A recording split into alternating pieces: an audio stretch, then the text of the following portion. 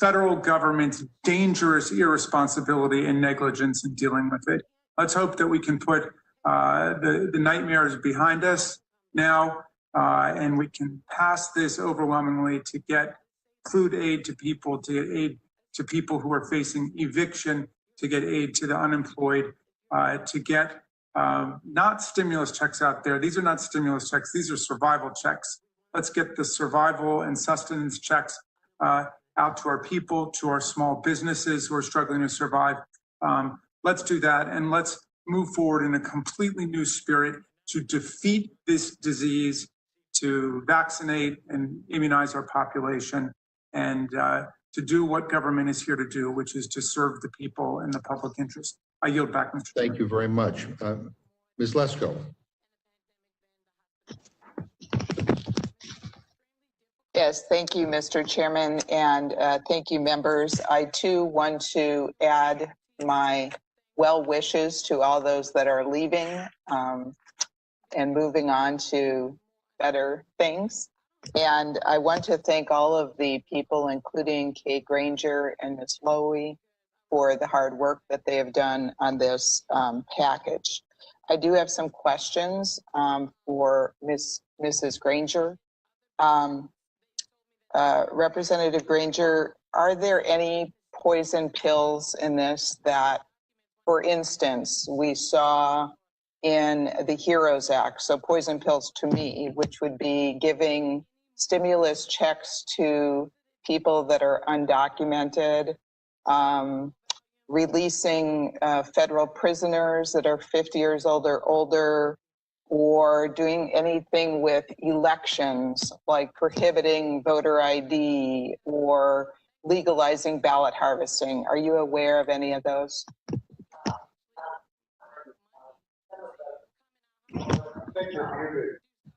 I'm sorry, thank you. Some of those that you mentioned were in the package that came to us. The package is the final package. Those have been taken out. Thank you. I do have a couple questions, a couple more questions. Do you know, in the Save Our Stages Act, who qualifies for that part of the coronavirus bill? Is it just stages? Is it other entertainment venues? That's an authorizing issue, and so it would not come into this committee in this document.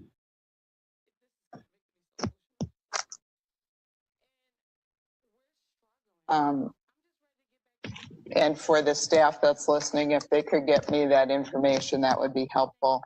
Also, for the direct payments of $600, I believe, I want to confirm it's $600 for adults and $600 for each child. Is that accurate?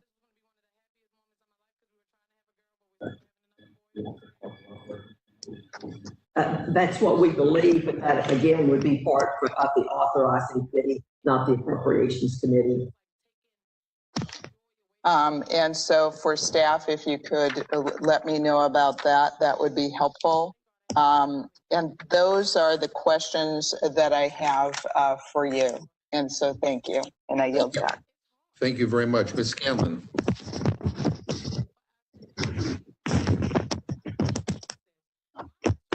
Thank you. I do want to, recognize our departing members and, of course, Chairwoman Lowy.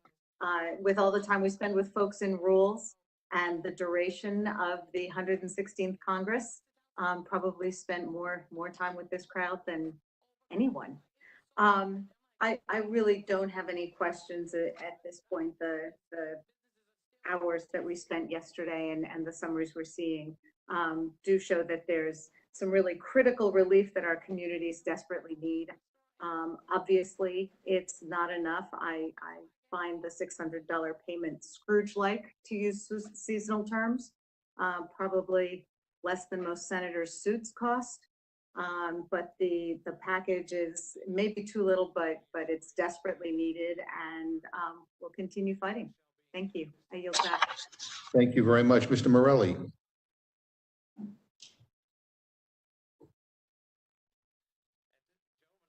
You got to unmute. Yeah. My apologies. I want to join with my colleagues in acknowledging some folks here today. When I came to Washington just 2 years ago, I was hoping to work with the nation's best and brightest, and we have three of the very best and three of the very brightest who are here today for their last meetings. Just to start with, from a hometown perspective, a New Yorker who has become legendary for her extraordinary work on behalf of our state and our nation. And it's Nita Lowey is someone I've always admired from afar, but the last several years, the opportunity to work with her has been extraordinary. She has been amazing, not only in terms of her professionalism, but her support and her friendship has meant a great deal. And I'm looking forward to many years of relying on her. I'll probably be calling you Madam Chair when you least expect it, but grateful for the opportunity to be with you, and thank you for your service to our state and to our country. I also want to acknowledge Mr. Woodall, who I had the privilege of, I believe my very first managing a rule on the floor was with Mr. Woodall. And I agree with what everyone has said about his passion, about his sense of humor, about his intelligence. He was incredibly kind to me, helped me get through it somehow. I'm sure he wasn't for the rule, but he made it possible for a rookie to get through it and not completely fall apart. But it's been a great privilege to work with him. I know he's passionate about our country, and I know that we're going to continue to hear and see great things from Rob Woodall. So I wanted to acknowledge him as well. And my seatmate, Madam Secretary, who it's been a joy. I have to admit, when I first came here, I was in awe of Donna Shalala. I remain in awe of Donna Shalala and all that she has done. But she's gone from being someone I watched on television on Meet the Press and other programs as a national figure to being a very, very dear friend. And I'm not going to miss you, because I'm going to continue to spend time with you and rely on your extraordinary knowledge. But it has been a blessing, a real blessing, to spend the last 2 years with you. As for the package in front of us, I do want to acknowledge surprise billing, which Donna Shalala and I worked together on with many others. And I think what's in this bill is truly a compromise that makes a great deal of sense. It's going to protect consumers first and foremost, but it's also going to allow what I think is the most appropriate thing, and that is insurers and providers to come together and negotiate their differences.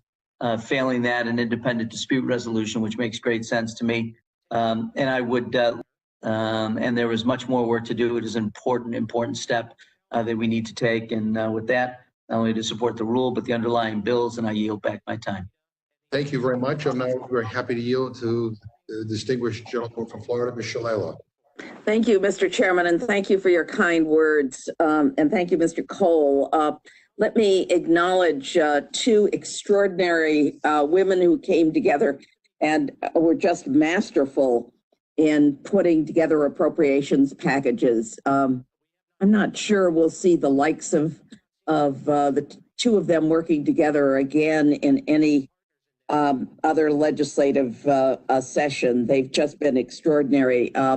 I've known Nita for a long time. She sat on my own appropriations committee, along with a number of leaders of this Congress, and they're models for how we ought to be working, and intelligence and your persistence, and it's been a joy to be your colleague. And let me say about the Rules Committee, I have loved being on Rules. I have learned more in my 2 years on Rules that I have in all of my graduate school and other educations.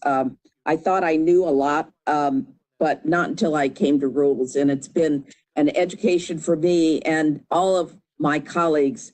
I've just loved working with all of you. And I particularly want to thank Jim McGovern for his many kindnesses. It's been a joy. When I say that I've had the time of my life in Congress, people look at me, and but it's true. And I've loved every moment of it. And thank you all very much. I yield back, Mr. Chairman.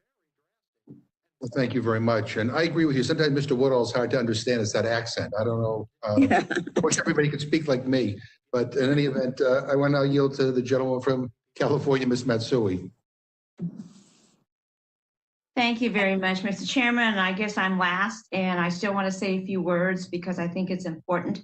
As we come to the end of the session like this, it's somewhat, you're happy for the conclusion, but it's also bittersweet as you're saying goodbye to a lot of your colleagues and friends, which is something that all of us feel this tug. And I must say, first of all, Madam Chair, Lowy, and Ranking Member Granger, you have been such fine examples of how we want Congress to work, and you have produced such good product, and it's absolutely wonderful to work with you. And let me just say this too also, the people who are leaving, Mr. Woodall, I did not get to know you that well, but I saw your oratory and your good humor, and I was very impressed because that's part of, in a sense, making sure that we can get along and move along, even though we might have differences of opinion. And let me just say this about my good friend, Donna Shalala, who I've known since, I guess, the Clinton administration. And she has had so many hats, but she never at all took herself that seriously. She was always Donna Shalala, always a great friend, always willing to help. And I can see that she's going to be going on to other things. We cannot waste her talent at all.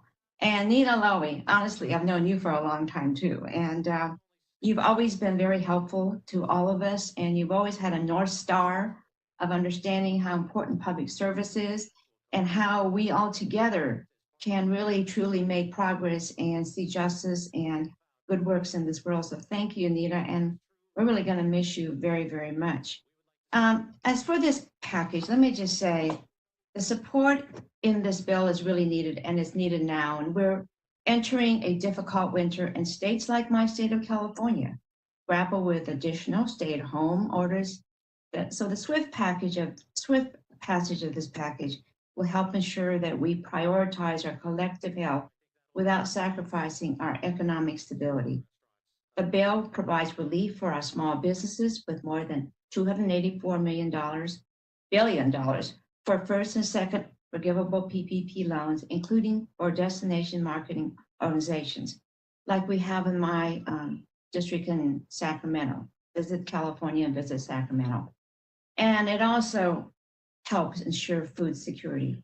I've been working at food banks myself and handing out food, and it is just unbelievable the number of people you see there who many times have never ever been there before. So that is so important that we ensure food security through increased SNAP benefits, reinforces unemployment insurance, and provides direct payments to American families. And to stop the spread of the virus, it provides $20 billion for vaccine procurement and nearly $9 billion to the Centers for Disease Control for vaccine distribution. This agreement also includes my Telemental Health Expansion Act, which expands Medicare beneficiaries' access to mental health treatment by increasing the availability of behavioral telehealth services, and includes my Modern Labeling Act that ensures that providers, patients, and their caregivers have the most up-to-date information about the prescription drugs they use. I have heard countless stories from friends and neighbors in Sacramento about how federal support has helped them keep the lights on, buy groceries, and stay in their homes. This bill is another commitment to expanding these vital lifelines. I believe this bill is critical for the American people. I support this bill and look forward to voting for it on the House floor. And with that, I yield the balance of my time. Thank you. The lady yields back her time. Thank you very much. Does any other member of the committee wish to ask a question? Mr. Chair, can I correct a statement I made? I understand that there is deductibility for the PPP expenses in the bill, and I was advised of that, and I want to correct the record. Thank you very much. Anybody else seeking recognition? Seeing none, I would like to thank our witnesses for the testimony. You are all excused. Thank you so much. And without objection, I would like to submit for the record a statement from Representative Sheila Jackson-Lee. Are there any other members who wish to testify on the Senate amendment to HR 133, the Consolidated Appropriations Act? Seeing none, this closes the hearing portion of the, and at this point, I would entertain a motion from the distinguished gentlewoman from Florida, Ms. Shalala. Thank you, Mr. Chairman. Mr. Chairman, I move the committee grant a rule providing for the consideration of the Senate amendment to H.R. 133, the Consolidated Appropriations Act of 2021. The rule makes in order a motion offered by the chair of the Committee on Appropriations or her designee that the House concur in the Senate amendment with an amendment consisting of the text of Rules Committee Print 116-68. The rule waives all points of order against consideration of the motion. The rule provides that the Senate amendment and the motion shall be considered as read. The rule provides 1 hour of debate on the motion, equally divided and controlled by the chair and the ranking minority member of the Committee on Appropriations. The rule provides that the question of adoption of the motion shall be divided for a separate vote on the matter proposed to be inserted as divisions B, C, E, and F. And the chair shall first put the question on such portion of the divided question. The rule provides that if either portion of the divided question fails of adoption, then the motion shall immediately be considered to have failed of adoption. Section 2 provides that upon adoption of the rule, the House shall be considered to have concurred in the Senate amendment to H.R. 1520 with the amendment consisting of the text of the Rules Committee Print 116-69. The rule provides that the clerk shall be authorized to make necessary technical and conforming changes in the engrossment of the House amendments specified in the first 2 sections. The rule provides that if a veto message is laid before the House on H.R. 6395, then after the message is read, further consideration of the veto message and the bill shall be postponed until the legislative day of Monday, December 28th, 2020. And on that legislative day, the House shall proceed to reconsider and dispose of such question without intervening motion. Finally, the rule provides that the chair of the Committee on Appropriations and the chair of the Permanent Select Committee on Intelligence may insert in the congressional record not later than December 28th, 2020, such material as they may deem explanatory of the Senate amendment and the motion specified in Section 1. I yield back. Thank you very much. You've heard the motion from the gentlewoman from Florida. Is there any amendment or discussion? Mr. Cole. Thank you very much, Mr. Chairman. While we certainly have some concerns with the rule and don't intend to support it, we're going to try and work with you to expedite matters. So we don't have any proposed amendments to the rule. Thank you very much. You're the best ranking member that anybody could ever ask for. So I appreciate it. Thank you so much for doing that. At this point, any other comments or anything? Nothing? Okay.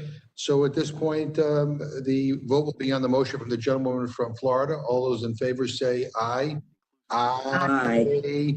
All those opposed say no. No. In the opinion of the chair, the ayes have it. Mr. Chairman, yes. On that, we would ask for the yeas and nays. Roll call has been requested. The clerk will call the roll. Mr. Hastings, Mrs. Torres. Aye. Mrs. Torres, aye. Mr. Perlmutter. Aye. Mr. Perlmutter, aye. Mr. Raskin. Aye. Mr. Raskin, aye. Ms. Scanlon. Aye. Ms. Scanlon, aye. Mr. Morelli. Aye. Mr. Morelli, aye. Ms. Shalala. Aye. Ms. Shalala, aye. Ms. Matsui. Aye. Ms. Matsui, aye. Mr. Cole. No. Mr. Cole, no. Mr. Woodall. No. Mr. Woodall, no. Mr. Burgess. No. Mr. Burgess, no. Mrs. Lesko. No. Mrs. Lesko, no. Mr. Chairman. Aye. Mr. Chairman, aye. Clerk, report the total.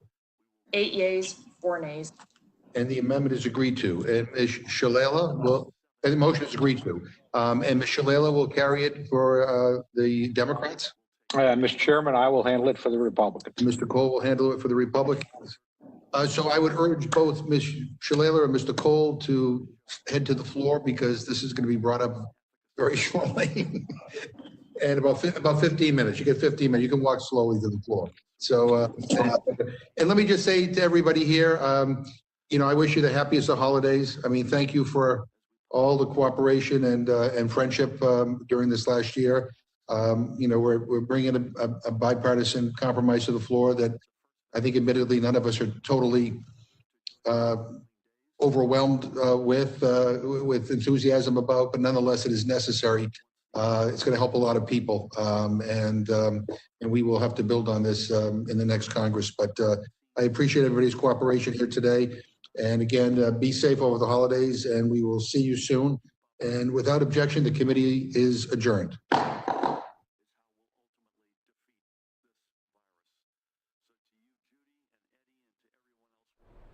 You're watching News Now from Fox. I'm Daytona Everett. For the past hour or so, we've been going in and out of that House Rules Committee meeting talking about this COVID-19 stimulus bill. Well, they have passed it forward to the Senate, so the Senate will be hearing it right now. Just to dive into what is in this bill, we'll touch on a few things, and then we have another press conference to get to in California. Congressional leaders today actually unveiled this agreement on a roughly $2.4 trillion spending package that includes $900 billion in coronavirus relief after a half year of stalemate. They called this a lame duck session. So, of course, we are still awaiting this right now. The House was expected to move swiftly to pass the bill tonight, and it is still. So we will be hearing from that.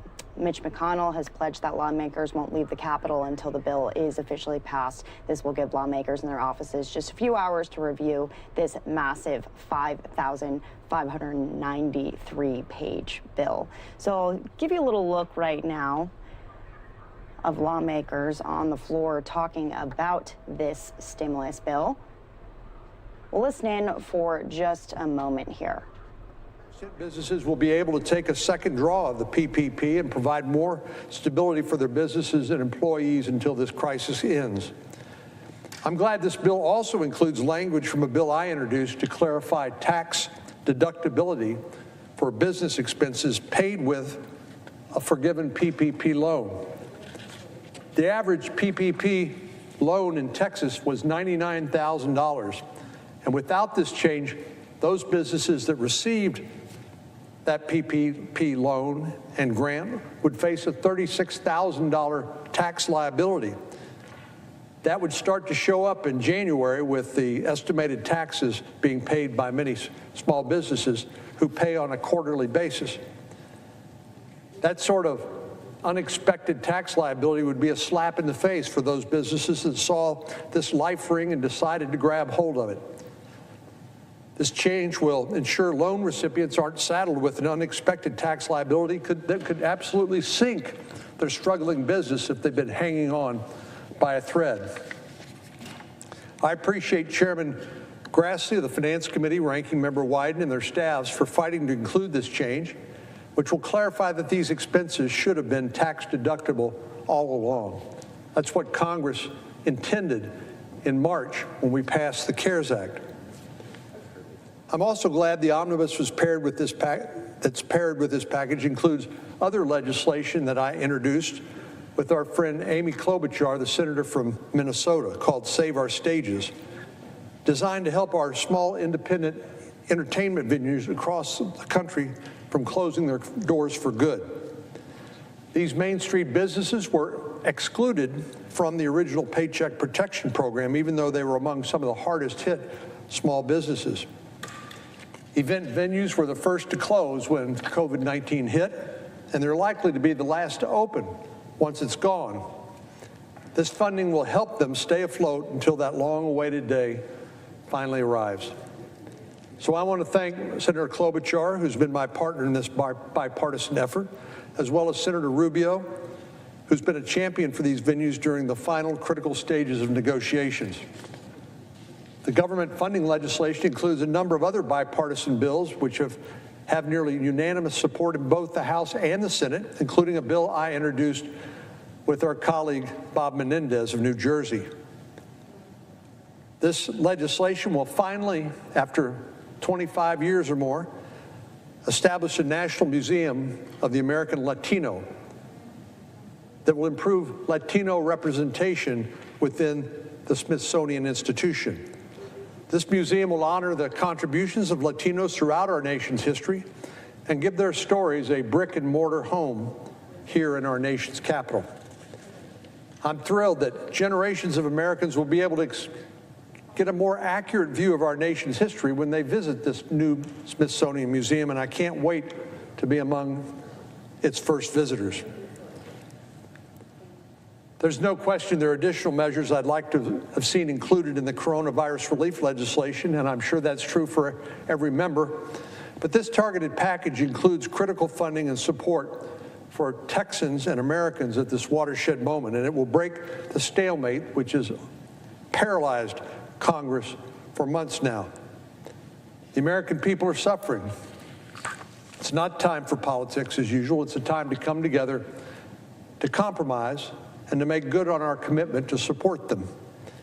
I appreciate the work of our colleagues who fought for a deal that will give our country added strength during this next critical phase of our fight. And I look forward to voting for this legislation. Mr. President, I yield the floor and would note the absence of a quorum. The clerk will call the roll. Mr. Alexander.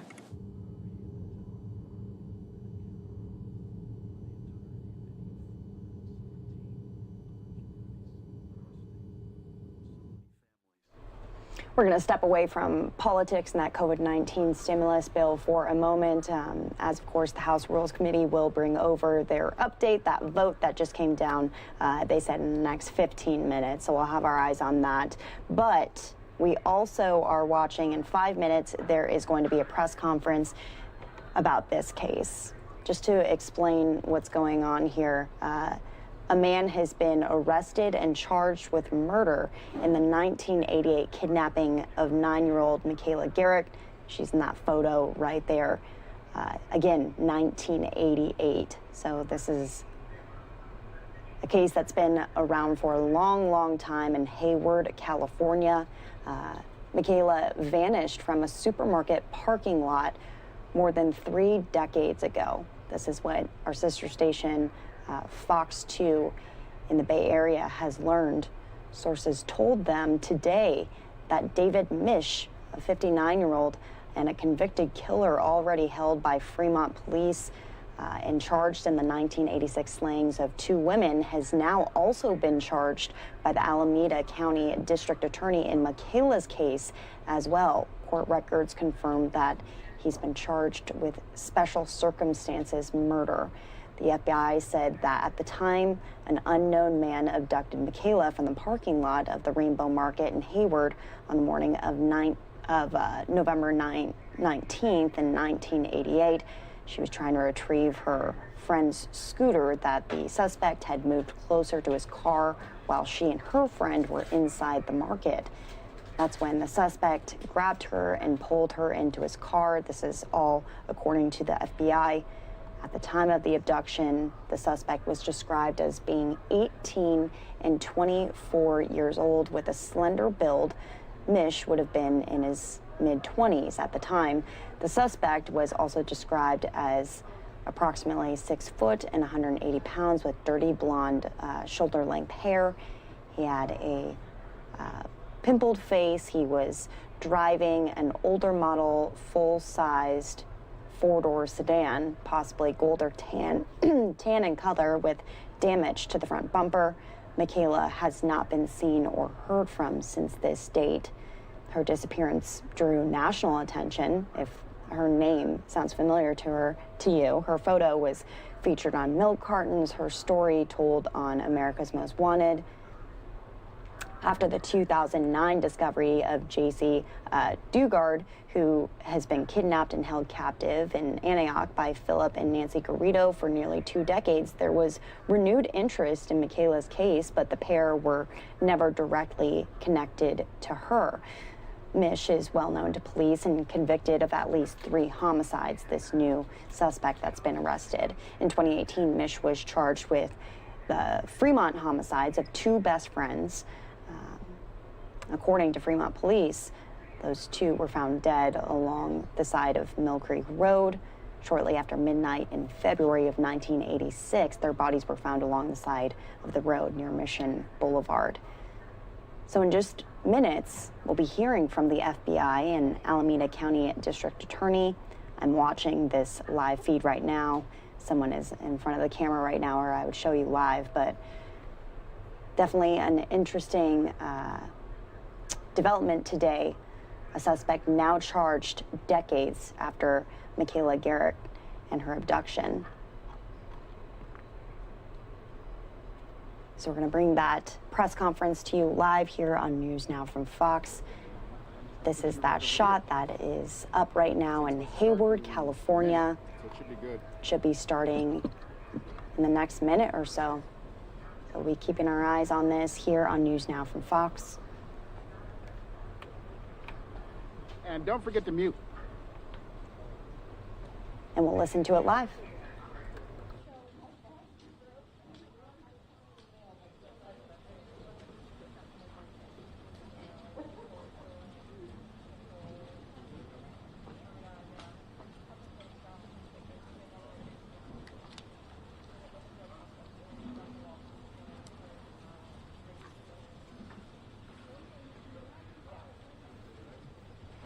As we await this press conference, I'm going to send some of you off to a 2-minute commercial break. When you come back, we'll have the latest from the FBI in Michaela Garrett's disappearance case from 1988.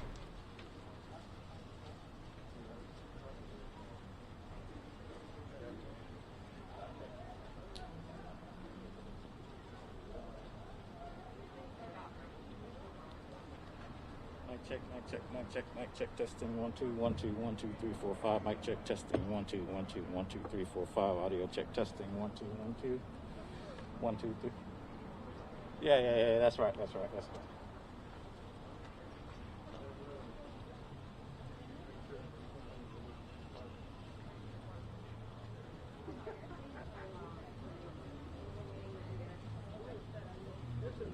a method to the madness. That's one of these real photographers who get a chance. There's the inside, outside way to pull out the paper.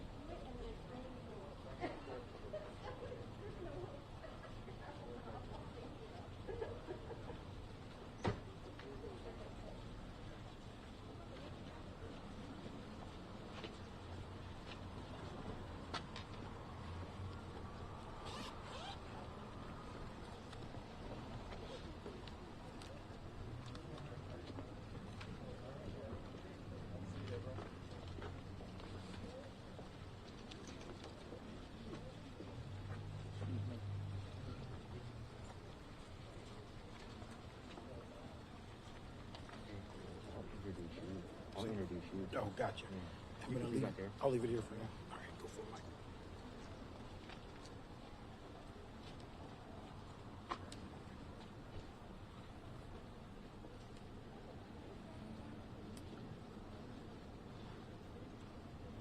Good afternoon. My name is Officer Mike Wright. I'm the Public Information Officer for the Hayward Police Department. We're here today to discuss a breakthrough in the Michaela Garrett case. Chief Tony Chaplin will be providing a narrative that led us to this present time. We'll be available for questions, but please understand we're limited on time. Also a reminder to please introduce yourself and your outlet. Keep in mind, we'll be live streaming this entire press conference to Facebook. Now we're going to turn it over to Chief Tony Chaplin. Thank you.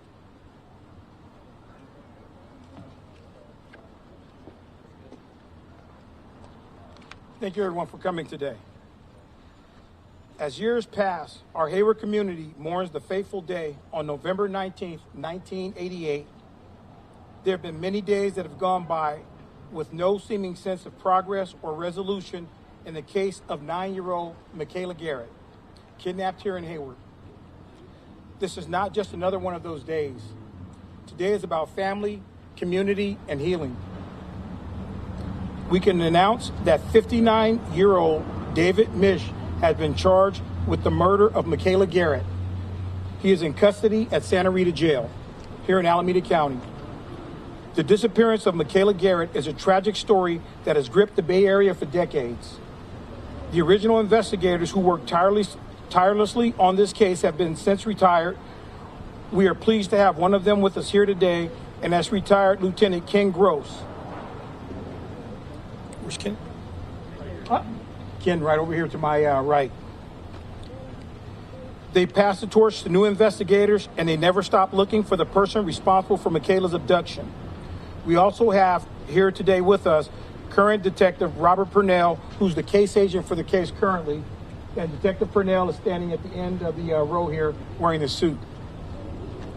The breakthrough in the case came earlier this year as a result of new leads that pointed us in the direction of Mish. We had the opportunity to follow those leads patiently, as Mish has been in state prison since 1989, convicted of murder. He is also awaiting a trial for a double murder committed in Fremont in 1986. We want to thank the Alameda County District Attorney's Office and our law enforcement partners in the Federal Bureau of Investigation, Fremont Police Department, and Alameda County Sheriff's Office. Their collaboration, determination, and leadership helped make this day possible. As Hayward's police chief, I want to thank the men and women of this department who worked this case and always kept its resolution a priority. We hope this announcement will bring Michaela's family closer to the peace they deserve for so many years. At the conclusion of the speakers, I will read a statement from Sharon Murch, Michaela's mother. And with that, I will now invite Alameda County District Attorney Nancy O'Malley to speak, followed by FBI Special Agent in Charge Craig Fair. Thank you.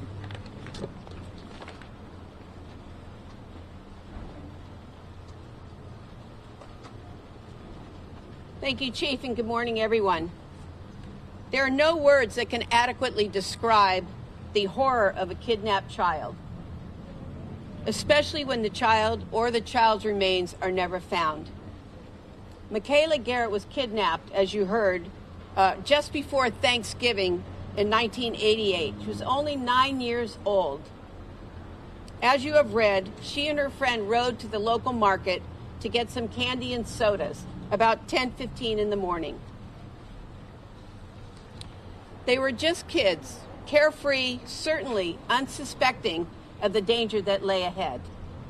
Michaela's kidnapping devastated her family, paralyzed them with grief, and terrorized them with the unknowing of what happened to Michaela. Their pain was and remains indescribable. The crime shocked not only the local community of Hayward and Alameda County, but the entire Bay Area and the nation. It was so brazen, so ruthless, but clearly planned. It's our hope that today's actions and our announcement will provide some comfort to Michaela's family, knowing that justice will prevail. Even after 32 years since this horrible crime occurred, people keep asking, how could this have happened? Her kidnapper moved one of the scooters away from the store to the back area of the parking lot. He did so to isolate and be able to grab Michaela when she came to pick up that scooter. She has never been heard from or seen again. And as the chief said, today we have filed multiple charges against David Mish.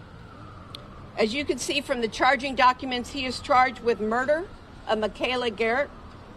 We have also alleged two special circumstances. The first one is that Michaela was murdered in the course of a kidnapping. And the second special circumstance is that David Mish has been convicted of a previous murder. The complaint also alleges that David Mish has been convicted of two prior felony convictions, one for assault with a deadly weapon in 1982, and one conviction for commercial burglary just 3 months before Michaela's kidnapping. As the chief said, David Mish is currently in Santa Rita, a pending trial on a multiple murder involving two women. He is currently serving time in state prison for the murder of another woman in 1989. I especially want to thank and give praise to the Hayward Police Department. Over the course of the last 32 years, several detectives have worked on this case, including beginning with Ken Gross, who's here today, When it happened, it was one of the largest manhunts in the history of the Hayward Police Department. Even though the case went cold, they never put Michaela's file on the closed file shelf. They continued to investigate every lead, following up on leads, and when other similar crimes occurred, the officers, the detectives were front and center with this case. And as much as they wanted to bring the kidnapper killer to justice, they ruled out one suspect after another because the evidence was not there. But it is now. And on behalf of my office and our community, I thank the men and women of the Hayward Police Department, and especially for Detective Rob Purnell, for the tireless work in solving this crime, and for their dedication to fair and equitable justice for the Hayward community, and for never giving up. I'd also like to extend our deepest gratitude to the FBI, who, when Michaela was kidnapped, they brought their resources and their knowledge and their global experience to help solve this crime. It is a testament of the commitment to justice by both the Hayward Police Department and the FBI that they work together, combining their resources in solving these heinous crimes. And lastly, I want to take just a moment and acknowledge Deputy District Attorney Mark Melton, who's in my office. Mark oversees the cold case unit. Mark works tirelessly and has worked tirelessly with the Hayward Police and the FBI on this particular case, and in solving and in identifying David Mish as the perpetrator. Mark's commitment to fair justice, to integrity, his integrity to focus on the evidence, and his skill in the courtroom as a trial attorney will be evident when this case moves through the criminal justice system. Thank you, Mark Melton. And now it's my honor to introduce to you the Federal Bureau of Investigation's Special Agent in Charge, Craig Fair, to say a few words. Thank you.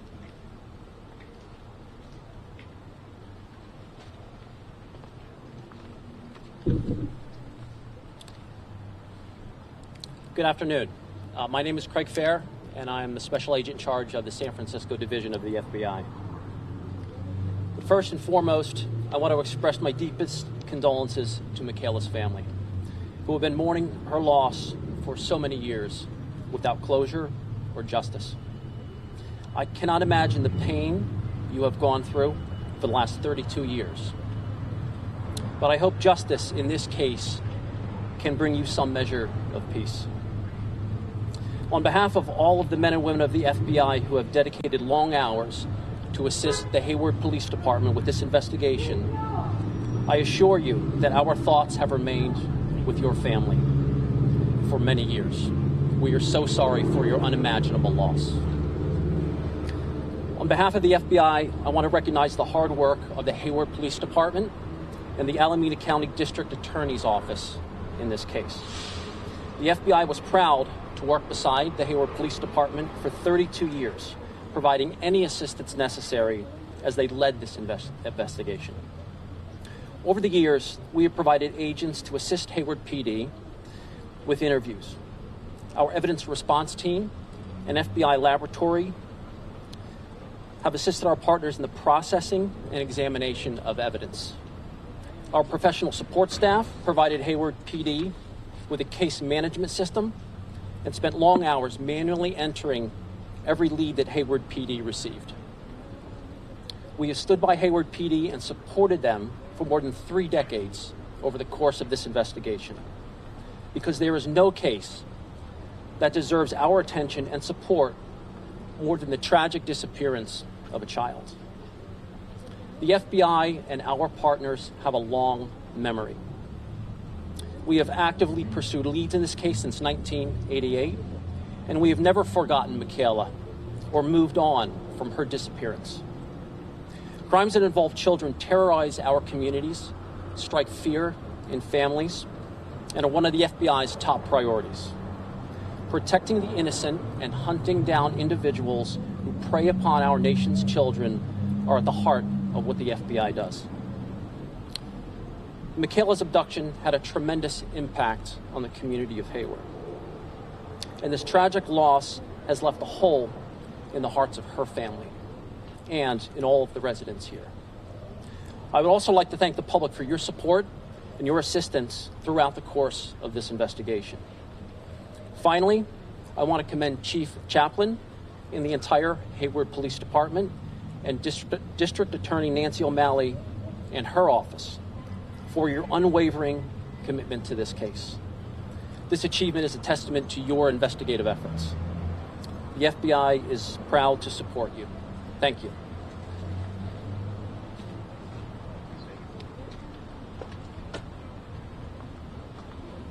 And at this point, we'll open it up to questions.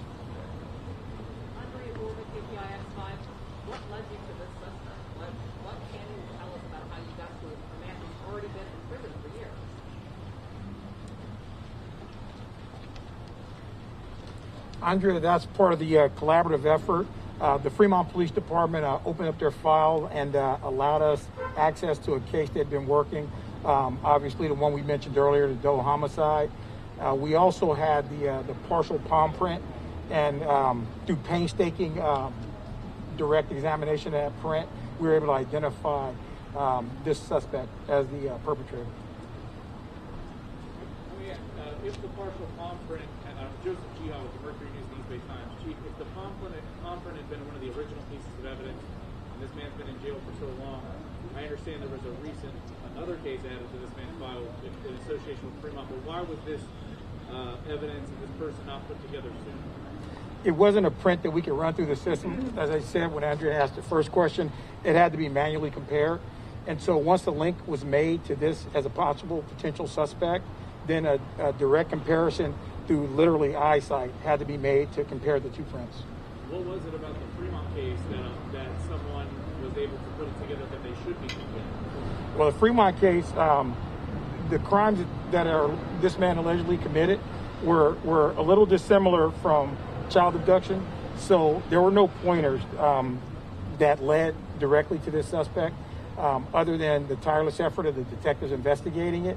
And they followed through with thousands of leads over the years. And you know, some of the more high profile cases in the Bay Area took us all over the place. And I'm going to read a statement later by Michaela's mother. And it painstakingly takes you through that process. And so at that point, I think it'll answer a lot of questions. But with regards to the specificity of what led to this particular suspect, as Detective Purnell, if he wants to come up and talk about that.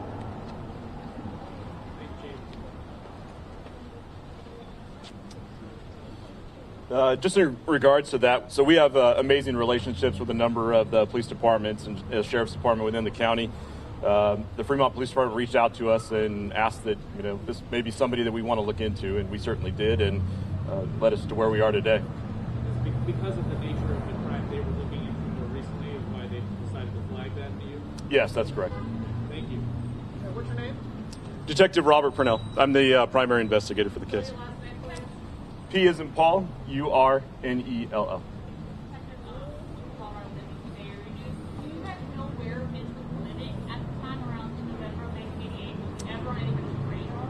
He has a number of connections to the Hayward area. He was transient at times, bouncing in and out of different motels. Thank you. Somebody. Wayne Friedman here with ABC7. Can you elaborate on the connections you made to come to this conclusion that he's a suspect?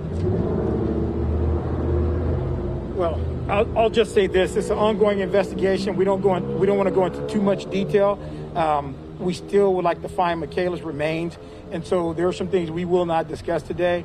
But as this thing unfolds, you have my word that as we get more information, or if we do recover Michaela, we will definitely come out and explain how we found her and what led to that. Do you suspect any connection with other missing girls at this point? Right now, it's wide open. Just like we were able to crack this after 32 years, nothing is off the table. As you all know, covering the news as many years, there are a lot of open cases out there. And again, this is an example that we never close the books on any of these. We're looking at everything and anything. At this point, after all this time, Fremont had a case, almost 3 decades old that they talked to us about that led to this. So this is over with, at least in terms of the search. What's your emotional reaction to, after all this time, having what appears to be a resolution? It's bittersweet. I mean, you know, you always hope these things turn out differently than they do. Obviously, we're here now. But for the family, I think this is a point of closure for them at this point. Yes. Megan goes through your KCBS radio. Do you think you will be able to possibly find her remains now? We're hopeful. We're hopeful. A lot of that's going to be dependent on what information we can ascertain from the person we have in custody for this. As far as the murder charge goes, Chief, this is something that's been drawn. Can you elaborate on how that conclusion was drawn, or is that something that is still being pieced together? Still being pieced together. Yes. Do you know how she passed away at all? Or because you mentioned murder during the kidnapping. Do you know at all any information that's Well, I'll let the district attorney answer that question about the charging. So I don't get into, sorry, I won't get into too much detail, but in the crime of kidnapping, the kidnapping continues until the person is freed. And so he is charged with the murder of Michaela during the course of the kidnapping. The evidence establishes that he was the kidnapper and that Michaela's body and Michaela herself have never been seen. Her remains have never been found. So based on the fact that you've never found the remains, you can extrapolate what? We can extrapolate that she was killed, that she was murdered, and that she was murdered. And, you know, we've had several cases here in Alameda County where we've prosecuted individuals for murder when the body has not been found. You might remember the Reiser case, where after he was convicted, he then revealed where his wife's body was located. So the law does allow us to use that circumstances to prove that somebody has been killed. Is this suspect aware that he's been charged? He must be. I presume he is. He's in jail, so I presume he knows. Anything you can share in terms of his reaction? No. I don't know what it is.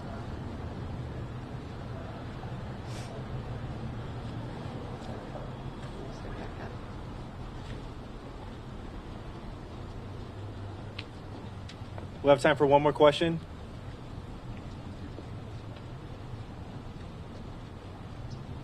If there are no more, I want to read the statement from Sharon Murch, Michaela's mother.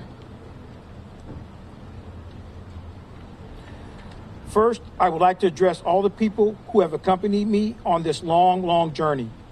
I know that as you hear this news, your hearts are breaking along with mine. In the last year, I had to come to a place of accepting that Michaela was probably no longer alive. But somehow, that acceptance was far more wrapped up in the idea of Michaela sitting on a fluffy pink cloud, walking streets of gold, dancing on grassy hills, soaring among the stars. What I did not envision was my daughter as a dead child. It was only when I heard this news that this vision of reality appeared, and I honestly have not figured out what to do with it. A chill set in that had nothing to do with the snow outside my home in southwest Iowa. I feel as though I am looking for Michaela, but now I don't know where. I honestly feel lost in the dark. Over the years, I have often wondered whether I really wanted to know the truth of what happened to Michaela. I wondered if I would be able to take it. When I received the news of the kidnapper having been identified, I asked the hard questions of Detective Purnell of what method this man used to kill his victims, and received answers, and they were not easy. When I had doubted whether I would want to know, it always come back to, if Michaela could experience it, I could hear it. Because it's not about me. It's never been about me, about my feelings. It has always been about Michaela. What I have been through is nothing. What I feel is not important. It is only about Michaela. The thoughts of her fear, her pain, her grief are overwhelming. Yet as I told our detective, I am glad that the kidnapper has been identified. I am glad that there are answers. I am glad that this man will never be able to hurt anyone else. I also want to thank all the men and women of the Hayward Police Department who have worked so hard on Michaela's case for all these years, and those who have propped me up in some of the hardest parts. I was disappointed when those who worked on the case at the time of the Garrido investigation rotated out or retired. but when Detective Robert Purnell took over the case, each of them assured me that I would not ask for a better investigator. It seems they were right. Never would I have thought that this case would be solved after 32 years. Nor was it solved by a witness providing information. It was solved by painstaking police work. My thanks also to the Fremont Police Department for remembering Michaela and bringing Hayward into their own case. In this, I see the better angels of the investigative process, where beyond cases, there are human beings. I remember visiting Hayward PD a while into the investigation and seeing the rows of filing cabinets filled with information on Michaela's case. Every drawer was marked, not with a case number, but with a photograph of a little girl, my little girl. So thank you all for your love, a love that has endured decades for Michaela. I ask that you please don't forget her now. She is no longer a case, but she is what she's always been, and that is a bright and shining light. And in her absence from this earth, it is up to us to find a way to carry her light forward. Thank you all for attending today.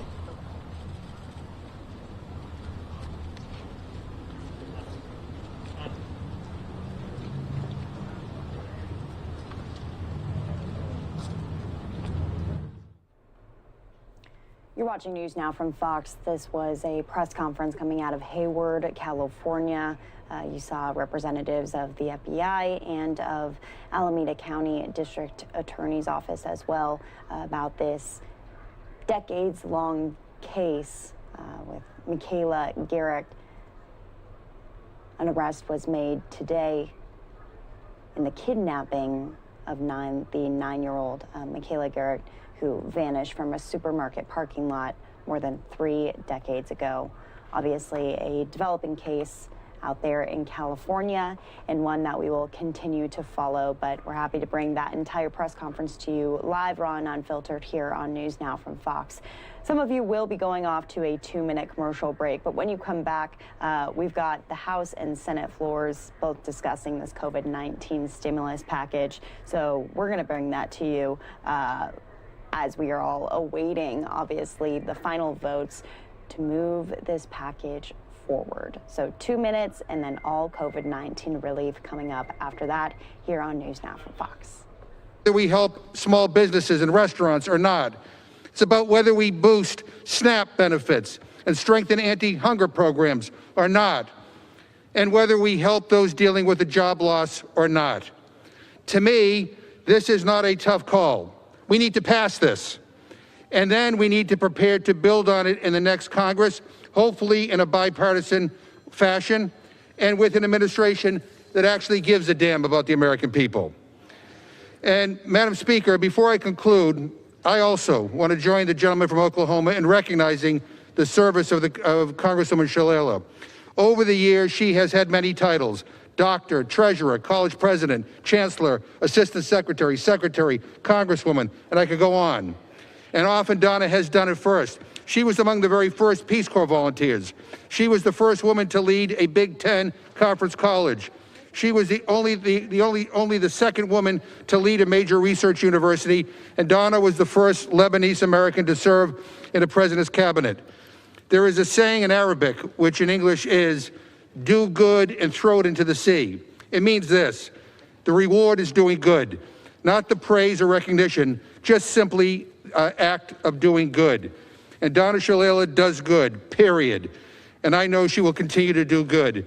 And with that, Madam Speaker, I want to yield back the balance of my time. The gentleman yields back, and members are reminded to refrain from engaging in personalities regarding the President of the United States. The gentleman from Oklahoma is recognized. Thank you very much, Madam Speaker. I yield 3 minutes to my good friend and distinguished colleague on the Rules Committee, Ms. Lesko from Arizona. He is recognized. The gentlelady from Arizona is recognized. Thank you, Madam Speaker. Well, I'm glad that we finally have a bipartisan deal for COVID relief, but the process has been absolutely terrible. I have to tell you that we have, 6,000 pages, and what did we get? Like, we got it maybe 2 hours ago, the text of it. We were waiting all night. In fact, Speaker Pelosi had called members back last week. We thought we were going to be doing this last Wednesday. And so instead we were doing all these suspension bills, and people had to fly from all over the country, all the Congress members, in crowded airports, crowded planes. Not really good for mitigating COVID, if you ask me. And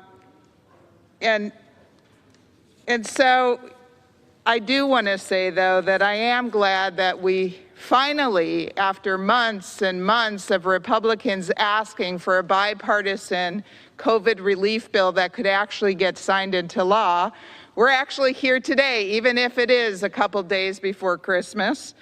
And it's a bill that will help small businesses and their workers, will help the airline industry, will be a solution to Americans who are struggling with surprise medical bills.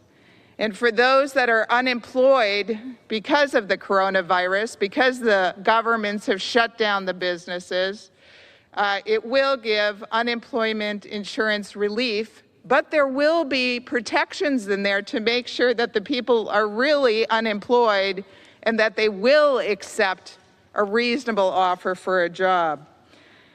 Also good in the bill is that there's money for not only vaccine procurement, but for distribution of the vaccines. And on that note, I want to applaud President Trump for his action in Operation Warp Speed in working with the private sector to get vaccines done and out the door in record time.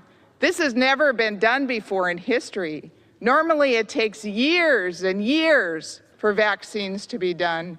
And so thank you, President Trump, for your hard work for the American people, and I yield back.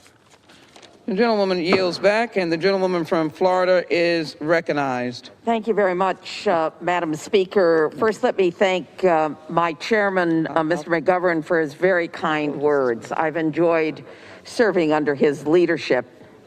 And let me say to my colleague, Ms. Lesko, years of bipartisan investments in NIH have in fact led to Operation Warp Speed.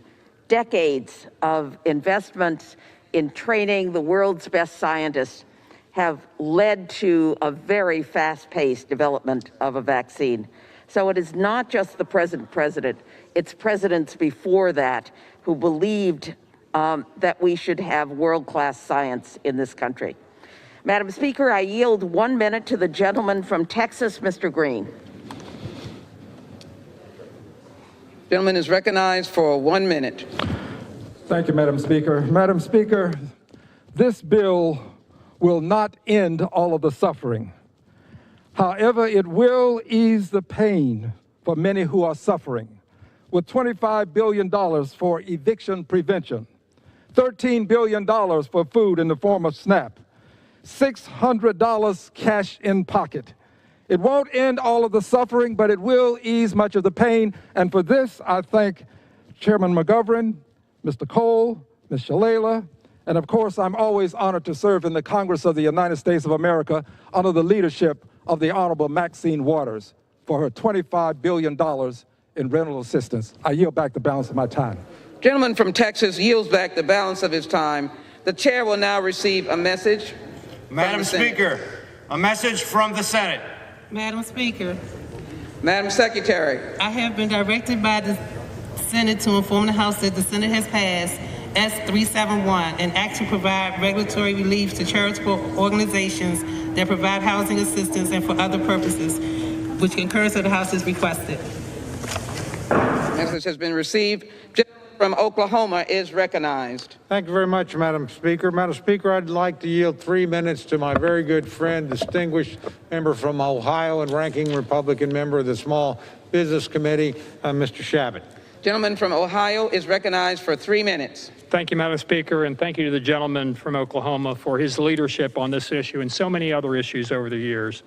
Madam Speaker, for months now, our nation's entrepreneurs and small business owners have been pleading for additional help from Congress. I've been hearing this from small businesses back in my district, back in the greater Cincinnati area, and I know that my colleagues on both sides of the aisle have been hearing the same thing from their constituents. While I'm relieved that Congress is finally acting on those cries for help, I'm dismayed that it's taken this long. I introduced a bill back in September, 3 months ago, that could have been brought to the floor and helped those small businesses that so desperately needed that help back then. That bill included many of the same provisions that we're voting on today. Instead, this House, under Democrat control, considered bills about marijuana and online conspiracy theories, for example. It's an embarrassment that it's taken this long, because every moment of delay put more small businesses at risk of permanent closure. These small businesses, restaurants, shops, manufacturers, employ nearly half of this country's workers and form the backbone of communities all across the country. Fortunately, the provisions in today's relief package will bring critical assistance to these workers and their families. The Paycheck Protection Program, which has supported over 50 million employees, will be reopened for new and second-time applicants. Funds will be reserved for very small businesses and community lenders. The list of eligible expenses will be expanded so that small business owners can purchase PPP, for example, to keep employees and their loved ones safe. There are many more details in the package, too many to go into here, but the bottom line is this: these provisions will bring meaningful help to millions of Americans. Just in my own district in Cincinnati and the surrounding area, a PPP loan helped keep 140 employees on the payroll at the Silver Spring House restaurant. A PPP loan enabled home well care services, an assisted living facility, to continue their important work for our community's elderly population. And the folks at Nair Plumbing used PPP funding to carry on as an essential business. These are real people with real families to support and bills to pay. That's why it's so important that we pass this package without additional delay. Small businesses and their employees are tough. They're resilient. Across the country, we hear stories about small businesses giving back to their communities, even when they're struggling themselves. It's time for Congress to meet the moment and get further help in the hands of working Americans. As a matter of fact, it's far overdue. I urge my colleagues to vote yes on this long overdue legislation. I thank the gentleman for Oklahoma again for his leadership, and I yield back. The gentleman yields back. The gentlewoman from Florida is recognized. Madam Speaker, I yield 1 minute to the gentleman from California, Mr. Panetta. Gentleman from California is recognized for 1 minute. Thank you, Ms. Shalala. Madam Speaker, I rise in support of the COVID temporary relief package in this rule. We did it before, we must do it again. Our past COVID legislation kept the economy afloat and our poverty rate flat. However, as Democrats passed more bills, the Senate and the President put a pause on those efforts. So now the pandemic is raging, hospitals are bursting, and our economy is hurting. That's why we must play our part with federal funding to combat this disease and carry on through the locally mandated shutdowns. This relief package will allow us to avoid calamity and aid our recovery by providing small businesses with PPP, laid off employees with unemployment insurance, families with checks, farm workers with PPE, renters with direct relief, and the ailing with the Hospice Act. And to help state and local governments, there's funding for broadband, food, healthcare, education, and transportation. Look, this package should have been bigger. It should have been done quicker. It's not entirely what we want, but it is what we need to be that bridge to a vaccine-fueled revival in 2021. We do that, we will further the faith in what we do here in Congress for the future of our democracy. Thank you, Madam Speaker. I yield back. Gentleman from California yields back the balance of his time. Florida reserves, and the gentleman from Oklahoma is recognized. Thank you very much, Madam Speaker. Madam Speaker, I yield 3 minutes to my very good friend, distinguished gentleman from Texas, Dr. Burgess, also distinguished member of the Energy and Commerce Committee and the Rules Committee. Gentleman from Texas is recognized for 3 minutes. And I thank my friend for yielding to me. Hearing some of the earlier discussion, just for a data point, August 21st, this is December 21st, the longest night of the year, as they say. On August 21st, the former vice president, who accepting the Democratic Party nomination for president, in his acceptance speech said that, look, let's be clear, no miracle is coming. Well, here we are, 4 months later, not one, but 2 vaccines, each in excess of 90% effective.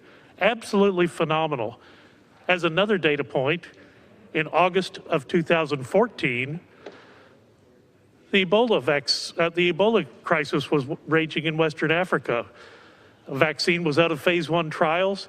It took 5.5 years to deliver that vaccine. This one was delivered in 10 months. It is absolutely incredible. Now look, on the bill before us today, there's some high points, there's some low points. A couple of things I do want to point out. The Independence at Home Act that I had introduced with Congresswoman Dingell several years ago was continued and expanded.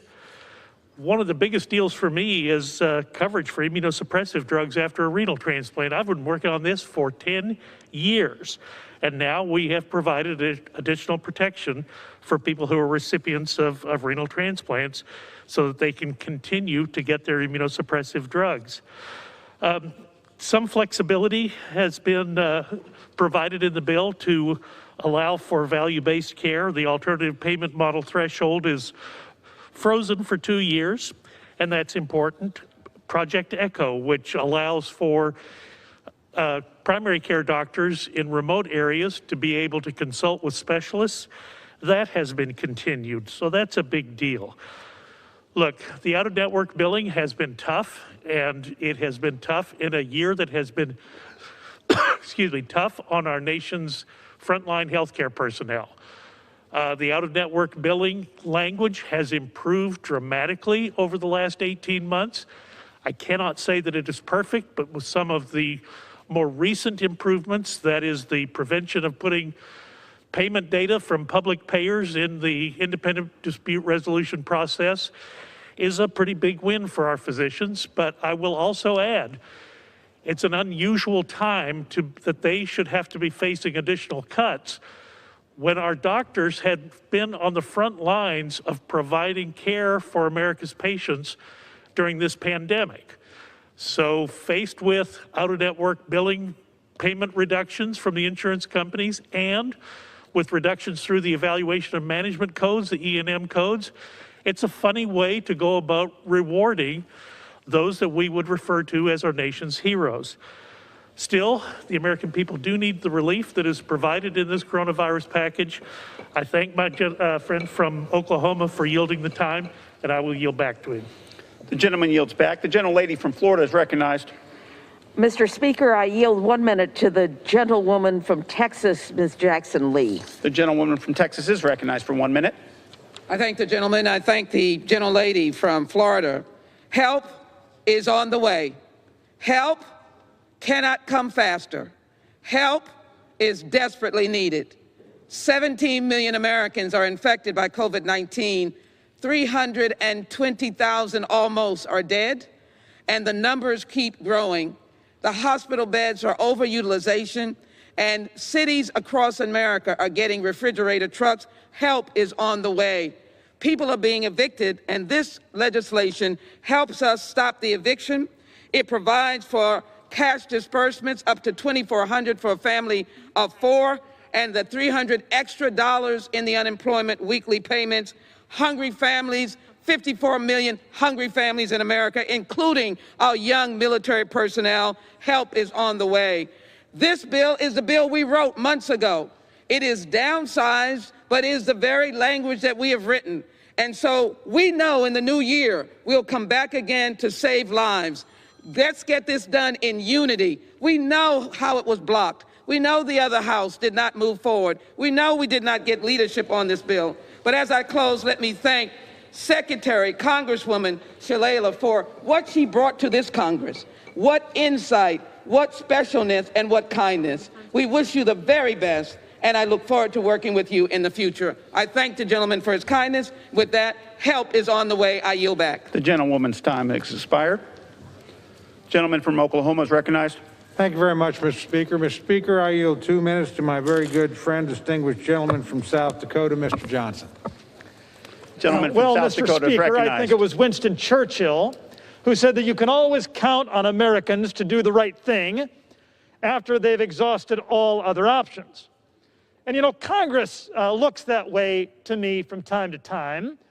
This is not the process or the timeline or the structure I've argued for. This COVID-19 package doesn't have all of the provisions that I've asked for.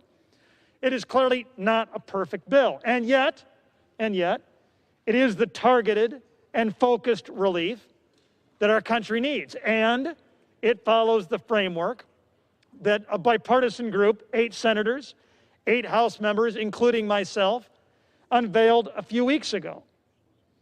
And we knew then it was not a perfect bill, but we knew it was the way forward. And I am proud of the role that I have played and that the Problem Solvers Caucus has played in breaking this gridlock. I'm proud of the role that we have played in making sure that our economy and our schools can stay open and that our testing and our vaccine deployment can be ramped up. So, Mr. Speaker, ladies and gentlemen, Madam Speaker, ladies and gentlemen, this has been a messy week, but this is a good day for America. Thank you, and I yield back. Gentleman yields back. The gentlewoman from Florida is recognized. Madam Speaker, thank you for your kind words. I yield 1 minute to the gentleman from Colorado, Mr. Crow. The gentleman from Colorado is recognized for 1 minute.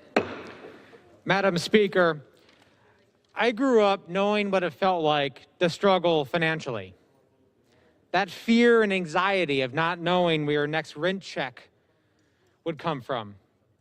Working a shift at Arby's or a 14-hour day on the construction site and still not making ends meet. That's why I'm voting for this bill.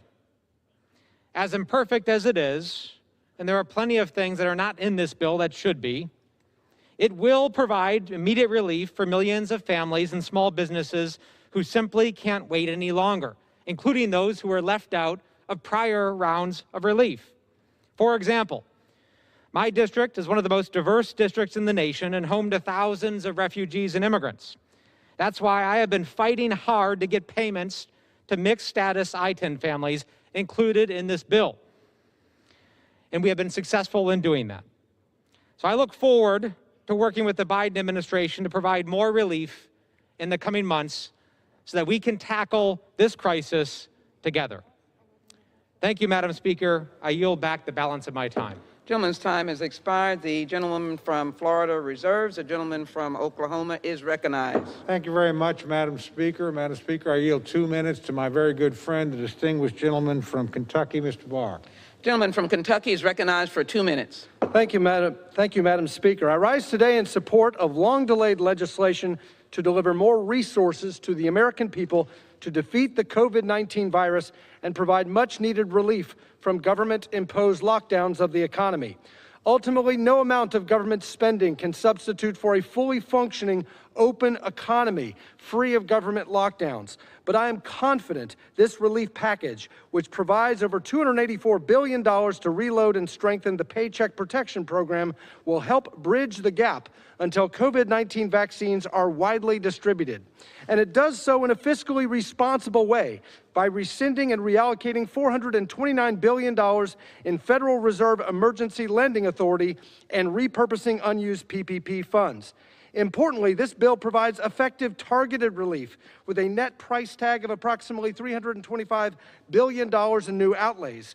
It does not include the liberal wish list that was the centerpiece of the Speaker's originally $3.4 trillion HEROES Act, a fiscally reckless proposal that needlessly delayed this reasonable bipartisan compromise. For months, I have called on Congress and the administration to simplify the PPP forgiveness application for small businesses to ease their burdens and ensure lender participation. Today, that goal becomes a reality. I also support the bill's extension of troubled debt restructuring relief, which allows lenders to work with their borrowers to modify loans. And I strongly support its provision to ensure small businesses can deduct expenses covered by PPP loans. While it has taken far too long to get to this point, the bill we are passing today will bring much needed help to American workers, families, and small businesses without putting more massive amounts of debt on the American people. I urge my colleagues to vote yes on this bill, and I yield back the balance of my time. Gentleman yields back. The gentlewoman from Florida is recognized. Madam Speaker, I yield 1 minute to the gentleman from California, Mr. Thompson. Gentleman from California is recognized for 1 minute. Madam Speaker, I rise in support of this legislation. To be clear, this package is nowhere near enough. House Democrats passed 3 times more relief in May. Our Republican colleagues did nothing. We passed more than double this 2 months ago. Our Republican colleagues did nothing. This package is not commensurate to the magnitude of the crisis we face.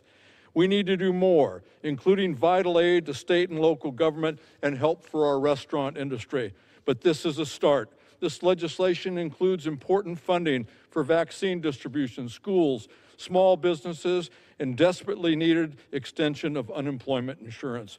I'm pleased that this legislation also extends clean energy tax credits, provides disaster tax assistance, helps prevent tragic flame jetting accidents, and provides help for the hard-working men and women in my district and across this country.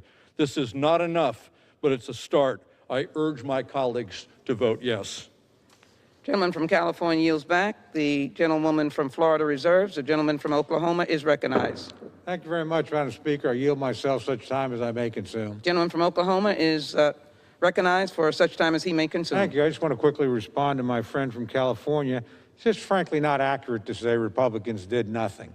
The reality is Democrats in the Senate did nothing. They were offered a bill about the size of this bill, but actually a little bit larger, as I recall, it's about $1 trillion than this bill, and they wouldn't allow it to come to the floor to be heard. This deal has been on the table since July. My friends chose to hold it up for whatever reason, be it political or in hope of getting a better deal, and they prolonged the suffering of the American people. I regret that. But we're here today. We've worked together. We've got all the appropriations bills done. I'm proud of that. We've got a good relief package here. I'm proud of that. We've taken care of some important issues. I see my friend, the chairman from Ways and Means, had a lot to do with that on surprise medical billing, and that's a bipartisan accomplishment and achievement. So let's build on the things we have, see what we need to do in the next Congress. But again, for one side to point fingers at the other here, just simply, in my view, not appropriate. With that, Madam Chair, I reserve the balance of my time. Gentleman from Oklahoma reserves the balance of his time. The gentlewoman from Florida is recognized. Madam Speaker, I yield 2 minutes to the gentleman from Massachusetts, the distinguished chairman of the Committee on Ways and Means, Mr. Neal. Gentleman from Massachusetts is recognized for 2 minutes. Thank you, Madam Speaker. Let me proceed with acknowledging that this legislation had many crucial elements that were developed and constructed by the Ways and Means Committee on a bipartisan basis. We expand unemployment insurance. We provide an additional supplement of $300 a week. We expanded the retention tax credit, which was very important. We maintained and expanded the EITC and the child credit. And I want to thank Donna Shalala, because perhaps one of the most important elements in this successful piece of legislation was addressing surprise medical billing. And she supported my position on this from day one. And she couldn't have been more earnest, and you have been a terrific member of this House, Donna Shalala. So we also provide direct payments. We provide assistance in terms of tax extenders. We add a really good job on the renewable tax credits as well. And we expand eligibility for a round of checks to include people in mixed status families. Many of these pieces of legislation people said couldn't happen, and indeed they did. We address those who are most vulnerable, and the truth is we also give Joe Biden a chance after January 20th, because of the duration of this legislation, to provide what we all know is going to be a plan for additional assistance to members of the American family. Madam Speaker, there are 20 million Americans collecting unemployment insurance right now in America. For people at the lower end of the economic spectrum, this has been cruel and callous. We need to come to their assistance. People with white-collar jobs, they've held on. Their unemployment rate is significantly less. But we know how stubborn this problem is, and until we defeat the virus, it's hard to see how we get to a full economic recovery. So I hope that the argument will not be, once Mr. Biden takes the oath, that we need to proceed to austerity. What we do in this legislation with these checks is we provide additional liquidity, which then provides additional demand. for people at the lower end of the economic spectrum. This is a very good piece of legislation. I'm very proud of what the Ways and Means Committee did to help get us to this day, and I yield back the balance of my time.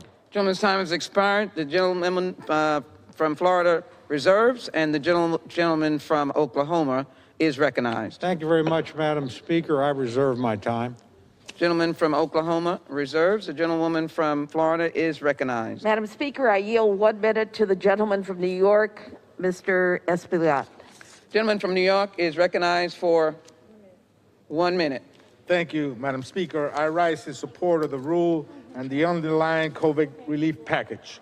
$284 billion for PPP loans for small businesses that have been hurting for so long, particularly restaurants that are struggling. Finally, Main Street will get some help. We bailed out Wall Street a long time ago and all the big guys. Now we got to bail out Main Street. $20 billion in IEDL grants for small businesses. Another $600 in stimulus checks for individuals and children. It should have been $1,200, but we'll take the $600 now and we'll be back after January 20th. $300 for unemployment benefits. It should have been a little bit more. You can't live on $300. $13 billion for SNAP. People are starving. The lines are longer, made up of families and children. $14 billion for public transit, in addition to $4 billion for the MTA. The MTA has a $12 billion gap. We'll be back for the rest of that money. $68 billion for purchasing vaccines and $20 billion for distributing them. Broadband, and finally, Madam Speaker, $4 billion for Gavi, an international vaccine distribution alliance, because it's not an epidemic, it's a pandemic, and we will not. Gentleman's time has expired. Unless the rest of the world is. Thank you, Madam Speaker, and I yield back. Gentleman's time has expired. The gentlewoman from Florida reserves. The gentleman from Oklahoma is recognized. Thank you, Madam Speaker. I continue to reserve my time. Gentleman continues to reserve from Oklahoma. Gentlewoman from Florida is recognized. Madam Speaker, I yield 1 minute to the gentlewoman from Massachusetts, Ms. Clark. Gentlewoman from Massachusetts is recognized for 1 minute. House Democrats took the necessary action to defeat this virus and restore the economy in May. But Mitch McConnell said, let's hit the pause button. And so Americans have waited 7 long months for the GOP to take action to end their suffering. As over 300,000 Americans lost their lives, they said more testing was not necessary. As veterans and children waited in lines at food banks, they proposed a tax cut, a tax credit for business lunches. As 8 million more Americans fell into poverty, they proposed cutting unemployment benefits. And as 1 out of 4 women have lost their jobs and have left the workforce, they fought to limit paid leave and access to childcare. As 40 million Americans teeter on the verge of homelessness, they fought to shield corporations from negligence and deny workers basic safety protections. This bill is too little too late, but it is a life-saving bridge to a better time and a new president who will focus on restoring Americans' jobs and their health. Gentlelady's time has expired. Gentleman from Oklahoma is recognized while the gentlelady from Florida is reserving. Gentleman from Oklahoma. Thank you very much, Madam Speaker. I yield myself such time as I may consume. Gentleman is recognized for such time as he may consume. I beg to differ with my good friend from Massachusetts. It wasn't Republicans who did nothing. It was Democrats who did nothing. The Senate actually offered a $1 trillion package in July. We're here approving a $900 billion package today. The President of the United States actually offered a $1.8 trillion package at one point. We're approving a $900 billion package today. Now, we may do more later, but the reality is my friends drug this out all summer long. We could have had a package very similar to what we had many months ago. That would have helped unemployed Americans. It would have helped Americans with small businesses. It would have reassured the economy. My friends chose not to do that. I'm glad since the election, they've decided to bargain in good faith. We've bargained in good faith. We have what we think is a good product in front of us. But if we want to write history, we have a considerably different version of it than has been portrayed on the floor here today, put in front of the American people. I also want to just add for the record, Madam Speaker, while we're busy bashing the president, I haven't heard too many people thank the President of the United States for Operation Warp Speed. Unprecedented triumph to actually deliver a vaccine in less than a year. All the critics said not possible. The president deserves credit for that. So does the gentleman from Oklahoma reserves the balance of his time. The gentlewoman from Florida is recognized. Thank you, Madam Speaker. Let me remind my distinguished colleagues from Oklahoma that we sent the HEROES Act in May. And while I agree that the administration should get some credit for Operation Warp Speed, as I have pointed out, it has been decades of investment in the science that led to Operation Warp Speed. And many of us would have appreciated and we would have saved lives if we had made the same kinds of investments in testing so that we had an instant test and we would have ended up saving lives. Madam Speaker, I yield 1 minute to the gentleman from New Jersey, Mr. Gottheimer. Gentleman from New Jersey is recognized for 1 minute. Thank you, Madam Speaker. They said it couldn't be done, that Democrats and Republicans could actually come together, not only in the House, but in the Senate too, and pass a COVID-19 emergency relief package. But finally, after 9 months, it's about to happen. We're about to cross the finish line. This is as close to a Christmas miracle as you can find in a normally polarized Washington. With the virus raging across the nation, the 50-member strong bipartisan... And News Now from Fox does continue there. We'll take you back out to the House floor in just a moment, but we got some live reports that we want to get to right here, all regarding COVID-19 as well. We're showing you now a live look at the Capitol Hill on this Monday here, as well, today could be the day where everything is finalized there for this relief package there that was long awaited there all the way since this past summer, the last time we saw something like that. So we'll keep an eye on that definitely right here for you on News Now from Fox. But we do also want to go to this story here that we are bringing up in just a moment. The holidays can be the toughest times of the year for firefighters. And in fact, fire departments nationwide responded to more than 1,600 cooking fires on Thanksgiving Day alone. That's 3.5 times an average day there. But December is typically their busiest month, and coupled with COVID-19, they've been preparing for what to come. Fox's Stephanie Bennett joins us with the story here right there in Phoenix. Stephanie, how you doing? Very good, thank you. Yeah, that's right. Fire officials say as more people are starting to spend time at home because of COVID-19, they've actually started to see an increase in home fires. And they say with Christmas coming up this week, they're expecting the worst, and it's going to be busy. Phoenix firefighter Joseph Buckley starts his day getting geared up, not only for fires, but now COVID-19 as well. The next thing we're going to do is we're going to put on our N95 face masks. This is just another layer of protection and safety that the Phoenix Fire Department has taken. This caught everybody off by surprise, so we are wearing masks. We do have our social distancing. Engine 61. As first responders, protecting others during a pandemic is extremely challenging, and protecting themselves can be even harder. I tested positive for COVID in early October. I did everything that we're trained to do, but sometimes it's just unpreventable. We are on the front line and we're at risk. Come summertime, it was almost every other call, especially for the medical calls we run on, was a COVID positive patient or a patient that was very likely COVID positive. Nationwide, the number of firefighters testing positive for COVID-19 is growing, and so far, 114 have died. That's a tragic number, but those are firefighters and EMS personnel that went out with a sense of duty and a sense of purpose to do their jobs, and unfortunately, they became infected. Now fire departments are bracing for their busiest time of the year, the holidays. I can't remember a single Christmas that we didn't run, multiple calls. And fire chiefs across the country say they're also concerned about potential budget cuts and layoffs. We project that about 30,000 firefighters will be laid off nationwide over the next several years because of the economic impact of the COVID. But like many first responders, they're focused on their community, ready to respond whatever comes their way. The same reason we all come on this job is just a greater urge to serve the public and, to the best of our means, help people out.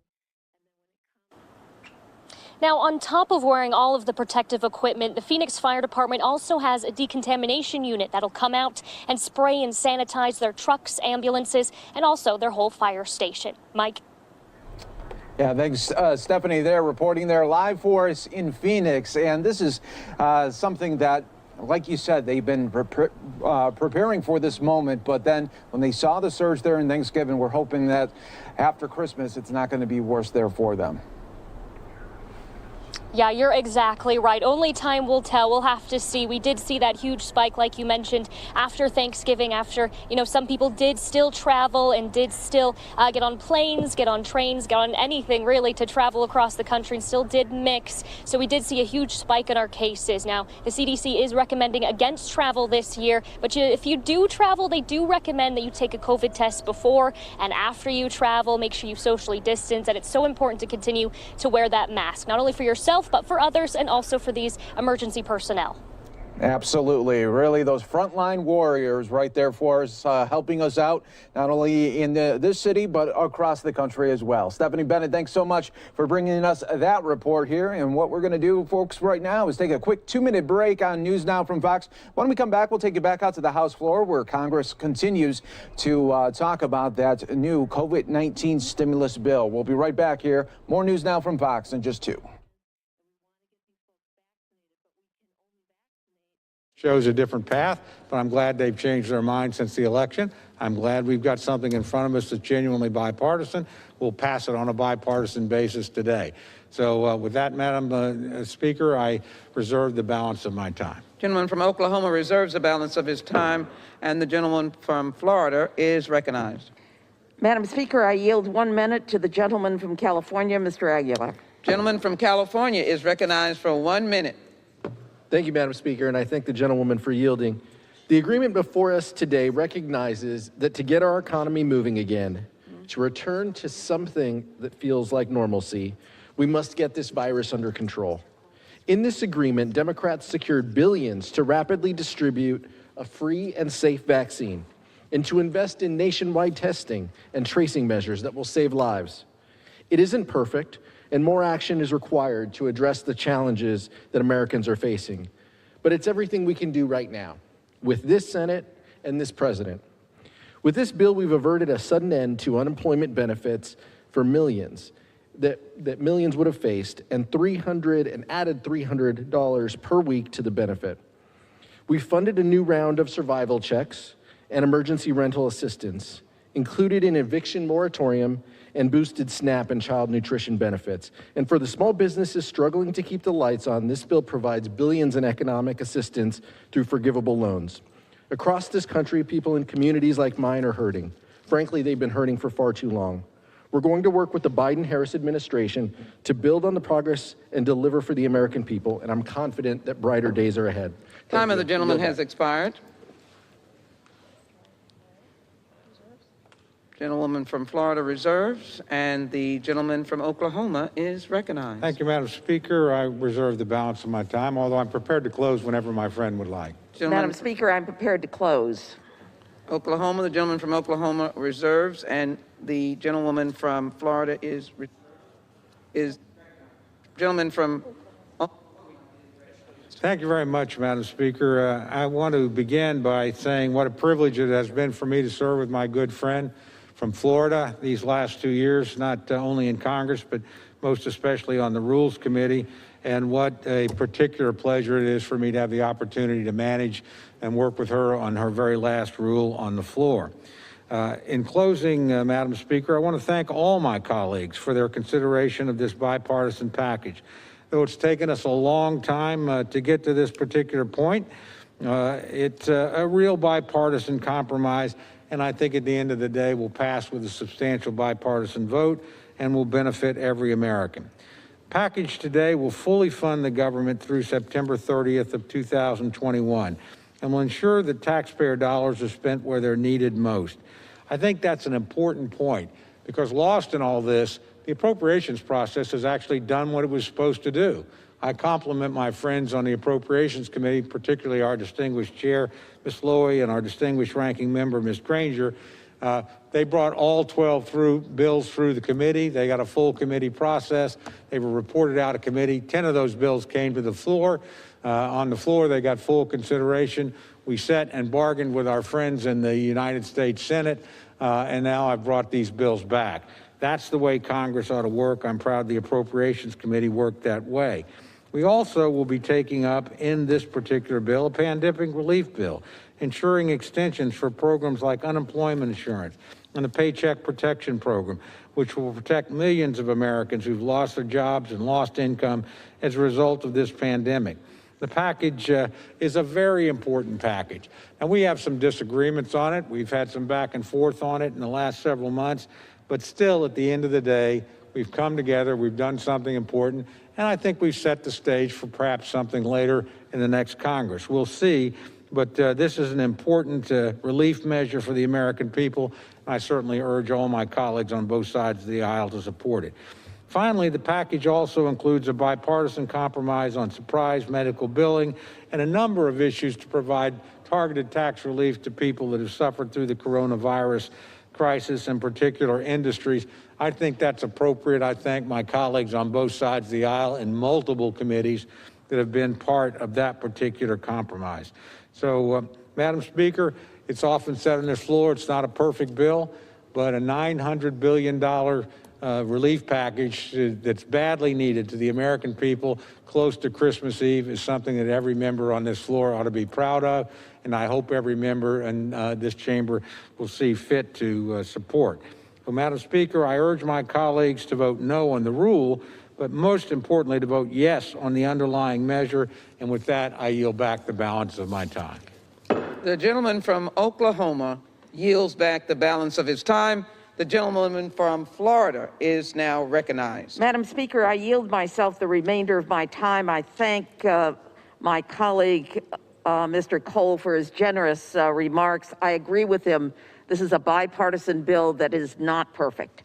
I don't think anyone in this chamber believes that it's perfect. Madam Speaker, the time to pass this bill was yesterday. It was 6 months ago. We pray that most Americans will be able to get a vaccine to stop this killer. But it's not just Americans. To be safe, people around the world must get the vaccine. There will be a lot of darkness before enough Americans and people around the world have the vaccine to bring our lives back to normal. Before that time, the government must help. And by the way, it's not our money. It's the people in our communities who have been paying taxes for years. We're taking the resources back to them. We have to help the unemployed, the shuttered small businesses, the strained hospitals, and most importantly, the hungry child. Madam Speaker, I strongly urge a yes vote on the rule and the previous question. I yield back the balance of my time, and I move the previous question on the resolution. The gentlewoman from Florida yields back the balance of her time. Objection, without objection, the previous question is ordered. The question is on adoption of the resolution. All those in favor say aye. Those opposed, no. The ayes have it. On that, Madam Speaker, I would request the yeas and nays. The yeas and nays have been requested, and pursuant to Section 3 of House Resolution 965, the yeas and nays are ordered, and members will record their votes by electronic votes.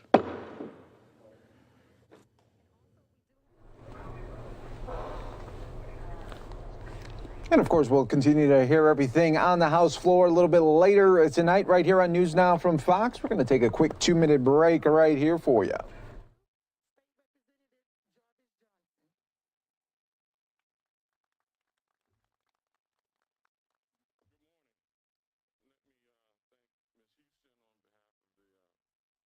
We come here with a process like this at a late hour, and we say, this is one where you need to know that we've been working it hard. We've taken into account all the priorities and considerations on both sides. We've worked it back and forth. We've worked it with the House, and here we are. But this is not a good process. We can and we must do better with that. Now, having said that, I am very proud of the interior bill that we have built. I'm proud of my staff. We were a little bit leaner this year in terms of our staffing, but with good leadership led by Emmy Lefosky and Nana, as well as Lucas on the team, we were able to do the work that we needed to do, and in a way that I am proud of, and proud of their efforts.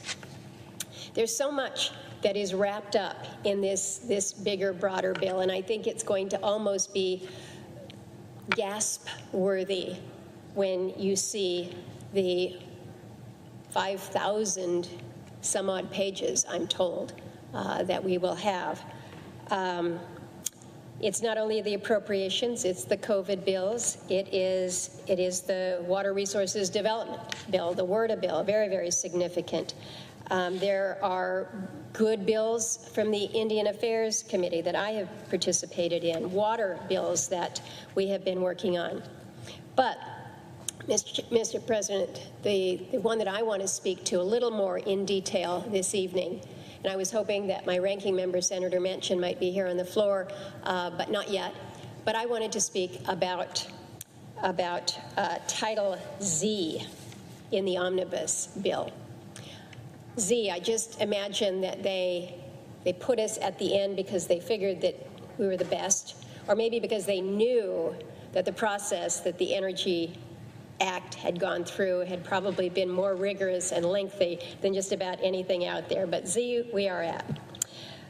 But I begin my comments with regards to this Energy Act that is contained in this bill by acknowledging that I'm Welcome back, everyone, here to News Now from Fox. We're going to be on the House floor and the Senate floor all evening as they continue to talk about this $900 billion relief bill that's expected to pass today here. And to get us a little bit more insight, we're going to go to our friends there at Fox 26 in Houston as the pandemic, unemployment benefits, and the eviction moratorium are about to expire in days. This could not come soon enough for struggling families. We now bring in consumer reporter Heather Sullivan joining us live with what's in this bill. Now, first off, a lot of people want to know, Heather, will people be getting another stimulus check lined up? Yeah, so actually a stimulus check was put back in this bill. There was one in, then it was taken out, now it's back in. It's about half as much as the stimulus was last time. So this bill proposes $600 per individual who earns up to $75,000 a year and $1,200 for a couple earning a total of $150,000 a year. Plus there's $600 per child. That's actually a little more than last time. Last time it was $500 per child. And I have this up. I love this. This is a stimulus calculator just put out by the folks at Omni Calculator. And so if you make a little more than those amounts, you can still qualify to collect some of the stimulus money. You put in your income and some other, just a few details about yourself. It will help you calculate how much money you can expect to get in your stimulus check. And Heather, another big one that people want to know about, what about the employment benefits? Will they be extended? What kind of money will we see with that?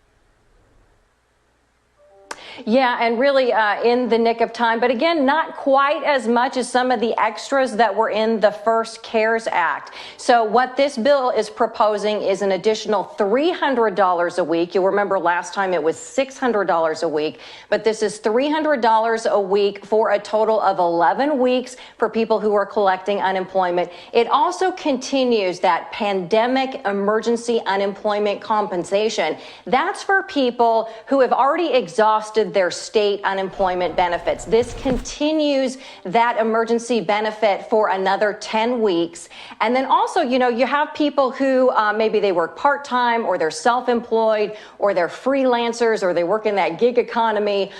So that pandemic emergency assistance, that also is going to be continued for 11 additional weeks for those people. Obviously not the full amount that full-time employed people will be getting, but this will be help to compensate them as they're only getting part of their incomes.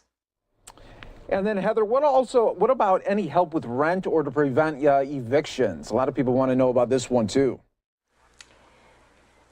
Yeah, that is a huge one. We're still looking at a major crisis, but this does sort of push that situation down another month. So first of all, this bill has $25 billion with a B, $25 billion for rental assistance. It also extends the deadline for states to use original CARES Act funding that is for rental assistance. Not all the states had used up all of that money yet. So this gives them more time to use up that money. Plus they'll have that additional $25 billion. And then you'll remember we had the CDC eviction moratorium. This was a nationwide eviction moratorium. It's due to expire on December 31st, but this bill extends a national eviction moratorium for one more month through January. We will continue to see that issue. We're still continuing to see people being pulled into court, eviction court, as landlords are saying they still need to get paid. Obviously, they're in dire financial straits as this issue continues to go on. Hopefully, the rental assistance will help some of them with that. But also, we're seeing families going through court because not in all cases those CDC moratoriums were being applied or were used properly to prevent an eviction. But again, that moratorium will be continued for at least another 30 days until the end of January. And if Congress is able to get everything lined up tonight, when can people expect this money? The good news is that this money is expected actually pretty quickly. And that's because the systems are already in place. We've already had the stimulus checks go out the first time. Hopefully there will be fewer snags in the system as we've already gone through one round of this. So those are actually expected to go out shortly after the new year. And then in terms of the unemployment assistance, that is also expected to go out pretty quickly in January as well. I asked the Texas Workforce Commission about that, and they said as long as this money is set up pretty similarly to the way it was set up before, that system's already in place. And so they're saying they should be able to add that extra $300 to people's unemployment benefits pretty quickly. So really, early to mid-January, people should expect to start seeing some of this money. And Heather, is it a good rule of thumb if the people received the full $1,200 in the first stimulus earlier this year, will they know that this $600 is coming for them? Well, again, it's a slightly different calculation based on your income. This time it's based on $75,000 per individual, $150,000. And so it just depends on what your annual income is. Perhaps your income was a little different over the course of this year. Now we're going into a new year. But roughly, people who fall into the same categories can probably expect, that calculation to be made the same way. But again, the amount isn't going to be $1,200 per individual. It's going to be $600 per individual. All right, Heather Sullivan breaking it down for us from Fox 26 in Houston. We appreciate it. Thank you so much.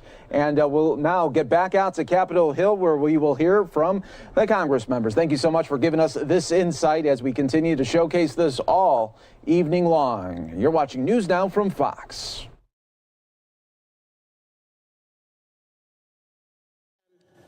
$70 different members. I also want to acknowledge the extraordinary work of the staffs. I had the opportunity to give a tribute to my staff director, Brian Hughes, who's leaving after many years on the committee. He did a fabulous job advancing this, along with Spencer Nelson, Pat McCormick, Annie Heffler. There were so many others, Lucy Murfitt. That team was extraordinary, but they were joined by an extraordinary team that Senator Manchin had, led by his staff director, Renee. And I apologize, Renee, I'm drawing a blank on the last name, but the individuals there who really helped us advance this, Sam Fowler and so many, we can't thank them enough. I also want to really give sincere thanks to our House partners because they were this six-corner working group here. Frank Pallone, the chairman at Energy and Commerce Ranking Member Greg Walden, Science Chairwoman Eddie Bernice Johnson, and Science Ranking Member Frank Lewis. We could not have reached an agreement without their leadership and their willingness to work together. But I also want to acknowledge and thank Leader McConnell and Senator Schumer. All right, everybody, we're going to take another quick 2-minute break here on News Now from Fox. When we come back, we're going to go back out to the U.S. House, where you can see it right here. We are awaiting the House vote there on the $900 billion COVID relief package. That should be coming up later tonight. I inform the House that Mr. Carson will vote yes on HRES 1271.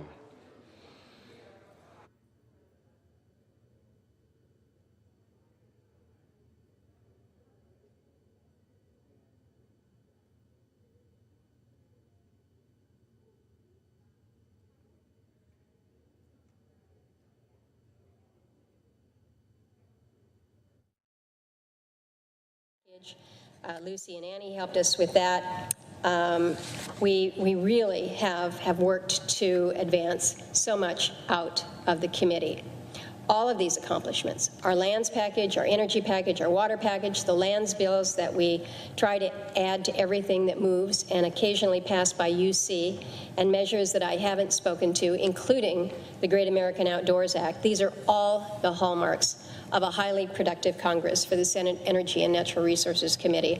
And I'm very pleased to have been able to shepherd these measures into law.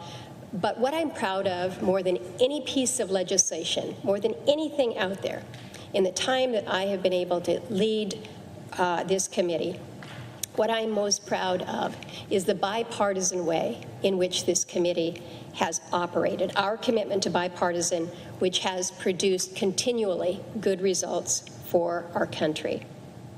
And what I found as ranking member and now chairman is that there's simply no substitute for working together and across party lines to find agreement wherever it's possible. So I thank Senator Manchin for following that same approach, to our committee colleagues for their own bipartisanship and collegiality, to our House colleagues who have helped us with that. I see that my friend from the great state of Washington and Pacific Northwest is here. And Senator Cantwell, I want you to know that as I have spoken of the accomplishments of the Energy and Natural Resources Committee, I am very thankful and appreciative of your leadership and what you have provided over the years. Working together with your team, we have accomplished good things for the right reasons. And with that, Mr. President, I yield the floor.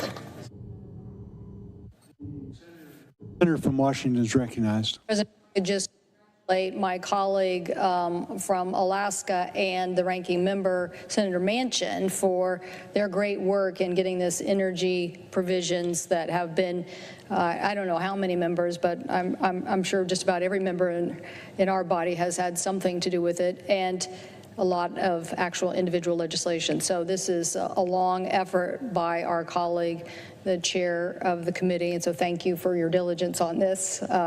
She's had many of us up to Alaska to look at hydropower and alternative resources and how their grid needs better connectivity and products that can basically sustain and provide energy in sub-zero weather and all sorts of challenges that they face. But clearly, these tools that will be in this legislation will move us forward. So thank you for you and Senator Manchin working so diligently to get this finally over the goal line. It's a big moment. Thank you. I yield the floor.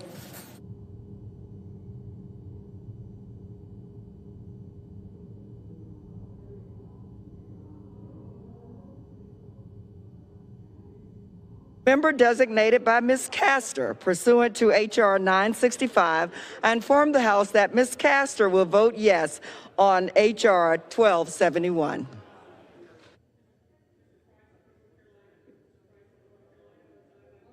Does the gentleman from Ohio seek recognition?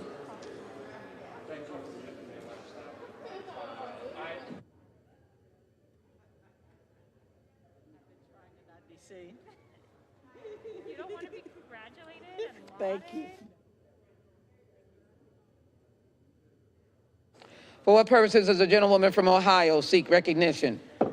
Madam Speaker, as the member designated by Mr. Thompson of Mississippi, pursuant to HRES 965, I inform the House that Mr. Thompson will vote yes on HRES 1271.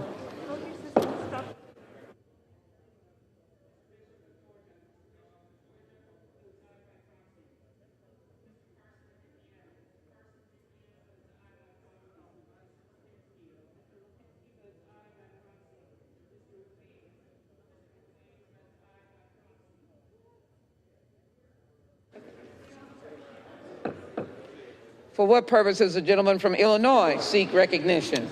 Madam Speaker, as the member designated by Mr. Schneider of Illinois, pursuant to House Res 965, I inform the House that Mr. Schneider will vote yes on House Res 1271.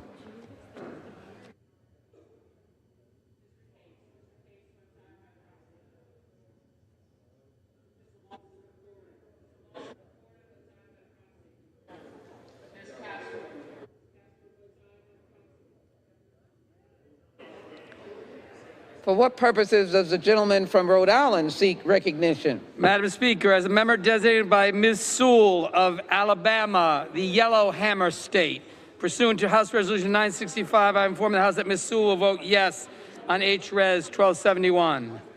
As the member designated by Ms. Pingree, Chair of the Congressional Arts Caucus of Maine, pursuant to House Resolution 965, I inform the House that Ms. Pingree will vote yes on House Resolution 1271.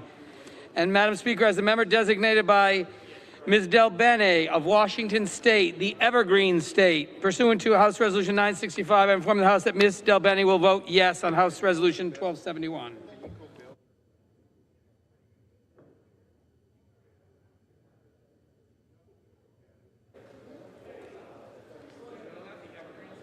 For what purposes does the gentlewoman from Delaware seek recognition? Madam Speaker, as the member designated by Ms. DeGette of Colorado, pursuant to House Res 965, I inform the House that Ms. DeGette will vote yes on H.Res. 1271.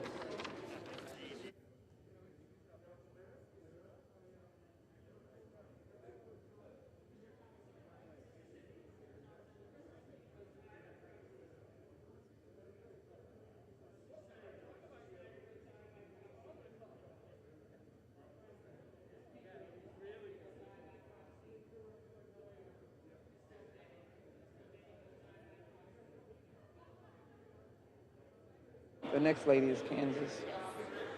For what purposes does the gentleman from Illinois seek recognition? Madam Speaker, as the member designated by Mr. Grijalva, pursuant to H.Res. 965, I inform the House that Mr. Grijalva will vote yes on House Resolution 1271.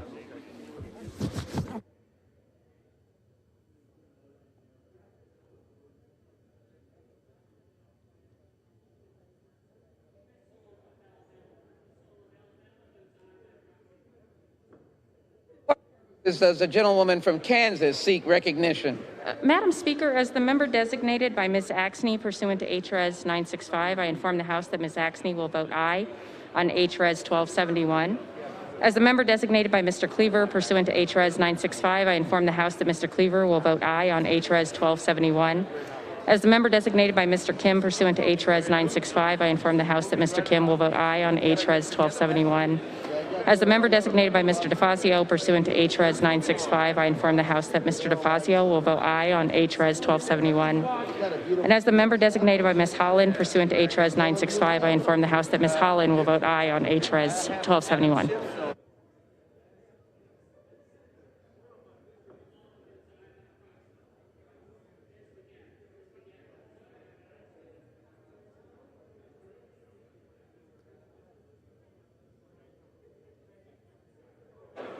For what purposes does the gentleman from California seek recognition? Madam Speaker, as member designated by Congressmember Vargas, pursuant to House Resolution 965, I inform the House that Congressmember Vargas will vote yes on H.Res. 1271.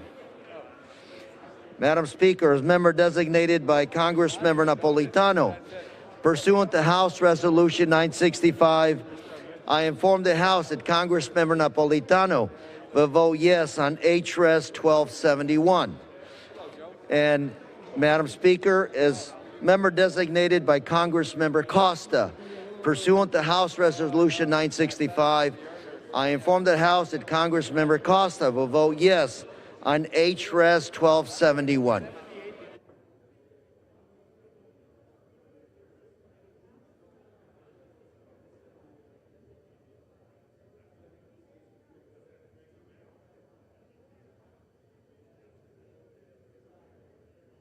For what purposes does a gentleman from Connecticut seek recognition? Thank you, Madam Speaker. Madam Speaker, as the member designated by Mr. Adam Smith, of Washington State pursuant to House Resolution 965. I inform the House that Mr. Smith will vote yes on House Res 1271.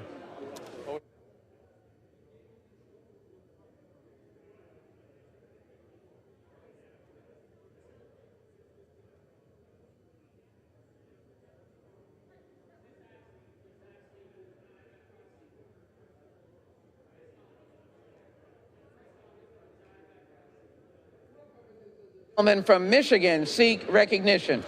Madam Speaker, as the member designated by Ms. Lawrence of Michigan pursuant to HRES 965, I inform the House that Ms. Lawrence will vote yes on HRES 1271. As the member designated by Mr. Peters of California pursuant to HRES 965, I inform the House that Mr. Peters will vote yes on HRES 1271. As the member designated by Mr. Ryan of Ohio pursuant to HRES 965, I inform the House that Mr. Ryan will vote yes on HRES 1271. As the member designated by Mr. Heck of Washington pursuant to HRES 965, I inform the House that Mr. Heck will vote yes on HRES 1271.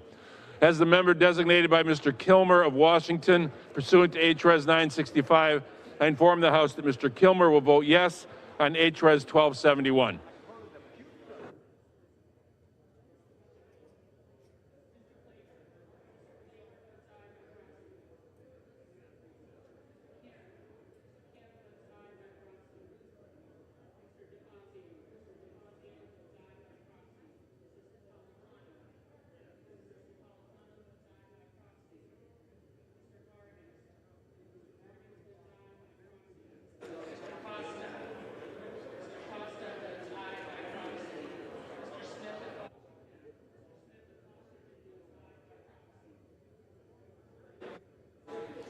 For what purposes does the gentleman from California seek recognition?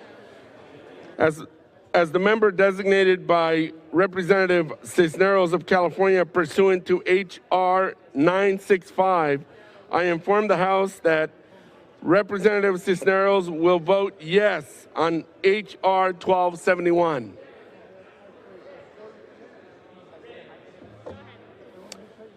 As the member designated by Representative Cardenas, pursuant to H.R. 965, I inform the House that Mr. Cardenas will vote yes on H.R. 1271.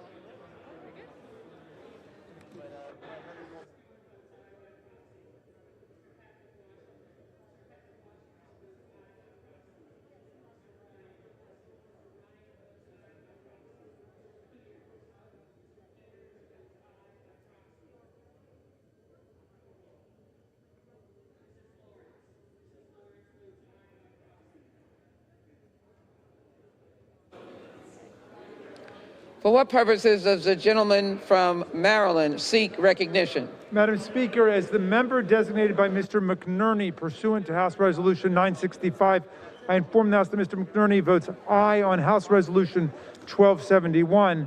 As the member designated by Mr. Doggett pursuant to House Resolution 965, I inform the House that Mr. Doggett votes aye on H.R.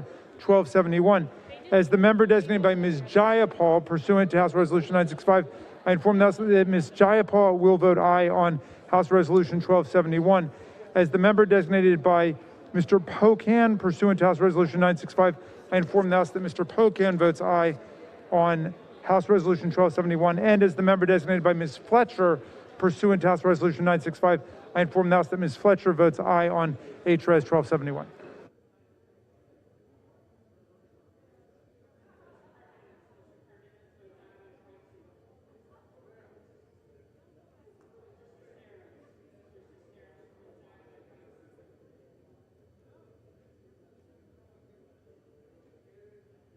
For what purposes does the gentlewoman from Connecticut seek recognition? As the member designated by Ms. Wilson pursuant to HRES 965, I inform the House that Ms. Wilson will vote yes on HRES 1271.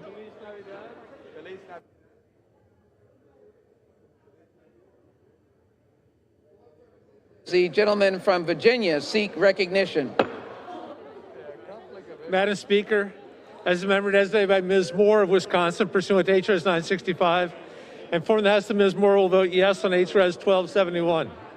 As the member designated by Ms. Barragan of California pursuant to HRS 965, I inform the House that Ms. Barragan will vote yes on HRS 1271. As the member designated by Mr. Vesey of Texas pursuant to HRS 965, I inform the House that Mr. Vesey will vote yes on HRS 1271. As the member designated by Mr. Cohen of Tennessee pursuant to HRS 965, I inform the House that Mr. Cohen will vote yes on HRS 1271. As the member designated by Mr. Blumenauer of Oregon pursuant to HRS 965, I inform the House that Mr. Blumenauer will vote yes on HRS 1271. As the member designated by Mr. Lowenthal of California pursuant to HRS 965, I inform the House that Mr. Lowenthal will vote yes on HRS 1271. As the member designated by Mr. Liu of California pursuant to HRS 965, I inform the House that Mr. Liu will vote yes on HRS 1271.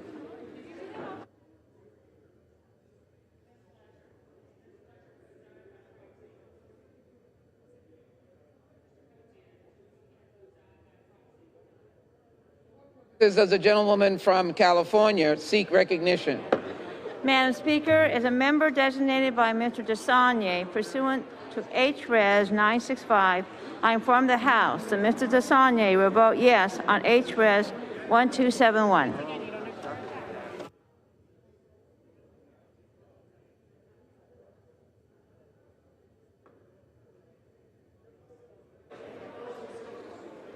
For what purposes does the gentleman from Colorado seek recognition?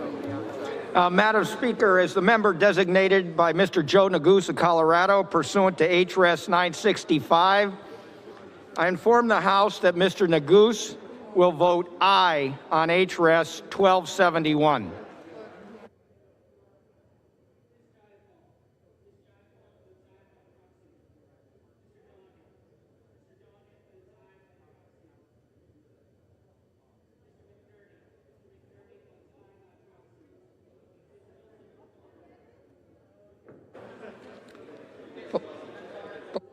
Does the gentlewoman from New York seek recognition? Madam Speaker, as the member designated by Mr. Deutsch of Florida pursuant to HRES 965, I inform the House that Mr. Deutsch will vote yes on HRES 1271.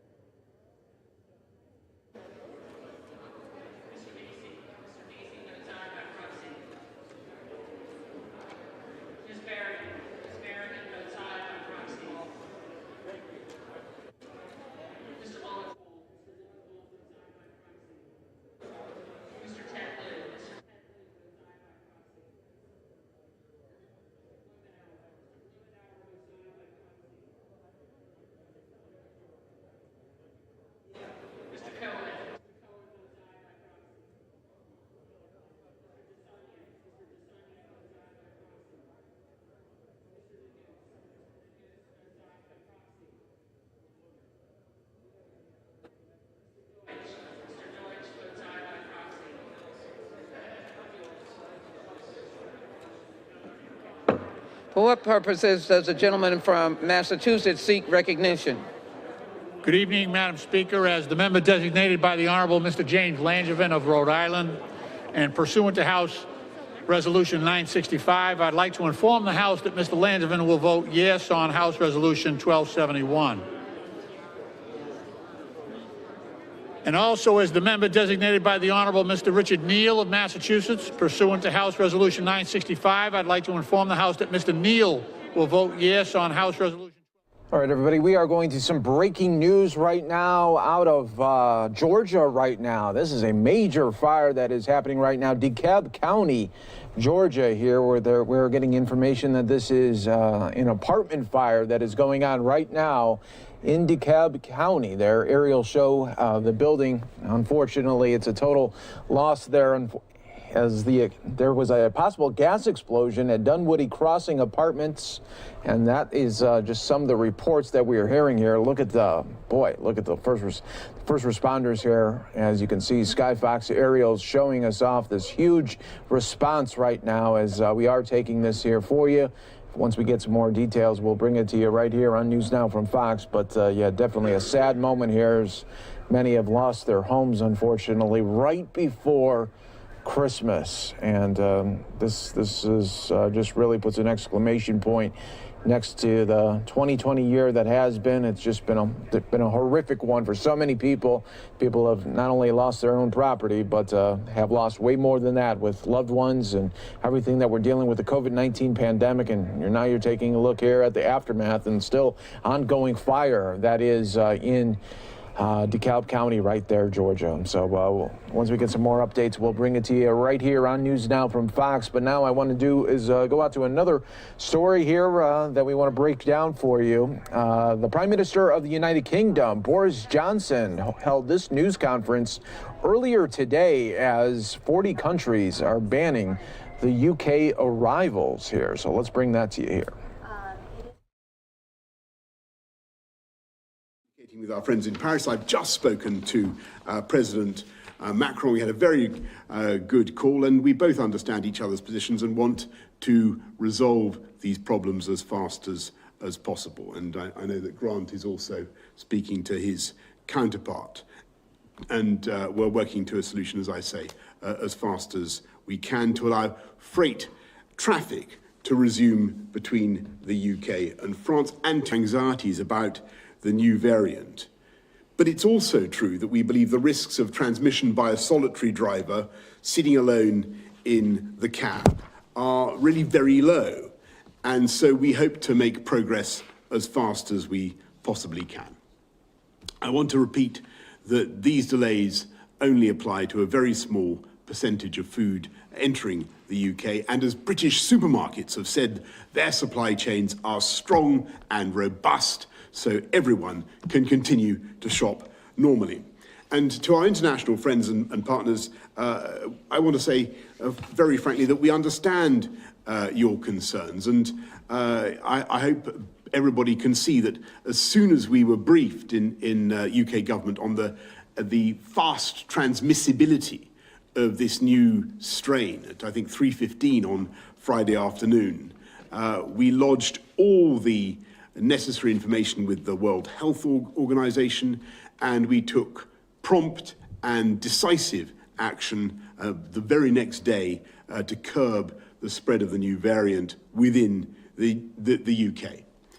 And we want to work with our colleagues, with our friends around the world, as we have from the beginning, to develop new treatments and to develop new vaccines, as we have. And by the way, I can today announce that over 500,000 people, more than 500,000 people in the UK have now received their first dose. As we've seen throughout this pandemic, this virus, alas, can move all too swiftly from one nation to another, but it is steadily being defeated by an international response, and an international response that is bringing the hope of vaccines to the entire world. And in that, the UK will continue to play its full part. I now hand over to Secretary of State for Transport, Grant. Thank you very much, PM. It's just worth knowing what's going on in Kent. Before I came here, I checked on the latest numbers.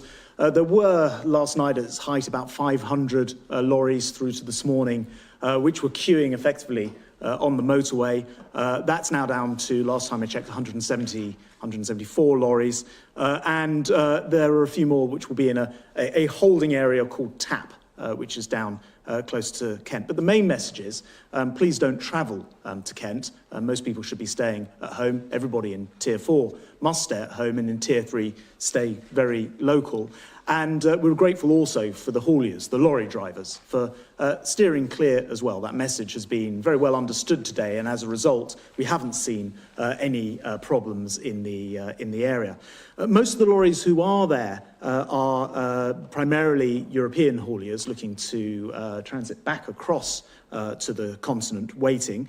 We will open up Manston Airport, as you said, Prime Minister, though for the time being it won't be for large numbers of lorries, but more for management purposes. And that's a facility we have ready because we've been planning for the end of the transition period.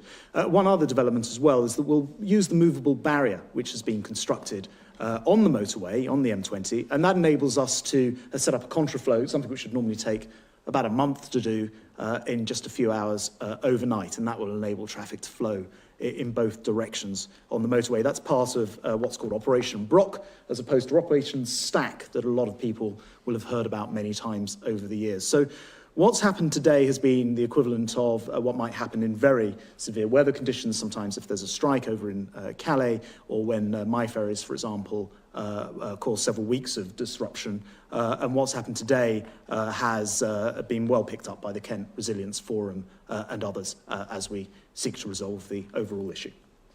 Brill, thank you very much, Grant. Let's go to, Patrick, I don't think you want to add anything at this stage. Let's go to David from Portsmouth. Good afternoon. Living in Portsmouth, we stand alone in Hampshire as a Tier 4 area, surrounded by Tier 2 boroughs such as Fareham, which shares our major hospital. We have family that live no more than 5 minutes away that are classed as Tier 2, who we cannot celebrate with under the Tier 4 restrictions. When the government introduced Tier 4, why was this not blanket applied to the whole South East? Is the Prime Minister stating that this new COVID strand, which is 70% more transmissible, will not be able to cross into different council boroughs, which in some cases are no more than 100 yards away from each other?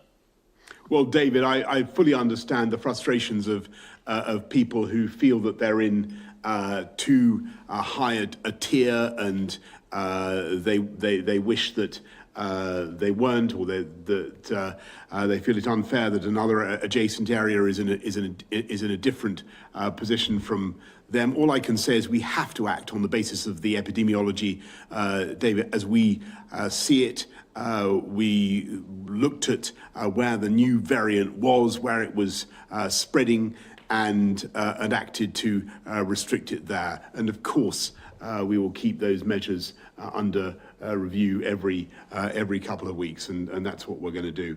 Let's go to Rachel from Kent. Given the new variant is spreading so rapidly in Kent, would consideration be given to rolling out the vaccine more widely in certain geographical areas and expanding the age range to include the working age population? Well, Rachel, that's a very interesting and excellent question. At the moment, the Joint Committee on Vaccination and Immunisation is, I believe, sticking to its priority list. And what we want to do, what they want to do, is really to take out of the path of the vaccine as many targets as possible of people who could who are likely to die from COVID. And that's, I think, the sensible thing to do, and so that's why we're beginning by focusing on the 80+ group, those who are particularly vulnerable, those in care homes, and so on. I think that is the right way forward. And Patrick, it's a relevant point, isn't it? That there's no reason to think that this new variant of the virus is any more dangerous than the existing strain. Well, I think that's correct, Prime Minister. There are three questions for the new variant. One is, does it transmit more readily? The second is, does it alter the disease course? And the third is, does it alter the ability of the immune system to tackle it in some way in people who've either been exposed to previous infection or those who are vaccinated? And where we are now is that the evidence that this can transmit more readily is becoming clear in terms of the data of the rapid spread of this virus across areas. So the transmission is increased. We can't say exactly by how much, but it's clearly substantially increased. So it's more transmissible. That's why it's spreading so fast, and we see it growing in many areas. No evidence that the disease course is any different. If you catch it, the disease is the same as, or looks the same as any other form of COVID infection. And in terms of the immune response, there's nothing to suggest that this won't have the same susceptibility to antibody attack from vaccine or pre-existing infection as any other form. So no, at the moment, the vaccine looks as though it should be as effective, and that's obviously being looked at. Brilliant. Thanks, Patrick. Thank you, Rachel. Let's go to Laura Koonsberg of the BBC. Thank you very much, Prime Minister. Dozens of countries have closed their borders to the UK. How confident can you be tonight that you can get the delays and disruption under control? And you said you just spoke to Emmanuel Macron. Did he give you any commitment on when he would open the border with France? And is he asking for truckers and travellers to be tested before they are allowed in? And Sir Patrick, if I can ask you, public health directors in Manchester and in the West Midlands are telling people if they've arrived to the area recently from a place of higher risk like London, they should self-isolate. Is that the right advice to be giving people? Well, thanks very much, Laura. And yes, it was an excellent conversation with the French president. He stressed he was keen, I would say, to sort it out in the next few hours if we can, and our teams will be working on it flat out. And if we can get a result, then that would be great. But we'll do it as fast as we can. I think local directors of public health clearly have got the role to make sure their local population is looked after, and they're doing a fantastic job, and therefore they need to make decisions that they need to make in order to do that. The new variant is spread around the country. It's localized in some places, but we know there are cases everywhere. So it's not as though we can stop this getting into other places. There's some there already. The message that's been very clear, and I think I want to reinforce it, is stay local. I mean, people shouldn't be travelling around the country at the moment. Stay local. Thanks a lot, Laura. Let's go to Robert Peston, ITV. Prime Minister, it's almost the end of the year. You must know by now whether we're going to get a free trade deal, will we? And given the events that you've seen in Dover, the great difficulties, do you still believe that the UK will, I think your words, prosper mightily on what you call, in Australian terms, most people call no deal? And just very quickly for Patrick Vallance, as I understand it, 10 to 15% of the new variant is outside London and the South East. Will Tier 3 be enough to keep the new strain in check outside of London and the South East? Well, I'm just going to, alas, Robert, repeat what I think you've heard me say many times. I had a great conversation, by the way, with Emmanuel. As I've said, it's his birthday, by the way. But we vowed to stick off Brexit because that negotiation is being conducted, as you know, via the European Commission, and that's quite proper. The position is unchanged. There are problems. It's vital that everybody understands that the UK has got to be able to control its own laws completely, and also that we've got to be able to control our own fisheries. And it remains the case that WTO terms would be more than satisfactory for the UK, and we can certainly cope with any difficulties that are thrown in our way. Not that we don't want a deal, but that WTO terms would be entirely satisfactory. And prosper mightily remains an extremely good description of life after January the 1st, either way.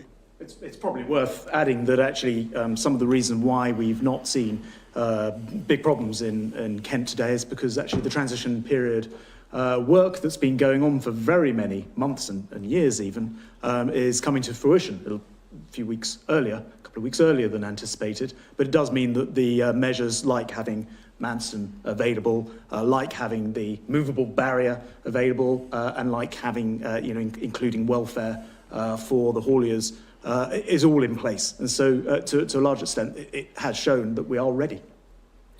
Sorry.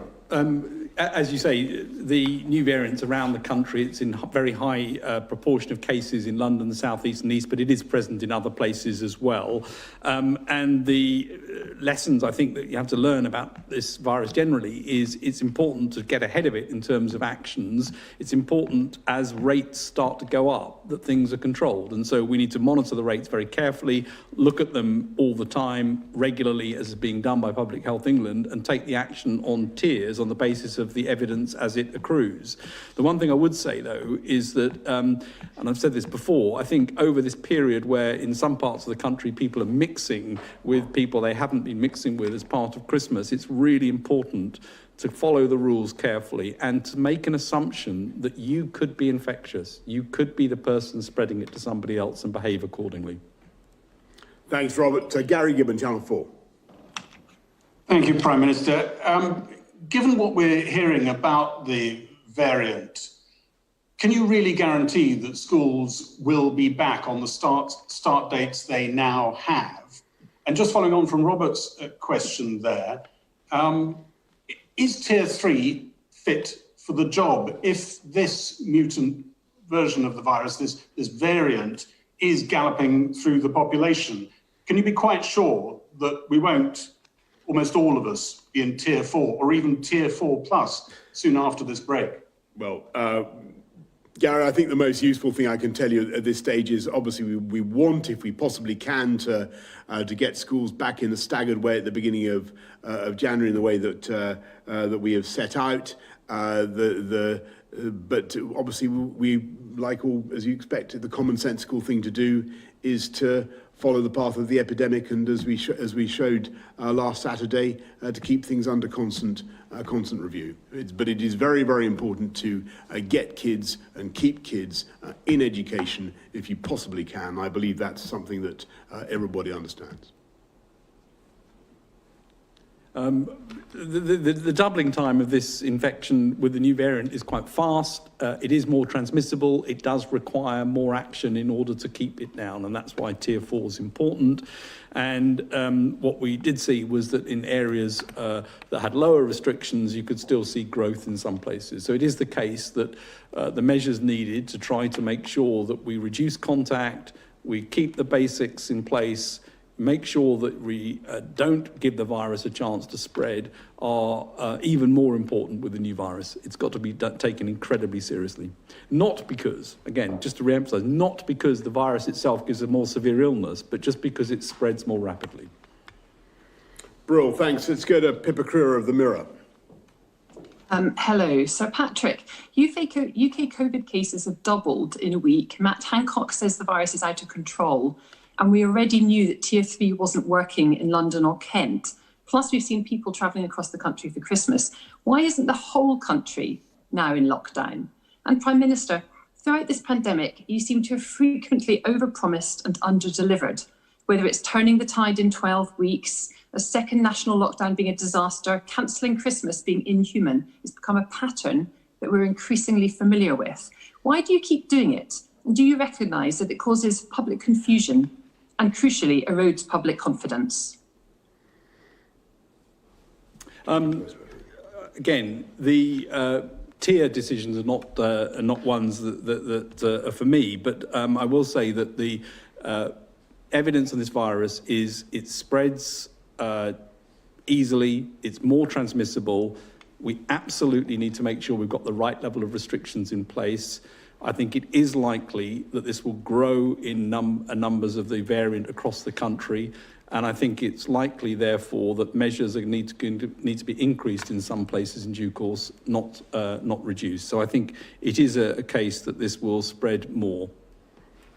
Yeah, and Pippa, on your general point, I think you have to imagine a kind of actual world in which we'd kept the country in some kind of perpetual lockdown or kept kids out of school for the best part of a year. And I think that would have been really disastrous. And it was very, very important to keep moving forward as far as we possibly could. I think that was the right thing to do.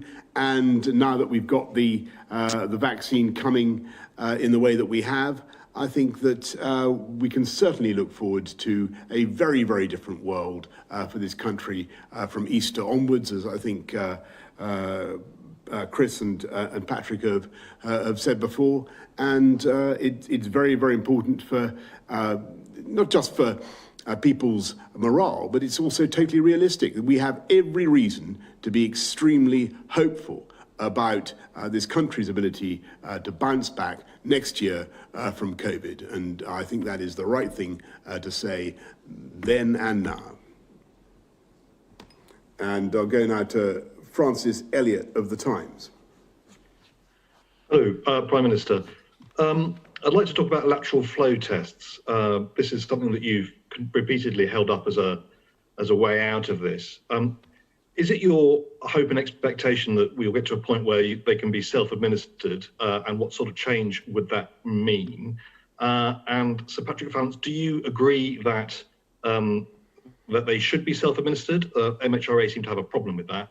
And secondly, when can we hear more about this new variant? The nerve tag briefing says that we'll get better data this week. What time this week, and what sort of extra data will we get in what sort of time frame? And just finally, Prime Minister, again, given everything we've heard today, it's obvious that the review that we are clearly going to see these restrictions expanded.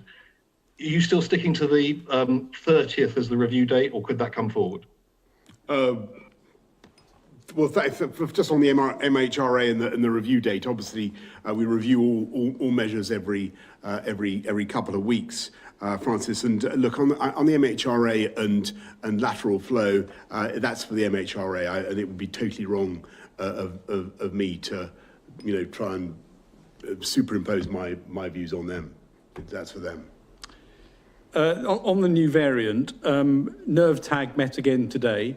A lot of work was done over the weekend trying to bring in more groups to look at the problem and to look at the new data that's become available. And that reinforced the view from Friday that this is transmitting more readily, that it doesn't, as far as we can see, alter the course of the disease. And the work, as I've said, in terms of the immune response is ongoing, but there's no reason at the moment to suspect that there's a change there. So those data will come out and nerve tag minutes will be published, but the conclusion was that the experts have high confidence in the fact that this is transmitting more readily. And that, again, reinforces the point that it's important to get ahead of this and to make sure that the tiering system is adequate to stop things going, not to watch it and react in retrospect. And given that we're entering a period of inevitable mixing, I think there will be some increases in numbers over the next few weeks. Thanks very much, Francis. David Hughes, lastly, David Hughes of PA. Prime Minister, just going back to Pippa's question to you about over-promising, you said it was important to boost morale. But doesn't morale take a hit when you overpromise and underdeliver, as has happened with the Christmas measures? And on the vaccine, of the 500,000 doses, what proportion have gone to people in hospital hubs, NHS workers, for instance, and what proportion have gone to people in care homes, the most vulnerable? Is it possible to do mass-scale community vaccinations with the Pfizer vaccine, and how many doses have we got this year? Well, David, first of all, of course you're right. It is very important to be as realistic as we possibly can. But as I was saying to Pippa, I don't think anybody would want to have seen this country spent the last year in a total lockdown of kind of at least some people have recommended, and with kids out of school. I mean, we've had to do what we can to keep our economy moving and to keep going forwards. And I think we've got actually to the end of the year in a position where, in spite of everything people have said, the UK is the first country to have distributed a clinically approved vaccine, and now gone into the arms of 500,000 people across the country, mainly the elderly and the vulnerable. And you may know, I find that a reason for hope. And for confidence, and I think you should too. Is that it? No, wait a minute. Was there another question? Only what proportion of the 500,000 have gone to care homes? What proportion have gone to NHS workers? How difficult is it to roll this out in the community? That's a very good question. Look, I think that we will try to update people as when we have more immediately available data about where it's going in precisely. But my understanding at the moment, it is very largely, it is some of it's, yes, going to NHS workers, some of it's going to care home workers, and there are all sorts of good reasons for that. But the vast bulk of the doses at the moment are going to the over 80s and the particularly clinically vulnerable, which is, I think, what people would want and expect, because what we want to do in these early stages is really take as many potential targets for the vaccine, those who really are at risk of dying, alas, from COVID, and get them out of the path of the disease. And that's what the vaccine does. Okay, everybody, thanks very much. Thank you.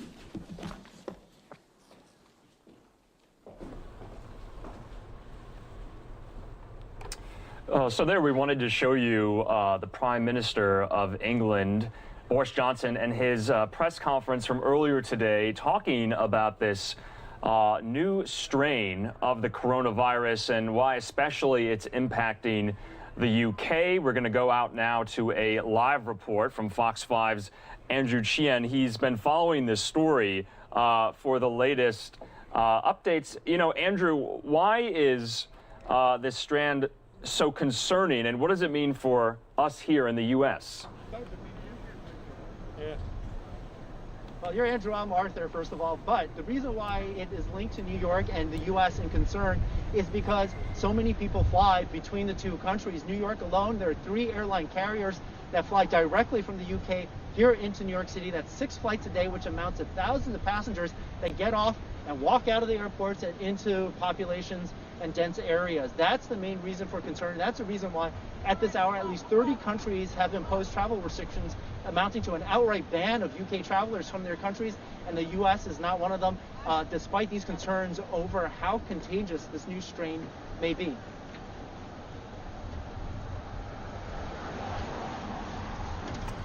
And, you know, Andrew, I was kind of curious as well. You know, we've seen different strands throughout the pandemic. You know, why are we really honing in on this one? Is it because it's around Christmas that we've just gotten the vaccine? Why the you know, the special attention being paid to this one? Is it just because it's spreading very rapidly? Right, so far it's preliminary, but the modeling from British authorities indicates that it is 70% more contagious than the strain that we typically have been dealing with in this country since late February or early March, depending on when you want to track this. The other data that's coming out from British authorities indicates that 60% of new cases in London at this point are a result of this new strain. So it is already in a lot of places, and the likelihood that somebody gets on a flight, and of course, if you remember, you know, these tests are not foolproof. And so if somebody does get by, comes into this country, then it basically becomes our problem. Now, the good news, if you can call it that, is that so far the studies indicate that it doesn't affect the outcome. It doesn't make people sicker, but certainly more people could get it, and that's the central concern here. That's something we'll be following here as well. You know, if this new strain is on the minds of people who are thinking about getting the vaccine. From those that you've talked to, is this a primary concern that the vaccine's effects might be blunted by this new strain of coronavirus? There are a lot of primary concerns in this pandemic, and certainly that's one of them, but it certainly isn't a concern of the people that we talked to in federal government today. The White House is essentially indicating that the CDC has not made a recommendation for travel restrictions, and that is essentially backed up by the nation's top infectious disease expert in Dr. Anthony Fauci, who says this is certainly something to watch right now, but not perhaps something to impose travel restrictions over. All right, Fox 5's Andrew Chien there outside of JFK in New York City. We appreciate your time, and thanks for coming on News Now from Fox. All right, we will be following that story here on News Now from Fox into the week as these new reports, especially from the UK, emerge about this new strain of the coronavirus. We'll be following the details of that, if you should be concerned, if it will affect the effects of the vaccine, rather. So we'll be following that here on News Now from Fox, and also if it's going to be affecting travel to and from the UK. You saw that banner there. Almost 40 countries have either banned or limited travel to the UK in light of this, and it's kind of not a very good time for this, especially around the holiday season, but also with that vaccine, now that we have them, we're seeing a new strain. So we do want to go take a quick commercial break. We'll see you back here in 2 minutes on News Now from Fox.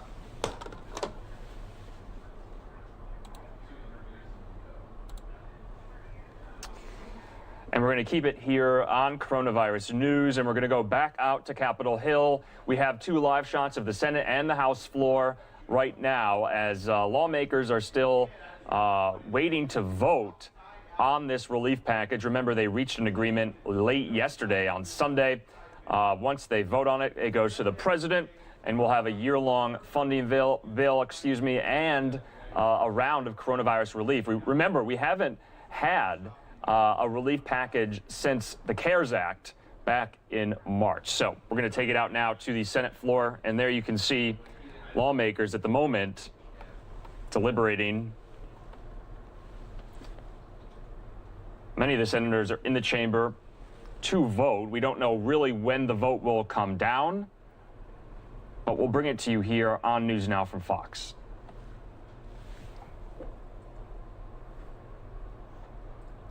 In the meantime, let's go out to the House floor as well. We're getting some speakers there as well.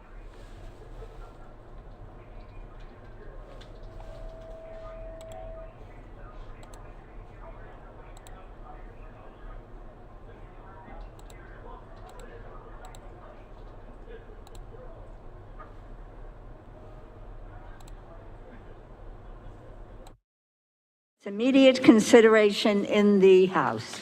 The clerk will report the title of the concurrent resolution. House Concurrent Resolution 128, concurrent resolution directing the clerk of the House of Representatives to make a correction in the enrollment of H.R. 1520.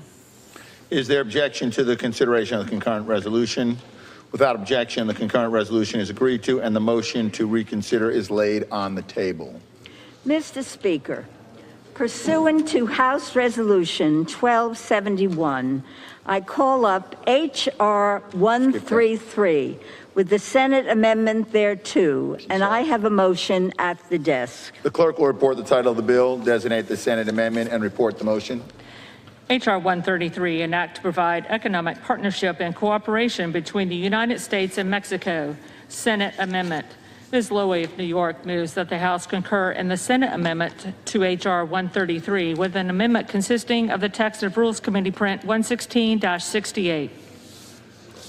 Pursuant to House Resolution 1271, the motion shall be debatable for 1 hour, equally divided and controlled by the chair and ranking minority member of the Committee on Appropriations, the gentlewoman from New York, Mrs. Lowy, and the gentlewoman from Texas, Ms. Granger. Each will control 30 minutes. The chair recognizes the gentlewoman from New York, Ms. Lowy.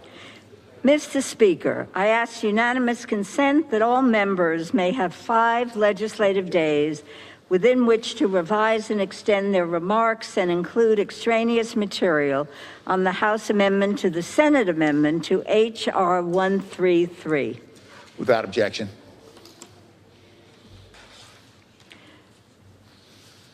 Mr. Speaker, I yield myself such time as I may consume. Gentlewoman from New York is recognized. I am proud to present legislation that comprises all 12 fiscal year 2021 appropriation bills, a number of items agreed to on a bipartisan basis between authorizing committees and a coronavirus relief package. The 12 appropriation bills include a strong increase in non-defense discretionary funding, allowing Congress to make important investments for the people.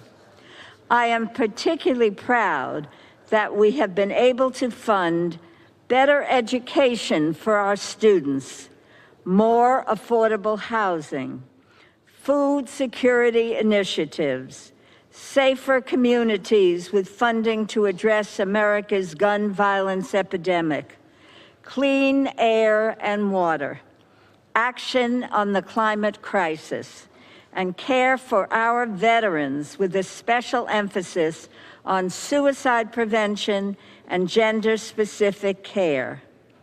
As chairwoman of the State and Foreign Operations Subcommittee, I'm also proud that this legislation bolsters international security and stability. In particular, the Middle East Partnership for Peace Fund will support people-to-people exchanges and economic partnerships between Israelis and Palestinians. Turning to the coronavirus relief portion of the legislation, The bill provides $892 billion to confront the pandemic. Adam, that's it. That's wonderful.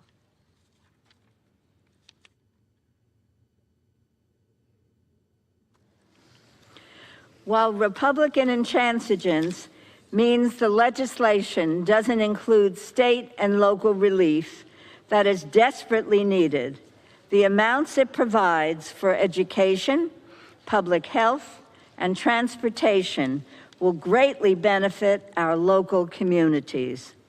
Of particular importance to me, the $4 billion for Gavi will help children across the world receive the coronavirus vaccine, though far greater investments are needed to support international COVID-19 response.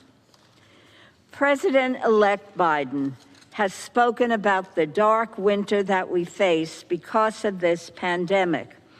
It is my hope that this bill will be a source of light as we face that winter. And I am proud that through the careful use of federal funds, the appropriations in this bill will help set our nation on a course to build back better. Mr. Speaker, I reserve the balance of my time. The gentlewoman reserves. The gentlewoman from Texas is recognized.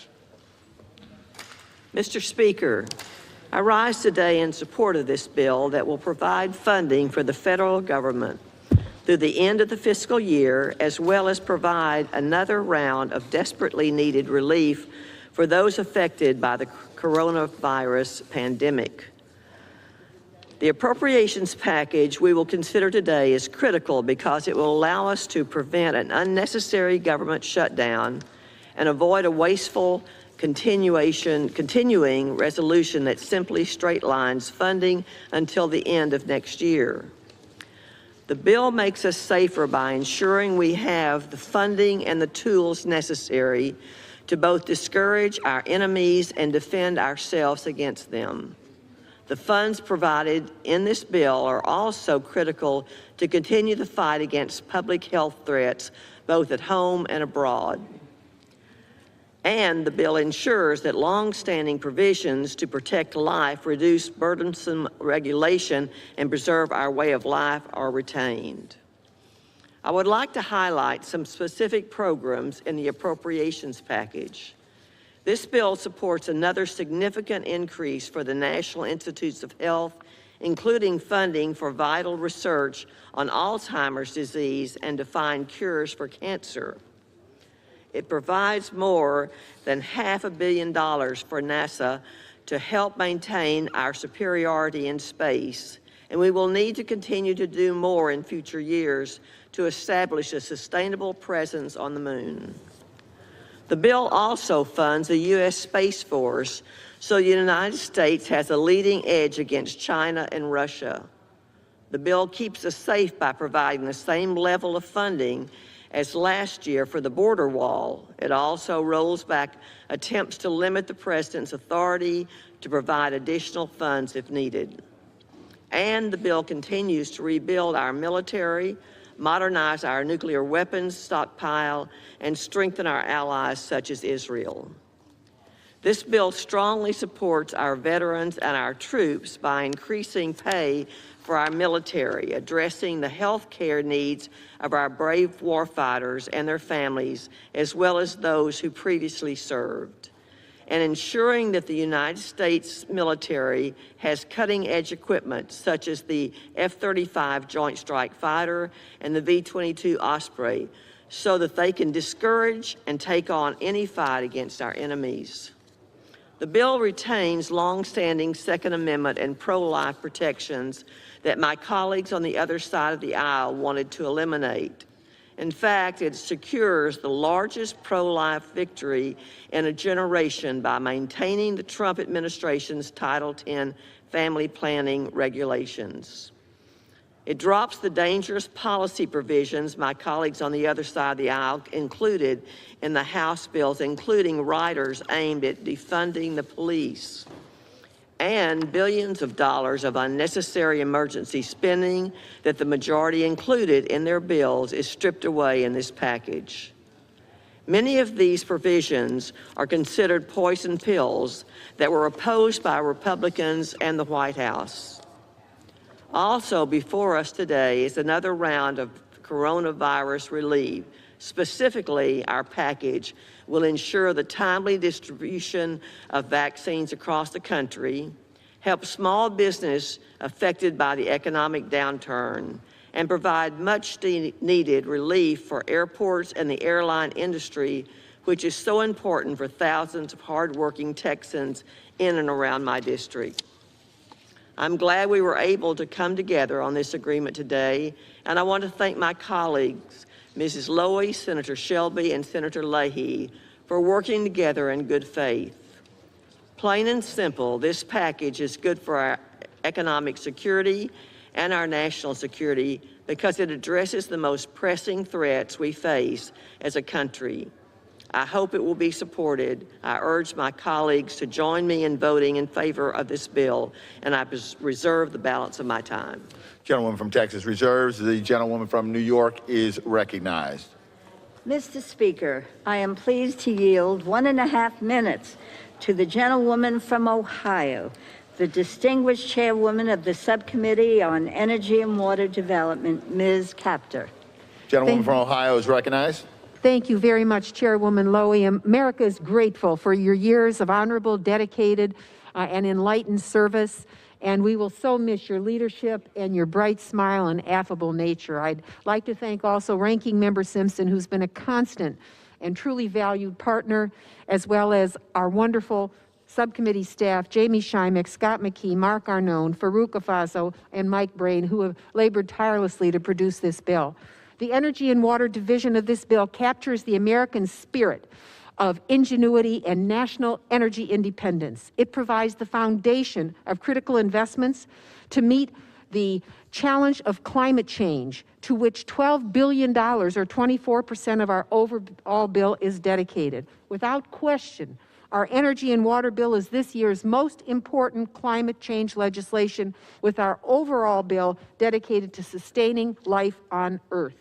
Instead of the president's short-sighted and devastating cuts, our bill invests in the future to meet serious national priorities. Real jobs as we achieve building back better by providing $7.8 billion for the tremendous Army Corps of Engineers, $145 million above 2020. Real innovation to invest into the future in partnership with our universities and private sector innovators, providing $39.6 billion for the Department of Energy, $1 billion above 2020. Real security within the department as we responsibly fund the nuclear deterrent while boosting nonproliferation. Madam Chair, might I have an additional 30 seconds? Yes. Gentlewoman is recognized for additional 30 seconds. Thank you. We achieve real impact as our bill increases the department's Energy Efficiency and Renewable Energy Program, ARPA-E, Advanced Energy Research, and the Office of Science. In sum, the Energy and Water Division of this bill invests in innovative programs to yield future opportunities for new age jobs. I don't support the cuts in the ATVM program related to advanced technology for vehicles, but I will say I support the legislation overall and believe that our bill Gentlewoman's time has expired. Our nation and advance Gentlewoman our from New York globally. reserves. I yield back. Gentlewoman from Texas is recognized. I yield to the gentleman from Kentucky, the former chairman of the full committee and ranking member of the State and Foreign Operations Subcommittee, Mr. Rogers, for 3 minutes.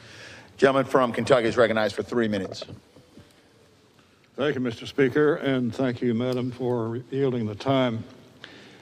I rise in support of this bill, but I want to first congratulate our committee's chair and ranking member for their great work on putting together this enormous and enormously important bill. First, I want to say how rare this day really is in another way. It's the first time that we've had a ranking member who's a female, Ms. Granger, and the first female chairman of the committee Nita Lowy. We will miss her enormously on this committee and in the chamber. This bill is enormous. It's not perfect, but it reflects a fair compromise that includes funding for many important priorities at home and abroad, and vital assistance for all those negatively impacted by the coronavirus pandemic. As ranking member of the State Foreign Operations Subcommittee, I want to tell you this bill provides critical funding for our national security. This includes $3.3 billion in foreign military financing for Israel and robust support to combat transnational crime and the flow of illegal drugs. The bill is also tough on China, as it commits serious resources behind our Indo-Pacific strategy. This includes exposing the censorship and propaganda wielded by the Chinese Communist Party and countering Beijing's debt trap diplomacy through well-funded, open, and transparent U.S. development by the Development Finance Corporation and the Countering Chinese Influence Fund. This bill also protects our core values. It maintains all pro-life protections from last year and rejects efforts to undo the president's historic policies that protect the sanctity of life. This bill is also great for my district in Kentucky. If I can be parochial, it provides the resources we need to continue the fight, the opioid epidemic, which is now more important than ever. It fully funds my AML pilot program, which is truly breathing life back into my southern and eastern Kentucky communities. And it helps our small businesses and so many Kentuckians who are fighting tooth and nail to survive the coronavirus pandemic. This package does not have everything that we wanted, but it's a good bill, and I think a fair compromise. I urge my colleagues' support, and before yielding, Mr. Speaker, I want to wish everyone a Merry Christmas. Gentleman's time has expired. The gentlewoman from Texas reserves. Gentlewoman from New York is recognized. Mr. Speaker, I am pleased to yield 1.5 minutes to the gentleman from South Carolina, the distinguished Majority Whip, Mr. Clyburn. Gentleman from South Carolina is recognized. Thank you very much, Mr. Speaker, and thank you, the gentlelady, for yielding me the time. While today's vote to provide relief to families who are suffering due to circumstances far beyond their control is welcome, it is long overdue and insufficient to fully meet their needs. Democrats put forth our priorities last May to bring relief to those who are sick, unemployed, homeless, and hungry. Republicans instead choose to ignore and obfuscate the widespread suffering.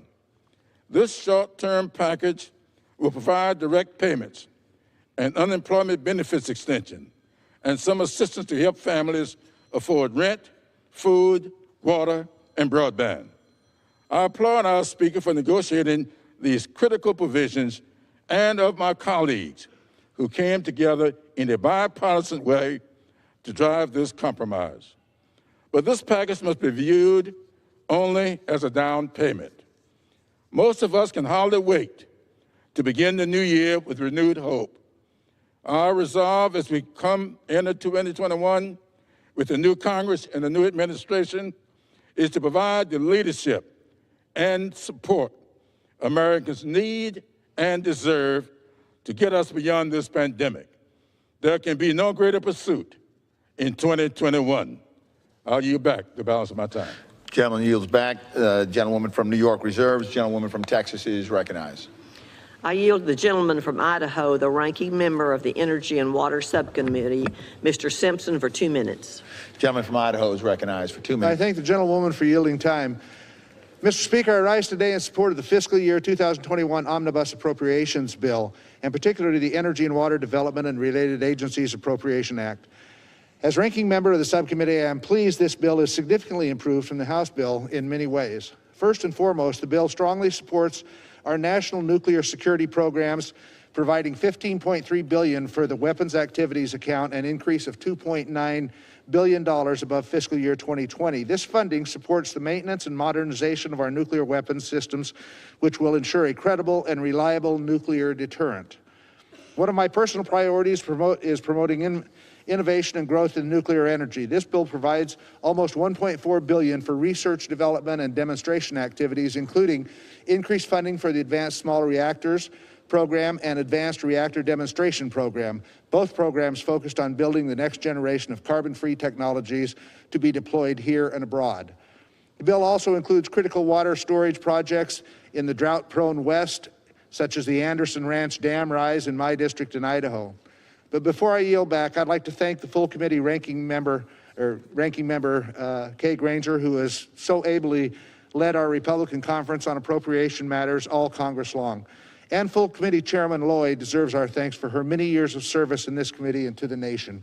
We will miss her. Energy and Water Chairwoman Marcy Kaptur and I again worked well with our Senate partners, Lamar Alexander and Dianne Feinstein, to advance national and constituent interests throughout the programs that are funded in this bill. Finally, I'd like to thank staff on both sides of the aisle for their hard work, extremely hard work, particularly this last month, working to help bring this bill to completion. I appreciate this appropriations package includes the Energy and Water Division, is a strong bill, and I urge my colleagues to support it, and I yield back. Gentleman yields back. Gentlewoman from Texas Reserve. Gentlewoman from New York is recognized. Mr. Speaker, I am pleased to yield 1.5 minutes to the distinguished gentleman from Indiana, the chairman of the Subcommittee on Defense, who has spent the last 35 years in the Congress. We all share his knowledge, which he shares with us so willingly, and we appreciate his service, not just to the committee, but to the Congress, to the country, and we wish you the very, very best. Thank you for your service in the Congress and on this committee, Mr. Pete Visclosky. Gentleman from Indiana is recognized for 90 seconds. I thank the chairwoman for yielding and for kind remarks. And Mr. Chairman, I ask unanimous consent to revise and accept my remarks. Without objection. I ask that my colleagues support H.R. 133. The defense portion of this bill continues to focus on the well-being and morale of those in uniform. For example, the bill provides an additional $116 million for upgrades to child care facilities and directs the military services to present innovative ideas to address the serious backlog for child care. However, I must also share my concerns over DOD and its lack of compliance with many congressionally directed reporting requirements. For example, last year, the committee directed the department to submit a report on its contract for advertising services with socially and economically disadvantaged small businesses. The report was 5 months late. The department has also habitually redirected funding in contravention of congressional intent. One DOD official referred to these transfers of billions of dollars as anomalies. I refer to them as habitual abuses. I hope in the future it will recognize Congress's constitutional prerogatives. Finally, since as was mentioned, this will be my last floor statement after nearly 44 years of working in the House. I want to thank all of the wonderful staff who have made what successes we have enjoyed possible. And I also want to thank my parents, John and Helen Visclosky, and my sister, Anna Marie Visclosky, who believed in me when I was an unemployed, young, former staffer and made my incredible life journey possible. Thank you, Mr. Chair. I yield back my time. Gentleman yields. Gentlewoman from New York Reserve. Gentlewoman from Texas is recognized. I yield to the gentleman from California, the ranking member of the Defense Subcommittee, Mr. Calvert, for 2 minutes. Gentleman from California is recognized for 2 minutes. I thank the gentlelady for yielding. Mr. Speaker, I rise in support of this legislation. First, I want to thank the chairwoman, Chairman Lowy, for her hard work and her dedication to this institution and wish her well in her retirement. And I certainly want to thank our ranking member for her hard work and all the things that went into getting this bill together. I know it's difficult. We certainly appreciate it. And finally, Chairman Visclosky, Pete Visclosky, not only my chairman, but my close friend. He's worked hard on this bill, and he's done a wonderful job over the years.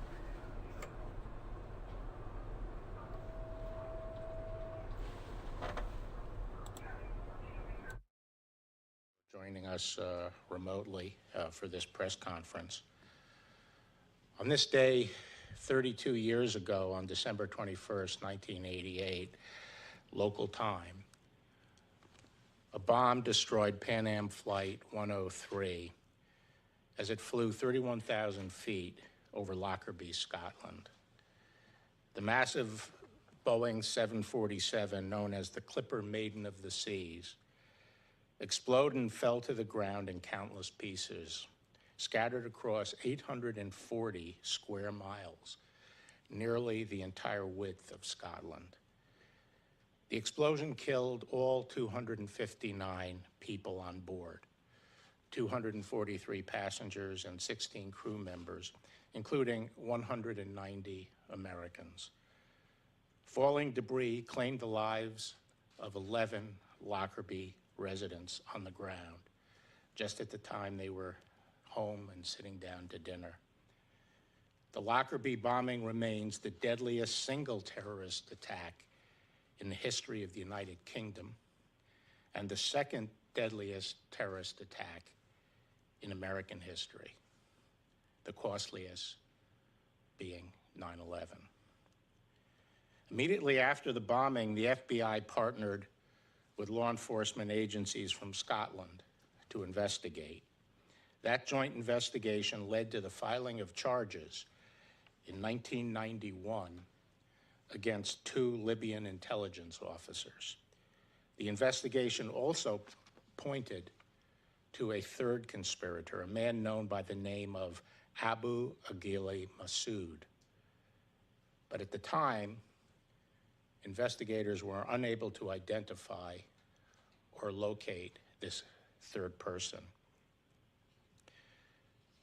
This morning, I'm joined by the head of our National Security Division here at the Department of Justice, John Demers, by Acting U.S. Attorney for the District of Columbia, Michael Sherwin, and by Steve D'Antuono, the Assistant Director in charge of the Washington Field Office of the FBI.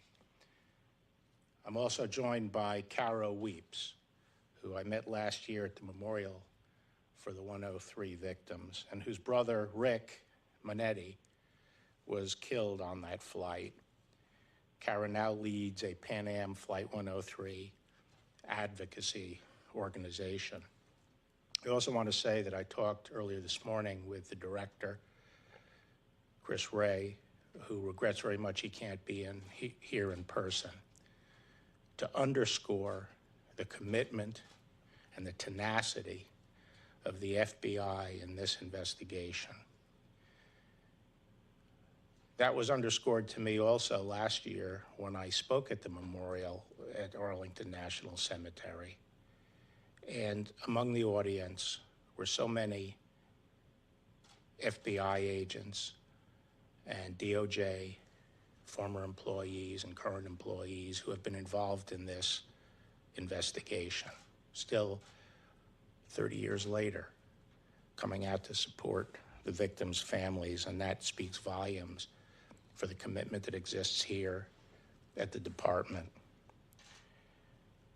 I am pleased to announce that the United States has filed criminal charges against the third conspirator, Abu Aghili Masood Kir al-Marimi, for his role in the bombing of Pan Am Flight 103. Let there be no mistake. No amount of time or distance will stop the United States and our Scottish partners from pursuing justice in this case. Well over a third of the Americans alive today were either not born or not old enough to remember the downing of Pan Am 103. But for those of us who do remember the tragic event and the iconic images of its aftermath, some of which are displayed here today, this is forever seared in our memories. Passengers and crew aboard the flight came from 21 countries around the world, but by far the largest contingent on the flight were Americans, including a group of 35 study abroad students from Syracuse University who were on their way home to spend Christmas with their families. There is no question that the Pan Am 103 attack was aimed at the United States, and this heinous assault lives in infamy in the collective memory of the American people. At Arlington National Cemetery, a cairn of 270 Scottish stones honors those who lost their lives in this attack against America. And at Syracuse University, 35 remembrance scholarships are awarded each year, with each recipient representing a particular Syracuse student killed aboard the plane. Following the bombing, many of the victims' families made an agonizing journey to Scotland, to the place where their loved ones lost their lives. The people of Lockerbie, though devastated themselves, provided around-the-clock hospitality. In an unforgettable gesture, a group of Scottish women meticulously collected clothing from amid the wreckage, washed, ironed, and folded the garments they found, and sent them home to the victims' family members as a final connection to their loved ones. Sadly, the remains of 17 victims were never identified or found. From the beginning, the United States and Scotland have been determined to find and hold accountable those who perpetrated this attack. As I mentioned, our joint investigation led to the filing of charges in November 1991 in both the United States and in Scotland against the two Libyan intelligence officers, al-Megrahi and Fima. Nearly 10 years later, in May 2000, a specially established Scottish court convened in the Netherlands to try these two men. And in January 2001, Megrahi was convicted and Fima was acquitted. The breakthrough that led to the charges announced today arose when law enforcement learned in 2016 that the third conspirator had been arrested after the collapse of the Gaddafi regime and had been interviewed by Libyan law enforcement. The interview occurred in September of 2012. According to the criminal complaint affidavit, Masood built the bomb that destroyed Pan Am 103 and worked with Megrahi and Fima to carry out the plot.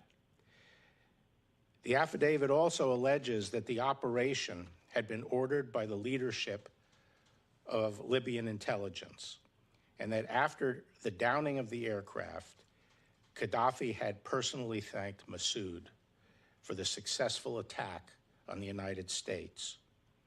In addition to his involvement in the Lockerbie bombing, Masood also was involved, as we allege in the complaint, in the 1986 bombing of the Labelle discotheque in Berlin, West Germany, which killed 2 American servicemen and a Turkish woman. Although Masood remains in Libyan custody, Libyan authorities provided a copy of their interview to law enforcement.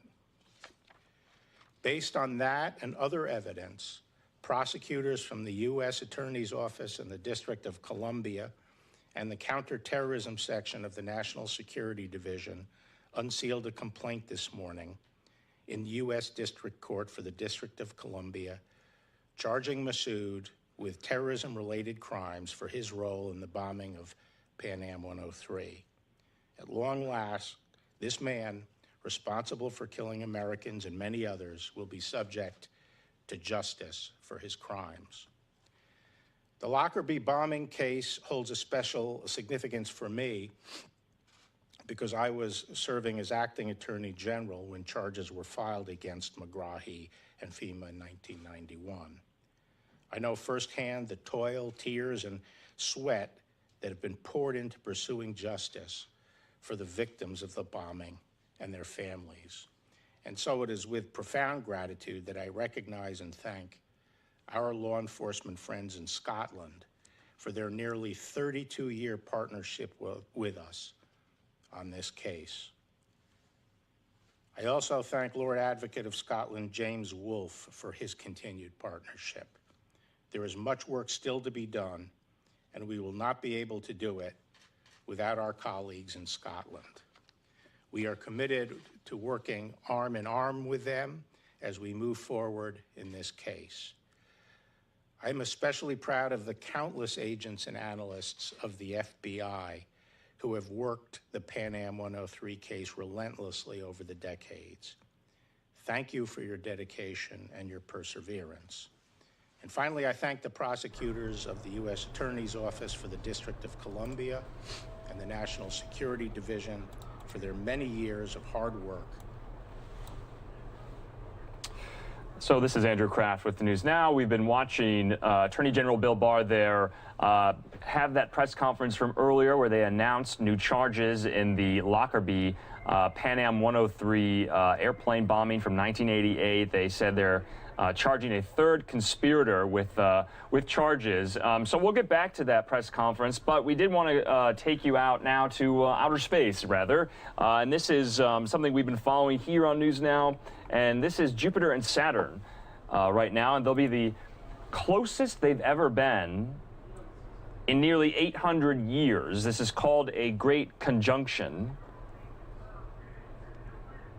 And so we're watching this look of the two planets. It's quite a stunning scene at the moment.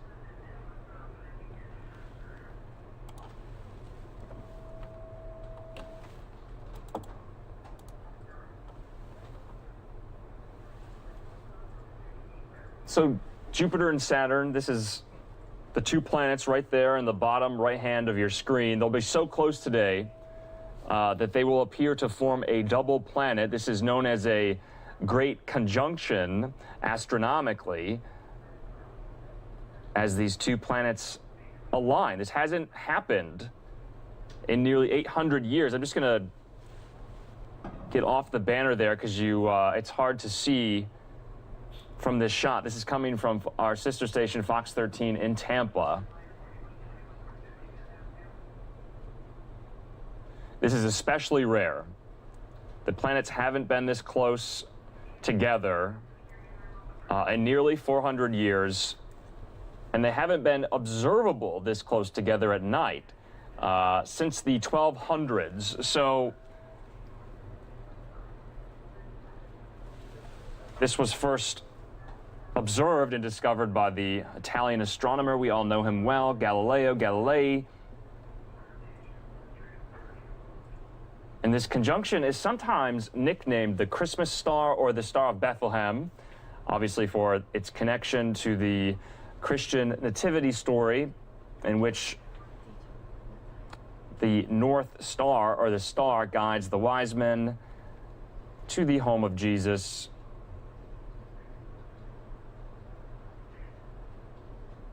And this is taking place, for those of you who follow astronomy very closely, on the winter solstice, December the 21st, the longest day of the year.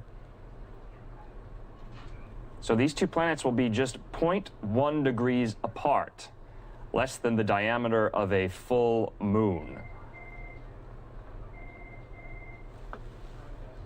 This is something we obviously don't see every day for stargazers alike. In some perspectives, I'm just reading here that they will appear, Saturn and Jupiter, to overlap completely. That's what I was mentioning before, creating that rare double planet effect. So according to NASA, time like it is there on the East Coast, 7 p.m. almost. And I believe the shot, this is the vantage point from Tampa, Florida there on the eastern seaboard.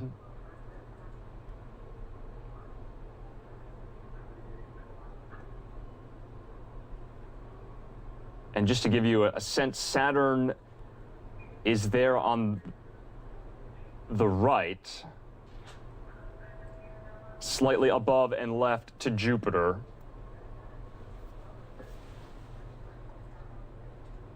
And you know, this wouldn't be observable. This wouldn't be able to be seen if the sky wasn't clear. So we're thankful for that tonight on this winter solstice. As you know, December 21st, the start of winter, the shortest day of the year.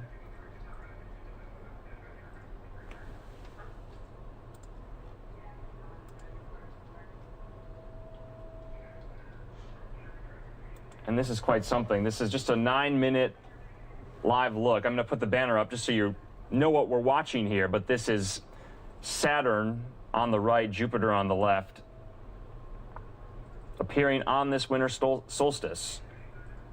The beginning of winter, the first day of winter, and the shortest day of the calendar year.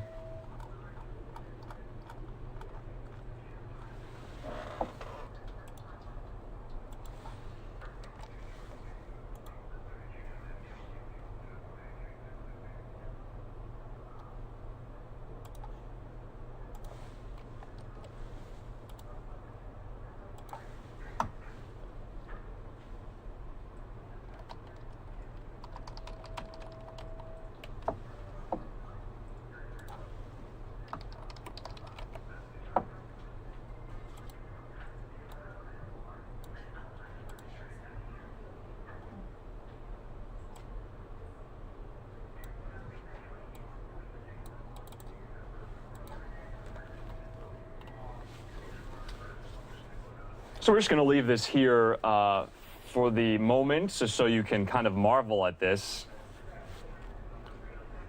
Remember, this is especially rare. The planets have not been this close together in nearly 400 years. This is known as the Christmas star to us lay people here who don't know much about it. To astronomers, though, this is called the Great Conjunction of this planetary alignment between Saturn and Jupiter.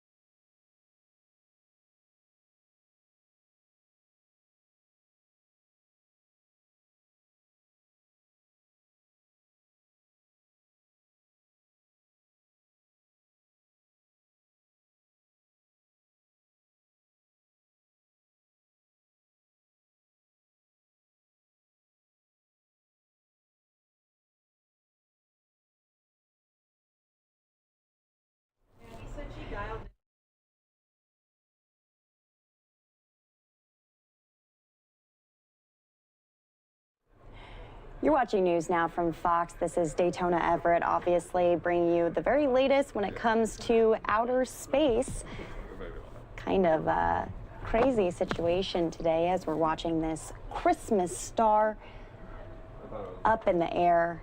Everyone across the country and across the world probably watching this event happen, and we'll bring it back to you after we have this live report. But I do want to switch gears, and then, like I said, we'll come back to the Christmas star and move over to some political news. President-elect Biden had a very busy day today. He got vaccinated. His wife, Jill, got vaccinated a little bit earlier. But here to break down exactly what's going on with the Biden transition is Madeline Rivera. Maddie, how you doing tonight? Hi, Daytona. I'm well. How are you? Very good. So we brought the event live here on News Now from Fox earlier of Biden getting vaccinated today. So why is it so important for him to be doing this public right now? Yeah, well, Biden wants to show that the vaccine is safe to take, and that's why he took the vaccine on live television, joining a lot of other lawmakers who did so on live television, including Vice President Mike Pence, who obviously got vaccinated on Friday. So that's the message that he wants to send to people and tell people that, he's looking forward to getting the second shot sometime in January, telling people that, whenever the vaccine is ready for them to take, whenever they're lined up to get the vaccine, that they should take it, because it's one of the ways that the country can get over the COVID-19 crisis. Daytona. So we saw Jill by his side today, but we didn't see Kamala Harris there. So has she gotten her vaccination yet, or are we going to be seeing that anytime soon? No, she did not get vaccinated today, and the Biden-Harris transition team has a reason for this. They say that they're following medical guidance that says the vaccines should be staggered, and so she and Biden won't be getting the vaccines in the same week. So we don't know when she is scheduled to get hers. The Biden-Harris transition team expects that they will have probably more details about that later this week, but we're waiting to hear word on that. But she had a busy day regardless. She was in Georgia campaigning for the two Democratic candidates there for the state's crucial Senate runoffs, campaigning for Raphael Warnock and Jon Ossoff, and of course she'll be voting on the coronavirus package deal tonight, so she's been busy regardless. Daytona. Yeah, definitely a busy time for all politicians right now. Still no word yet on when President Trump is going to be getting his vaccination. But in other Biden news, let's talk about Attorney General Bill Barr today, what he said. He said he doesn't think a special counsel is necessary into Hunter Biden's tax affairs, Hunter Biden's son. Has there been any more indication as to who Biden might choose, considering they'll likely take the lead on this ongoing investigation that everyone has their eyes on? Yeah, Barr's comments earlier this morning certainly breaking with Trump on a lot of things there in his last news conference right before he leaves his position sometime before Christmas. But Biden, as for Biden's picks, there are a lot of names floating around. Andrew Cuomo, New York Governor Andrew Cuomo being one of them, Sally Yates, Doug Jones. So several names being floated around here, but no indication as to who Biden might pick for sure. And we don't even know when Biden will make his announcements. We're not sure if he'll be making any more announcements later this week. He is going to deliver some sort of speech tomorrow here in Wilmington, but it will likely be about staying safe ahead of the holidays, taking precautions, people wearing their masks and social distancing and all of that. So I don't know if it will be anything cabinet related, but he is expected to release more announcements, especially right before December ends. His transition team has been talking about how they're planning to get a lot of rollouts or making a lot of announcements with the cabinet and the senior administration before the end of the month. So we'll just have to see. Daytona. All right, Madeline Rivera out there in Wilmington, Delaware. We appreciate you. Anything else to be keeping our eyes on? I know you highlighted a couple things that are happening this week, but you're the one who's on it. Thanks, Daytona. All right. We're going to head back out to our Christmas star coverage right now, because it's just a beautiful shot and it's really only 9 minutes long. To kind of tease of what's going on right now, we have Stephanie Weaver, who did an interview with NASA. So she's going to ask a couple questions on why this is so important, when this happened before. everything Christmas star related. And we'll leave this shot up a little bit as well so you can see exactly what's going on in real time. Again, this one is from Tampa, Florida. Shots are looking a little different across the country right now. Some have the two planets a little closer to each other, some further apart. Again, that's Jupiter and Saturn, the closest they've been in 800 years, forming the, quote, great conjunction. Play out this interview for you here on News Now from Fox. I am going to send some of you off to a 2-minute commercial break. When you come back, we got a lot more to get to here on News Now from Fox.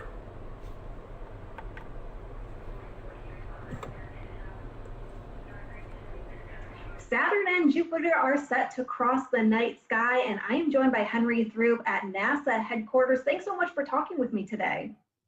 Thanks for having me here. Tell me about this phenomenon known as the Christmas star. So what we have here is a conjunction between Jupiter and Saturn in the sky. Jupiter and Saturn are the two largest planets in our solar system, and Jupiter is moving faster than Saturn. And so every 20 years, Jupiter overtakes Saturn in its orbit. You can kind of think of this as two runners on the track, and Jupiter's overtaking Saturn in its path.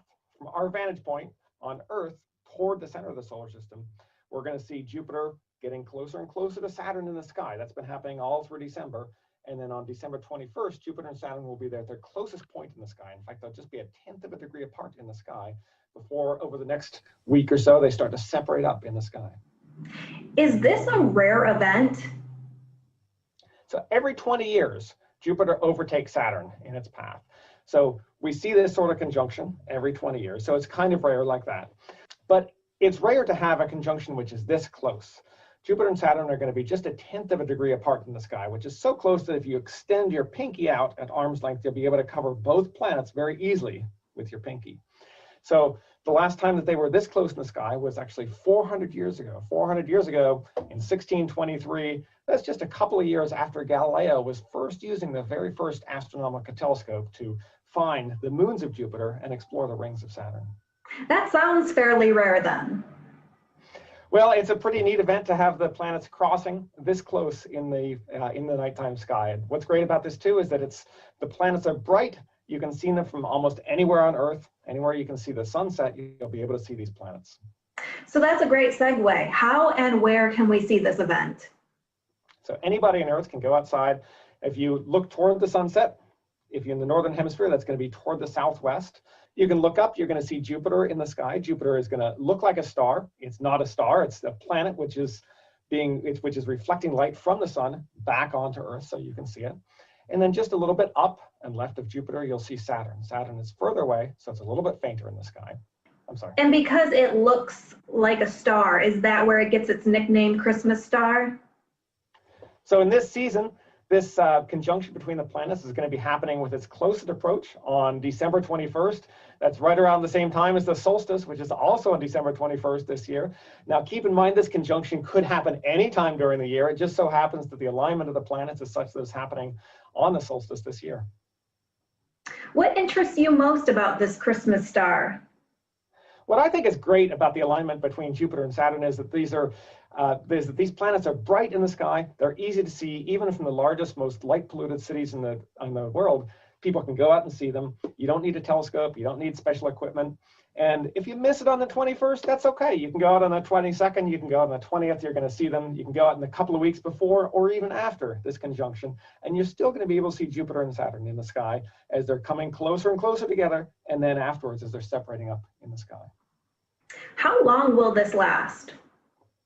So this conjunction has lasted for all during December. Jupiter and Saturn have been getting closer and closer in the sky. On the 21st, you'll see them as the closest in the sky. They'll be about a 1/10 of a degree apart, which is a really, really close conjunction. You'll still be able to separate them with your eye. It'll still look like 2 points, not one.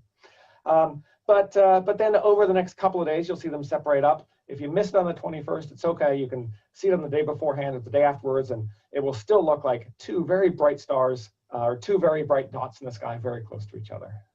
And taking back to some of that history, because that fascinates me, when this came about. A conjunction like this last occurred in 1623, and that's when these two planets were the closest in the sky as they are this time. However, there's something funny about this one in 1623, that it happened during the daytime. Now, if you think about it, the moon is up half of the time during the daytime, half of the time during the nighttime. Same applies to the planets. And so this one during 1623, that Jupiter and Saturn were up predominantly during the daytime. So it might be that nobody on Earth actually saw this event in 1623. If that's the case, the last time that it was widely visible was in the year 1226, almost 800 years ago. Are you going to get out and watch this event? I'm going to be out there watching this event. I hope that millions of other people around the world will be watching this event as well. What's really neat here is this is something which humans have this deep connection to the sky for thousands of years. People have been interested in watching the sky and connecting all the events that we see in our sky to different parts of culture, different parts of history and religion across the world. And this is a great time to go out and see our place in the solar system and be inspired by the sky around us. Well, Henry Throop, we appreciate your time, and I look forward to watching this on December 21st. Good luck to you and clear skies.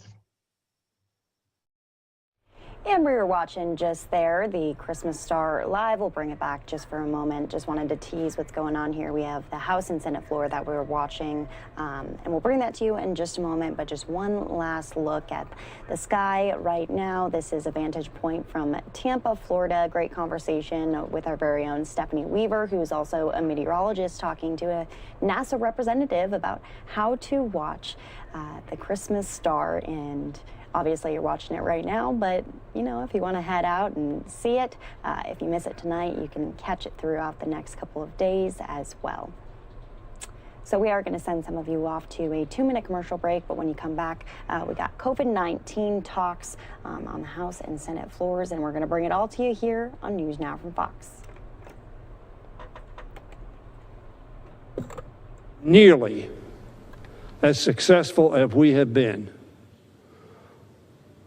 over this last year, who has made this year less painful for millions and millions and millions and millions of Americans.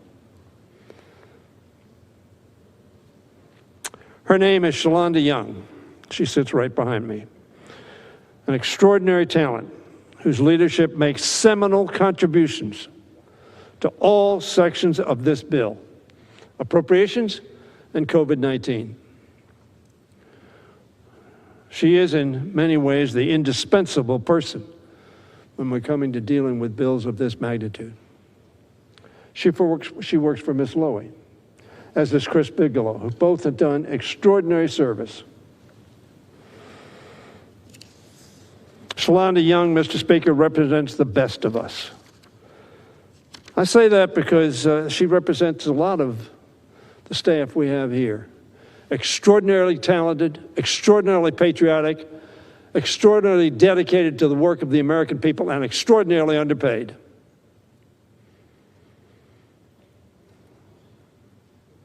Members are going to be underpaid in this bill too. We beat our chest and we have money in there that says we don't get a COLA. One more time. Aren't we so courageous? I'm disgusted by that, Mr. Speaker. I want all of America to know. I want all my constituents to know. Every member in this place, whether I agree with it or not, is worth a COLA, at least trying to keep them even with the cost of living in this country. And we struck it one more time as we pretend that we think the COLA is unjust. However, that is a de minimis objection to this bill, which certainly will not dissuade me, ought not to dissuade anybody from voting enthusiastically, energetically, and proudly for this bill. As a result of this omnibus, the next president will be able to start his administration focusing on immediate challenges instead of trying to finish the previous year's work. I want to say something on that one more time. I've talked to Ms. Granger, who's going to be here. There is no reason, Mr. Speaker, why we can't pass appropriation bills by September 30th, the beginning of the fiscal year, or the ending of the first, and October 1st being the beginning. And I am frustrated as the majority leader that's supposed to be able to make things work here. With my colleagues, we did make it work here. But our Senate colleagues did not pass a single bill prior to the election. So here we are. In addition, this end of the year package includes critical clean energy legislation passed by the House earlier this year that makes important progress toward addressing the climate crisis while ensuring that Americans can create good jobs by leading a clean energy economy. We were also able in this bill, Mr. Speaker, to include legislation that protects patients from surprise bills by removing them from the fight between insurers and providers and implementing a fair process for resolving disputes. On COVID-19 relief, while we were unable to secure agreement on every priority that Democrats and some Republicans wanted, we don't always get everything we want, so be it. That's the process. We were able, however, to include many of the provisions we included in previous bills on May 15th and October 1st, which I referred to earlier, for which Democrats have been fighting for months and that Americans desperately need. These include a resumption of expanded unemployment benefits, another round of direct payments, relief for renters, assistance to make sure that Americans can put food on the table. In the richest country on the face of the earth, we have people in food lines who can't feed themselves. That is not only wrong, it is immoral and inconsistent with my faith, and I think the faith of most.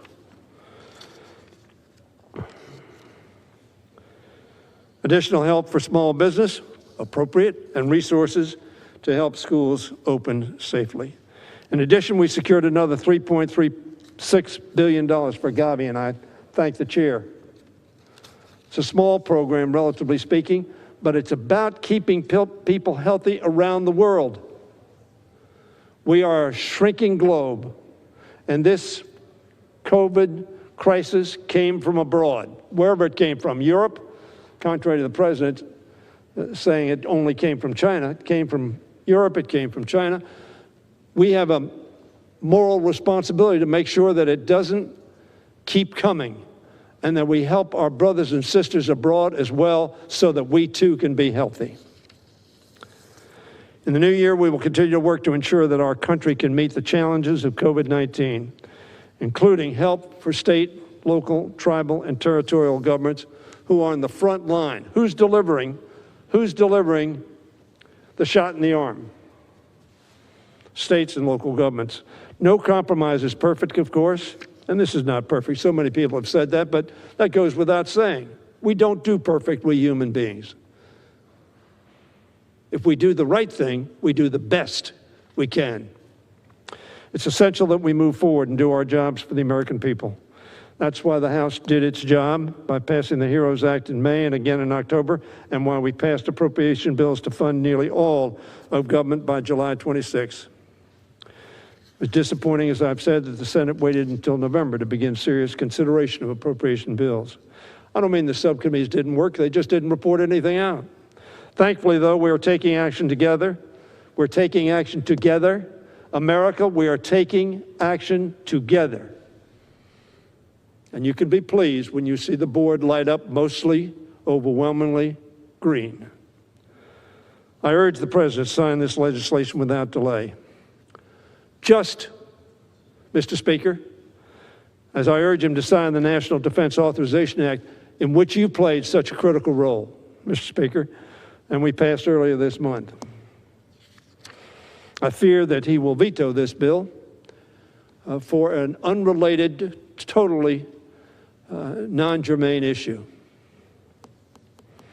And we may be back here on the 28th. But if we're not here on the 28th, again, Nita Lowy, I want to say to you, thank you.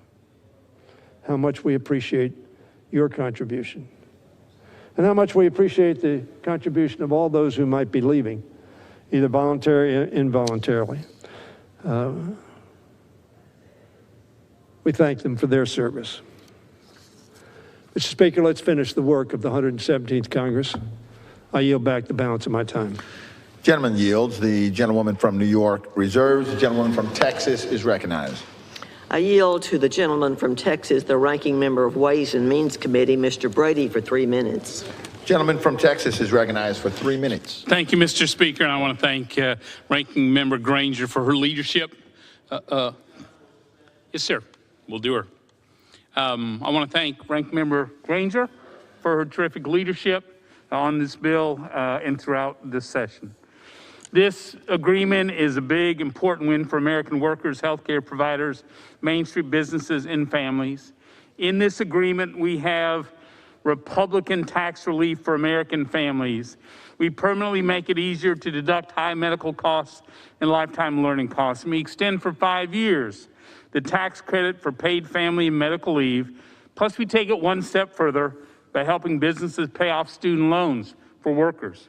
We have big wins for patients and families together. We end surprise medical bills when you visit the ER or have scheduled medical procedures. We require that patients be given a true and honest bill ahead of a scheduled procedure, and we make it easier to find in-network doctors and providers. In addition to helping patients, we also help our doctors. We increase their pay and stop 2/3 of planned Medicare cuts for certain providers. We also increase doctor pay by over $3 billion and add 1,000 new graduate medical education slots to help train more doctors. We took needed action to improve healthcare in rural areas. It also contains strong anti-fraud safeguards for unemployment. We offer crucial tax help for millions of Americans and small businesses with another round of stimulus checks, more funds and flexibility for PPP loans. We also include important technical corrections to the new U.S.-Mexico-Canada agreement, which will help our economy rebuild from this pandemic. And maybe most importantly, we have big wins in this package to help us defeat the virus once and for all, with billions more in funding for vaccines, testing, distribution, and more. This bipartisan solution is so important to the American people. This is a strong and needed package. Its benefits will be felt for years to come. I also want to finish by thanking our committee chairman, Richie Neal, who worked so closely with me and all of our committee members on these wins for the American people. It's been an honor to work with him this Congress. And I'm also very proud of the work and leadership that Republicans have exemplified throughout this Congress, especially among the Ways and Means Committee. I will gladly and strongly vote in support of this bill and encourage all my colleagues to do the same. Thank you, Mr. Speaker. And of course, here on News Now from Fox, we want to show you all of the live, raw, and unfiltered feeds that we have across the country. And it's not just the House that is talking about this COVID-19 stimulus bill, it's also the Senate. So we'll bring you over to the Senate momentarily, and then we actually missed House Speaker Nancy Pelosi. So we'll play her remarks out in their entirety here on News Now. I'm going to send some of you off to a 2-minute commercial break, but when you come back, we're breaking down all of the latest on these relief talks. Simultaneously blocking the Lumbees from accessing federal services benefits available to other federally recognized tribes. It's nothing short of discrimination. To put this in context, 4 other tribes were terminated by Congress in 1956, like the Lumbees. All have had their federal recognition status restored. Only the Lumbees have yet to receive the full federal recognition they deserve. As a matter of fact, Mr. President, in 2018, this Senate recognized Indian tribes. In 2019, 7 tribes in Virginia were recognized by this Congress and this Senate. Mr. President, it's unfortunate while the Lumbee tribe is incredibly resilient, decades of discrimination have caused severe economic consequences for the people. Robeson is one of the poorest counties in the United States. The 1956 law has put them on an unequal footing compared to other federally recognized tribes, and it's prevented them from obtaining access to critical services through the Bureau of Indian Affairs and the Indian Health Service. This is simply unjust and it's immoral. To correct this injustice, since 1987, members of North Carolina's congressional delegation from both sides of the aisle have repeatedly come together to introduce the Lumbee Recognition Act, which would grant full federal recognition to the tribe. Over the past 11 years, I've been proud to be the lead sponsor of this legislation in the Senate, and it's always been a bipartisan effort. This year, This bill, led by a Democrat member of the House of Representatives, G.K. Butterfield, supported by Congressman Hudson and Congressman Bishop, both Republicans, last month passed the Lumbee recognition bill by voice vote unanimously. Let me say that again, by voice vote unanimously. You would think that this great deliberative body could process and understand really the discrimination that's going on here to these folks. People claim that the Lumbees are not a tribe, yet read the statistics. It's the largest tribe east of the Mississippi River. I think they finally educated the House. But despite the overwhelming support for doing the right thing, Congress has yet to actually do it. Mr. President, the time for excuses is over. The time for action is now. It's time to finally do what should have been done 130 years ago. It's time for the federal government to recognize the Lumbees for the tribe they are. I've had a great partner in Senator Tillis, and I would yield to him for any comments he would like to make. Mr. President. Senator from North Carolina. Thank you, Mr. President. I want to thank Senator Burr for his leadership and leaning into this for many years before I even joined the Senate. I want to thank Senator Dole for filing this bill that actually even had Senator McConnell's co-sponsorship many, many years ago. I want to thank the Lumbee people for their patience, but quite honestly, when you're talking about the 9th largest tribe east of the Mississippi River, the 9th largest in the nation, and the largest tribe east of the Mississippi River, a tribe that has been seeking recognition since 1888. They were recognized as Indian by the state of North Carolina in 1885 and 1956. They were partially recognized. We heard a unanimous vote coming out of the House. They were prepared to provide recognition. And in November, we heard President Trump and Vice President Biden both say that they supported recognition. So we are so close. There is a compelling case. It is a century in the making. And the fact that we couldn't get this through today when it passed unanimously out of the House just a month ago, I think is a shame. So I appreciate Senator Burr for his patience and his tenacity. We're not going to let this go. Hopefully it gets done tonight. But we've got to recognize that the Lumbee people deserve recognition, they deserve respect, and they've been fighting for it for a century, and I'm going to fight for it as long as I'm in the U.S. Senate. I yield. Colleague, and I'll reiterate, Mr. President, if for some reason there's an objection, and I think there will be tonight,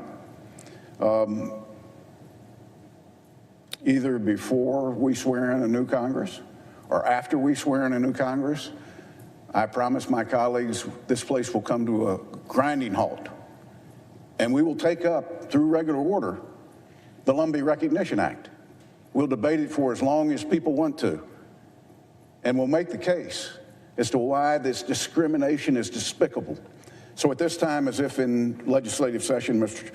President, I ask unanimous consent that the Committee on Indian Affairs be discharged from further consideration of H.R. 1964 and the Senate proceed to its immediate consideration. I ask unanimous consent that the bill be considered read a third time and passed, and that the motion to reconsider be considered made and laid upon the table. Is there objection?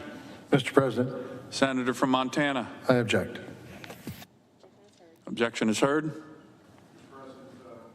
My colleagues for their time tonight, and I urge all of our colleagues to prepare. This will be back up. I yield the floor.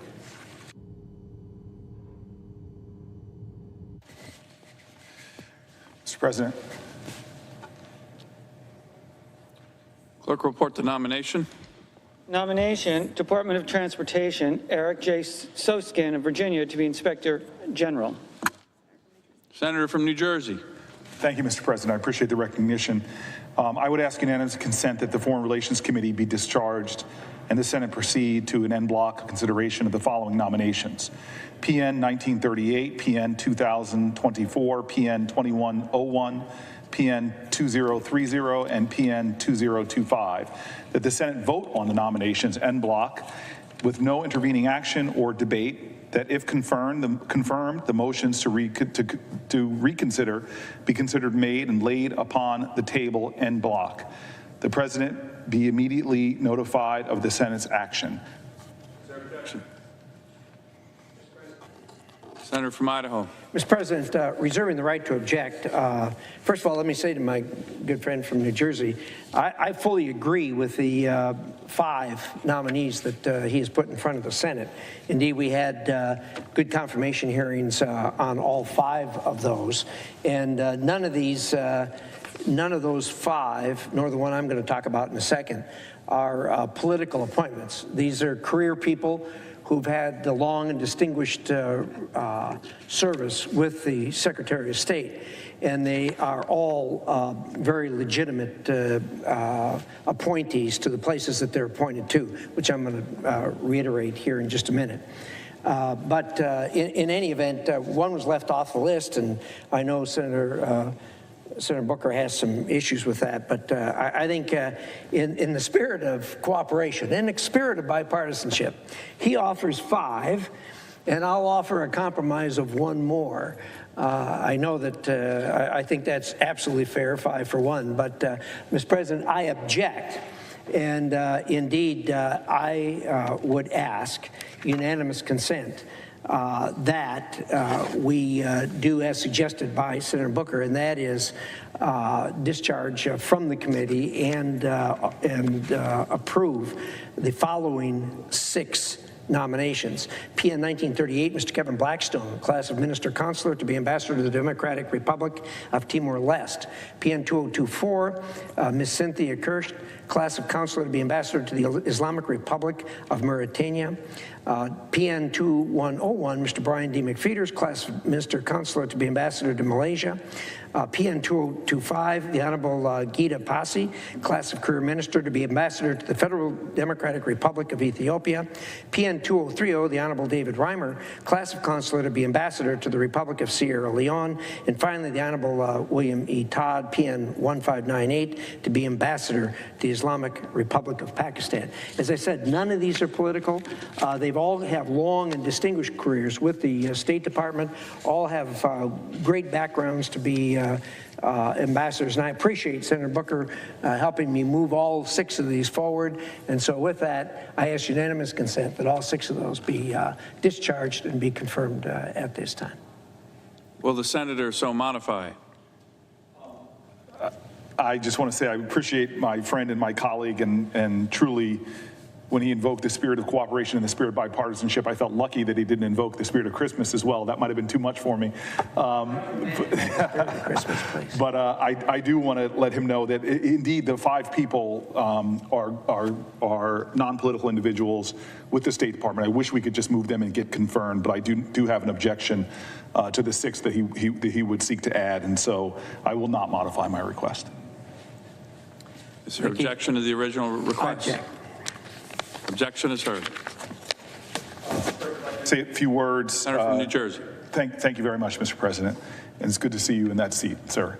Mr. President, the post of Ambassador to Pakistan is one that is highly relevant to American national security, as I think all 100 of us understand. The person selected to implement the U.S. foreign policy and engage diplomatically with the Pakistani government must be someone who understands the American-Pakistani relationship and the complex and evolving challenges to regional stability in South Asia. The person must also be someone who can be trusted by the American people and by their colleagues at the State Department to carry out U.S. foreign policy decisions. Unfortunately, there is a disturbing and documented pattern of behavior from Mr. Todd that I believe makes him unqualified to serve as our ambassador to Pakistan. From 2017 to 2019, Mr. Todd served in a variety of management positions at the State Department, including acting Director General and Assistant Secretary for Human Resources and acting Undersecretary for Management. During that time, the House Committee on Foreign Affairs and the State Department and the Senate Foreign Relations Committee opened investigations into allegations that senior State Department officials, including Mr. Todd, for engaging in prohibited personnel practices against other members of the State Department's career workforce.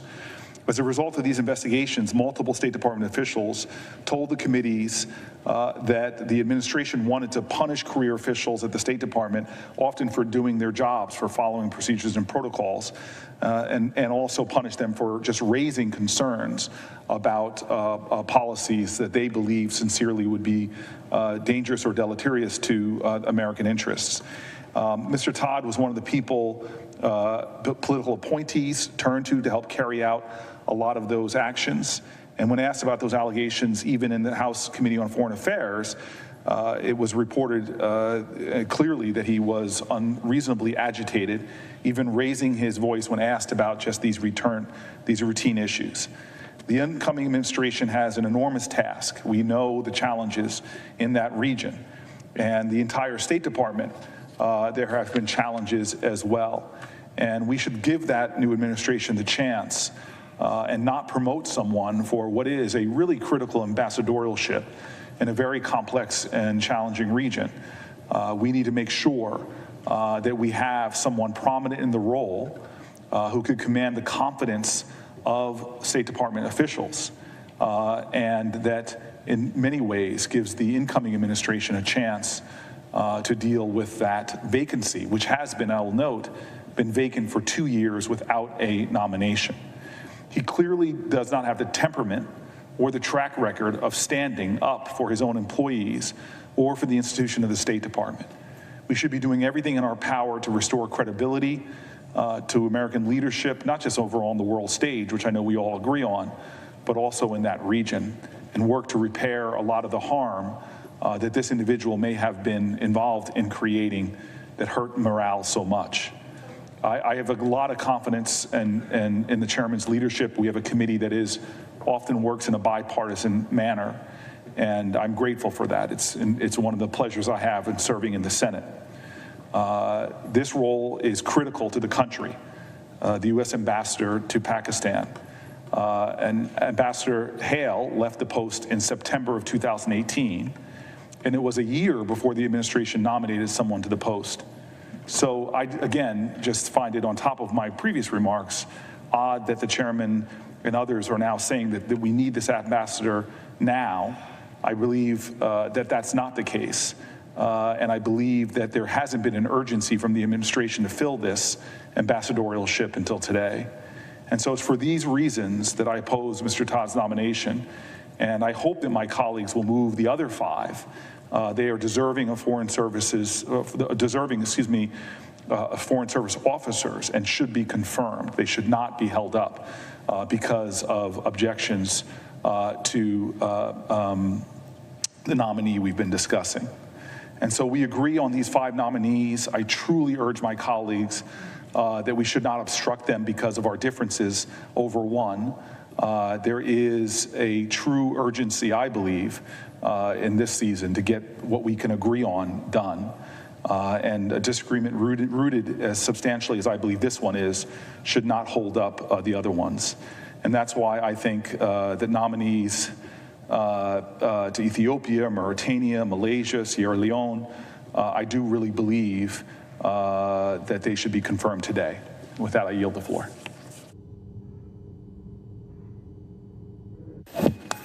Senator from Idaho. Mr. President, I want to thank Senator Booker for those kind words about the committee, and I want to commit that we'll continue to work in a bipartisan fashion. On the other hand, we have a disagreement here regarding this particular person. He's a well-qualified career State Department nominee. He's been nominated, of course, to be ambassador for Pakistan. Ambassador Todd is a career member of senior executive service. He's well qualified to serve as the ambassador. He's currently serving as the Deputy Undersecretary of State for Management. He has a wealth of experience, having previously served as UN ambassador twice to Cambodia and Brunei. His qualifications notwithstanding, now is really not the time to leave the ambassadorship and the mission in Islamabad vacant. The others that we have are also good. I don't think that it's unfair to ask that we have a trade of 5 for 1. So in any event, we will respectfully disagree at this point. I have no doubt as we go forward we'll have other things that we do agree on, but at this time I'm going to continue to object to the 5. Thank you very much, Senator Booker.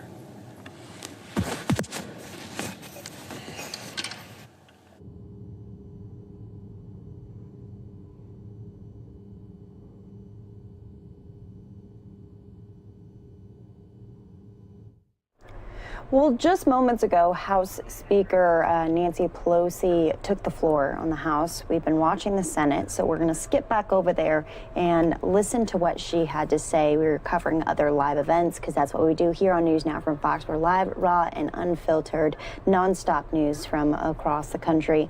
We've mostly been spending most of today at Capitol Hill, so we're going to stay there because we have some big votes that are coming down as we speak, and we'll play out Nancy Pelosi's remarks, and then we'll head back to the Senate or House, depending on what is going on at each of them. I'm going to send some of you off to a 2-minute commercial break, but when you come back, we got more on this COVID-19 relief bill, guys. I have a good feeling about it. I think today it might be the day. We'll see. Etc. They're about to, many of them, to lose their jobs. Many of them have already lost their lives, and many have lost their jobs.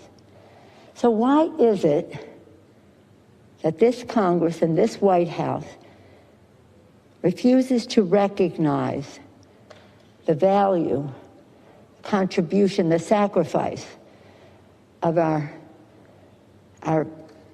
again, heroes, our people on the front line? It's interesting, I think, to note that when we passed a number of bills in a bipartisan way, and we'll pass this one today. In the course of that, with the CARES Act and the follow-up on the PPP bill and this bill now, we are approaching $1 trillion that we are putting out for PPP. If that is what is needed and is spent effectively, that's a worthy expenditure, but almost $1 trillion. Well over 750,000. This bill alone over $300 billion. So we have PPP. Now, in order for the private sector to function, in order for us to live our lives, we need to have the public sector, public transportation, public schools, public health. The list goes on. So it's not about public, private, it's about people. People who are doing the jobs. Again, risking their lives to save lives. They lose their life and maybe lose their job. Many have lost their lives. Many more have, of course, lost their jobs. So we have nearly approaching $1 trillion for the PPP, small business, which I support all the way, and $150 or $160 billion for state and local government, which enables the private sector to function, which enables us to crush the virus, which enables us to meet the needs of people. 150-60 versus well over $800 billion already. How could that be right? Except the Republicans insist on saying, we don't want to give money to blue states where the coronavirus is. It's in red states too. It knows no borders and it knows no party, this vicious virus. But somehow or other, the Republicans have said to our heroes, our healthcare workers, our teachers, our transportation, our police and fire and the rest, sanitation workers, so important, food. You are not worthy of support because perhaps you're in a blue state predominantly, and therefore we undervalue your contribution to our society, to our economy, and especially now as we try to minister to the needs of people in this coronavirus crisis. Who do you think these vaccines come into a state? They go from the lab to your arm magically? No. They have to be received, distributed, administered, and done so fairly, equitably, and free. Who do you think is going to do those jobs if you don't respect the role of state and local government in all of this? But don't think of it as government, think of it as people. Think of it as yourself needing all of that. So I would hope that as we see the need for what we have done in this nearly $900 billion legislation that we'll vote on today, that everyone understands it's a first step. It's a first step, as President-elect Biden has said. It's a first step. And we will need to do more to get more virus assistance to crush the virus, but also more money to buy more vaccines. We need to have the Defense Production Act in play to hasten the manufacture of these vaccines. Okay, so it does look like the first part of voting for this combined COVID-19 government funding package is underway right now. The vote that's underway right now is talking about several of the appropriations for the year, including defense and DHS. So let's listen in on that, because that top left-hand corner was Pelosi's remarks from earlier. So we want to stay live here on NewsNOW. The divided question.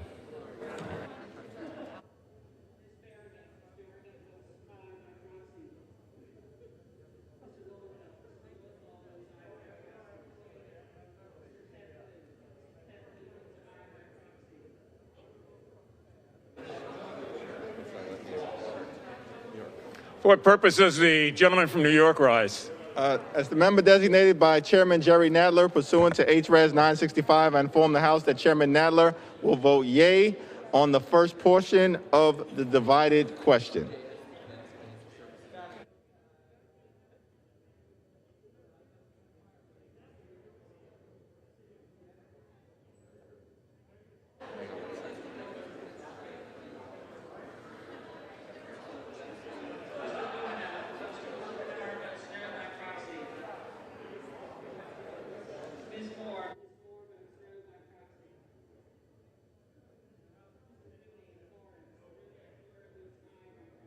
For what purpose does the gentlewoman from California rise? Mr. Speaker, as a member designated by Mr. DeSaulnier pursuant to HRES 965, I inform the House that Mr. DeSaulnier will vote no on the first portion of the divided question.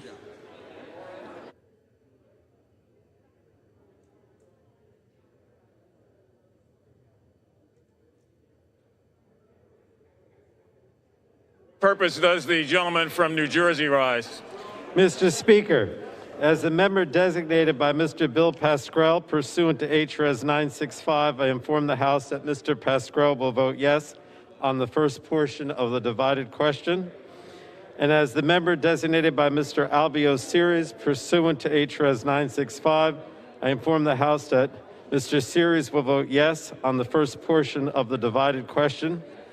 And as the member designated by Ms. Bonnie Watson Coleman pursuant to HRES 965, I inform the House that Ms. Watson Coleman will vote no on the first portion of the divided question. And Mr. Speaker, as the member designated by Mr. John Shimkus pursuant to HRES 965, I inform the House that Mr. Shimkus will vote yes on the first portion of the divided question.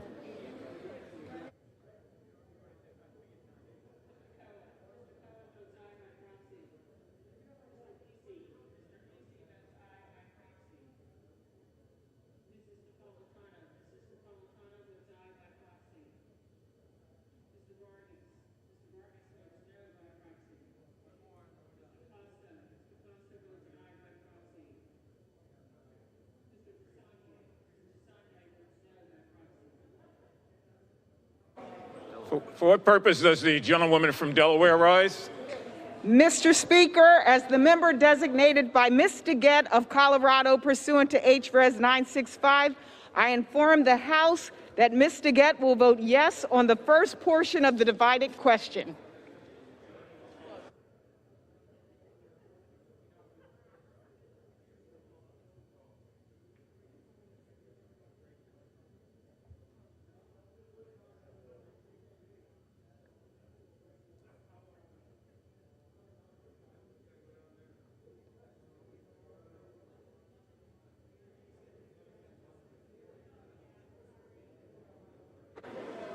For what purpose does the gentleman from Arizona seek recognition? As the member designated by Ms. Kirkpatrick pursuant to HRES 965, I inform the House that Ms. Kirkpatrick will vote yes on the first portion of the divided question.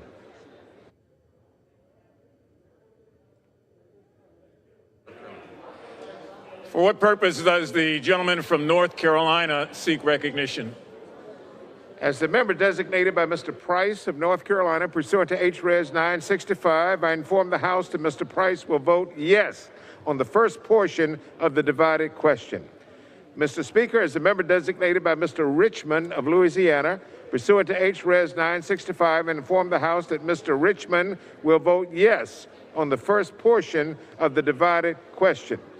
Mr. Speaker, as a member designated by Mr. Bishop of Georgia, pursuant to HRES 965, I inform the House that Mr. Bishop will vote yes on the first portion of the divided question.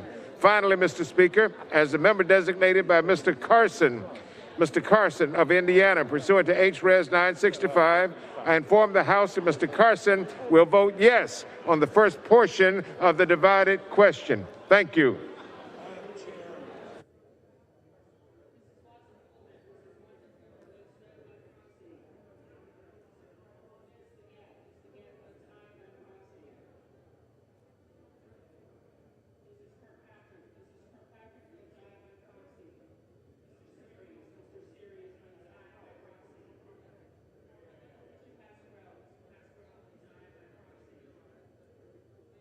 For what purpose does the gentleman from Michigan seek recognition? Mr. Speaker, as the member designated by Mr. Peters of California, pursuant to HRES 965, I inform the House that Mr. Peters will vote yes on the first portion of the divided question. As the member designated by Mr. Ryan of Ohio, pursuant to HRES 965, I inform the House that Mr. Ryan will vote yes on the first portion of the divided question. As the member designated by Mr. Heck, pursuant to HRES 965, I inform the House that Mr. Heck will vote yes on the first portion of the divided question. As the member designated by Mr. Kilmer of Washington, pursuant to HRES 965, I inform the House that Mr. Kilmer will vote yes on the first portion of the divided question.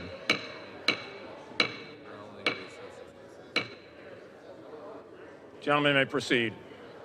Thank you, Mr. Speaker. As the member designated by Ms. Lawrence of Michigan, pursuant to HRES 965, I inform the House that Ms. Lawrence will vote yes on the first portion of the divided question.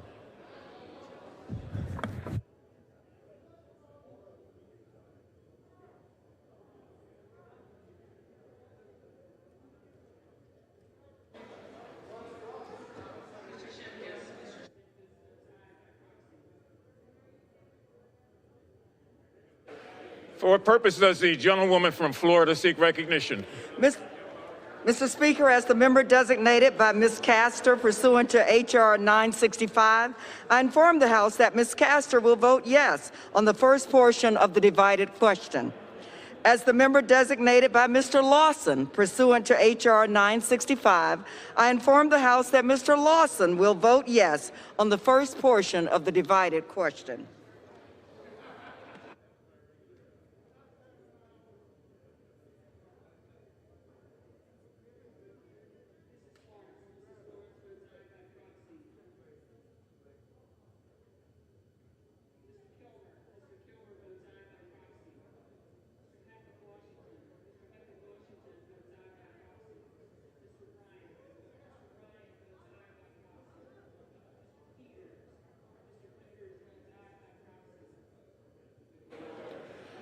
For what purpose does the gentlewoman from Virginia seek recognition? Thank you, Mr. Speaker. As the member designated by Mr. McEachin pursuant to House Resolution 965, I inform the House that Mr. McEachin will vote yes on the first portion of the divided question. As the member designated by Ms. Porter pursuant to House Resolution 965, I inform the House that Ms. Porter will vote yes on the first portion of the divided question. And as the member designated by Mr. Allred pursuant to House Resolution 965, I inform the House that Mr. Allred will vote yes on the first portion of the divided question.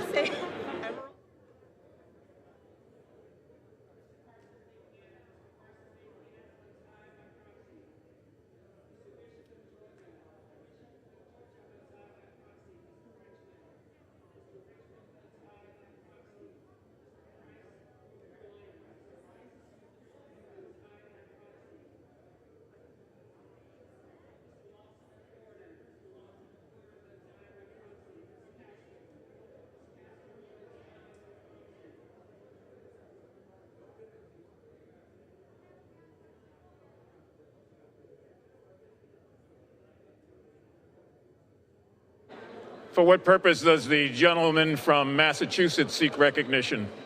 Good evening, Mr. Speaker. As the member designated by the Honorable Mr. James Langevin of Rhode Island, and pursuant to House Resolution 965, I'd like to inform the House that Mr. Langevin will vote yes on the motion to concur in the Senate amendment in the first part of the divided question. And Mr. Speaker, as the member designated by the Honorable Mr. Richard Neal of Massachusetts, pursuant to House Resolution 965, I'd like to inform the House that Mr. Neal will vote yes on the motion to concur in the Senate amendment in the first part of the divided question. Thank you.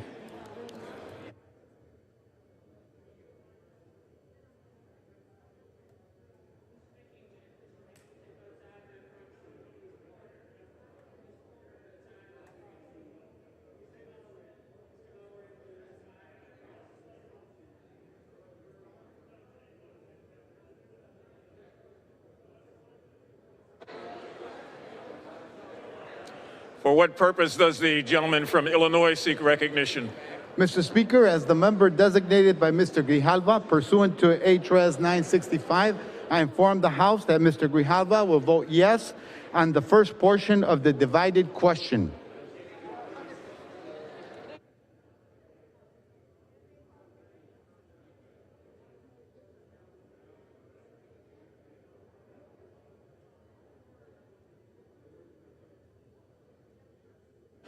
For what purpose does the gentleman from California seek recognition? Mr. Speaker, as a member designated by Dr. Barra pursuant to House Resolution 965, I inform the House that Dr. Barra will vote yes on the first portion of the divided question. As the member designated by Mr. Ruda pursuant to House Resolution 965, I inform the House that Mr. Ruda will vote yes on the first portion of the divided question.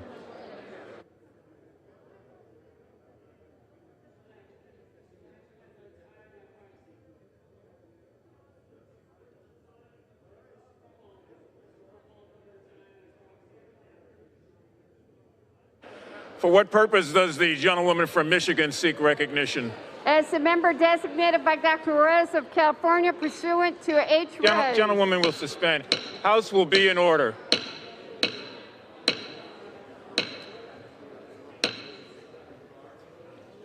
As the member designated by Dr. Reyes of California pursuant to HRES 965, I inform the House that Mr. Reyes will vote aye on the first portion of the divided question.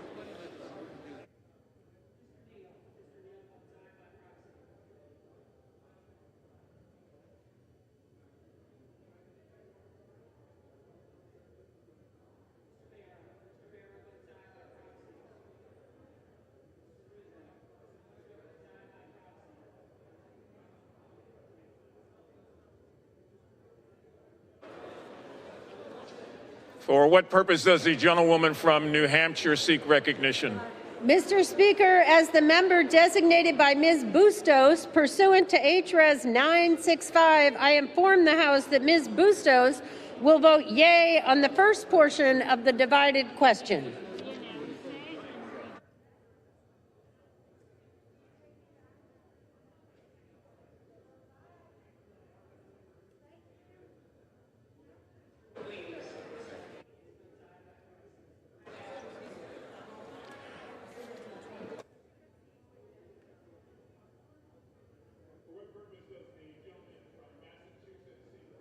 Mr. Speaker, as the member designated by Mr. Moulton of Massachusetts pursuant to HRES 965, I inform the House that Mr. Moulton will vote yes on the first portion of the divided question. As the member designated by Mr. Kennedy of Massachusetts pursuant to HRES 965, I inform the House that Mr. Kennedy will vote no on the first portion of the divided question. As the member designated by Mr. Welsh of Vermont pursuant to HRES 965, I inform the House that Mr. Welsh will vote no on the first portion of the divided question.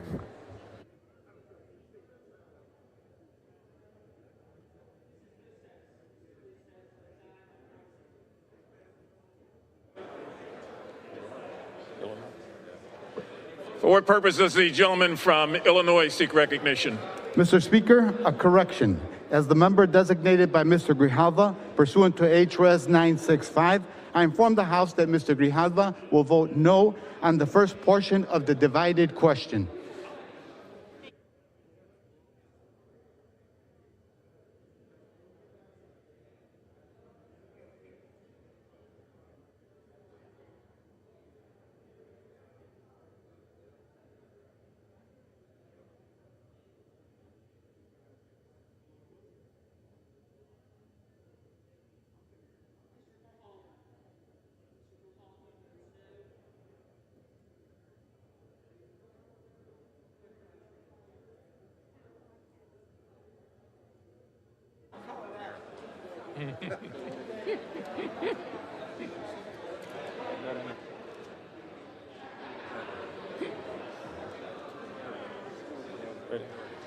For what purpose does the gentleman from Maryland seek recognition?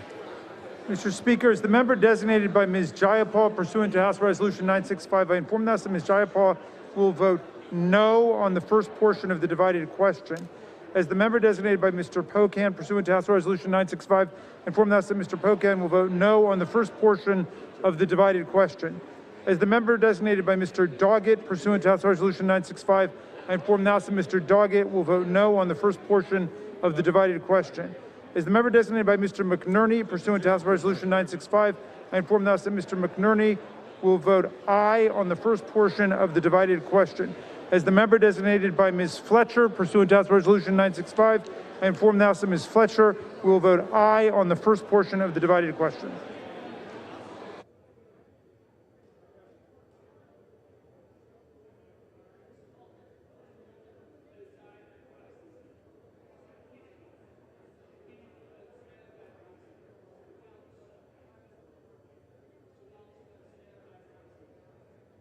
For what purpose does the gentleman from California seek recognition?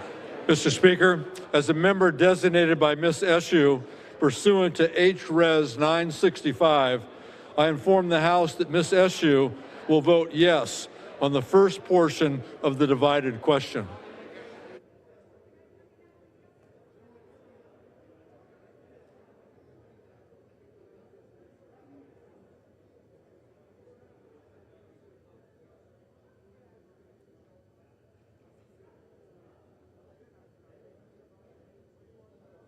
What purpose does the gentleman from California seek recognition?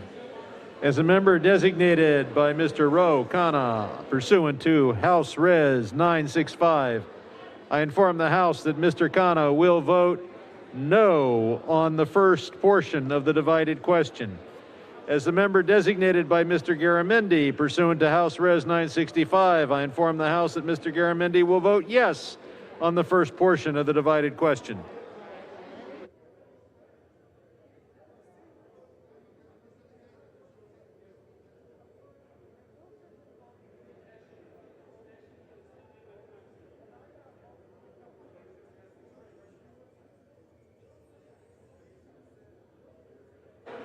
For what purpose does the gentlewoman from New Jersey seek recognition?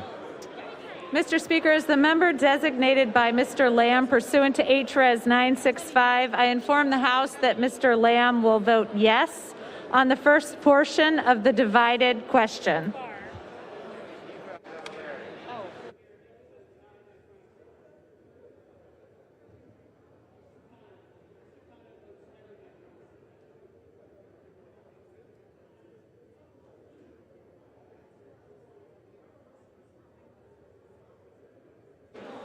For what purpose does the gentlewoman from Massachusetts seek recognition? As the member designated by Ms. Meng pursuant to H-Res 965, I inform the House that Ms. Meng will vote no on the first portion of the divided question. As the member designated by Ms. Frankel pursuant to H-Res 965, I inform the House that Ms. Frankel will vote yes on the first portion of the divided question. As the member designated by Ms. Bonamici pursuant to H-Res 965. Gentlewoman will suspend. Gentlewoman will suspend. I inform the House. Gentlewoman will suspend. House will be in order.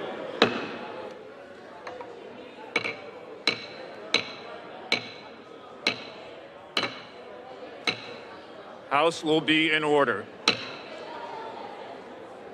You may proceed. As the member designated by Ms. Bonamici pursuant to H-Res 965, I inform the House that Ms. Bonamici will vote yes on the first portion of the divided question. As the member designated by Ms. Brownlee pursuant to H-Res 965, I inform the House that Ms. Brownlee will vote yes on the first portion of the divided question.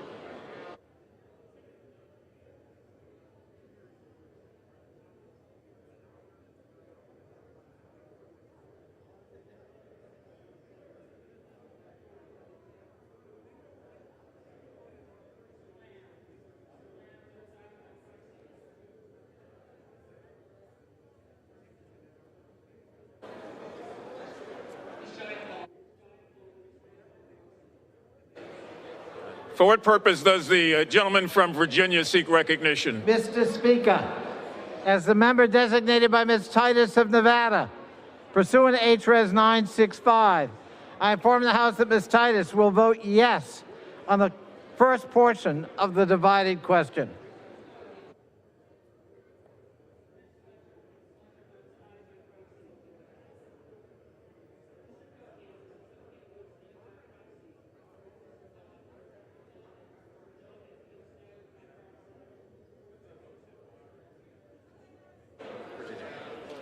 For what purpose does the gentlewoman from Virginia seek recognition? As the member designated by Mr. Mitchell pursuant to HRES 965, I inform the House that Mr. Mitchell will vote yes on the first portion of the divided question.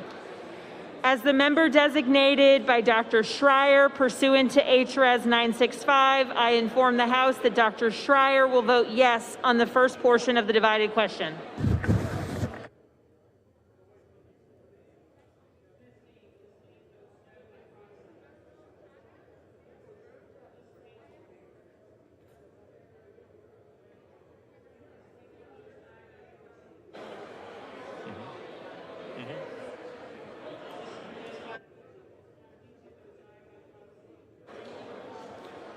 For what purpose does the gentlewoman from Pennsylvania seek recognition? As the member designated by Ms. Dean pursuant to HRES 965, I inform the House that Ms. Dean will vote yes on the first portion of the divided question. As the member designated by Ms. Davis pursuant to HRES 965, I inform the House that Ms. Davis will vote yes on the first portion of the divided question. As the member designated by Ms. Spear pursuant to HRES 965, I inform the House that Ms. Spear will vote yes on the first portion of the divided question.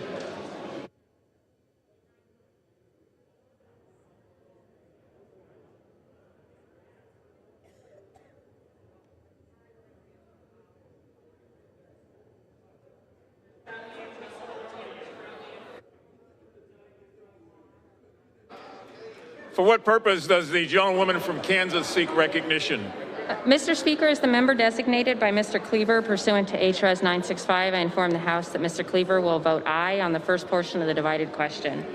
As the member designated by Mr. Kim pursuant to HRES 965, I inform the House that Mr. Kim will vote aye on the first portion of the divided question. As the member designated by Ms. Axney pursuant to HRES 965, I inform the House that Ms. Axney will vote aye on the first portion of the divided question. And as the member designated by Ms. Holland, pursuant to HRES 965, I inform the House that Ms. Holland will vote aye on the first portion of the divided question.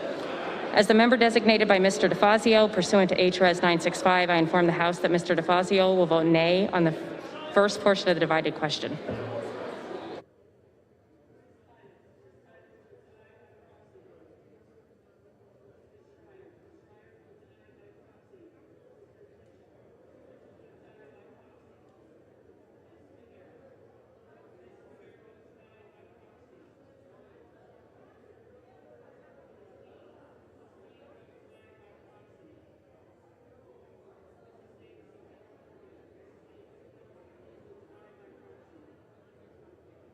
For what purpose does the gentleman from Pennsylvania seek recognition? Good evening, Mr. Speaker. As a member designated by Mr. Case of Hawaii, pursuant to House Resolution 965, I hereby inform the House that Mr. Case will vote yes on the first portion of the divided question.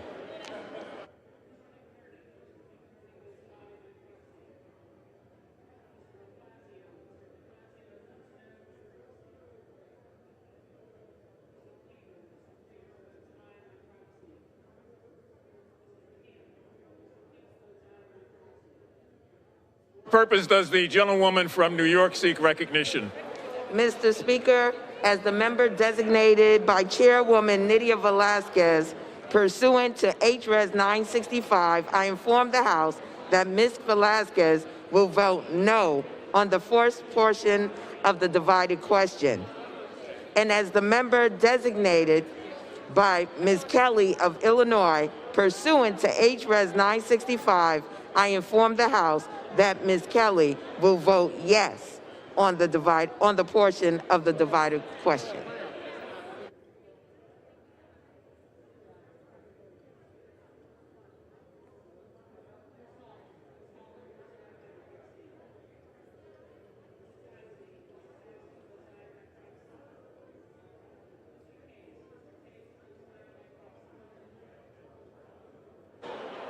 For what purpose does the gentlewoman from Florida seek recognition? Mr. Speaker, as the member designated by Mr. Hastings of Florida, pursuant to HRES 965, I inform the House that Mr. Hastings will vote yea on the first portion of the divided question. And Mr. Speaker, as the member designated by Mr. Payne of New Jersey, pursuant to HRES 965, I inform the House that Mr. Payne will also vote yea on the first portion of the divided question. And Mr. Speaker, as the member designated by Ms. Mukersel Powell of Florida, pursuant to HRES 965, I inform the House that Ms. Mukersel Powell will also vote yea on the first portion of the divided question.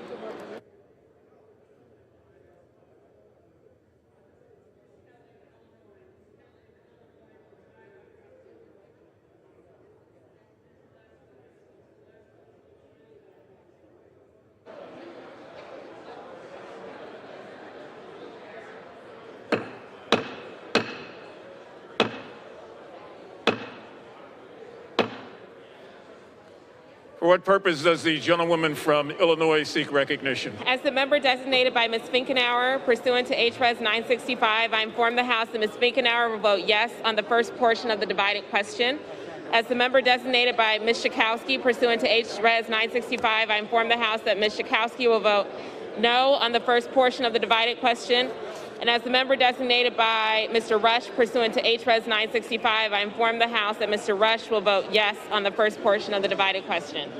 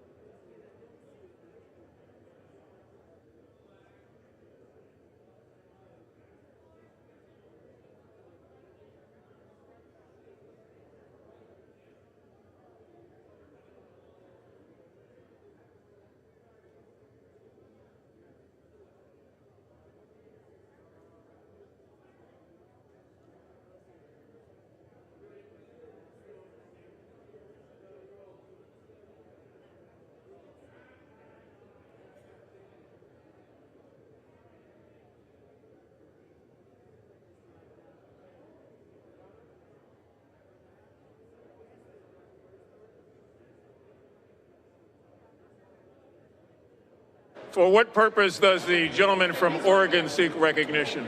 As the member designated by Mr. Lipinski pursuant to HRES 965, I inform the House that Mr. Lipinski from Illinois will vote yes on the first portion of the divided question.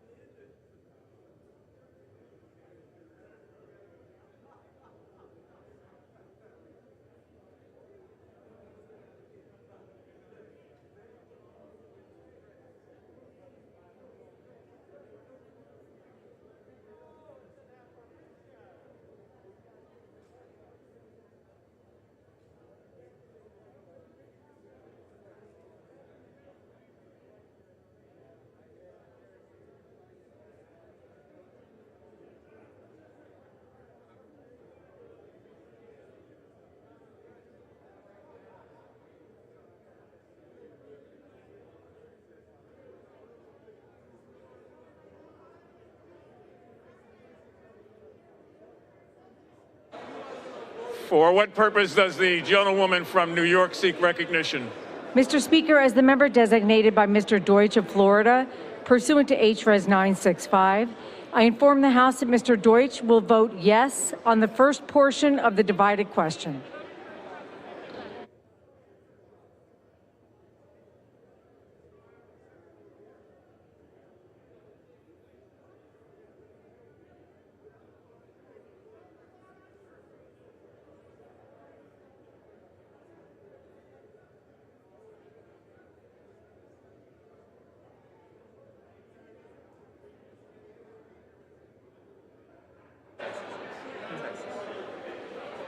For what purpose does the gentlewoman from Texas seek recognition?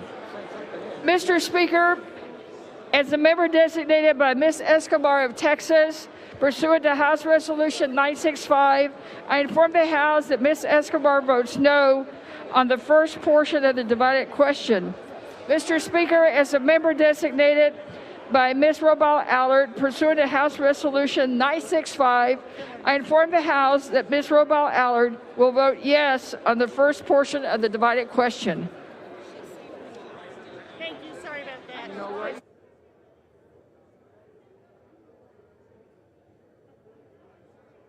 Order.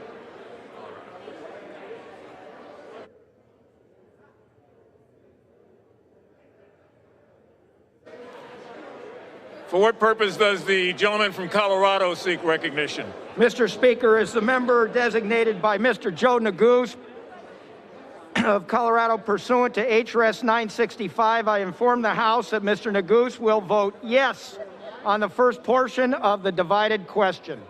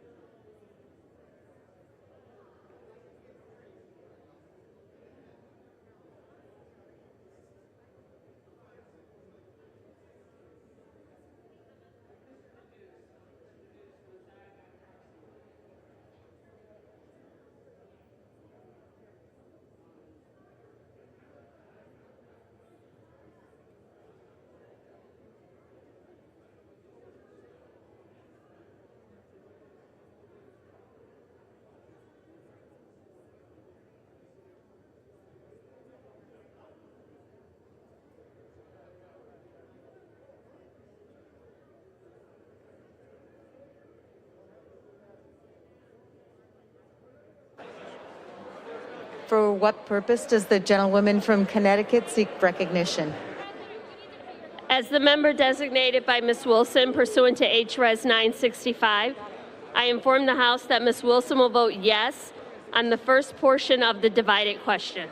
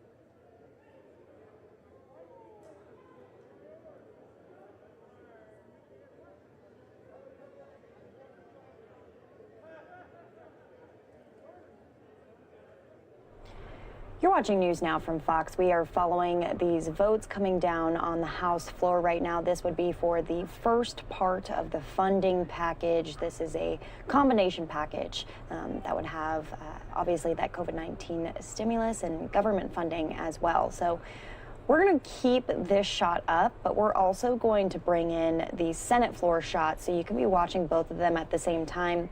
We will mute this House shot and then we'll bring in the Senate audio so you can be listening to senators on the floor deliberating over this COVID-19 stimulus bill as well. We know it's a lot of House and Senate hearings today, but this is the big story of the day for COVID-19 stimulus, so we want to bring it to you here on News Now from Fox, live, raw, and unfiltered. These feeds have been coming in all day today from Capitol Hill. So again, we're going to send some of you off to a 2-minute commercial break, and then when you come back, we've got the Senate floor. Articulated in a COVID crisis, investing in affordable housing is very good for us in helping our economy grow and putting a roof over people's head. I'd also like to mention, as part of the small business package, the Paycheck Protection Package, a provision that was supported by so many of our colleagues to help make sure that we continue to get local news and information out to the public. If people understand that local news has been threatened ever since the transition to an information age, and certainly been Will the House concur in the Senate amendment with all of the matter proposed to be inserted in the amendment by the House other than divisions B, C, E, and F? Those in favor will say aye. Those opposed, no. In the opinion of the chair, the ayes have it. Mr. Speaker, For what purpose? Mr. Speaker, For what purpose does the I asked for gentlewoman the from yeas Texas? and nays.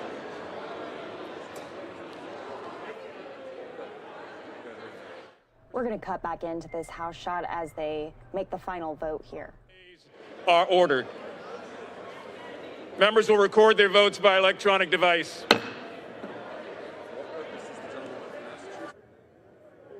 Does the gentlewoman from Massachusetts seek recognition? As the member designated by Ms. Meng, pursuant to H.Res. 965, I inform the House that Ms. Meng will vote yes on the second portion of the divided question. As the member designated by Ms. Brownlee, pursuant to H.Res. 965, I inform the House that Ms. Brownlee will vote yes on the second portion of the divided question. As the member designated by Ms. Frankel, pursuant to H.Res. 965, I inform the House that Ms. Frankel will vote yes on the second portion of the divided question. As the member designated by Ms. Bonamici, pursuant to H.Res. 965, I inform the House that Ms. Bonamici will vote yes on the second portion of the divided question.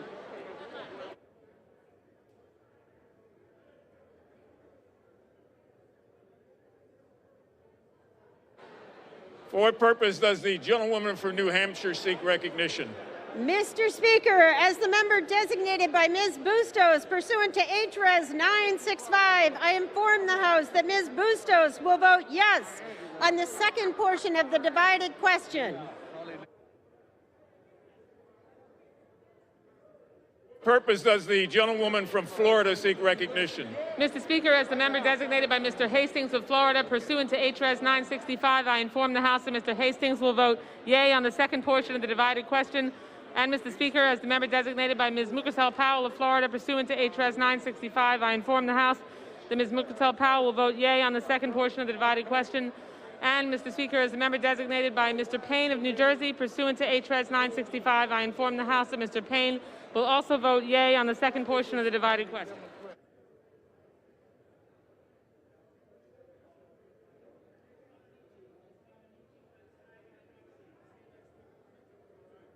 For what purpose does the gentleman from North Carolina seek recognition?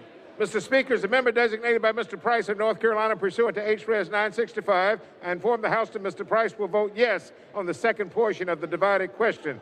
As the member designated by Mr. Richmond of Louisiana pursuant to H.Res. 965, I inform the House that Mr. Richmond will vote yes on the second portion of the divided question. As the member designated by Mr. Bishop of Georgia pursuant to H.Res. 965, I inform the House that Mr. Bishop will vote yes on the second portion of the divided question. Mr. Speaker, as the member designated by Mr. Carson of Indiana, pursuant to H.Res. 965, I inform the House that Mr. Carson will vote yes on the second portion of the divided question. Thank you. Merry Christmas. Again, you're watching News Now from Fox. Just to explain what's going on right now, I know we're cutting in and out of this. The House did officially approve that partial spending portion of the COVID-19 appropriations package in a vote of 327 to 85. Now the House has moved forward to voting on the COVID relief portion of this spending package for coronavirus. This is the key vote before the House sends that package over to the Senate. This vote is expected to take about an hour or less. That's what we're hearing from Capitol Hill. So we will stay on this for as long as it takes for the vote to come down. But it sounds like a lot of these House members are really picking up speed.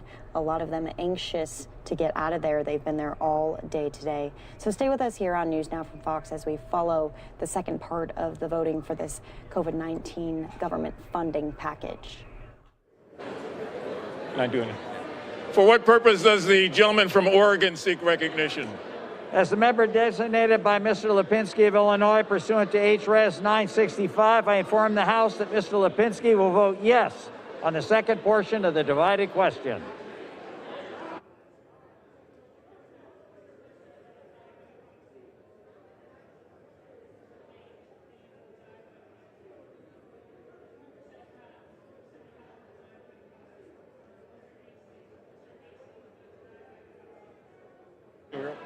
York. For what purpose does the gentlewoman from New York seek recognition? Mr. Speaker, as the member designated by Mr. Deutsch of Florida pursuant to H.Res. 965, I inform the House that Mr. Deutsch will vote yes on the second portion of the divided question.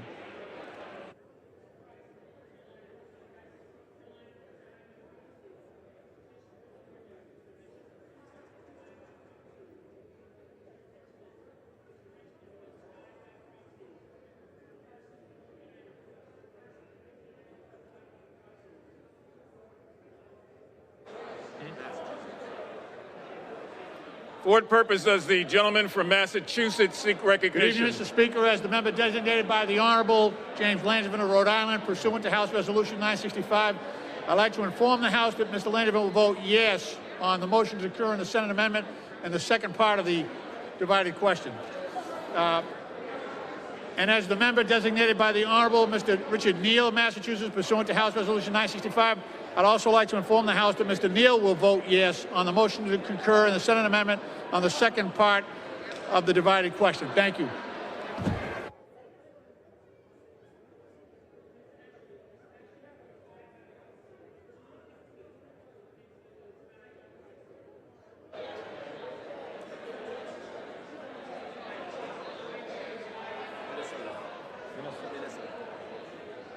For what purpose does the gentlewoman from Minnesota seek recognition?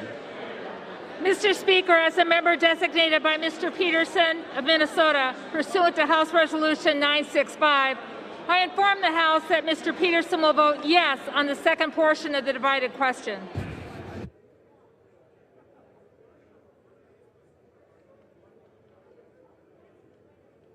For what purpose does the gentlewoman for Texas seek recognition?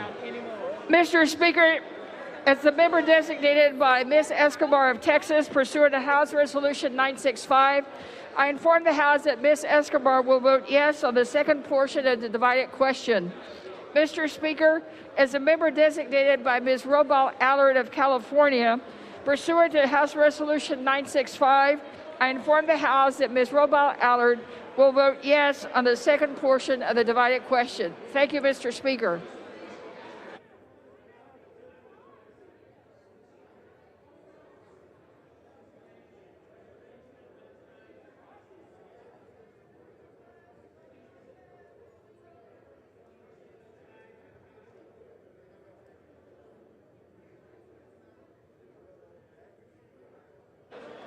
For what purpose does the gentlewoman from Ohio seek recognition?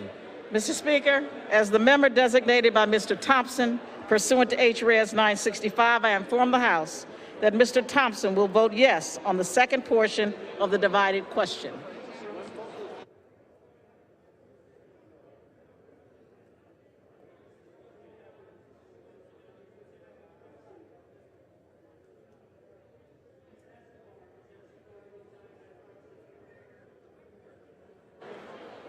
For what purpose does the gentleman from Arizona seek recognition? As the member designated by Ms. Kirkpatrick pursuant to HRES 965, I inform the House that Ms. Kirkpatrick will vote yes on the second portion of the divided question.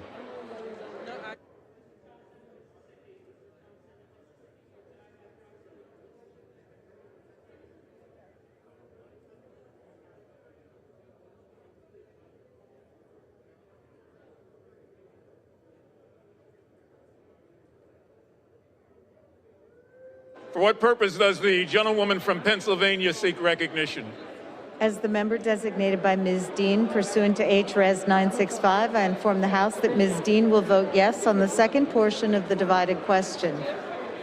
As the member designated by Ms. Davis pursuant to HRES 965, I inform the House that Ms. Davis will vote yes on the second portion of the divided question. As the member designated by Ms. Spear pursuant to HRES 965, I inform the House that Ms. Spear will vote yes on the second portion of the divided question.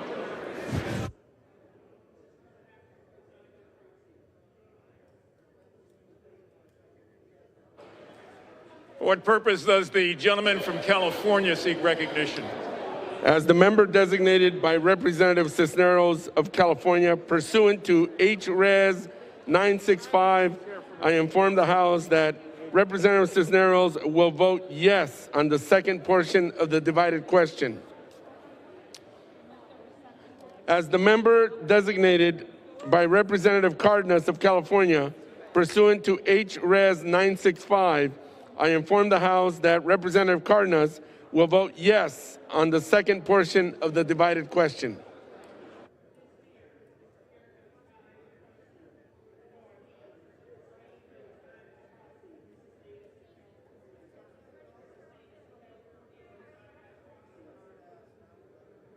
For what purpose does the gentleman from Pennsylvania seek recognition?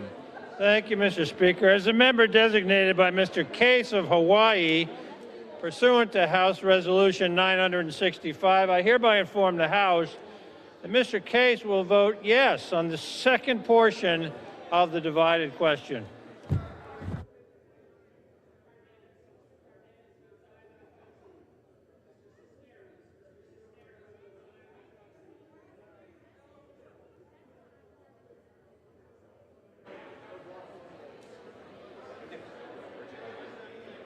For what purpose does the gentleman from Virginia seek recognition? Mr. Speaker, as the member designated by Ms. Titus of Nevada, pursuant to HRES 965, I inform the House that Ms. Titus will vote yes on the second portion of the divided question.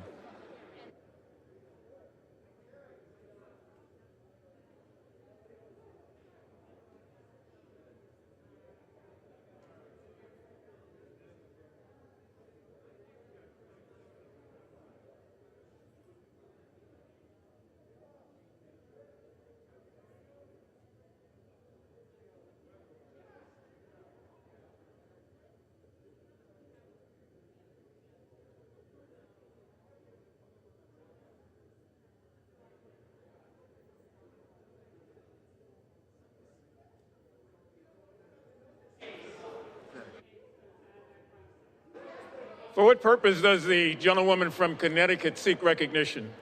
As the member designated by Ms. Wilson pursuant to HRES 965, I inform the House that Ms. Wilson will vote yes on the second portion of the divided question.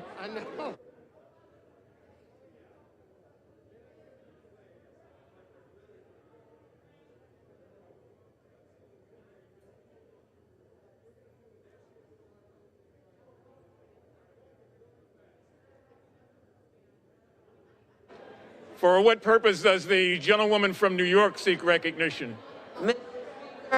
As the member designated by Chairwoman Velasquez pursuant to HRES 965, I inform the House that Ms. Velasquez will vote yes on the second portion of the divided question. And as the member designated by Ms. Kelly of Illinois pursuant to HRES 965, I inform the House that Ms. Kelly will vote yes on the second portion of the divided question.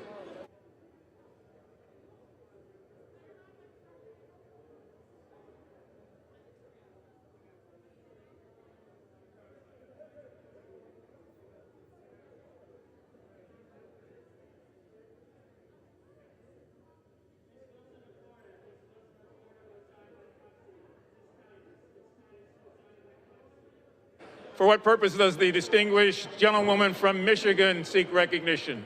As the member designated by Dr. Reyes of California pursuant to HRES 965, I inform the House that Mr. Reyes will vote aye on the second portion of the divided question.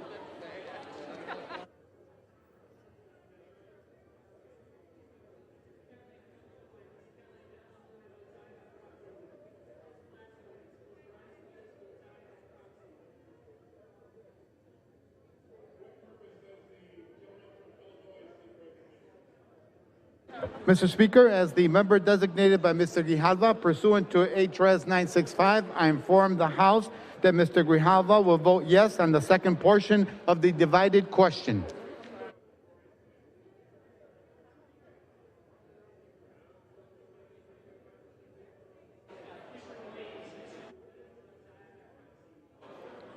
For what purpose does the gentleman from Illinois seek recognition?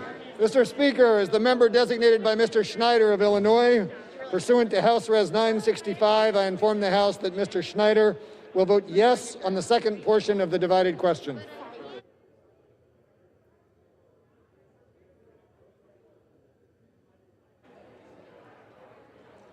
For what purpose does the gentlewoman from Illinois seek recognition? As the member designated by Ms. Finkenauer pursuant to HRES 965, I inform the House that Ms. Finkenauer will vote yes on the second portion of the divided question. As the member designated by Mr. Rush pursuant to HRES 965, I inform the House that Mr. Rush will vote yes on the second portion of the divided question. As the member designated by Ms. Schakowsky pursuant to HRES 965, I inform the House that Ms. Schakowsky will vote yes on the second portion of the divided question.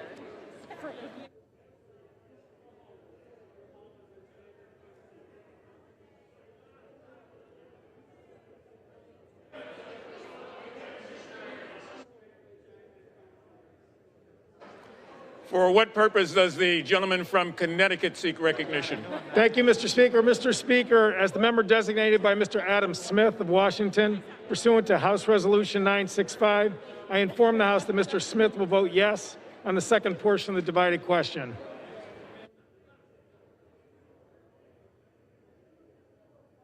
For what purpose does the gentlewoman from Virginia seek recognition? As the member designated by Dr. Schreier pursuant to House Res 965, I inform the House that Dr. Schreier will vote yes on the second portion of the divided question. As the member designated by Mr. Mitchell pursuant to HRES 965, I inform the House that Mr. Mitchell will vote yes on the second portion of the divided question.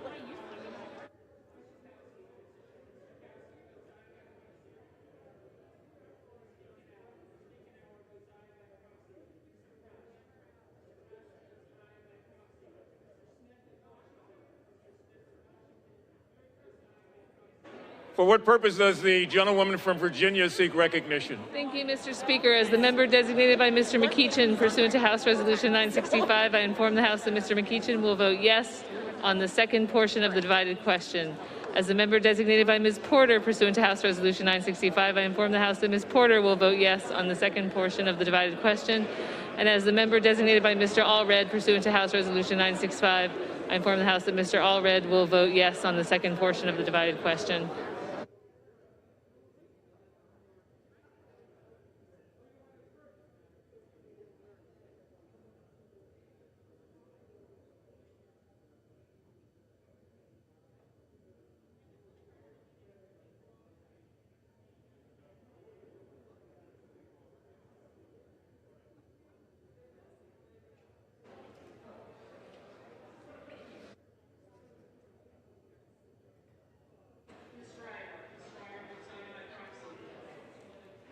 For what purpose does the gentleman from Michigan seek recognition? Mr. Speaker, as the member designated by Mr. Kilmer of Washington pursuant to HRES 965, I inform the House that Mr. Kilmer will vote yes on the second portion of the divided question. As the member designated by Mr. Heck of Washington pursuant to HRES 965, I inform the House that Mr. Heck will vote yes on the second portion of the divided question. As the member designated by Ms. Lawrence of Michigan pursuant to HRES 965, I inform the House that Ms. Lawrence will vote yes on the second portion of the divided question. As the member designated by Mr. Ryan of Ohio, pursuant to H.Res. 965. I inform the House that Mr. Ryan will vote yes on the second portion of the divided question. As the member designated by Mr. Peters of California, pursuant to H.Res. 965, I inform the House that Mr. Peters will vote yes on the second portion of the divided question.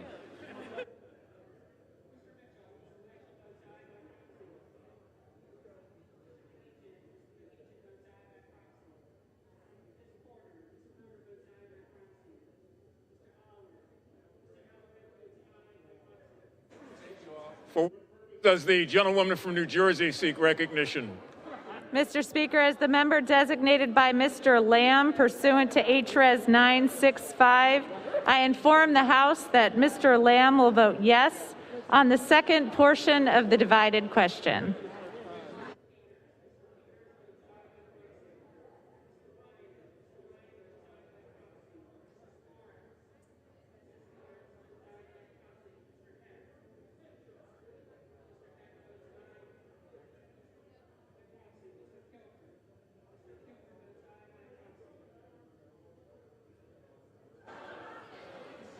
For what purpose does the distinguished gentleman from New York seek recognition? As the member designated by Chairwoman Eddie Bernice Johnson pursuant to H.Res. 965, I inform the House that Chairwoman Johnson will vote yea on the second portion of the divided question.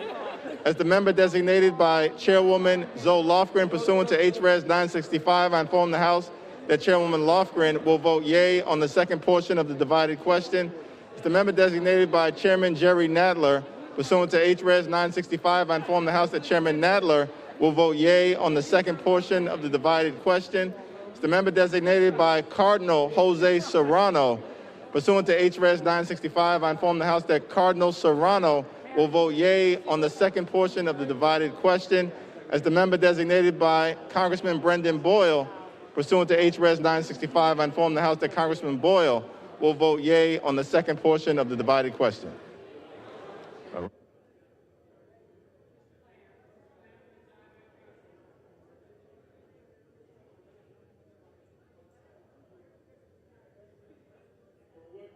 Does the gentlewoman from Florida seek recognition? Mr. Speaker, as the member designated by Mr. Lawson pursuant to H.R. 965, I inform the House that Mr. Lawson will vote yes on the second portion of the divided question.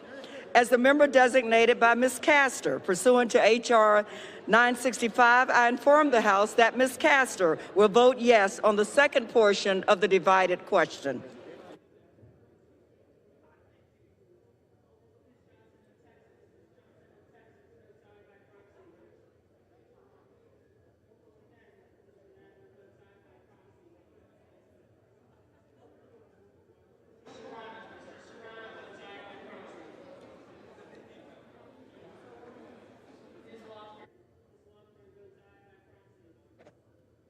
For what purpose does the gentleman from Rhode Island seek recognition? Mr. Speaker, as the member designated by Mr. Larson of Connecticut, the Nutmeg State, pursuant to House Resolution 965, I inform the House that Mr. Larson will vote yes on the second portion of the divided question. Mr. Speaker, as a member designated by Ms. Del Bene of Washington State, the Evergreen State, and pursuant to House Resolution 965, I inform the House that Ms. Del Bene will vote yes on the second portion of the divided question.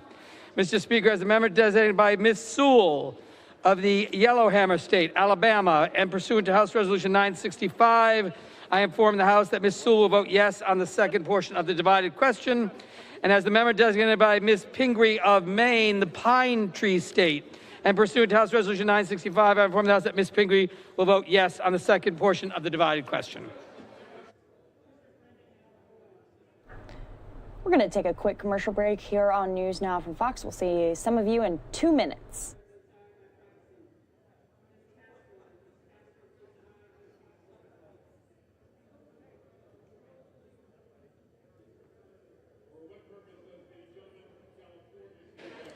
Mr. Speaker, as member designated by Congressmember Napolitano from the Golden State of California, pursuant to House Resolution 965, I inform the House that Congressmember Napolitano will vote yes on the second portion of the divided question.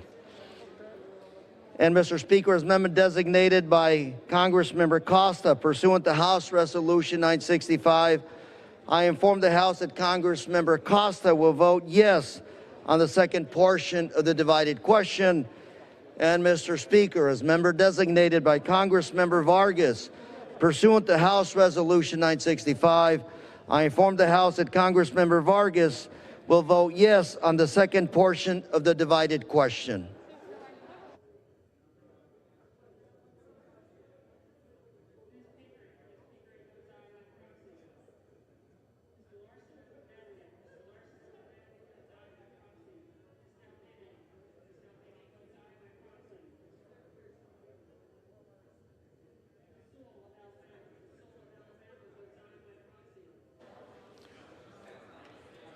For what purpose does the gentleman from California seek recognition?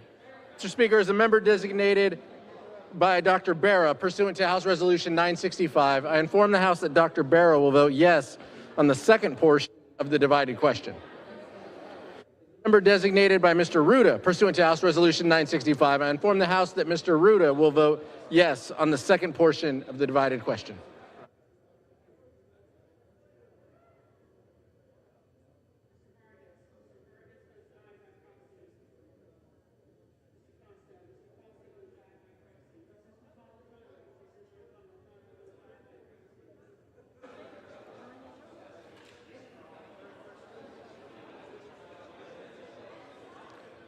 For what purpose does the gentlewoman from Kansas seek recognition? Mr. Speaker, as the member designated by Ms. Holland pursuant to HRES 965, I inform the House that Ms. Holland will vote aye on the second portion of the divided question. As the member designated by Mr. DeFazio pursuant to HRES 965, I inform the House that Mr. DeFazio will vote aye on the second portion of the divided question. As the member designated by Ms. Axney pursuant to HRES 965, I inform the House that Ms. Axney will vote aye on the second portion of the divided question. As the member designated by Mr. Cleaver pursuant to HRES 965, I inform the House that Mr. Cleaver will vote aye on the second portion of the divided question. And as the member designated by Mr. Kim pursuant to HRES 965, I inform the House that Mr. Kim will vote aye on the second portion of the divided question.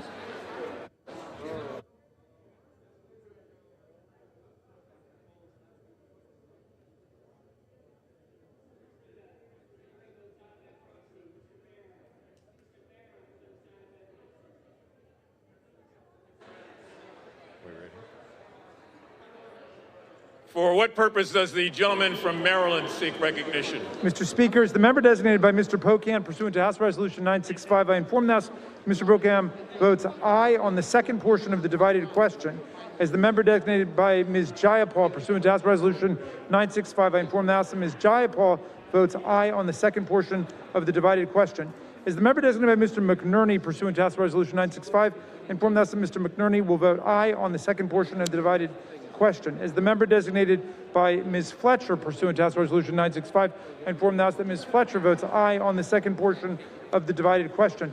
As the member designated by Mr. Doggett pursuant to House Resolution 965, I inform the House that Mr. Doggett votes aye on the second portion of the divided question.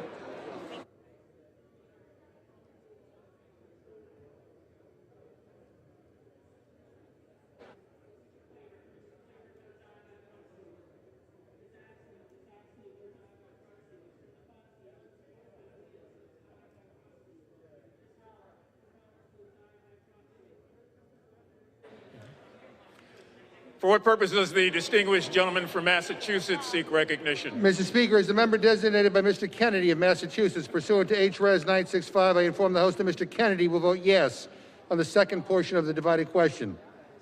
As the member designated by Mr. Moulton of Massachusetts pursuant to HRES 965, I inform the House that Mr. Moulton will vote yes on the second portion of the divided question. As the member designated by Mr. Welsh of Vermont pursuant to HRES 965, I inform the House that Mr. Welsh will vote yes on the second portion of the divided question.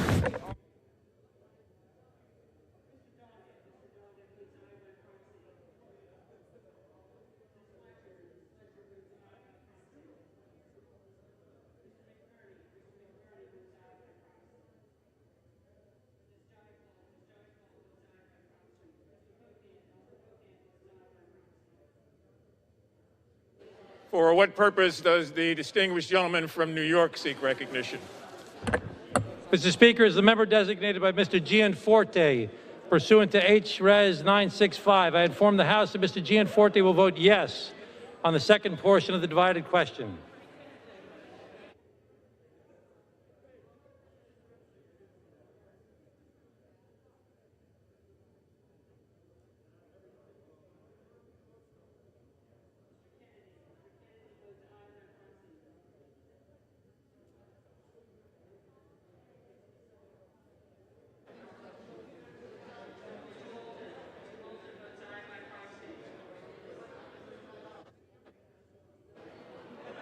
For what purpose does the distinguished gentlewoman from Delaware seek recognition? Mr. Speaker, as the member designated by Ms. DeGette of Colorado pursuant to H-Res 965, I inform the House that Ms. DeGette will vote yes on the second portion of the divided question.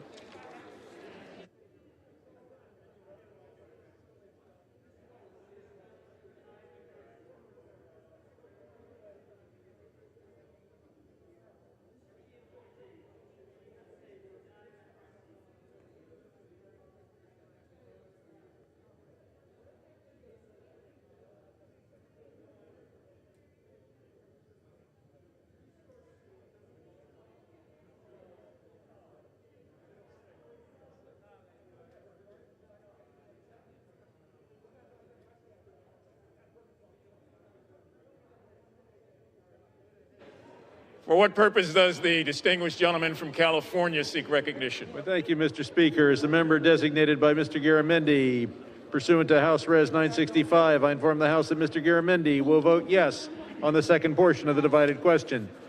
As the member designated by Mr. Khanna, pursuant to House Res 965, I inform the House that Mr. Khanna will vote yes on the second portion of the divided question.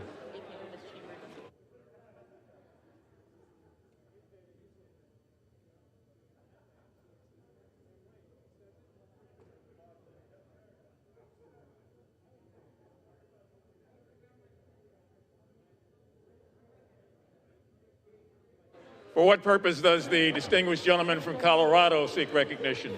Mr. Speaker, as a member designated by Mr. Joe Neguse of Colorado pursuant to H.J. Res 965, I inform the House that Mr. Neguse will vote yes on the second portion of the divided question.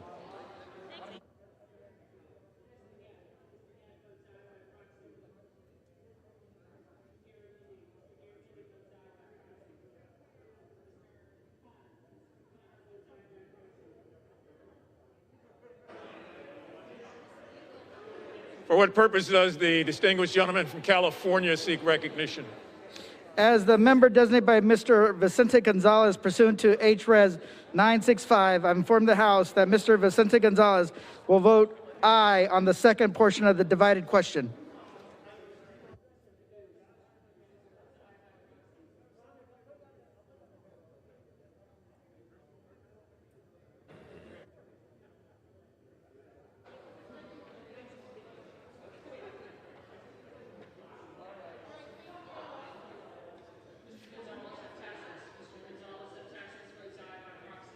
For what purpose does the distinguished gentlewoman from California seek recognition?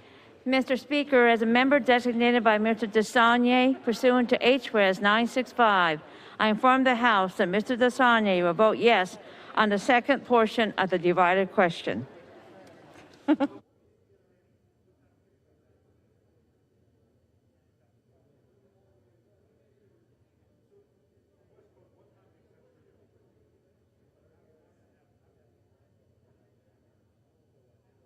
For what purpose does the distinguished gentleman from Virginia seek recognition?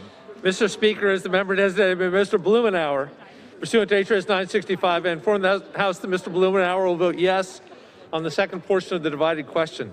As the member designated by Mr. Liu, pursuant to H.Res. 965, I inform the House that Mr. Liu will vote yes on the second portion of the divided question. As the member designated by Mr. Lowenthal, pursuant to H.Res. 965, I inform the House that Mr. Lowenthal will vote yes on the second portion of the divided question. As the member designated by Ms. Barragan, pursuant to H.Res. 965, I inform the House that Ms. Barragan will vote yes on the second portion of the divided question. As the member designated by Ms. Moore, pursuant to H.Res. 965, I inform the House that Ms. Moore will vote yes on the second portion of the divided question.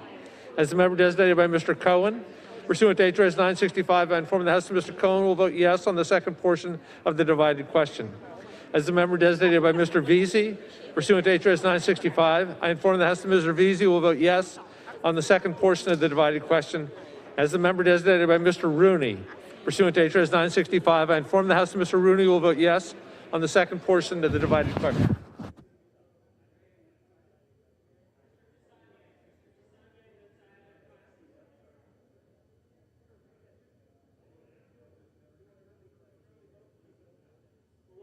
Does the distinguished gentleman from New Jersey, the chair of the Energy and Commerce Committee, seek recognition?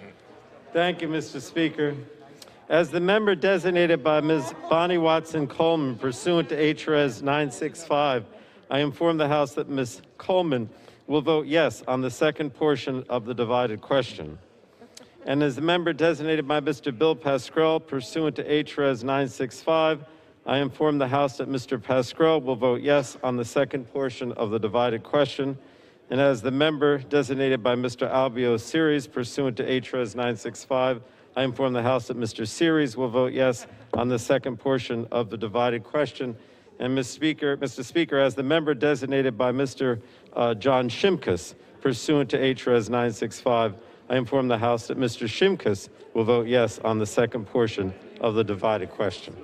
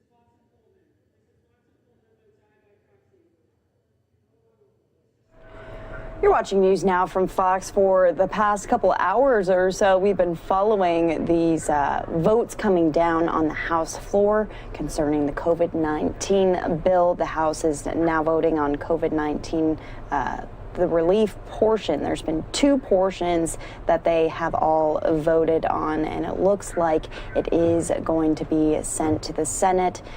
When that final vote comes in, we'll let you know here on News Now from Fox. But for now, let's listen in to the Senate floor as proceedings are going on out there. We just wanted to show you, of course, these final votes that were happening on Capitol Hill. A lot of those representatives getting antsy out there as they've been deliberating for hours today. The first part of the partial spending portion of this COVID-19 package was approved by the House, 327 to 87. So we'll keep an eye on this shot here on the House floor. But take you out to the Senate, I am going to send some of you off to a 2-minute commercial break. When you come back, more on the final votes for this $900 billion COVID-19 relief package.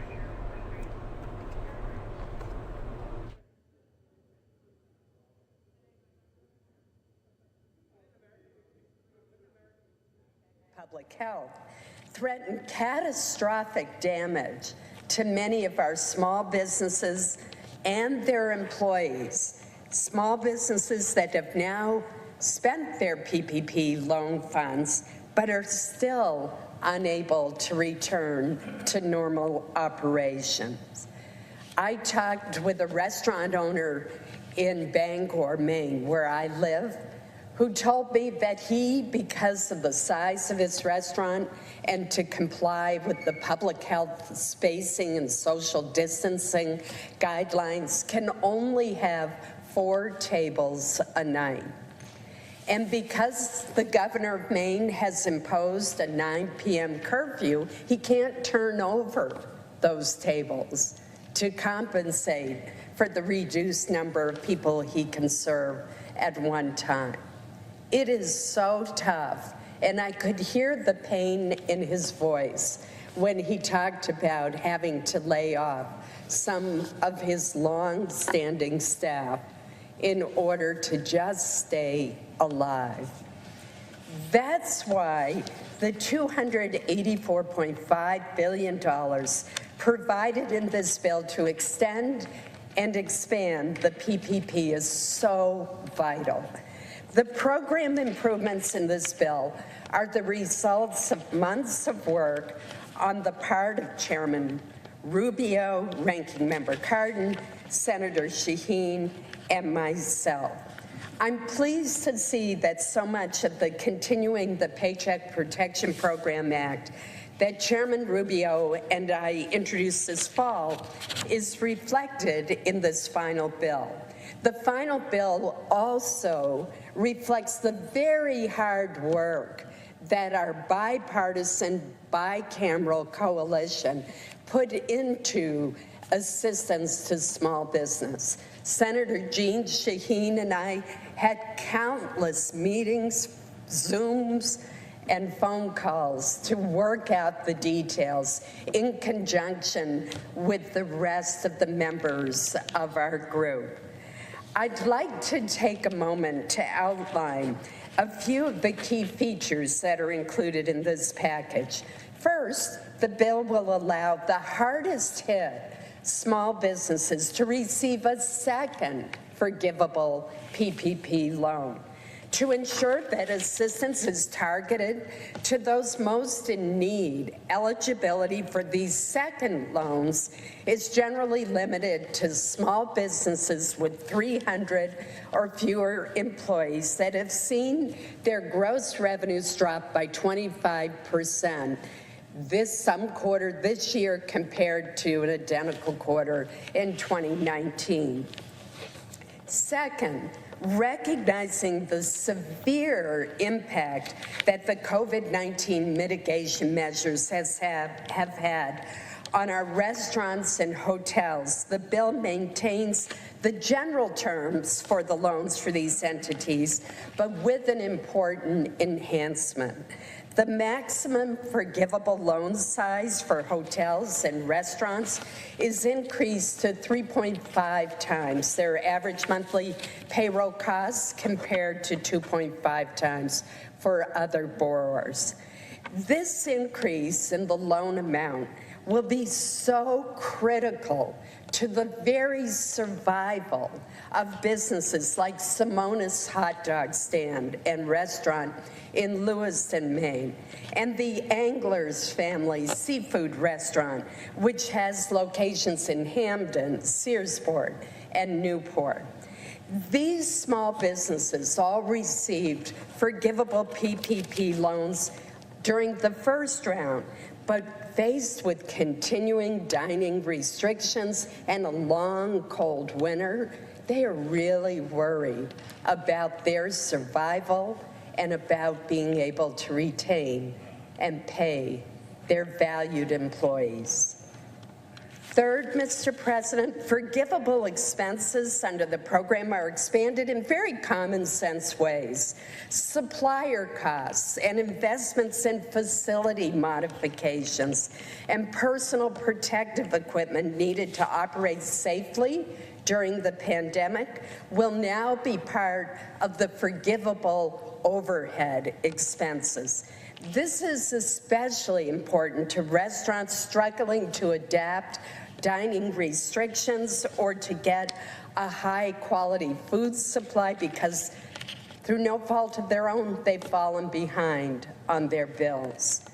Fourth, the bill extends the PPP to small 501c6 organizations that are not lobbying groups and that have 300 or fewer employees, such as local chambers of commerce and economic development organizations. Fifth, and I want to give credit to our colleague, Senator Kramer, for this concept. The bill greatly simplifies the loan forgiveness process for small borrowers with loans of no more than $150,000 and directs the Small Business Administration and the Treasury Department to develop a simplified loan forgiveness form for these borrowers. Mr. President, I remember when the first form came out, and it was 14 pages long and so complicated that you would need an advanced degree in economics or a CPA to help you figure it out, even if you had a very small loan. The bill to guard against fraud and abuse also provides the SBA with $50 million in additional audit funding. Finally, Mr. President, the bill sets aside funding for smaller businesses and borrowers in underserved communities to ensure that they get the help that they need through, for example, CDFIs and minority business associations and depository institutions. It also includes $25 million for the Minority Business Development Agency. Mr. President, the Paycheck Protection Program is the result of a bipartisan commitment to support our small businesses and their employees, to keep them afloat, businesses afloat. All right, this is Andrew Kraft. We want to welcome you to News Now here in Phoenix, Arizona. It's a quarter after the 7 o'clock hour, and we're watching right there. You were just seeing Senator Susan Collins of Maine talk on the Senate floor, but we do have breaking news. The House has passed the COVID relief package, 359 to 53. It's now going to head to the Senate. The Senate should act on it pretty quickly, but just to give a breakdown of how members of each party voted in the House, there were about 2 Democrats and 50 Republicans voted against the House measure. This is a sweeping $900 billion COVID relief package, which is also tied together with a $1.4 trillion spending bill to keep the government open through next September. So it's a 5,500-page bill. A lot of these lawmakers obviously haven't had a chance to go through each and every page or each and every amendment of the bill or every provision because it was just negotiated on yesterday. But it was unveiled, like I said, 7-8 hours ago. So now it's going to go out to the Senate, and we'll see how fast that they can agree on this. And then it'll go to the president for his signature.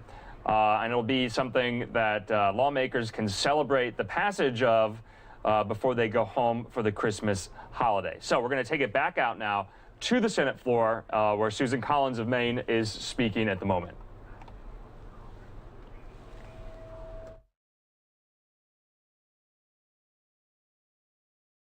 $10 million and excluded museums with endowments larger than $75 million. Common sense safeguards. Now, I do appreciate that the legislation sets aside $2 billion for entities with 50 employees or fewer. But I'm concerned that as drafted, many venues and museums with significant endowments and other resources could be the largest beneficiaries of this section because of the safeguards that were stripped out by the negotiators. For example, a museum in New York City, say, with $1 billion endowment could receive an outright grant as long as the museum has an auditorium and meets the other eligibility requirements. Mr. President, that surely does not seem like an appropriate use of taxpayer dollars to me, and was clearly designed to help large city venues that will survive without our help. Nevertheless, Mr. President, I am pleased to support this package. This COVID relief is vitally needed for our struggling families, for our hard-hit small businesses, for our challenged schools, for our stressed healthcare system, to promote the distribution of the vaccine and more testing, and to help our overwhelmed Postal Service. I urge support for the package, and I yield the floor.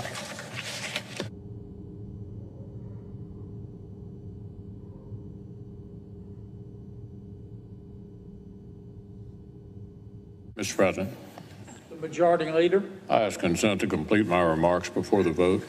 without objection.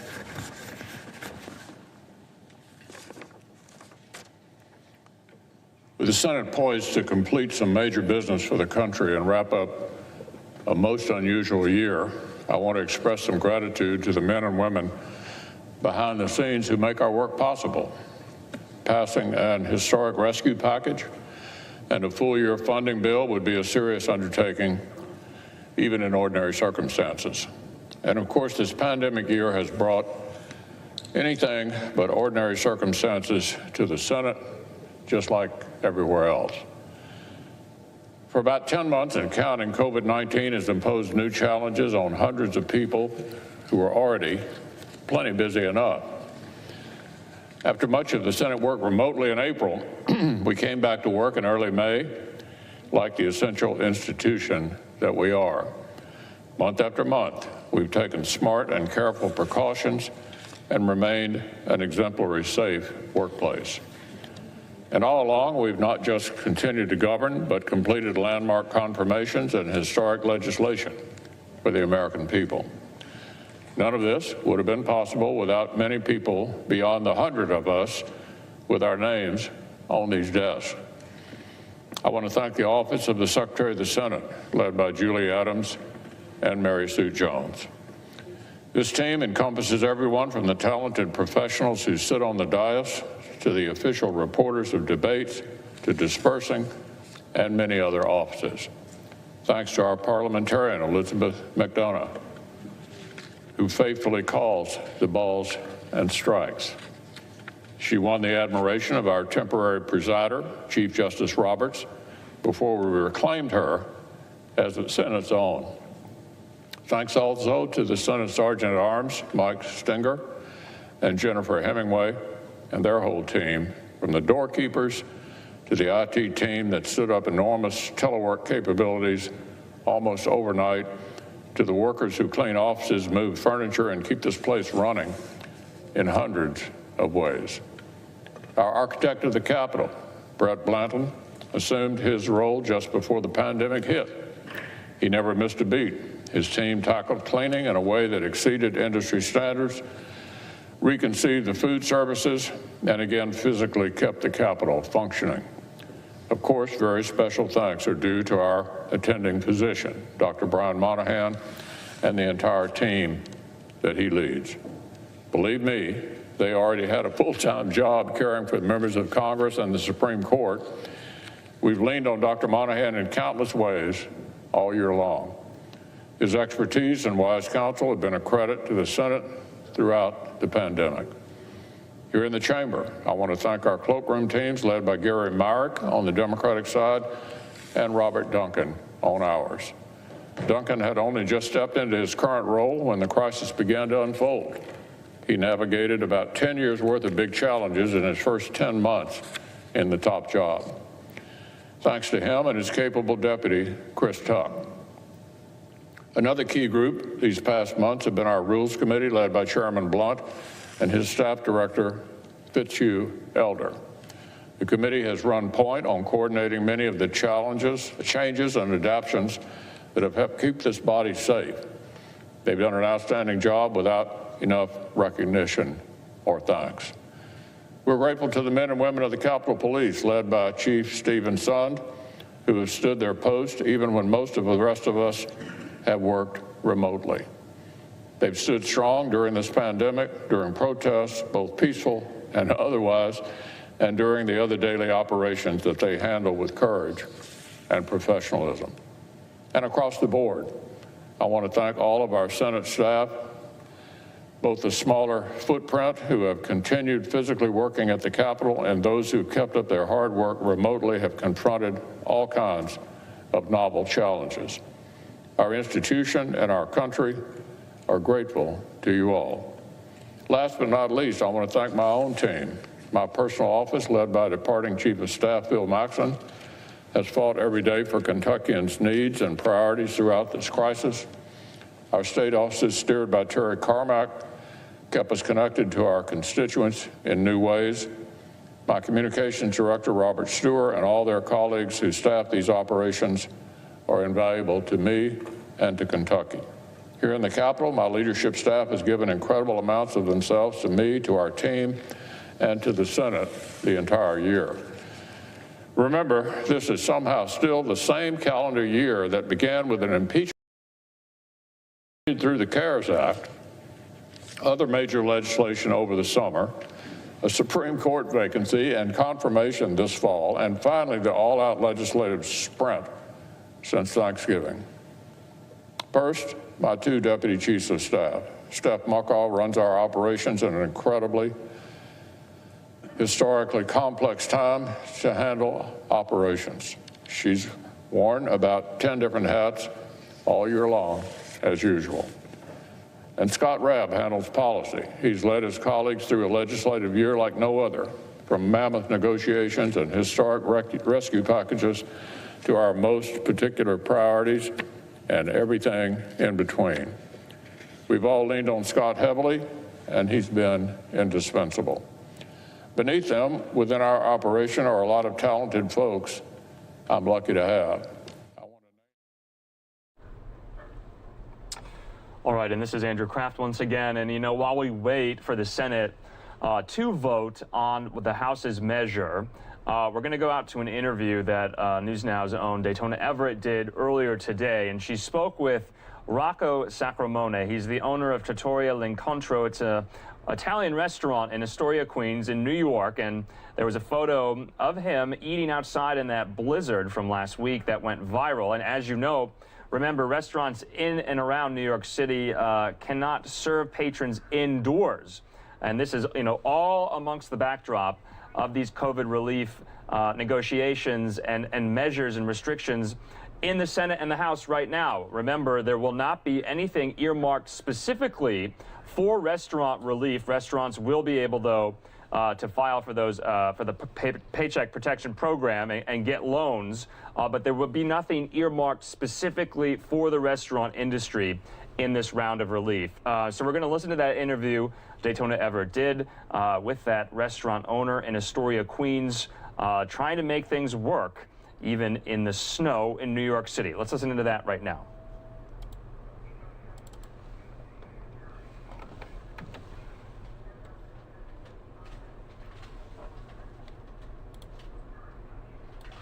So guys, cheers. Cheers. Salute. You're watching News Now from Fox. I'm Daytona Everett. I am joined by this guy. You may have seen his face all over the internet, all over social media. It's Rocco Sacramone, and he is the owner of Trattoria L'Incontro in New York. We appreciate you joining us and squeezing us into your busy schedule. Thank you. Pleasure talking to you. So for people who haven't seen the video, I'm just going to kind of explain what's going on here. You're outside, you're set up at a really nice dining room table, but there's a blizzard going on in the middle of New York. You know, let's paint a picture for everyone and explain why you did this, what you were trying to show for all the people who were tuning in and seeing this kind of hilarious yet real situation in New York. This is our first snowstorm of the year here. So I would like to thank New York City. The video we shot it outside here. We're in the middle of a blizzard. And what inspired me to do the video is I was talking to 4 of my guys here in the kitchen. We were just hanging around, doing nothing much. And Mimi, the hostess here, I told her, listen, I said, we want to do the video. I says, well, let's do one take because it's freezing outside. So here I am, I'm sitting down with short sleeves, like I'm in Arizona, right? But we're not. So the video is actually to show that it's almost impossible to have outdoor dining in New York City at this time of the year. Okay, like when the weather is, whether it's 20 degrees, it's 30 degrees, snow, the blizzard, the condition, it's almost impossible to do that. So, this is what was one of the reasons to do it, because I actually had a tent outside, and I took it down because of Con Edison, which is the local utility service here. They had to do some service outside, and they said, you know, you need to remove half your tent. I said, okay, if I got to remove half of my tent, I might as well just remove the whole thing. And I'm in a way it worked out because I have no desire to put a tent and risk even the employees here. How are you going to go outside at 20 degrees temperatures? To bring a plate out or and the patron is not going to get a great experience out of it also at the same time, because this is not the restaurant that we are. It's more of a dining experience when you come here, and it's not a fast food sort of a restaurant. When you guys posted this video, what did you think was going to happen? Did you think you were going to be on Fox News and be on Barstool and be on all of these places? Absolutely not. Actually, I didn't even want to post the video. I was talking to Mimi, and Mimi said to me, "What are you, crazy? Just post it." I said, "I don't know. It's like, people feel like I'm mocking someone." It was not about mocking anybody, And and I posted it. I started getting phone calls. Oh my God, what's with this video? What's with this video? What are you, crazy? I even made the Senate floor. So I said, wow, it's pretty cool. Yeah, but what's kind of interesting about this is obviously you're sitting there kind of making a joke of the situation. Right.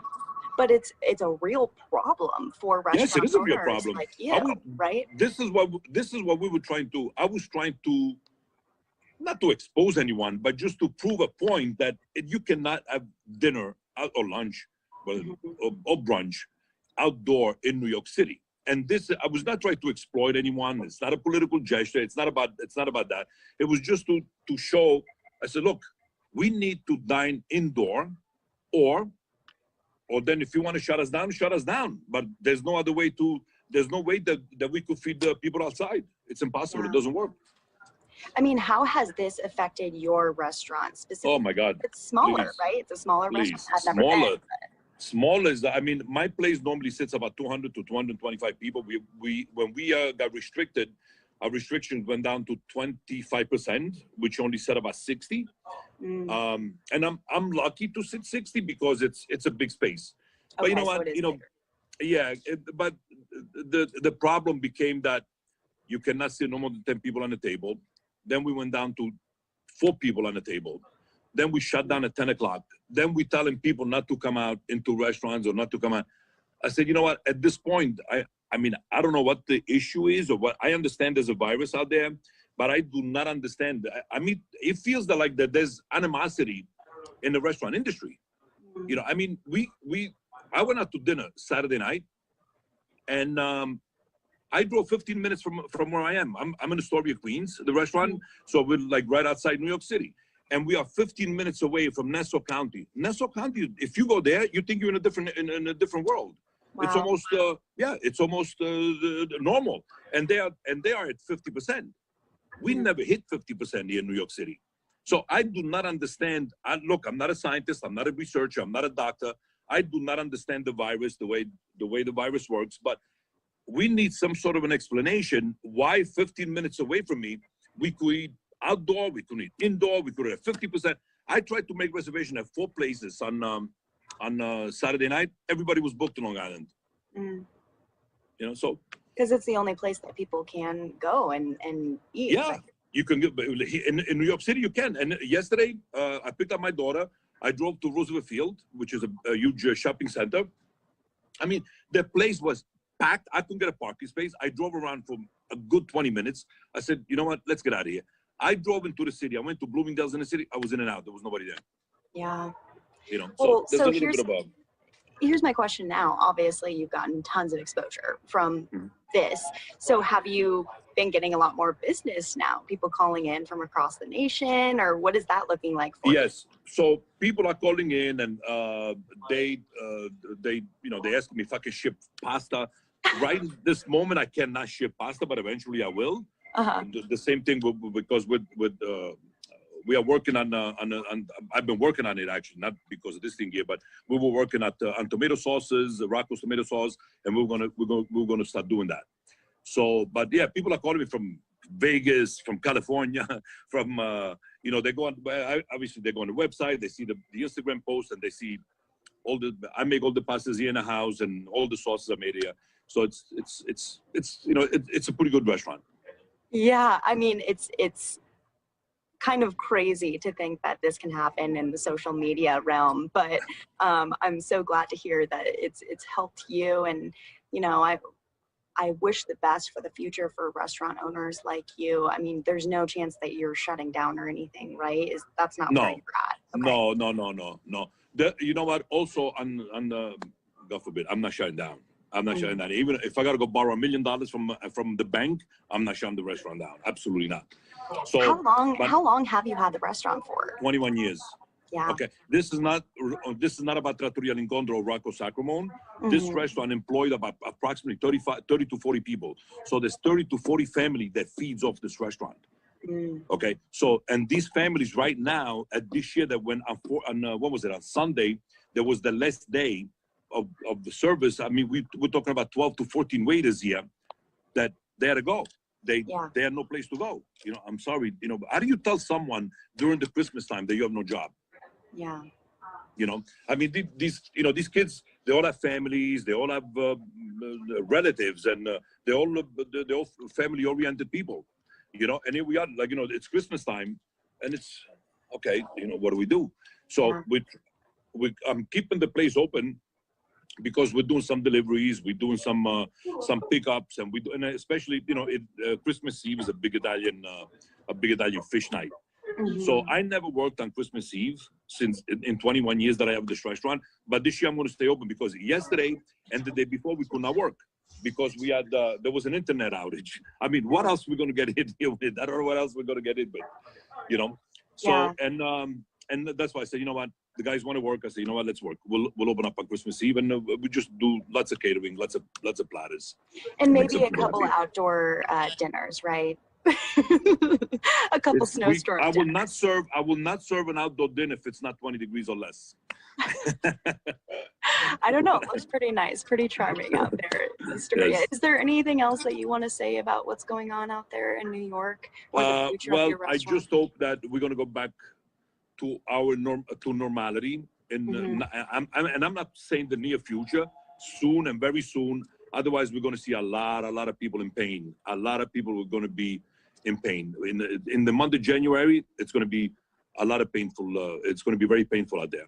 Because from my perspective of what I see, it's very painful. And like I said, it's for the restaurant industry alone, the hospitality business. We got hit really, really hard with this. It's been terrible, So well, hopefully, light at the end of the tunnel, and absolutely. Happy holidays, right? Happy holidays to you too. Well, ciao. Thank you so much. And I Ciao, hope to... arrivederci, buon Natale, felice anno nuovo.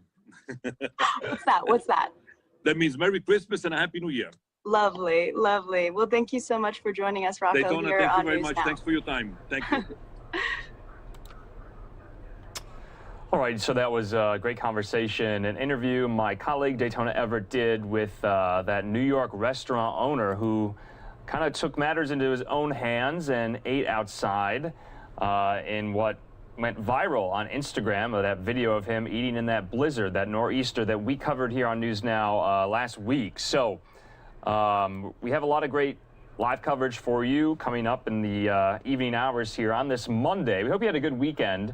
Like I said, I'm Andrew Kraft, and it's about 7:40 here in Phoenix, Arizona, 9:40 there on the East Coast, where the Senate is still debating and deliberating on the coronavirus relief package and the government funding measure.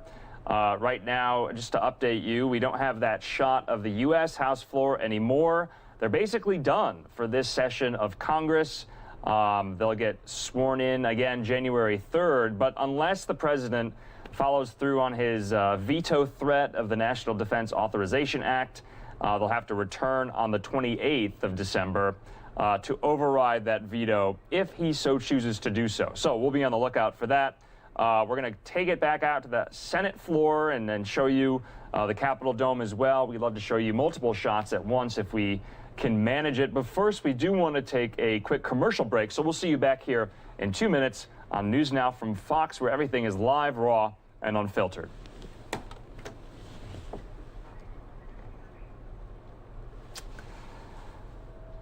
And thank you for joining us. I'm Andrew Kraft once again. You know, we do have a Twitter account. We would love for you to follow that Twitter account. Our handle is at NewsNowFox. My personal handle is at Andrew Kraft. So give us a follow there for all of the top stories of the day. It's supposed to be a busy week, even though it is Christmas week.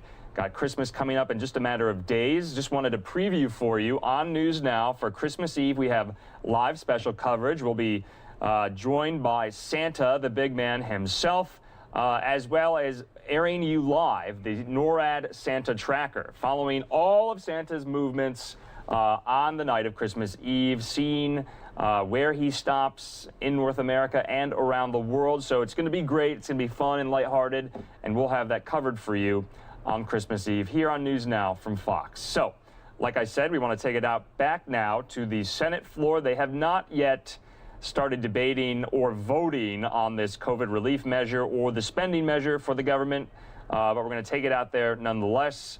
And remember, News Now has all these live events for you. We have a lot to get to that we haven't been able to today because of everything happening on Capitol Hill. But right now, let's take it to the floor of the Senate.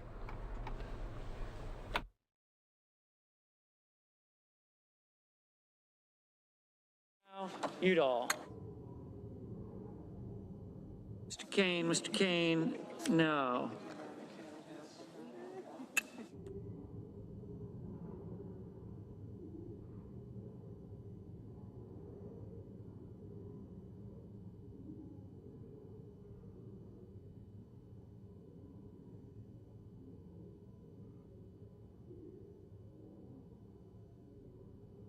Ms. Cantwell, no.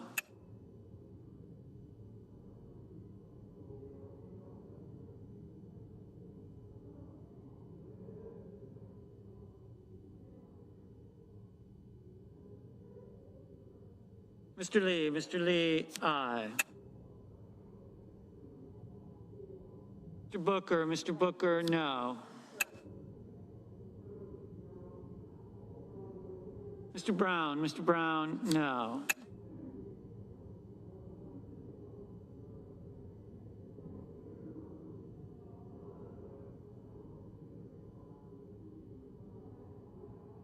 Mr. Manchin, no. Mr. Carper, no. Mr. Daines, aye.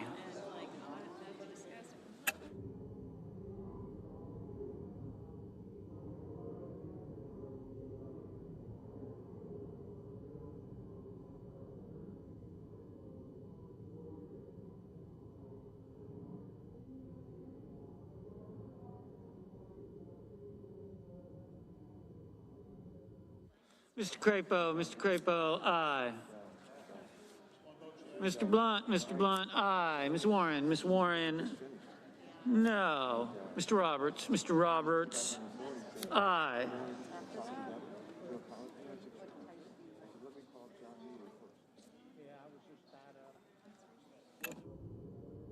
Mr. Peters, no.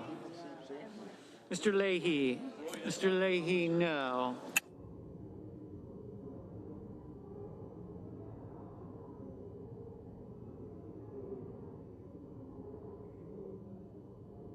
Mr. Grassley, aye.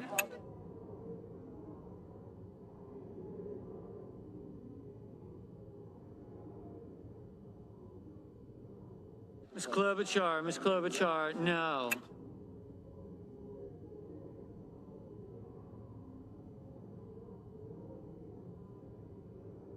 Mr. Reed, no.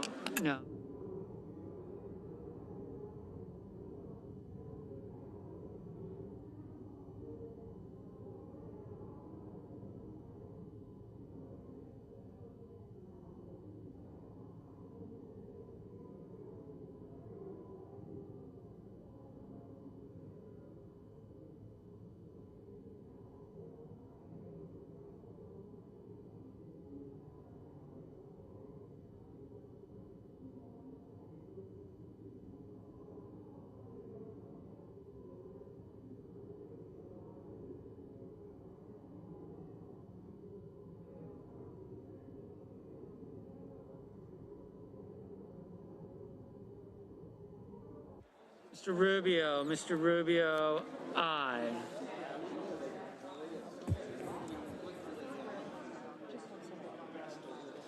Mr. Thune, aye. Mr. Hoven, aye.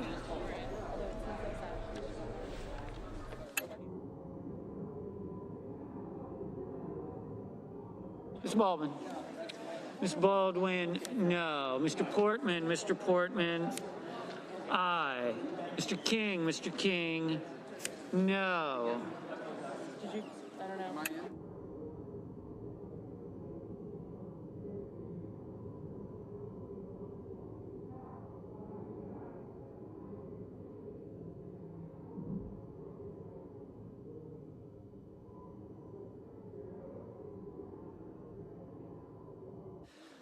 Mrs.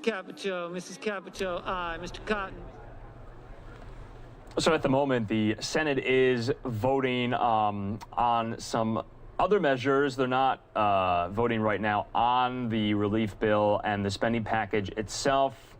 They're doing some minor confirmation votes for minor roles within the government, among them the Inspector General for the Department of Transportation. But while they're doing this, we're getting reports from Fox sources that the actual vote we've all been waiting for is going to happen around 10:30 Eastern, 8:30 Mountain Time. So we'll be on the lookout for that. We do want to just explain to those of you watching what exactly is in the relief package. So just to outline what's in it for you, it would add a $300 per week federal unemployment insurance supplement that would last until mid-March of next year. That would be on top of what Americans get in state unemployment benefits in their respective states.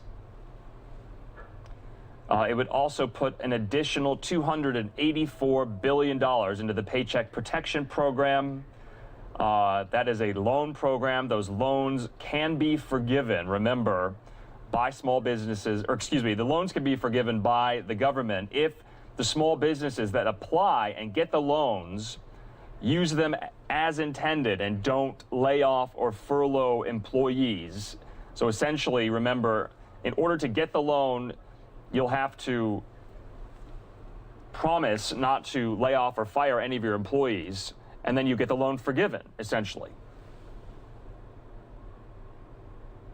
It would also send direct payments of $600 to most Americans. Now remember, the CARES Act that was passed at the very beginning of the pandemic back in March, Americans making less than $75,000 a year got $1,200 in direct payments. So this would be cut in half for those Americans making $75,000 or less. Families will also get $600 per child. So that is different from the CARES Act back in March.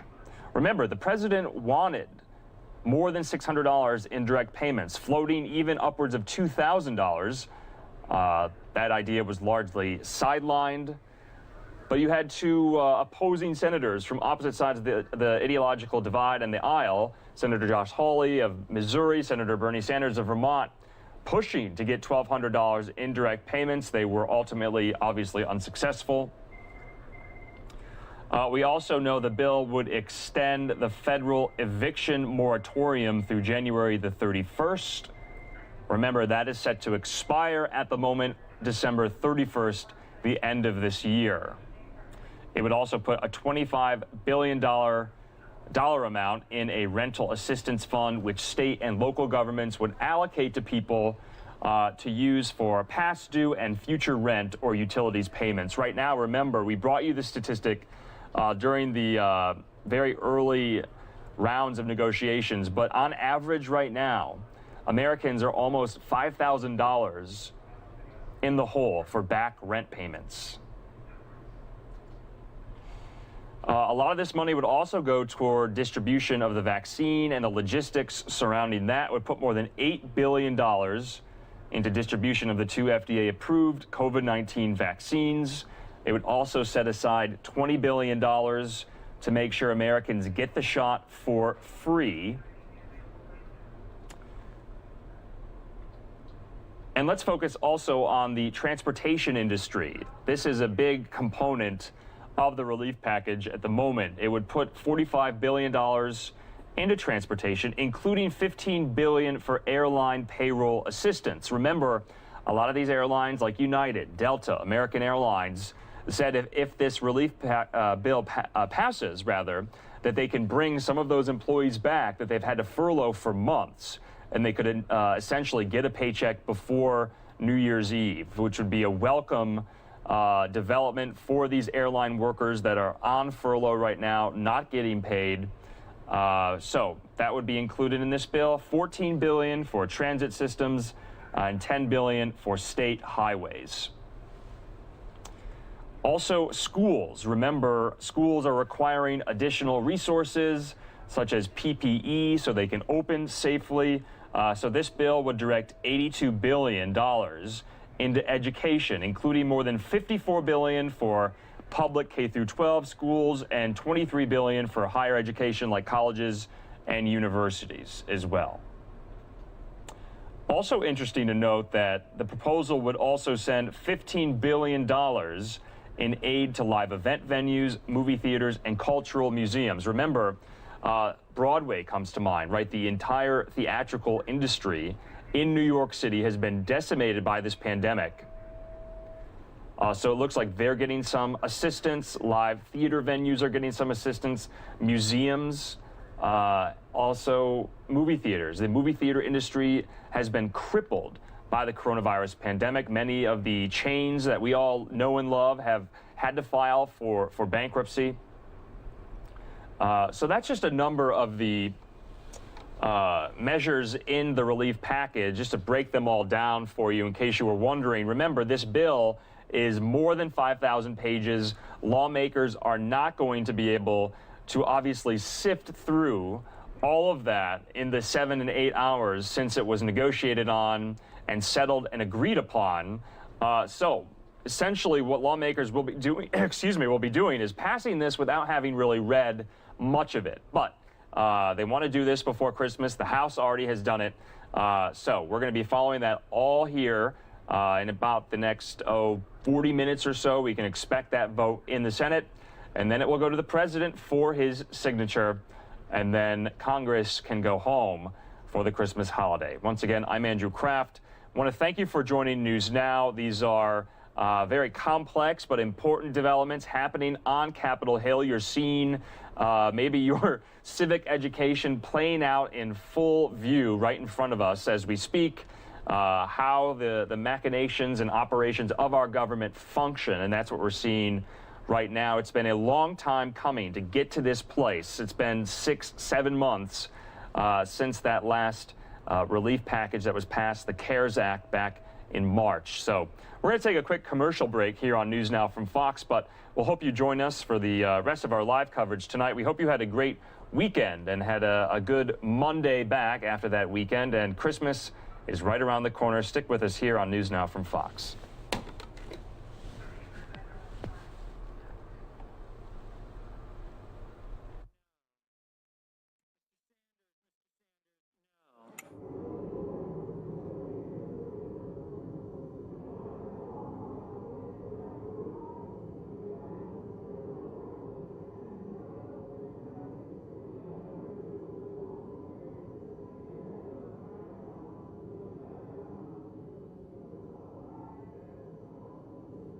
Ms. Murkowski, aye. Mr. Burr, aye.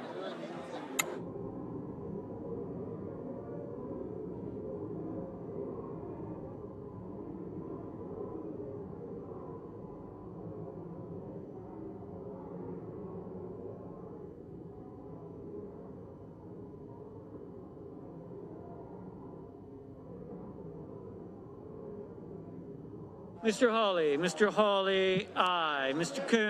Coons, no. Mr. Whitehouse, no.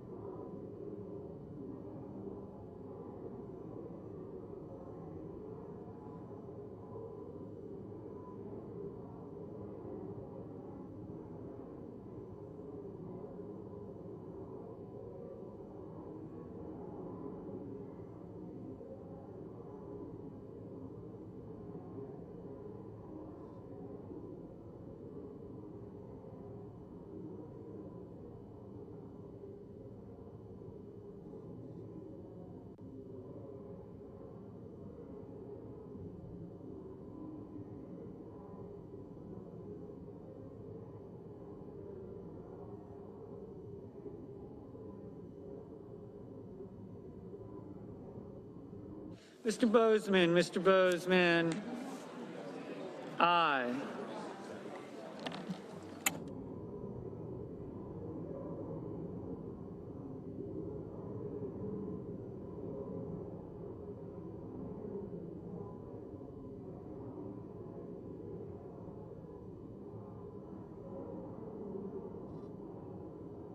Mr. Alexander, aye.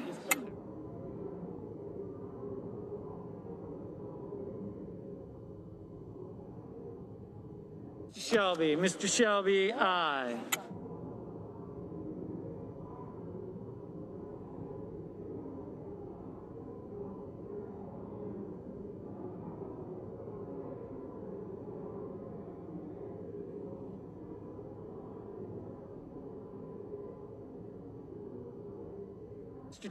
Mr. Toomey, aye.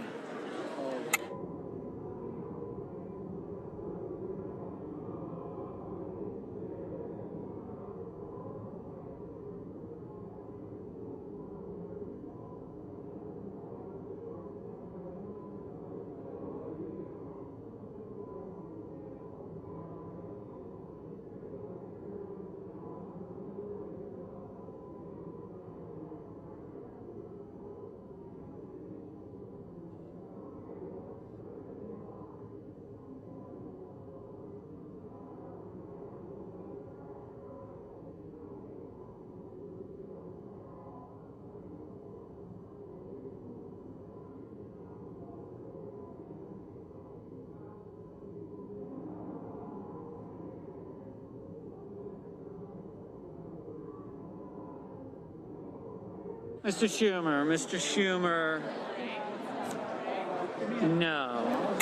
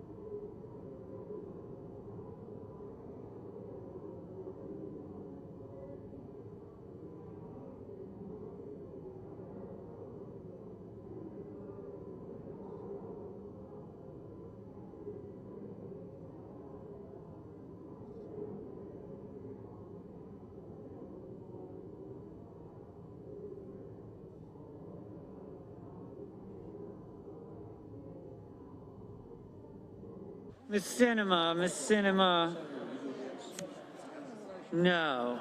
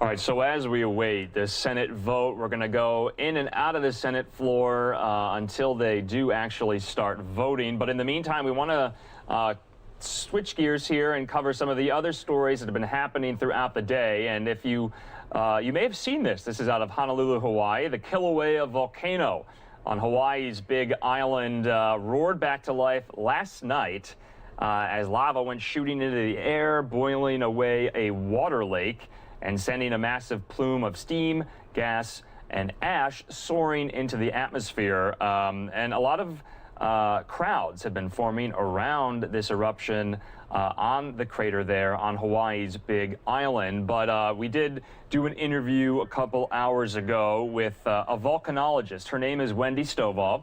She's from the U.S. Geological Survey, and she broke down everything we need to know about this particular eruption and, you know, why this happens so often. You know, for those of you who don't follow this, she said this is kind of like your run-of-the-mill eruption there on Hawaii's Big Island. So listen in, I hope you enjoy it.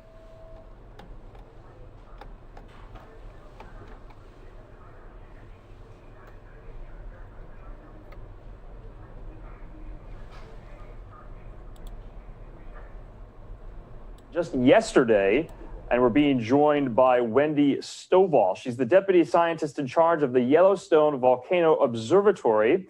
Wendy, thanks so much for joining us here on News Now. You're welcome. Hello, thanks for having me. You know, my first question was, you know, how often do eruptions like this happen? Is this some kind of main occurrence, or is this rare? This is certainly not rare for Kilauea. It is, as you stated at the beginning, one of the world's most active volcanoes, and summit eruptions at Kilauea, similar to this one, do occur pretty regularly. They happen, actually the summit was erupting from 2008 to 2018 when lots of activity caused lava flows that went into people's areas of residence, but that is not what's happening now. Right now, the summit eruption is only confined to a crater where the lava is currently being contained. I see, and yeah, I wanted to mention the eruptions from 2018. They caused hundreds of billions of dollars in damage. They destroyed hundreds of homes, affected a lot of Hawaiians. So are you anticipating anything like that? I don't think so, right? No, there's nothing on the horizon that shows that any of the magma that's in the system right now will travel down to the rift zones. Of course, it's very early in the game, and so we can't make any specific forecasts about magma appearing somewhere on one of the rift zones, in time. And it's from my understanding, it looks like you said, this is relatively going to be contained, and what that does is bring out lots of onlookers, lots of people who want to catch a glimpse of it. In your expertise, what would you tell people who want to get a glimpse of it, how to stay safe? Well, we're in double crises right now, as you all know. I mean, there's the coronavirus pandemic that's still happening, and there are travel restrictions in some areas. And if people want to go and visit the lava, there certainly are places where people can view it. The Hawaii Volcanoes National Park has a lot of great resources on their website that specifically talk about how to view the lava safely. So if people are going to go, keep yourself distanced from each other, and enjoy this amazing sight to be seen. And just kind of a particular of this specific eruption I wanted to touch on. Can you kind of describe to our viewers what essentially is a lava lake? And from what I understand, that's where a lot of steam is generated, and that's what's kind of happening with this particular eruption. Can you kind of just go into that? Sure, yeah. So there was a long-lived lava lake at the summit from 2008 to 2018, but that one was being fed from basically a pipe directly from below. And there was just a large area at the top where the lava lake was just keeping a consistent depth. But now we have eruptions that occurred. Imagine a bathtub, and there's an overflow drain on a bathtub. Imagine the overflow drain was erupting and it's pooling into the bathtub. So right now, that's what's going on, is these eruptions are outside of, they're on the edges of a crater, and they're pouring lava down inside. And you can see some spectacular videos of that on our website and on our social media channels. And so essentially it's mixing with the water of the ocean, is that correct?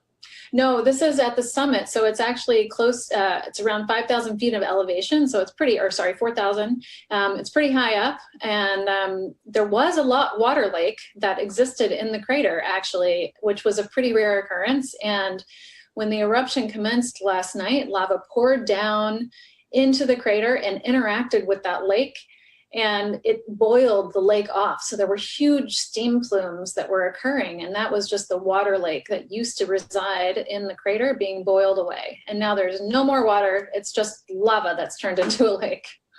So when these types of eruptions happen, what is your role? What is your job? What are you looking for? What are you measuring? What are you observing?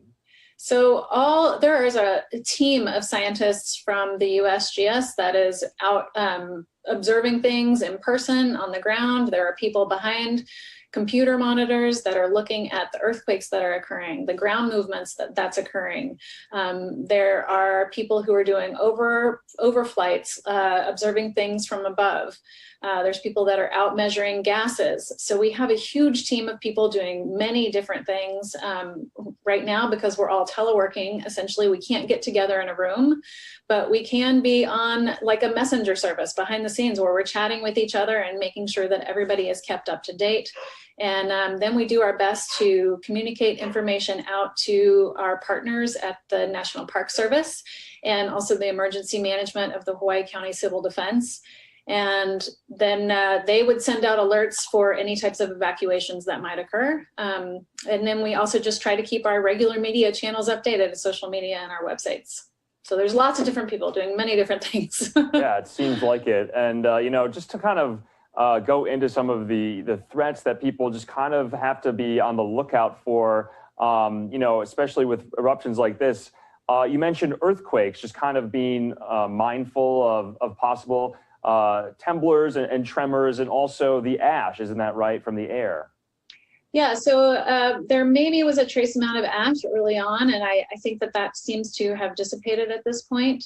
One of the primary concerns for people that live on the island of Hawaii and in the Hawaiian island chain is VOG, which is volcanic smog. And they had a break from that for the past 2 years, but now the eruption is going on and there's sulfur dioxide being pumped out from the volcano, and that creates kind of respiratory health hazards for people who are downwind of that big cloud of volcanic smog.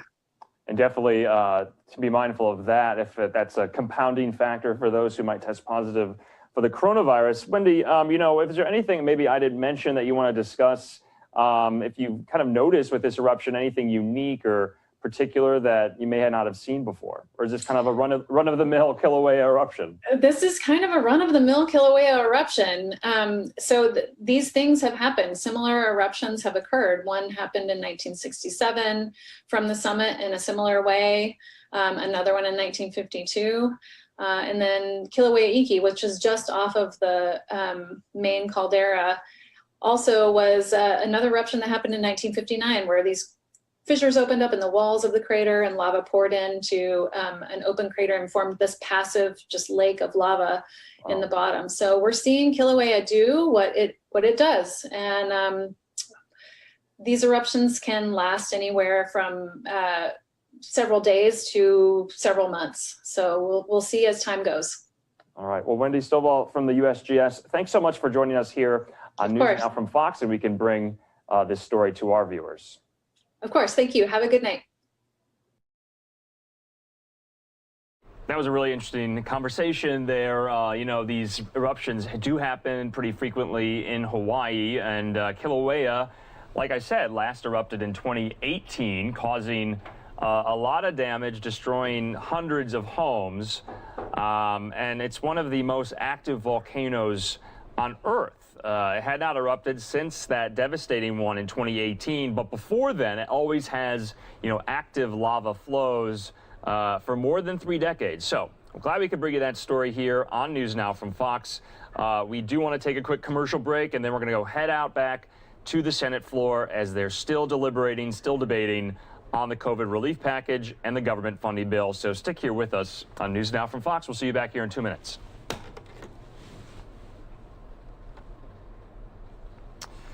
And like I said, I'm Andrew Kraft. We just want to take you to some of these scenes around the country that we have. Here's the U.S. Capitol Dome. It's a different vantage point than we usually have, kind of a zoomed out full display there of the U.S. Capitol as lawmakers are there, at least in the Senate they are. The House members have left for the evening. We probably won't see them back until the next session of Congress meets.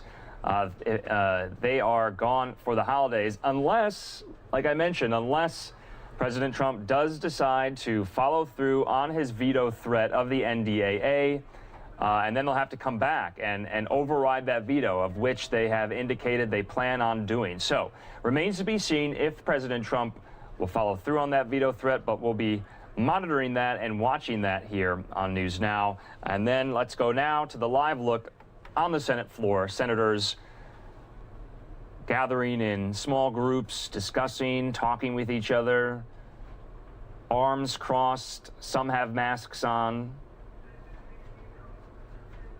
Fox sources are telling us that the vote most likely will come down 10:30 Eastern, 8:30 Mountain Time here in Phoenix, Arizona. So we're going to just keep it live on there for just a moment. And then once that happens, it can go to the president's desk for his signature. You're watching government in action, albeit delayed action. Remember, this has been in the works for the last 6 or 7 months since the CARES Act was passed back in March. That was the first and so far only round of relief due to the coronavirus pandemic. And now we're shaping up for another one in the last month of 2020, just 4 days before Christmas.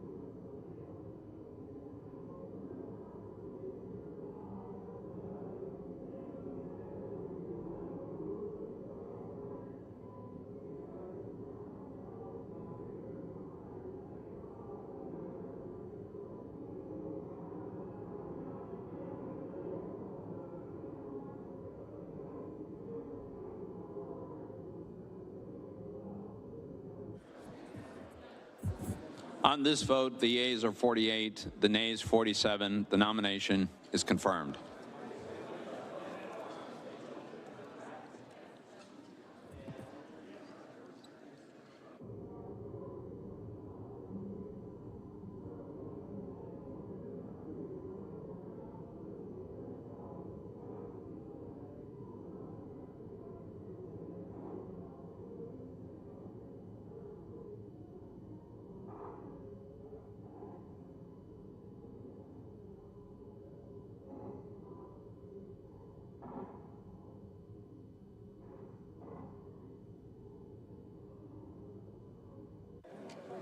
Mr. President. One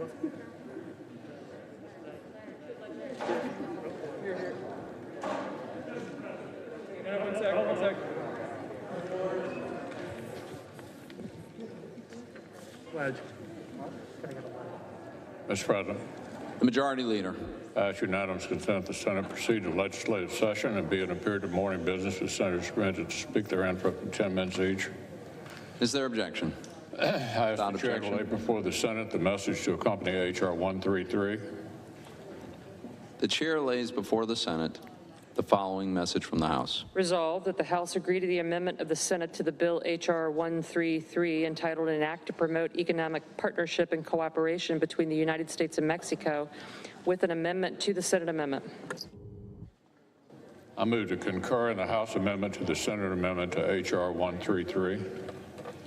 The motion is pending. I ask unanimous consent there be 60 minutes of debate equally divided between the leaders or their designees, and then following the use or yielding back of that time, the Senate vote on the motion to concur without further motions or amendments in order, and that 60 affirmative votes be required to adopt the motion to concur. Is there objection? Without objection.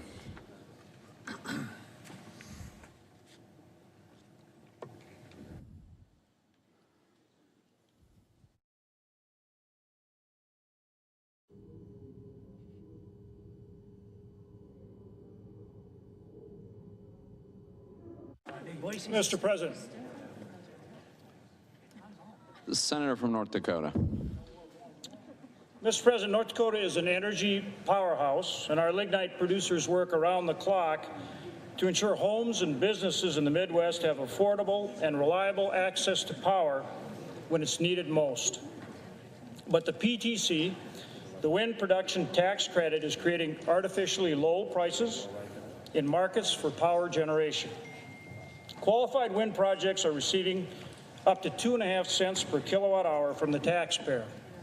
These subsidies distort the market and are forcing out the critical coal-fired baseload generation we need to keep the lights on.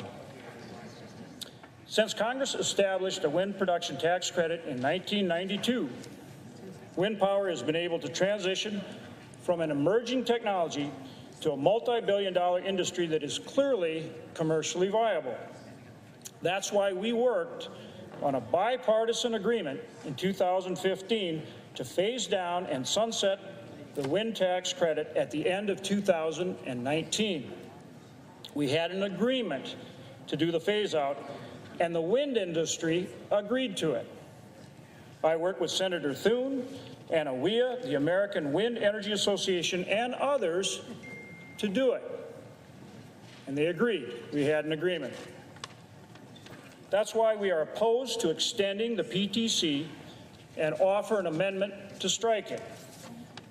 We saw what happened in California over the summer, and we can't afford to have blackouts and brownouts during the coldest of winter weather months. We instead must strengthen grid resiliency and reliability by keeping diverse sources of generation available at all times, including when the wind isn't blowing or the sun isn't shining. That means baseload. Instead of extending the production tax credit, we should be working on making technologies like carbon capture and sequestration commercially viable. The American Wind Energy Association states on its website that, quote, growth in the wind industry is expected to is fully phased out. Why then are we considering another extension of this credit when the leading trade association expects to see strong growth for the wind industry without the credit? We need to bring back a level playing field for competition in our electricity markets and reverse the trend of taxpayers continuing to subsidize a mature, multi-billion-dollar wind industry. I urge my colleagues to support this amendment and ensure that the wind production tax credit sunsets. And with that, I'd like to ask for some words from my co-sponsor on the amendment, Senator Kramer. Mr. President. Senator from North Dakota. Thank you, Mr. President. I rise to join my colleague, Senator Hoeven, in offering this amendment and urging our colleagues to support the amendment to strip the wind production tax credit from this massive bill. And Mr. President, I feel like I'm living in an episode of The Twilight Zone. And I wish I could say that I'm surprised, but I'm not. Because here we go again. Despite numerous requests and appeals and deals with the leader and the chairman of the Finance Committee to not jam this body with a 13th extension of the wind production tax credit, here we are with another one in front of us. Since the credit's inception in 1992, and for a lot of those years I was a utility regulator, it has always been promised that it would be temporary and would expire. Last year, we got jammed at the last minute with another extension, and rightly, the people back home are really, really upset with us. And it didn't sit very well with me either. That's why in April of this year, I led a letter to Leader McConnell with colleagues from West Virginia, Wyoming, and Georgia, saying it was time to finally level the playing field and get rid of this market-distorting atrocity. In July, I led another letter to Chairman Grassley with even more colleagues from West Virginia, Wyoming, Tennessee, Oklahoma, and Pennsylvania with the same message: let this credit expire. Yet here we are again. The requests have fallen on deaf ears, and we've simply been given another bitter pill to swallow with the extension today. Some in this town have pointed to an extension in carbon sequestration credits like 45Q and 48A as if they were an equal trade. They're not. Despite years of pleading, the Treasury Department, yes, this Treasury Department, still has not finalized regulations. So an extension of 45Q is moot if there's no way to actually monetize the credit. Of equal importance, financial investors have said if renewable credits are extended, they will absorb whatever tax appetite exists. So that's Senator Kevin Cramer there, the Republican from North Dakota. We will be revisiting the Senate floor soon. We did want to bring you some of the other stories we're following on this Monday, December 21st. Really crazy scenes out of Georgia, and we want to just bring this up here. This is from one of our Fox affiliate reporters there in Atlanta. This is in DeKalb County, Georgia, where an apartment complex caught fire after a gas leak explosion. I'm just going to read some of this story here for you at the moment. This is a Twitter account video posted to Fox 5's Rob DiRienzo. He was on that story earlier today. 2 Atlanta gas light workers were injured responding to a gas leak at a Dunwoody apartment complex today.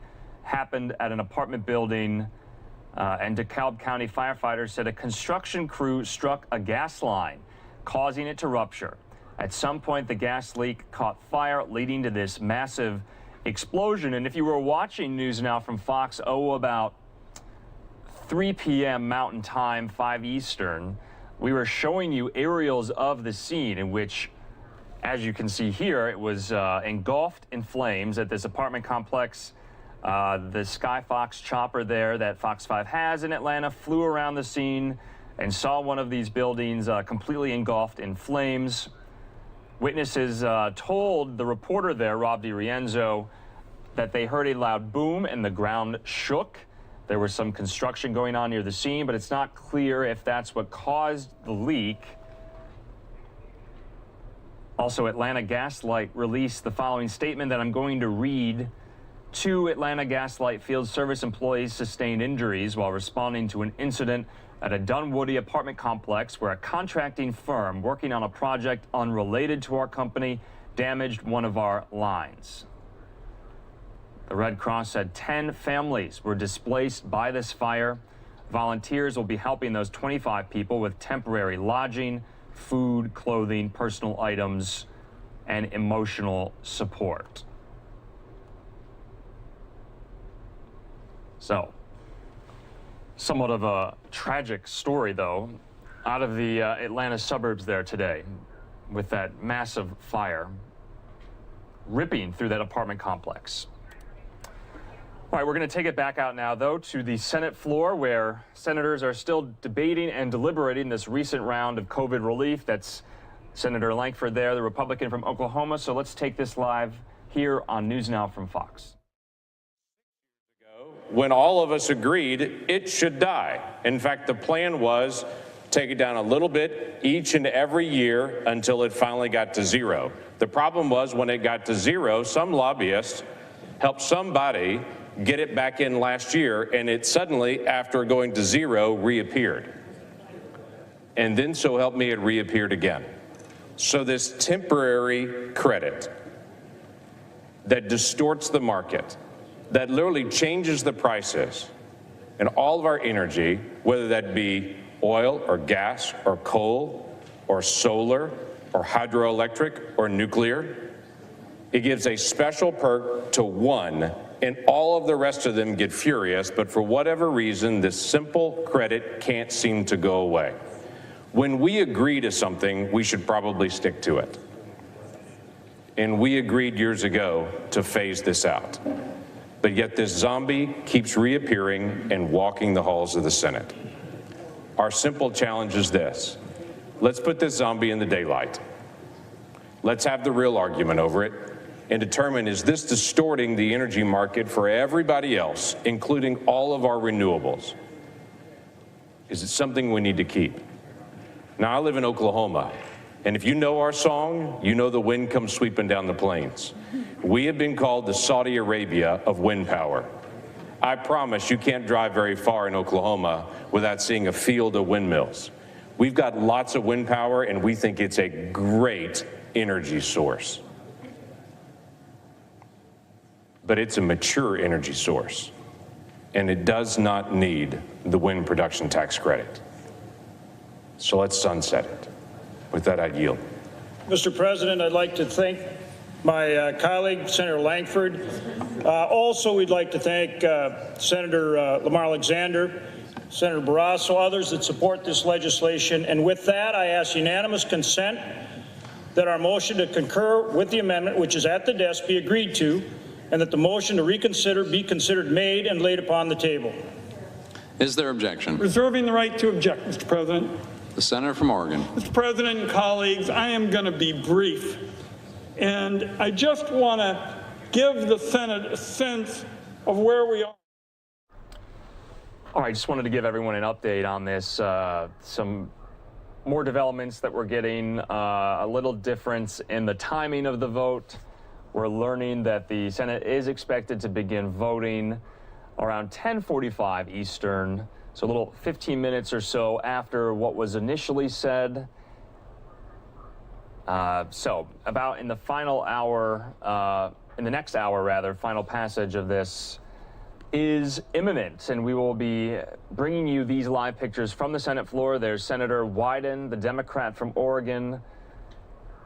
And so kind of just to go over what you're watching, some of these senators do have the opportunity to get up at the lectern and debate and give their final thoughts, especially on some of the items that they fought to include in the spending bill itself. Then it'll take some time for paperwork to get to Trump's desk, so that might not happen tonight. It could happen early morning tomorrow.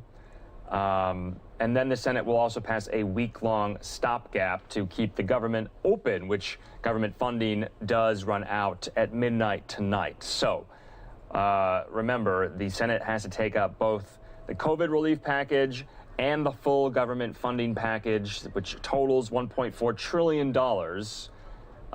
in government funding, and that $900 billion for COVID relief. So that's what they're deliberating on now.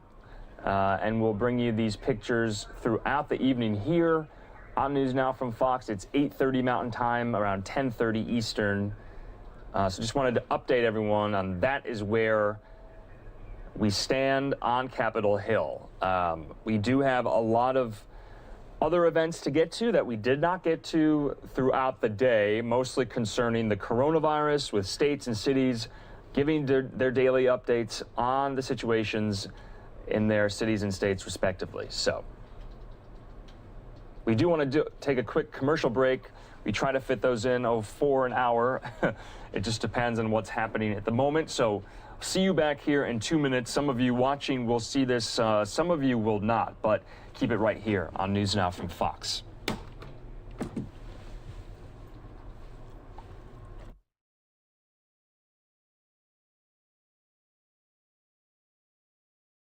In the future, and Mr. President, with that, I would object. Mr. President. Objection is heard. Mr. President. The senator from North Dakota. I would ask my colleague from Oregon, and I did have him in North Dakota. We had a great time, and I appreciate him coming out to see the energy we produce in our great state. And I would ask the gentleman for his help on carbon capture technologies. We've put funding in place to advance those carbon capture technologies, and I ask for his help and his colleagues' help in that endeavor. I would just say to my colleague, I'm always interested in working with him for the future. I would just say that the focus after we pass this bill, and particularly these important provisions which are going to meet immediate needs, let's just set as our lodestar reducing carbon emissions. You and I served on the Energy Committee together. That's an approach that brings together Republicans and Democrats. And with that, Mr. President, I yield. Mr. President, Senator from North I thank my co-sponsors on this amendment, and our efforts will continue. With that, I yield the floor.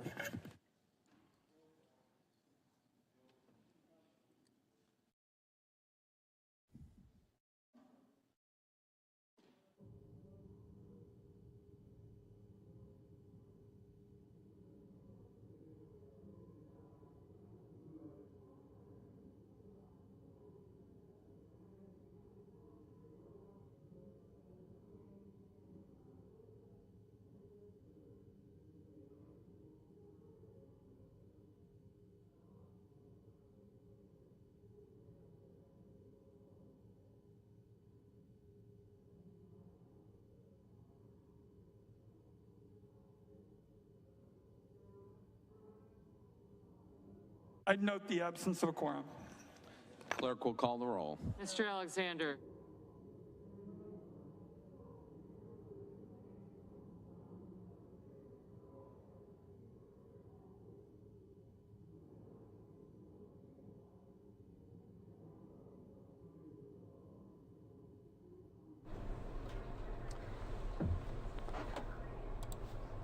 I do want to break in here just again, just to kind of offer some more details and context of what is happening right now on the Senate floor. The Senate has already set up this vote on the package by skipping several parliamentary hoops, but the bill will be subject to a 60-vote threshold to pass. If it doesn't reach that threshold, it will not pass. That's what that means. All this information is coming from our esteemed congressional correspondent who knows everything about Capitol Hill. That's Fox's Chad Pergram. And just to kind of go off his reporting here on News Now, the Senate is now considering this package. McConnell, the majority leader, has set up 1 hour of debate. And then at the end of that debate, the Senate will then begin to vote and align with the House's measure that was passed, now just about an hour ago. So that's where we stand on these developments out of Capitol Hill. And we're just going to watch these scenes unfold as they are.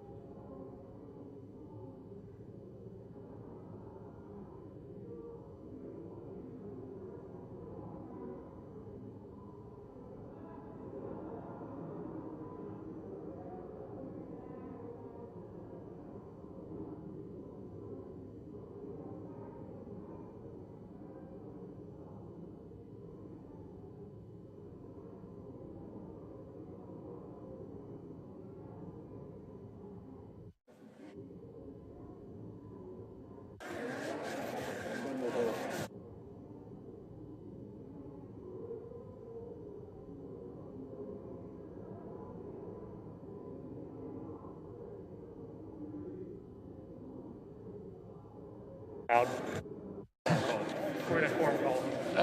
President, Majority Leader. would have order in the Senate.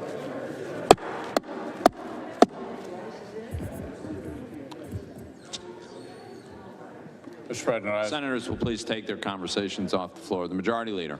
I ask consent that further proceedings on the quorum hall be dispensed with. Without objection. I ask the chair to lay before the Senate the message to accompany H.R. 1520. The chair lays before the Senate the following message from the House. Resolved that the House agree to the amendment of the Senate to the bill H.R. 1520 entitled An Act to Amend the Public Health Service Act to provide for the publication of a list of licensed biological products and for other purposes with an amendment to the Senate amendment. I move to concur in the House amendment to the Senate amendment, and I know of no further debate on the motion. Is there further debate? If not, all in favor say aye. Aye. Those opposed, no. The ayes appear to have it. The ayes do have it. The motion to concur is agreed to. I ask unanimous consent the motion to reconsider be considered made and laid upon the table. Without objection. Now, Mr. President, I ask unanimous consent that the Senate proceed to the immediate consideration of H.Con. Res. 128, which was received from the House. The clerk will report.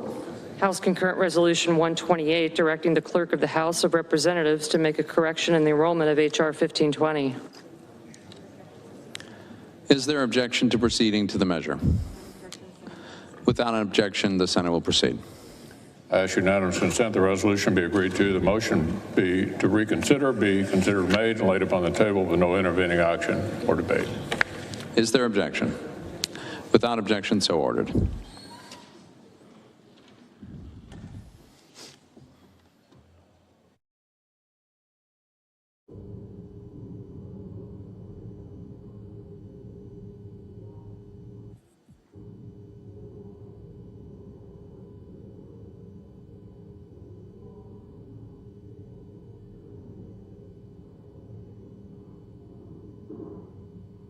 Majority Leader. Not all time be yielded back. Is there objection? Without objection, so ordered. Yeas and noes. Is there a sufficient second? There is. The question is on the motion to concur. The yeas and nays are ordered. The clerk will call the roll. Mr. Alexander. Aye. Ms. Baldwin. It's a referendum. Mr. Barrasso. Aye. Mr. Bennett. Mrs. Blackburn.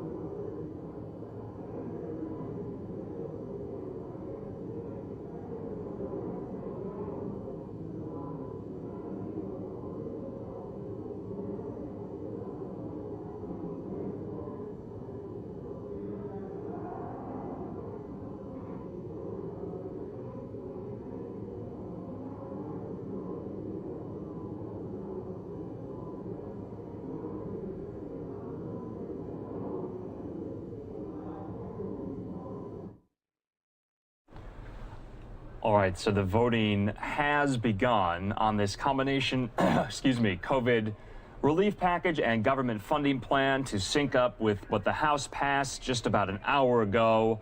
Like I said before, this needs 60 votes to pass. That is the threshold of votes needed.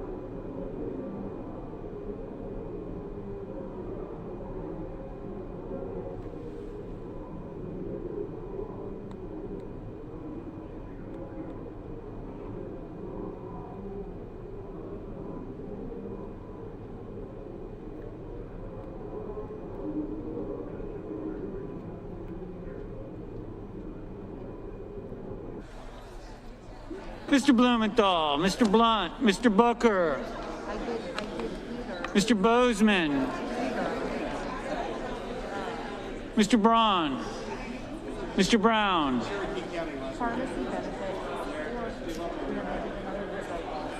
Mr. Burr, Ms. Cantwell, Mrs. Capito, Mr. Cardin, Mr. Carper, Mr. Casey,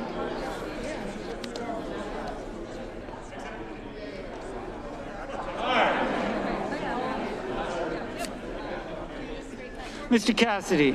Thank you. Mr. Coons.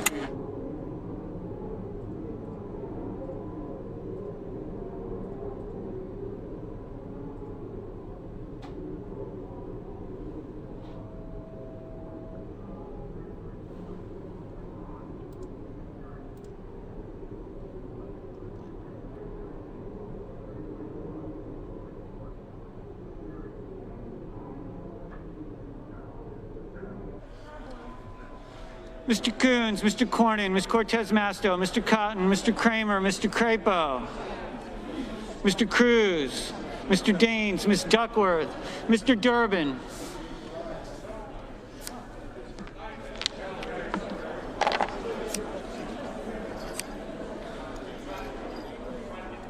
Mr. Enzi, Ms. Ernst, Mrs. Feinstein, Mrs. Fisher, Mr. Gardner, Mrs. Gillibrand, Mr. Graham, Mr. Grassley, Ms. Harris, Ms. Hassan, Mr. Hawley, Mr. Heinrich, Ms. Hirono, Mr. Hoven, Mrs. Hyde-Smith,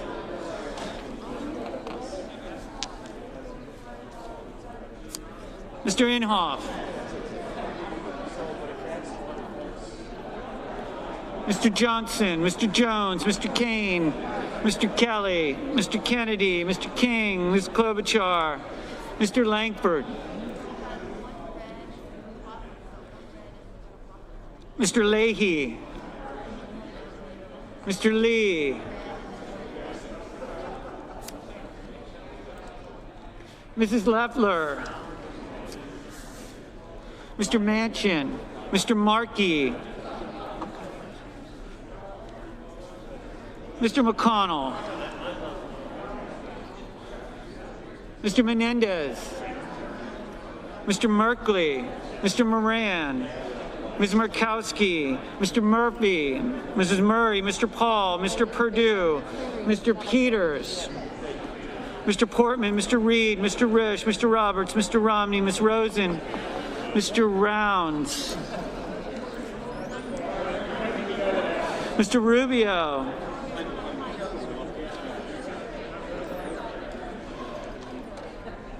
Mr. Sanders, Mr. Sass. She is, yes.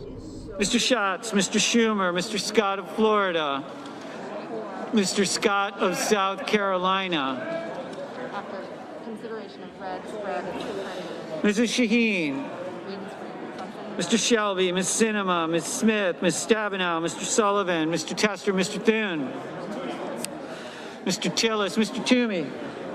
Aye.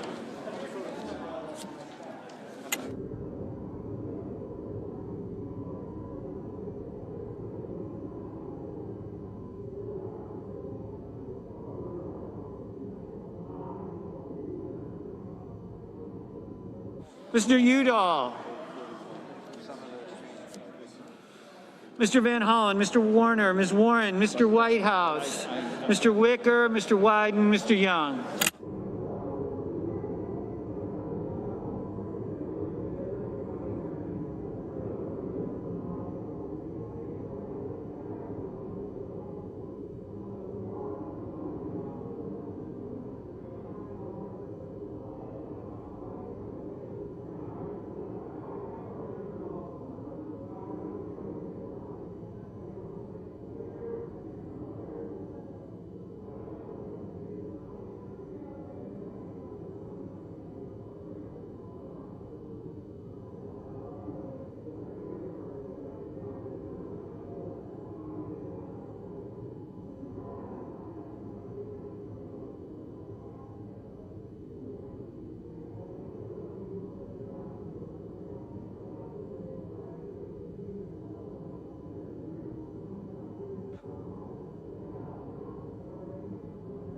Senators voting in the affirmative: Alexander, Baldwin, Barrasso, Bennett, Blumenthal, Bozeman, Brown, Burr, Cantwell, Capito, Cardin, Carper, Casey, Cassidy, Collins, Cornyn, Cortez Masto, Cotton, Kramer, Crapo, Daines, Duckworth, Durbin, Ernst, Feinstein, Fisher, Gardner, Gillibrand, Graham, Grassley, Hassan, Heinrich, Hirono, Hoven, Hyde-Smith, Inhofe, Jones, Kane, Kelly, Kennedy, King, Klobuchar, Lankford, Leahy, Loeffler, Manchin, Markey, Merkley, Moran, Murphy, Murray, Peters, Portman, Reed, Risch, Roberts, Romney, Rosen, Rubio, Sanders,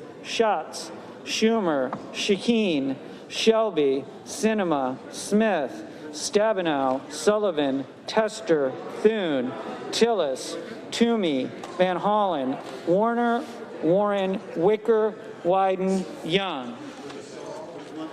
Mr. Blunt, aye. Senators voting in the negative: Blackburn, Johnson, Lee, Paul, Scott of Florida. Mr. Cruz, no.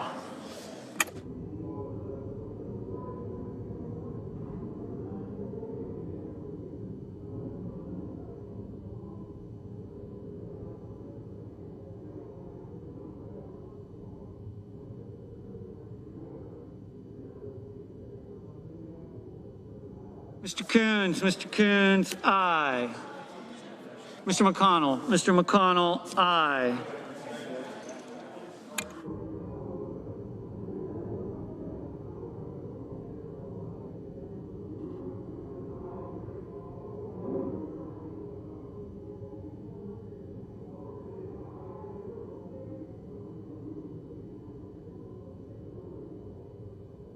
Ms. Harris, aye.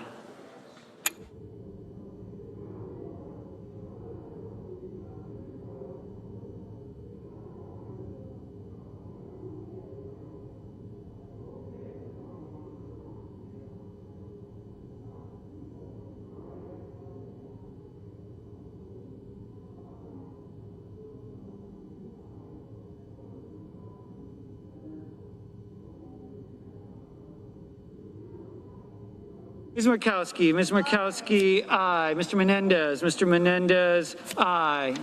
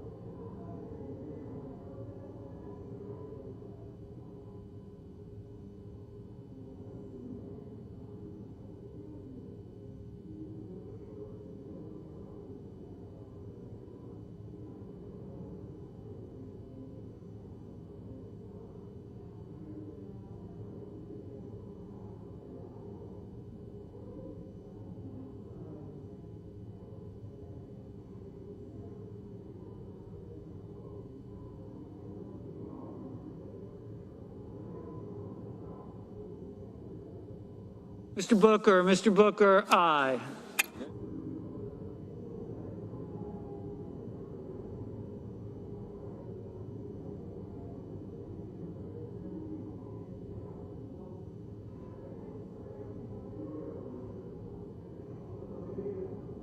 Mr. Hawley, aye.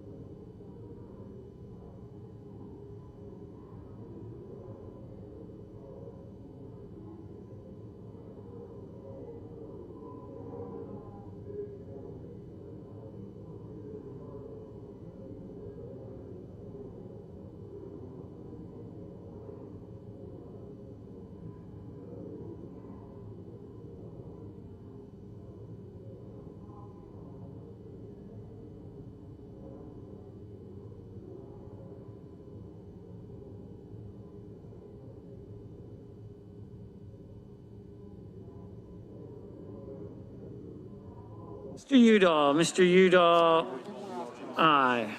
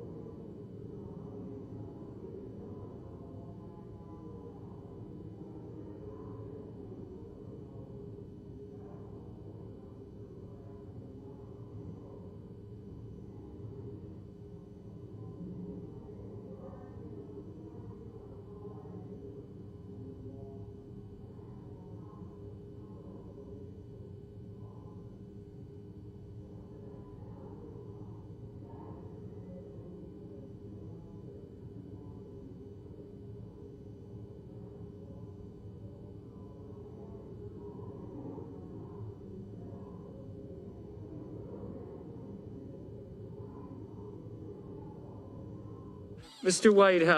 Whitehouse, aye. What's that?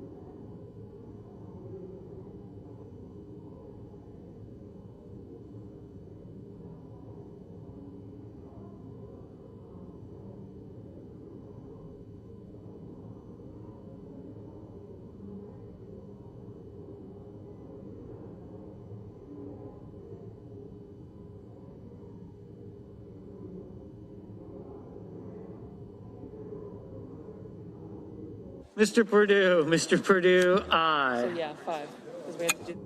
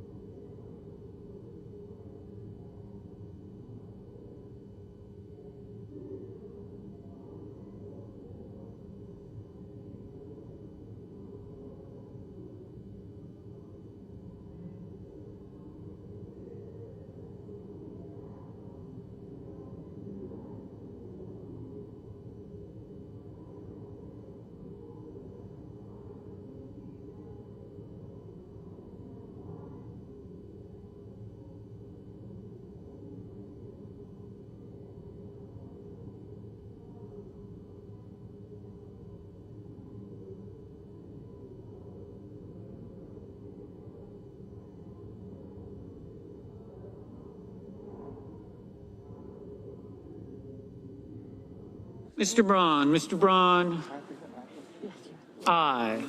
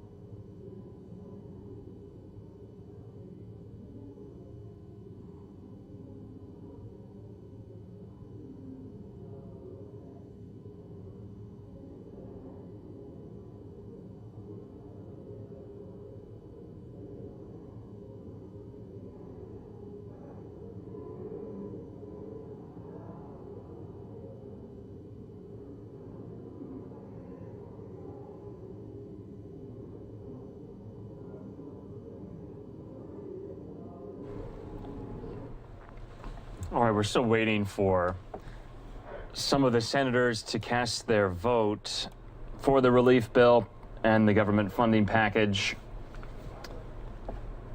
Just got word that Senator Harris, Vice President-elect Harris, is in the chamber to cast her vote. We know Senator Perdue, who's been campaigning in Georgia the past week, just entered the Senate chamber. As you can see, a lot of fist bumps going on as senators don't greet each other with the customary handshake just because of the coronavirus and trying to follow all of the CDC guidelines in the chamber. But we do know that enough senators have voted, and we know that the number of votes are there that are needed to pass this, so it will pass in the Senate. We're just waiting for the few remaining senators to cast their ballots, or excuse me, their votes, and then we will get off this shot and the relief bill will be confirmed passed in the Senate.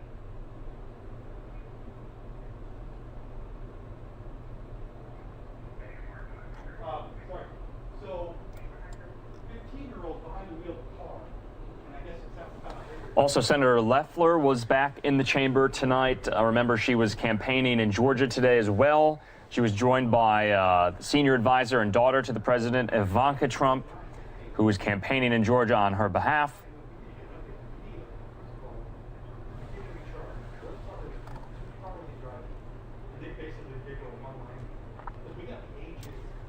Both senators, Perdue and Loeffler, did vote yes on this package. So it's interesting to see. We're going to break that all down for you as well. Which senators voted for this, which senators did not. We know Mitch McConnell, the majority leader, did vote yes for this package. So you're looking to see quite a few number of senators vote in the affirmative for this relief package. Usually that is, in this age of partisanship, somewhat rare to see such a majority vote in favor.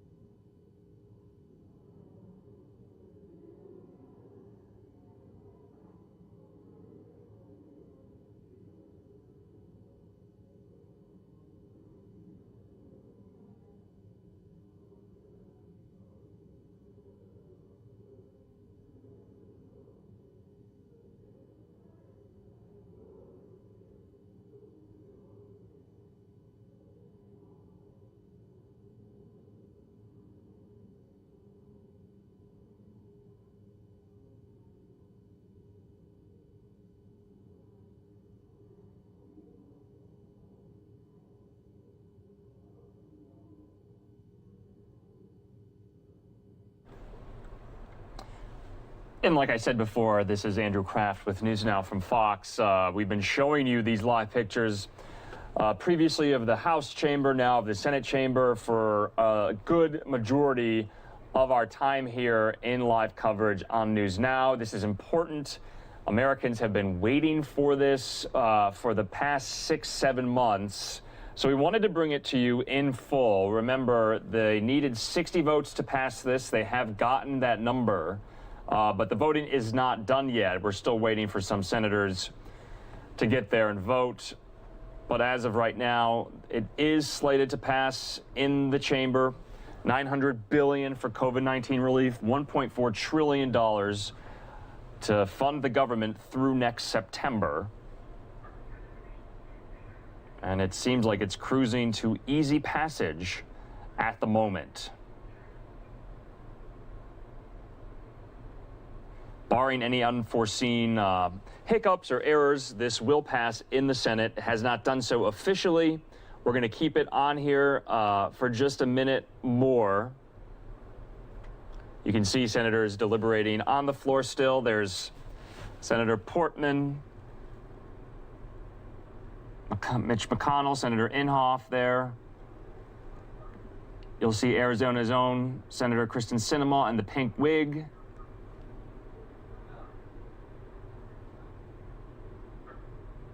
And this is late for them to still be there. It's almost 11:30 Eastern.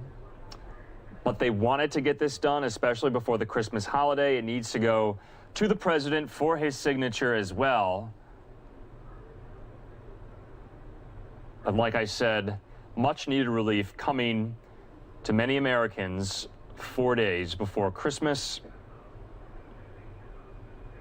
I outlined everything in the relief bill about an hour ago, just to recap those $600 direct stimulus payments to Americans making less than $75,000 a year. The cap of $300 for federal unemployment insurance benefits that'll be on top of whatever state you live in and the unemployment insurance that you get in the state. There'll be money in there for live concert venues, museums, the theater industry, for the airline industry, for transit systems across the country. Hundreds of billions for the Paycheck Protection Program.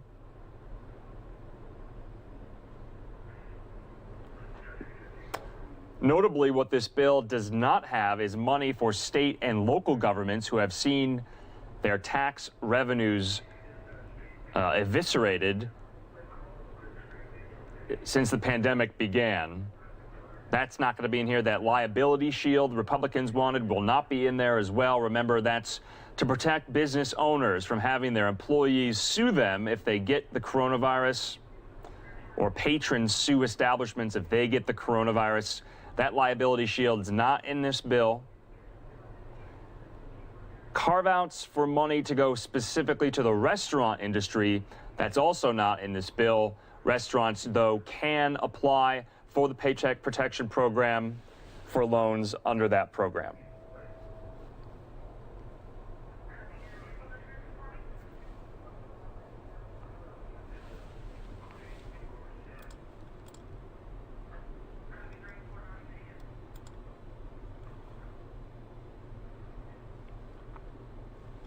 This is something I'll be looking out for as well, just as far as the makeup of the Senate is concerned. Remember, we are following those runoff races very closely here on NewsNOW out of Georgia between Senator Kelly Loeffler and Reverend Raphael Warnock, and also Senator David Perdue and John Ossoff. Another thing we'll be watching out for as far as the Senate is concerned is when Vice President-elect Harris resigns her Senate seat, and who ultimately Governor Gavin Newsom of California will appoint to fill that vacancy to carry out the rest of her term. Remember, she was only elected for the first time in 2016, so she still has 2 more years left for her term. According to our Fox News Capitol Hill producer, Jason Donner, Harris did return tonight to vote on this. He asked her, Senator Harris, why was it important to come for this vote tonight? She responded by saying, it's because the American people need relief, and I want to be able to do what I can to help them.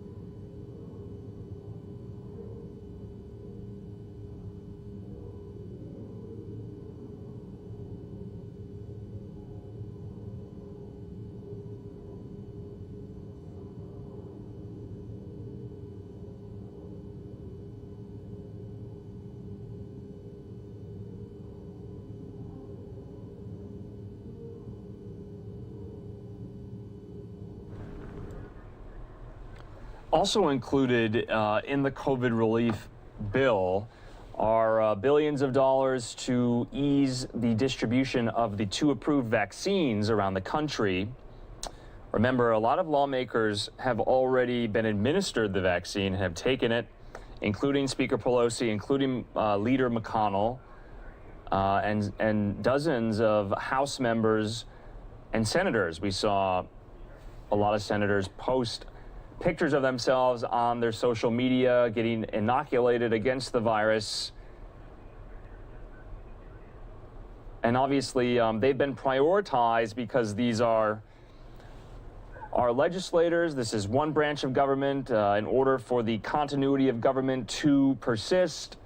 That is why they were prioritized. Remember, we saw today as well President-elect Biden publicly on live television receive his vaccine. It remains to be seen when and if the president and first lady will publicly show the country them getting the vaccine themselves. So Friday we saw Vice President Pence, Second Lady Karen Pence get the vaccine, as well as the Surgeon General Jerome Adams.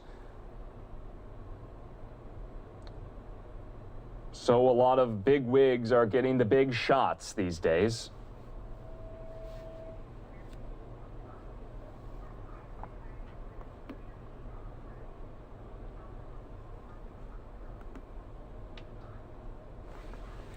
So like I said, we are still waiting on a small number of senators to still vote for the relief package. So I feel like this is important to show. We do want to get to some other live events and pre-recorded events that we haven't been able to show you today because of this busy news on Capitol Hill, and that's important. We want to get to that. We, remember, only have about an hour and a half left of live coverage tonight on this Monday, but we will most likely include a lot of that pre-recorded content in our overnight playlist for those of you who cannot sleep or who are up at those hours. Then you can watch it there. A lot of coronavirus updates and press conferences from state and local officials around the country.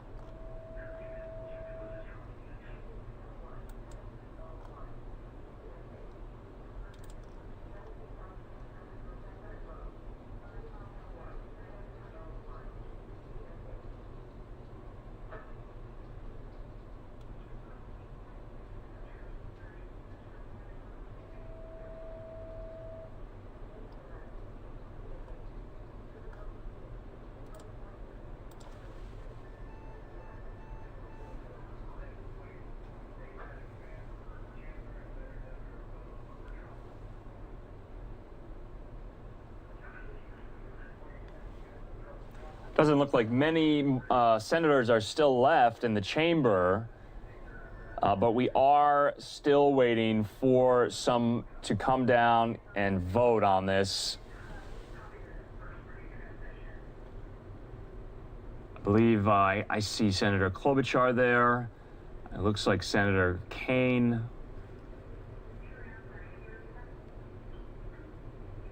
I do want to break down, once we find out who voted yes, who voted no. Majority, overwhelming majority voted yes. They needed that 60 votes.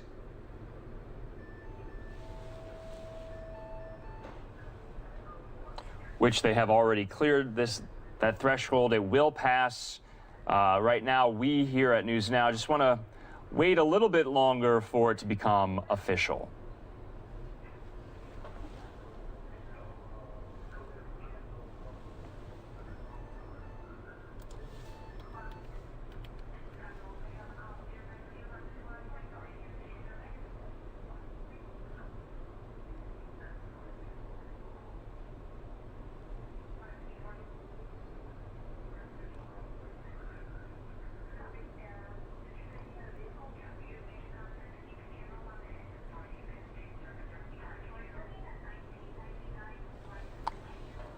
And remember, we're only about 25 minutes away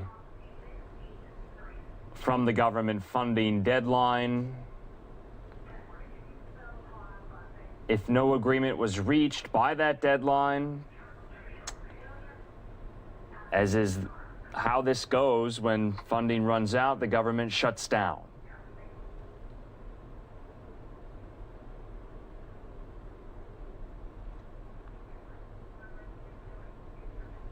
Just some important statistical facts here, some stats and trivia for you. This bill is 5,593 pages long, and it was released today at 2 p.m.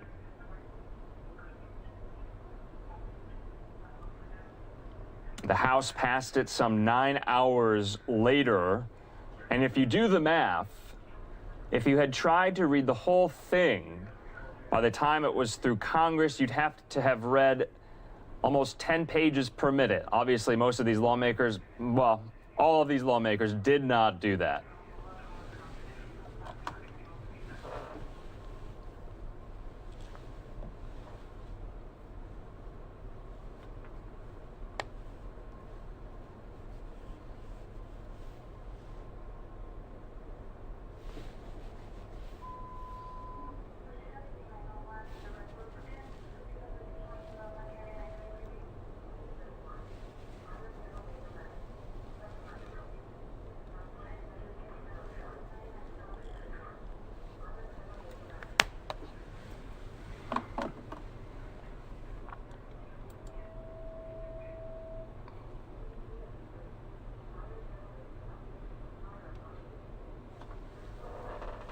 Just to give you an update on the vote tally, there are 92 yeas on the board.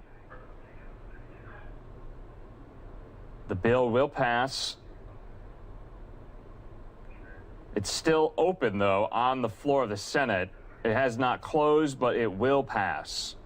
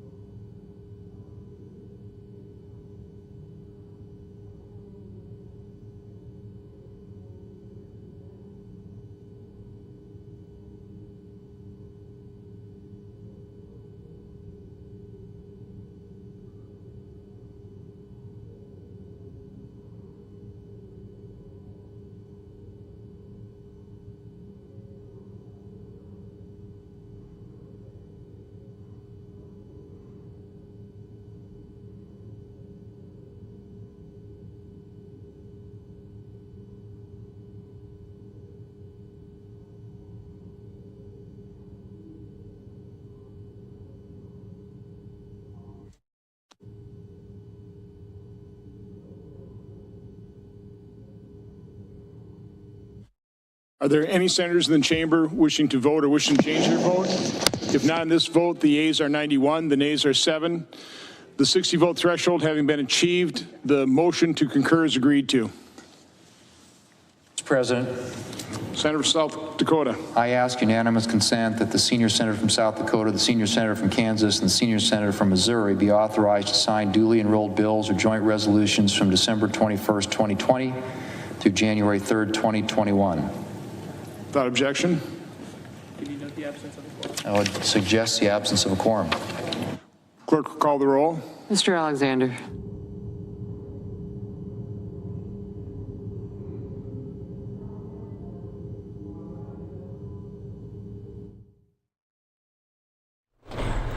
All right, there you have it. The Senate has passed the massive COVID relief full year government funding package. 91 yays and 7 nays, sending the bill eventually to President Trump's desk for his signature. Remember, this is $900 billion for COVID relief and $1.4 trillion to keep the government open and funded through next September 2021. So this is monumental. This has been a long time coming. So much of the negotiations over the summer and over the fall were scuttled. They couldn't agree on anything. They were stalemated for so long, and now much needed relief is coming to the American people in the form of unemployment insurance, direct stimulus checks, coming to the airline industry, the restaurant industry, small businesses, and schools especially. So this is some breaking news we have here on this Monday night to start off your week going into this Christmas week, just 4 days before Christmas Day. And we're getting now confirmed reports that the Senate, and we gave it to you live, we showed you a lot of this, mostly live, that they have passed the massive COVID relief full year government funding package 91-7. We do want to take a quick commercial break. I know we've been showing you this for, the last hour and a half or so. So stick with us here on News Now from Fox. We got about another hour and a half of live coverage left on this Monday night, but stick right here. We'll see you here in 2 minutes.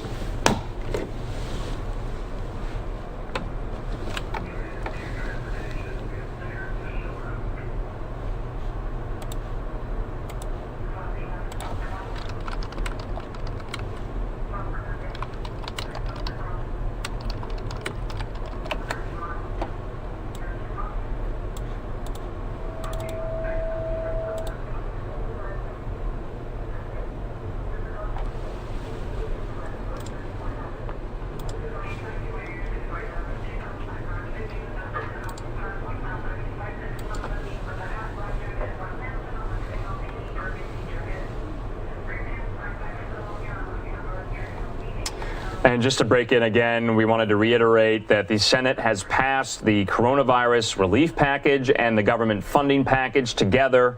It's about $2.2 trillion worth of spending.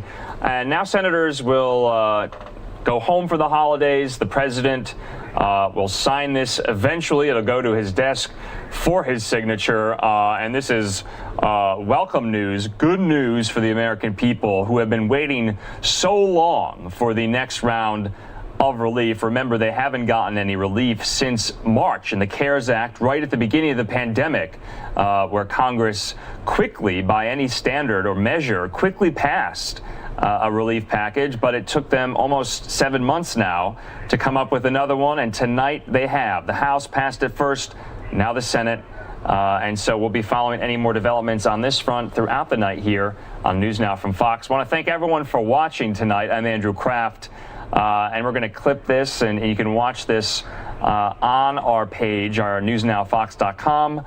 We have a YouTube page and our Twitter account at NewsNowFox. But in the meantime, we're going to take a break from all of this.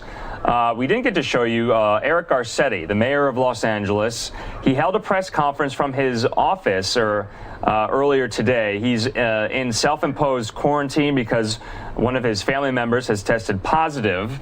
But we want to just say that, you know, he has been outspoken on what the House and the Senate just did. He said he wants to be blunt. He thinks $600 in direct stimulus payments are not enough. He said it's nowhere near what we need. He also said COVID-19 free testing sites will be closed on Christmas Eve and Christmas Day and New Year's Eve and New Year's Day in LA, in Los Angeles. And he's urging Angelenos to stay home this holiday week. He said your choice will save lives or lead to more deaths, whether or not you stay home for the holidays. So we're going to play out. This is Mayor Garcetti from Los Angeles from earlier. So it's good to be with you again. On Thursday, I shared with you that our 9-year-old daughter, Maya, had been tested and tested positive for COVID-19. And I just want to start in a very personal note of thanking so many people across this city, across this country who reached out about Maya's well-being. She's doing well. She's going to be okay. And I'm glad to report that she'll be tested later this week and at her 10-day mark, and that she's doing just fine. My wife and I continue to quarantine here at home and continue to be negative, and that's good news as well. And we've continued to follow all the public health guidance to the letter to make sure we, like so many families right now, will get through this time healthy. A positive COVID-19 diagnosis can be a frightening experience, and more households across LA are experiencing that right now, as 1 in every 80 people in Los Angeles County is now estimated to be positive with COVID-19. I want to make something absolutely clear as I start tonight. All of us know now that this coronavirus is so widespread that any activity outside your home is extremely dangerous, much more so than it was just a month ago. With a terrifying pace, we have seen this virus infect our households, our neighborhoods, our workplaces, our communities. So please be aware of that and let that guide everything you do in this, the most critical of days during this crisis. Our essential workers and all of us are at greater risk today than ever before. And those who have to continue to go to work, to drive the buses, to stock the shelves, to help serve the sick, we need to be there for them and make sure that they don't become the victims of this virus. Our city's positivity rate in Los Angeles is higher than it's ever been. Our hospitals, they're at risk of going under right now, with intensive care units increasing their capacity to meet the load, and healthcare professionals are logging shift after shift after shift and hoping that they won't have to face more suffering and more death in the days ahead. And soon they're worried that they might have to turn patients away. That's where we are, Los Angeles. This is an emergency. Our public health officials know how we got here, and they're drawing a straight line between what's happening today and what happened over Thanksgiving. The deaths that we are experiencing in our county were the result of more households that mixed, more people who were together, and the crisis that we have in front of us. And with Christmas and New Year's around the corner, I implore you to do the right thing. Our choices are going to determine whether or not this surge multiplies on top of what we have, or whether we can stop this train of transmission together. I was disappointed and worried to read just in the last couple of days that more than 1 million people moved through TSA checkpoints for the first time this year, meaning more people are traveling on planes than throughout this crisis at precisely the worst moment in our nation's history. If you gather for the holidays, our hospitals will be overrun. This is not a good sign, and it's a recipe for a Christmas and New Year's surge. If you mix with other households, our doctor won't be able to treat every patient, whether they're coming in for COVID-19 or for a heart attack or anything else. And if we engage in our normal traditions, the deaths this month will be ripples that will extend into a crashing wave come January. None of us are exempt from these realities. I know that every single one of us needs to step forward and do what's right to save lives. This isn't an abstract concept. These aren't statistics, they're just numbers. This is not a warning for other people. This is a warning for you. This is about your family. This is about your loved ones. This is about your plans. Your choices will save lives, or they will lead to more deaths. Your choices will save lives, or they will lead to more deaths. Don't think that because you've stayed healthy so far that you're somehow in the clear. This is the greatest challenge that Los Angeles has ever faced.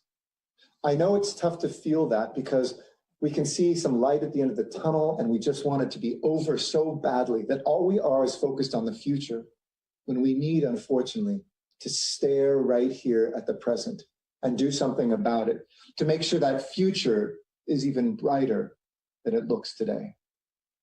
We are only going to overcome this if you do your part.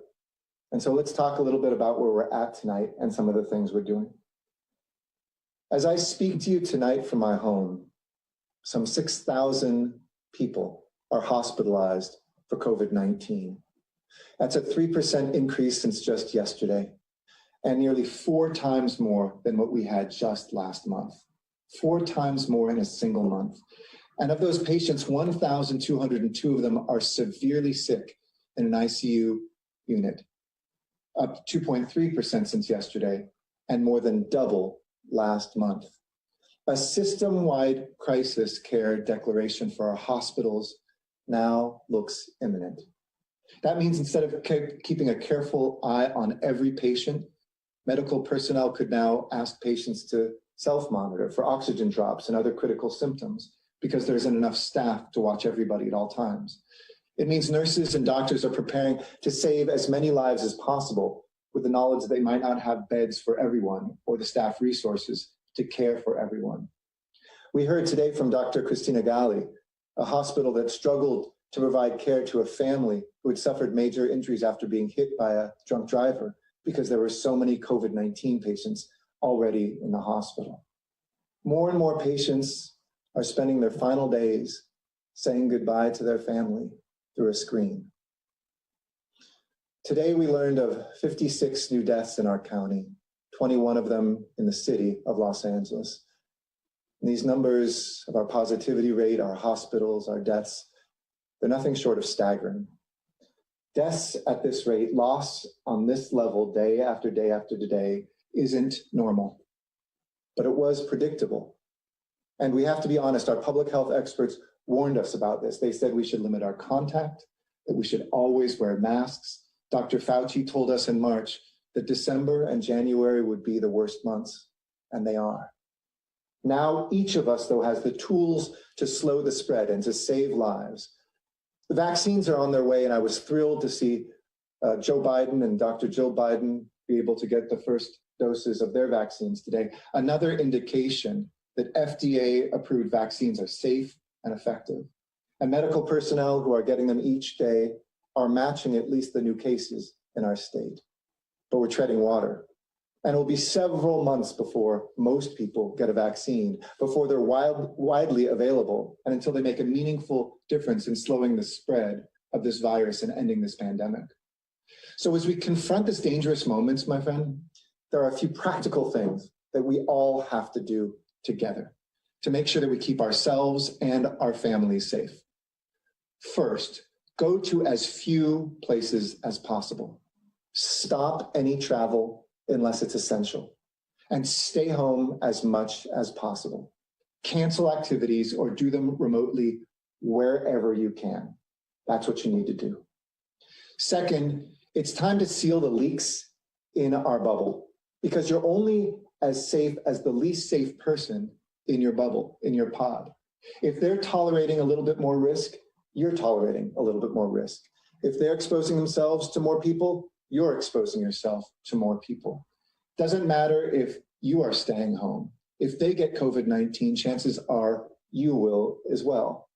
I don't have to tell you this. You're all having these conversations inside your homes, inside your bubbles, where people are getting sick now.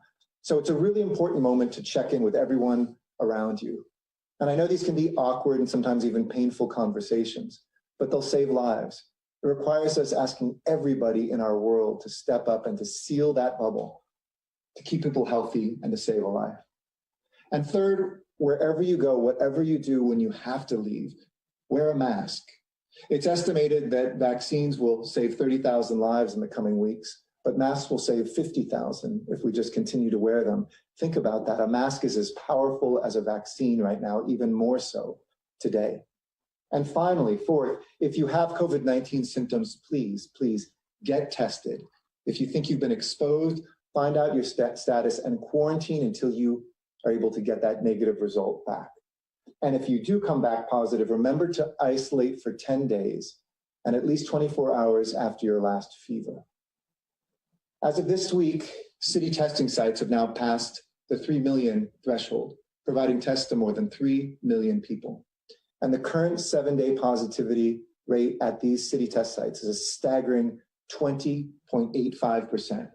Remember when it was down to 5 and 4%? Today it's nearly 21%.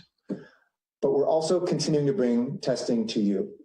Mobile testing tomorrow will be at Avalon Boulevard and 103rd Street, at the Metro Station at Soto Street in Boyle Heights, the Baskin Robbins on Slauson Avenue, in Van Nuys at the PUC Inspire Charter Academy in St. Elizabeth Church, and also at the YMCA in Wilmington. And with infections rising and demand for our testing skyrocketing, we're working to make testing more nimble and responsive to local trends. So tonight I'm announcing a new component of our COVID-19 strategy, the Los Angeles COVID-19 Neighborhood Map. This is the first interactive layout of recent case and mortality trends across our city, so you can find out what's happening in your neighborhood with even greater precision. This tool was developed by my innovation team, who I want to thank for their amazing work throughout this pandemic. And it shows the latest data across 139 areas of Los Angeles City. It makes it easier than ever for residents to be able to track the virus and to make testing appointments as well. And with this kind of data informing the local response to this pandemic, the city and its partners have brought our total testing capacity up to 46,000 tests each and every day. And thank you again to our fire department, our county partners, and of course, the extraordinary people of CORE who answer this call each day. Testing will be closed on Christmas Eve and Christmas Day. So we're trying to make up for those days, and same thing with New Year's Eve and New Year's Day as part of the holidays, and because we depend on so many volunteers who are going to take a day or two off for the holidays.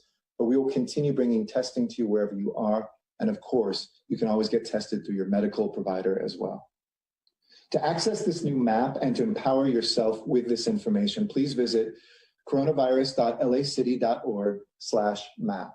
And as always, to find the exact locations for any testing in your neighborhood or close by, go to that same website, coronavirus.lacity.org/testing, or just call us at 311.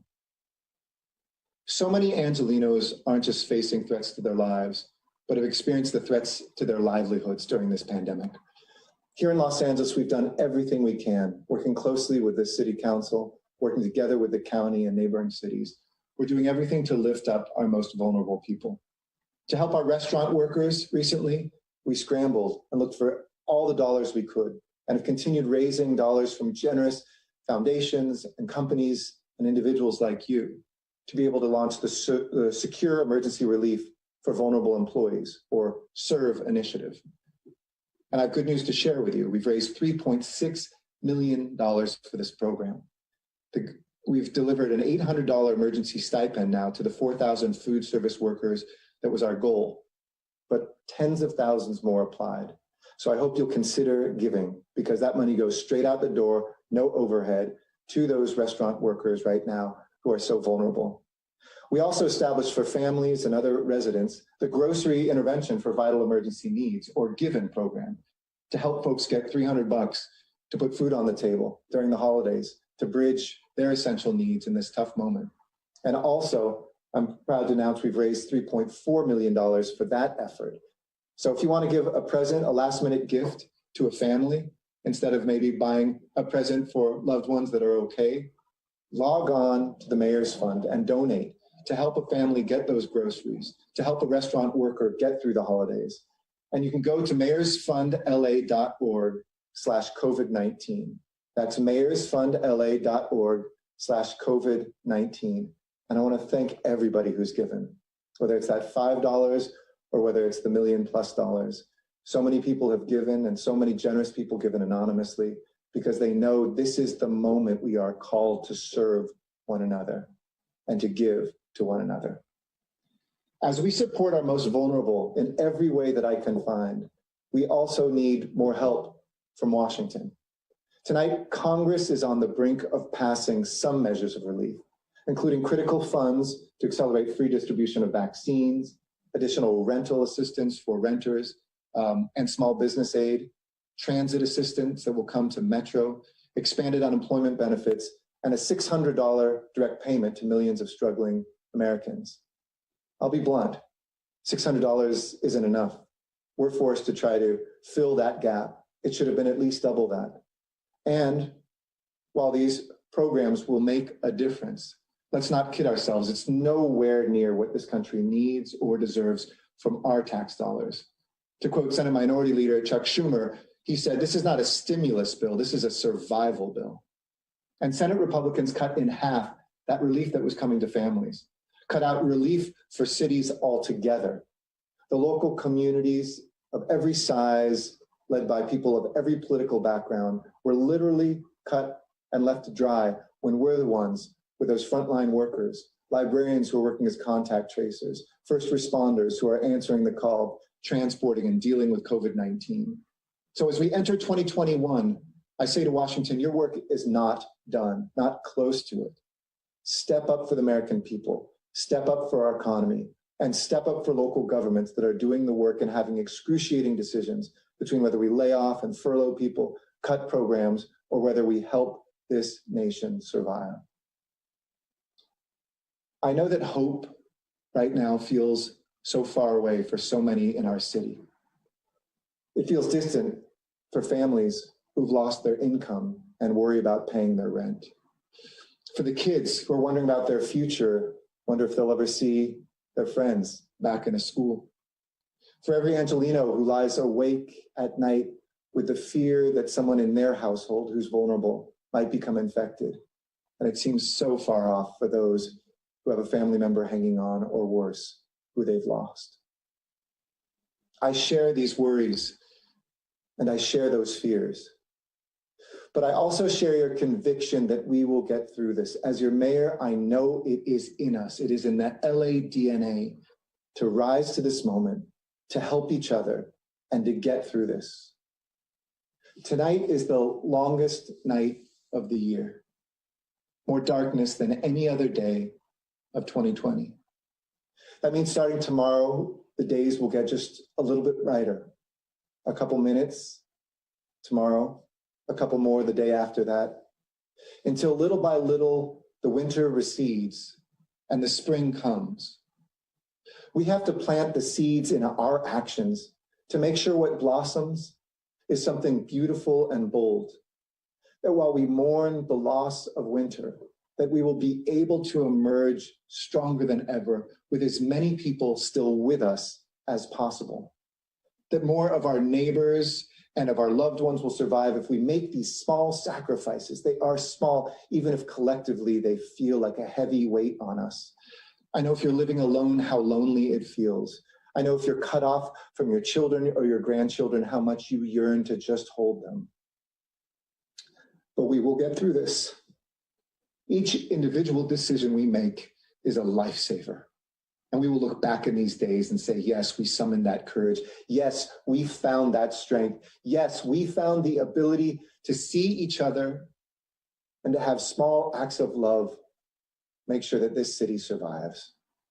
That task falls on all of us. And Los Angeles, we are up to it.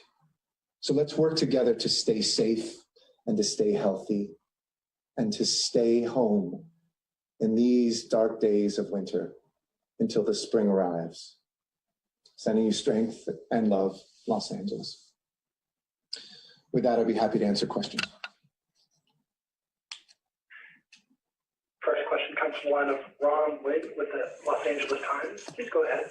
Hi, Ron. Hi, Mr. Mayor. Thanks for talking with us, and I'm hoping everything goes well for you and your family. Thank you. I have two questions for you today.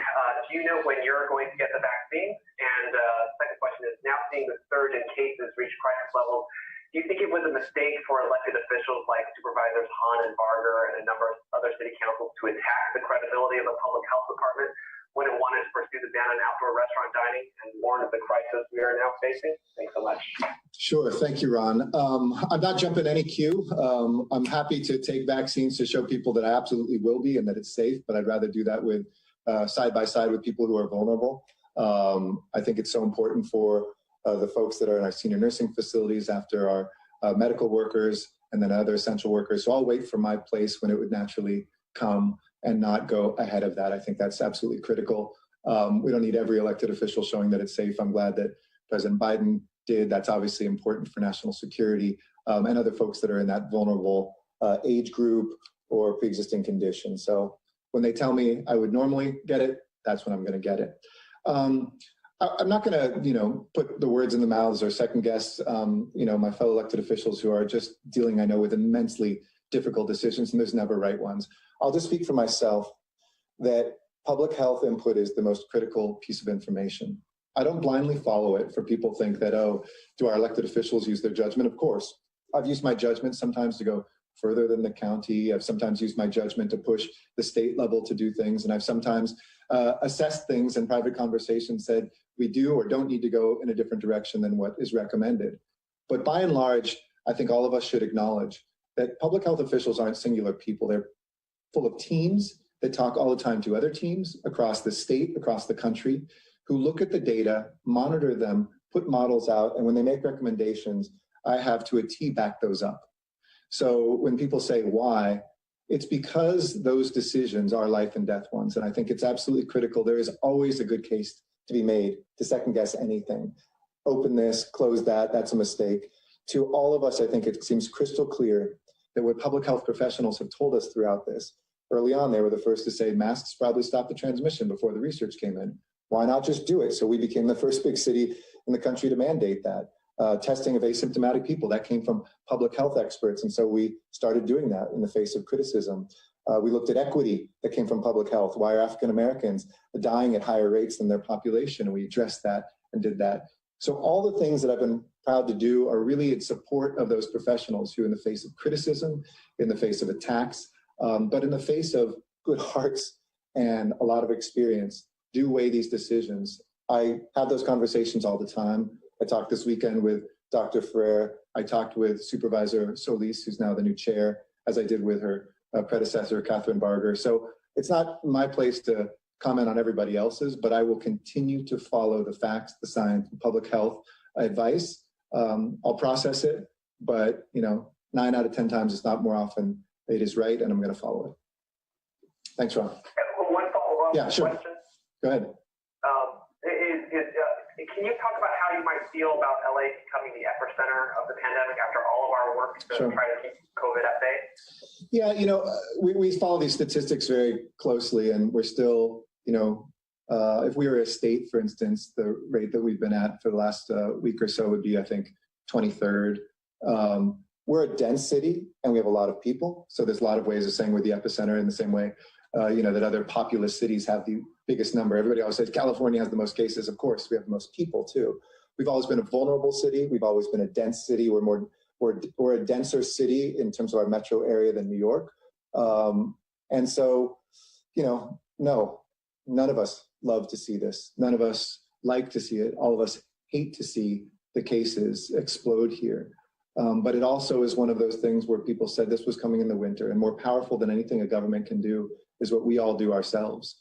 We've learned a lot of lessons. I think we're much better prepared. I think deaths are happening at a lower rate. I think hospitals are ready to surge. Thank God we prepared the PPE, that we did a lot of work with our hospitals to be ready. But there's a point in which, we will be overwhelmed. And that's my strong message today, that we are one of the main epicenters, not the epicenter, but one of the main epicenters. We still statistically, given our vulnerabilities, have done an exceptional job compared to peers. But this isn't a competition. This is about human lives. I'm less interested in the statistics than all of us doing our part. We can look back at it and say, poverty, density, all these other things contribute. But I'd rather look back and say, we did everything we could. We know today there are thousands of people alive because of what we've done up to this point. Let's keep that going. Thanks, Mr. Mayor. Thanks, Ron. Appreciate it. Next question, please. Next question comes from the line of Dakota Smith with the LA Times. Please go ahead. Good evening, Dakota.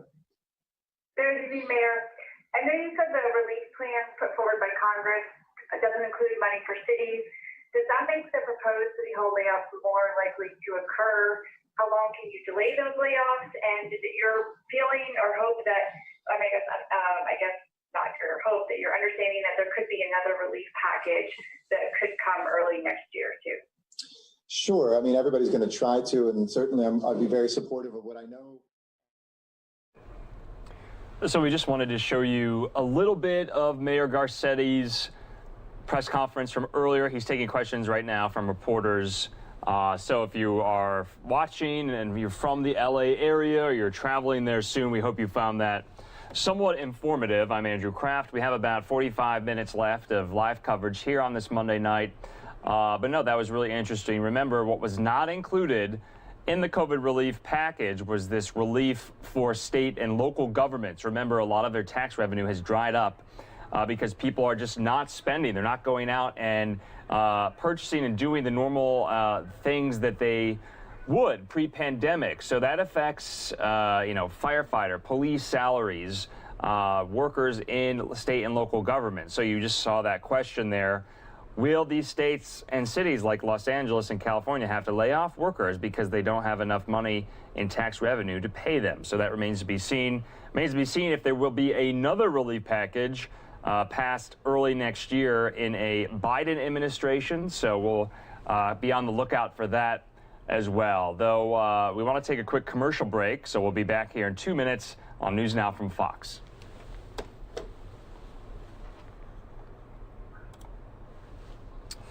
And remember, a lot of times at this time of the night, we like to play out a lot of the content that our sister stations, our Fox affiliates, give us to play during the day. Sometimes it's really hard to get to it during the day because there's so many live events happening, which was the case today.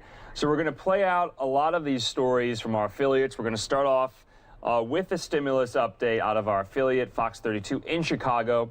There's a lot of coronavirus news. There's a lot of news regarding the Christmas holiday coming up as well. So hope you enjoy this. We're going to go and take it out now to Chicago. Here we go.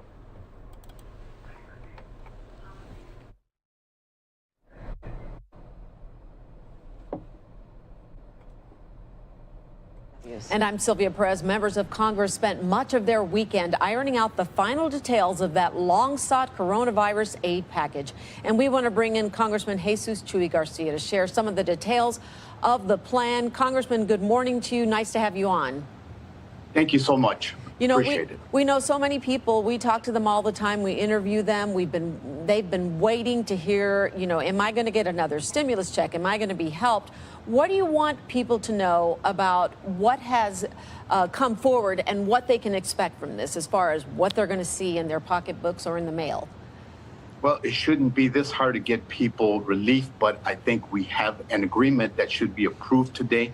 The package provides for direct payments to families that includes mixed status immigrant families. That's a huge breakthrough. They were left out of the assistance in the March bill. It also includes funding for rental assistance. Many tenants will be relieved to know that some assistance is coming in the form of $25 billion. There's funding for vaccine distribution for testing and tracing. There's funding for small businesses. Unemployment insurance, which is so key to so many people, is also extended. There's funding for schools.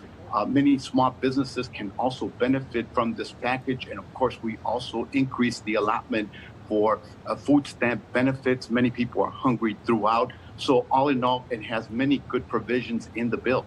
So $600 for many Americans, right, as kind of a stimulus check, and then $300, is it per week for many Americans as well? Okay. Correct, for unemployment insurance. And let's talk about unemployment because we had spoken to people who have said, I'm so worried my unemployment is running out very soon.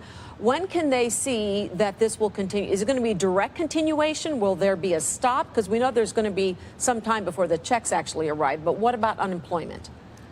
Unemployment should be extended. It should be a fairly smooth and seamless continuation of that. People need their checks. So I believe that, given so many of the snafus that we experienced at the start of the pandemic and the delays and the Department of Employment Services having so many challenges, I think we're in a much better situation. Well, that will not occur again. So this is very, very important. The package does not include support for state and local governments. We'll have to take that up once a new administration is sworn in, and that will be addressed. And let's talk small businesses. As you know, we interview a lot of them. A lot of, in particular, restaurants are struggling, bars and restaurants are struggling. What's in it for them? Well, we've targeted especially small businesses so that they can benefit. We seek to put an end to the abuses that we saw with many large companies that gobbled up so much of the billions of funding in the first COVID relief bill. But this bill expands small business relief funds to include some nonprofits, performance venues, and other cultural institutions that were not able to apply or get funding in the first relief bill. So this is a significant expansion with a focus on small businesses to try to help those who truly need the help most. I apologize for that sound, but that means we're going into session soon. Okay, well, very quickly, you guys hopefully will be able to wrap this all up and come home for the holidays. But what does this mean? Because we know in the future, more stimulus is probably going to be needed. Is it going to be this difficult the next time around? And what is your hope? Well, I think the new administration will be a lot more receptive to the suffering of people across the country. The surge in the coronavirus, even though we now have a vaccine that we're trying to get out through to all of the states, is a promising sign, but the suffering is very deep. And without a doubt, I believe the Biden-Harris administration, along with members of Congress, will see the need to act rapidly after a new administration is sworn in to continue to provide the needed relief and to restore our economy so that we don't go into a further economic recession like the one that we're in today. Congress will be very, very adept to act with, I think, the cooperation of a Biden-Harris administration. And Congressman, we don't want you to be tardy for class, so we'll let you go. We'll wrap things up. Does that bell in the background mean you're going to vote very soon? That means we're going into session. We're still waiting to see some of the text of the bill, but there are very promising signs in both chambers, the Senate and the House, and a bipartisan deal. We're also, of course, today voting on a budget for next year, which is also very, very important. We've been operating for the last several days with the continuing resolution. The need for that will not be necessitated any longer. So we bring some stability and hopefully some assistance that will help families during the holidays. All right, Congressman Garcia, thank you so much. And hopefully you're going to be able to take care of that and head back home and have a great holiday week. We thank you for joining us. Thank you both. Thank you. There's a disturbing story coming out of the UK. New York Governor Andrew Cuomo sounding the alarm about a more contagious and new mutation of coronavirus sweeping through Great Britain. Cuomo calling on the federal government to require testing or a complete ban on UK travelers before it touches down in the U.S. Today, that variant is getting on a plane and landing in JFK. So far, Canada, France, Germany, Italy, the Netherlands, Belgium, Austria, Ireland, Switzerland, Portugal, and Bulgaria have all announced bans or strict restrictions on British travelers since Prime Minister Boris Johnson announced lockdowns on Saturday. Given the early evidence we have on this new variant of the virus, the potential risk it poses, it is with a very heavy heart, I must tell you, we cannot continue with Christmas as planned. And at least 120 countries require a negative COVID test from people coming from the UK before letting them in. The US has yet to impose any travel requirements of the sort. Doing nothing is negligent. It's grossly negligent.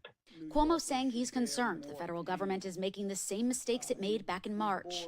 But despite evidence, the fast-moving variant is 70% more transmissible than earlier strains of COVID-19. U.S. Assistant Secretary for Health and Human Services insists there's no need for travel restrictions at least not yet. Viruses mutate. We've seen almost 4,000 different mutations among this virus. There is no indication that the mutation right now that they're talking about is overcoming England. Brett Grior saying the U.S. is keeping a close eye and is in constant contact with the U.K. Very importantly, we have not seen a single mutation yet that would make it evade the vaccine. Vaccine rollout, meantime, continues at a slow and steady pace.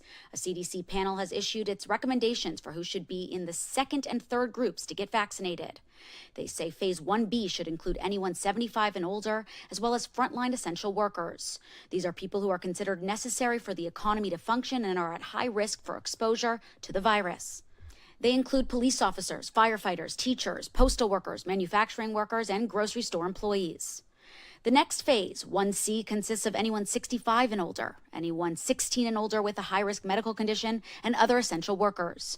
Among them, construction workers, judges and lawyers, energy workers, waiters, and food service employees.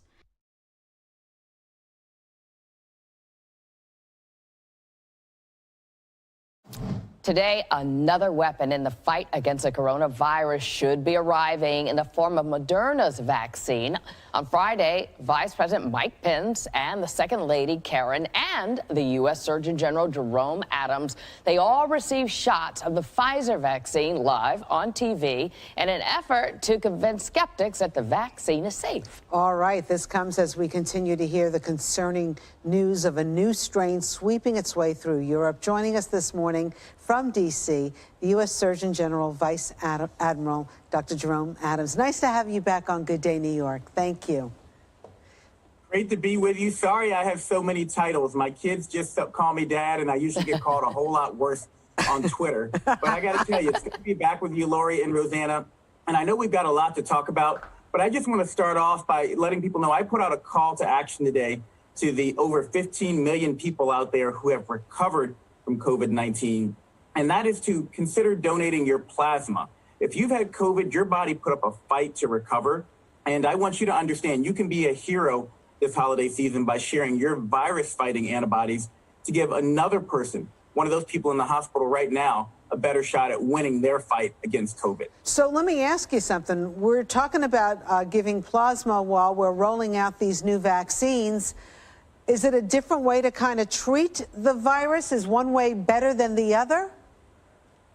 Well, there are different stages at which we can prevent the virus from ultimately harming us. So we talk frequently about the 3 W's, wearing a mask, washing your hands, and watching your distance, and keeping those holiday gatherings small. That's an important first step.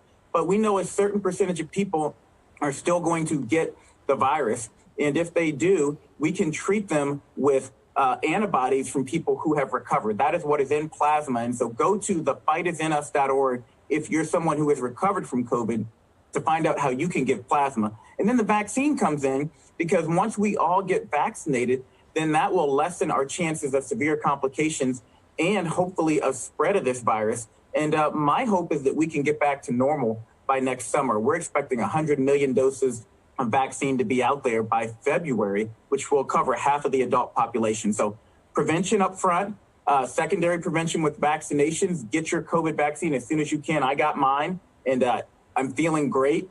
And then ultimately, if you've recovered, donate your plasma so you can save someone else's life. Be a hero this holiday season. Dr. Surgeon General, what can you tell us about this latest strain that we're hearing about, this mutation that's in the UK? Well, important for people to know, and I apologize, I speak to people the way I would speak to my own mother or grandmother. Viruses mutate all the time. The virus that causes COVID has mutated dozens of times this year. That doesn't mean it's going to make the virus more dangerous. It doesn't mean that it's necessarily even going to make the virus more contagious, even though we're hearing that may be the case from Britain. But we're working with the WHO, the World Health Organization, the CDC, the UK to find out more. The important point now for people to understand is we have the best scientists in the world working on this. There's no indications yet that it will impact our ability to treat people or to vaccinate people. And it just underscores the importance of doing everything that we can, what's in our control right now. Wear a mask, wash your hands, watch your distance, and give plasma if you're recovered from COVID-19. But there is a concern that the vaccines that are now being approved and authorized and administered may not protect us from this new mutation. Is that not right, or is that our ignorance of not knowing?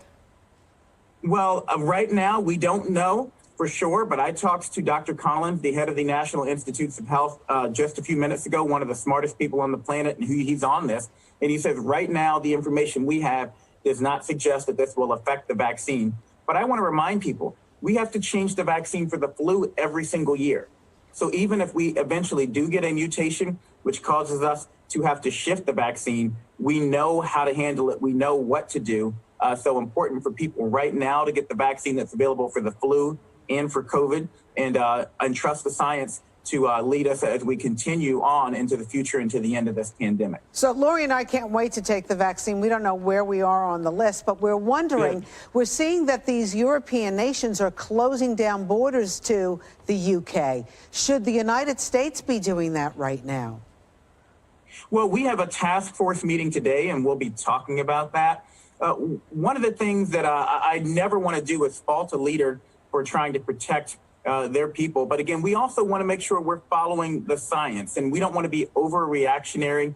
So we are following this. And I just want to, again, underscore, it just makes it that much more important that we're keeping our holiday gatherings small, that we're doing the things we can do to stay safe. And I encourage people to go to cdc.gov and look up holiday gatherings for tips on how you can have a safer holiday gathering if you do choose to go around other people. We should be restricting our movements now, because you don't want to be out in a bar or a restaurant or hanging out with your friends and then take that home to grandma this holiday season. Well, speaking of holiday gatherings, one of your compadres, Dr. Birx, she's getting a little pushback this morning, apparently.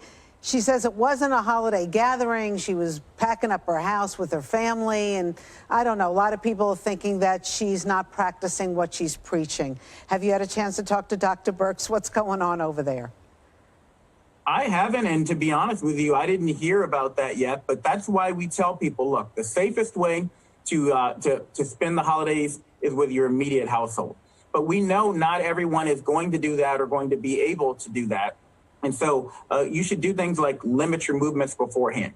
Get tested 3 to 5 days after you've been around people without your mask on. Make sure you've got plenty of ventilation. We want safest, but if you can't be safest, then we want you to understand how to celebrate in a safer manner. I know. And that, again, underscores the importance of making sure we get vaccinated to protect ourselves and that we donate plasma. thefightithinus.org if we've recovered. I so know. That if someone does do but that. But Dr. Adams, it was Dr. Birx who said that in kind. Well, you know, they're calling her out this morning. Well, again, I haven't seen that yet. I apologize, but I know Dr. Birx is one of the smartest, hardest working people out there. And I would just have to defer to her to comment on that question. But right now, we control what we do, and I want your viewers to know that we can get control of this virus with some simple measures, and by pulling together this holiday season. There's a finish line in sight. We just got to all pull together to get through it. The fight really is in us, so go to thefightithinus.org. All right, well, I know you talked about how you just had a little stiffness in your arm, but people are still a little worried if they have allergies, because we heard about reactions, and pregnant women also. Is that something you would advise just talk to the doctor first? Well, absolutely. And again, I want to talk to people plainly. Every single medication out there can cause an allergic reaction in someone. There are dozens of people harmed every day from taking Tylenol. And I want people to understand that's why we administer vaccinations in a health setting, because if you have an allergic reaction, you're able to be attended to. And everyone who's had an allergic reaction was promptly attended to. Right now, we don't think the incidence of allergic reactions is any higher than what we otherwise would have expected.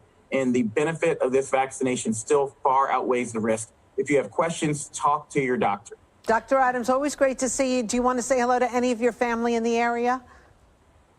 I want to say hello to everyone in the area. And I wish I could listen to you all every morning, because you're so, you keep it light, but you also give people the information they need. And please continue sending people to cdc.gov and thefightithinus.org. Be a superhero to someone this holiday season. Give your plasma if you've recovered. All right. Thank you, Dr. Adams. Thank you so much. Appreciate it. Stay safe. Have a good holiday. Happy New Year. You too. Thank you. All right. After Pfizer's vaccine rolls out, Moderna's vaccinations are slated to start in the U.S. later today. We are joined by, this morning, Dr. Robert Sintrenberg from the Executive Director of Infectious Diseases and Prevention for Advocate Aurora Healthcare. Thank you for joining us. Morning. Let's get some questions. So this Moderna vaccine that is rolling out, we know that first group of those to get vaccinated are those in long-term care facilities. Are there any concerns about that population who should or shouldn't get it? Now, that's a very important population to get immunized because typically they are older people and people with comorbidities with chronic illnesses, which means there's the highest risk for getting severely ill or dying from the disease. So this is a really high priority group to immunize. Let's talk about the supply. So far, are you pleased with the shipments that we've received in Wisconsin and that your healthcare system has received? Yes, we are actually. So we got a large shipment of Pfizer vaccine last week that we are working our way through, and we don't know exactly how many doses we'll be receiving of the Moderna vaccine right now, but it looks like it's going to be a pretty good supply. So we're trying to get as far down that list of our team members, our healthcare workers, as possible to get them immunized quickly. As you know, yesterday the guidelines for the next phase were released, so older individuals and essential workers. So we'll be working our way through those populations as well. So right now the supply looks pretty good, and it also looks really promising for the springtime. We might have 2 or 3 more vaccines available. We should have a pretty good supply of vaccine that will help everyone in this country to get immunized in the next few months. And how is the process going? We reported earlier that very, cautiously starting, but as more experience with administering the shots is picked up, that it's going faster. It's going really well. I can tell you that at Advocate Aurora, through the first week, we've immunized more than 8,000 of our team members. It's gone extremely well. We are prepared for any adverse reactions that occur. All of our vaccination clinics are equipped with nurses and with equipment and medication to treat any potential reactions that occur. But overall, it's been going really well. We're very excited. This is the best thing that's happened in many months. It's the first time we really have hope to end the pandemic, and the only way it's going to work is if we can get the public vaccinated. Oh, I would agree. 8,000. Kudos to Aurora Advocate Health System. That is just some very encouraging news for all of us. Have a great day. Thank you. And Fox 6 is here to keep you and your family safe and informed. We are your resource for COVID-19 vaccine news on air, online, and on your phone with the Fox 6 News app. All right, it's a weird year. We get that, but this will help. Yeah. A performance by a local Milwaukee group will get you into the holiday spirit and transport us to the warm island of Puerto Rico. That's right. Fox 6's Angelica Sanchez has more on the virtual concert aimed to give viewers a Feliz Navidad. It's a combination of instruments. I guarantee you will be dancing. That will get anyone off his or her seat. You might want to clear up some space in the living room or wherever you are watching it from. Latino Arts on Milwaukee's South Side is proud to sponsor a virtual concert titled Espíritu Navideño, in English, Christmas Spirit. Performed by the group Caché MKE. Caché is a Spanish term used to describe someone with flair. I feel honored that I had the opportunity to share it with everyone. The rhythms will transport you to the warm island of Puerto Rico. Producer Cecil Negron says this performance is sure to lift anyone's Christmas spirit in the time of social distancing. I don't care what color you are. You hear conga and music going, you're going to get up. He tells us about the unique instruments used by the group. Cuatro is a traditional guitar that we use. Instrument comes like from the mountains in Puerto Rico. It's like one of the lead instruments in this music that we play. So small, but yet so vibrant. The concert is pre-recorded and also gives people an insight into Puerto Rican traditions. People that don't know nothing about parranda, they'll get a lot. Parranda means party. The concert is available for anyone to purchase throughout the holiday season. The great thing about this virtual concert is that you can gain access for it anywhere in the world. Managing Artistic Director Jacobo Lobo says, like so many institutions, Latino arts has taken a hit during the pandemic. We were the first ones to shut down, and most likely we're going to be the last ones to reopen. They are operating on a limited capacity while still bringing art to the community. They currently have a colorful exhibit titled Hidden Faces. We want the public to know that we are still continuing to support local artists. He says Caché MKE's performance is especially moving when so many traditions are being canceled. And it takes you to that place that you remember so fondly. Near or far, these songs can bring anyone a Feliz Navidad. It just really uplifts your spirit. With photojournalist Kel Zimny, Angelica Sanchez, Fox 6 News.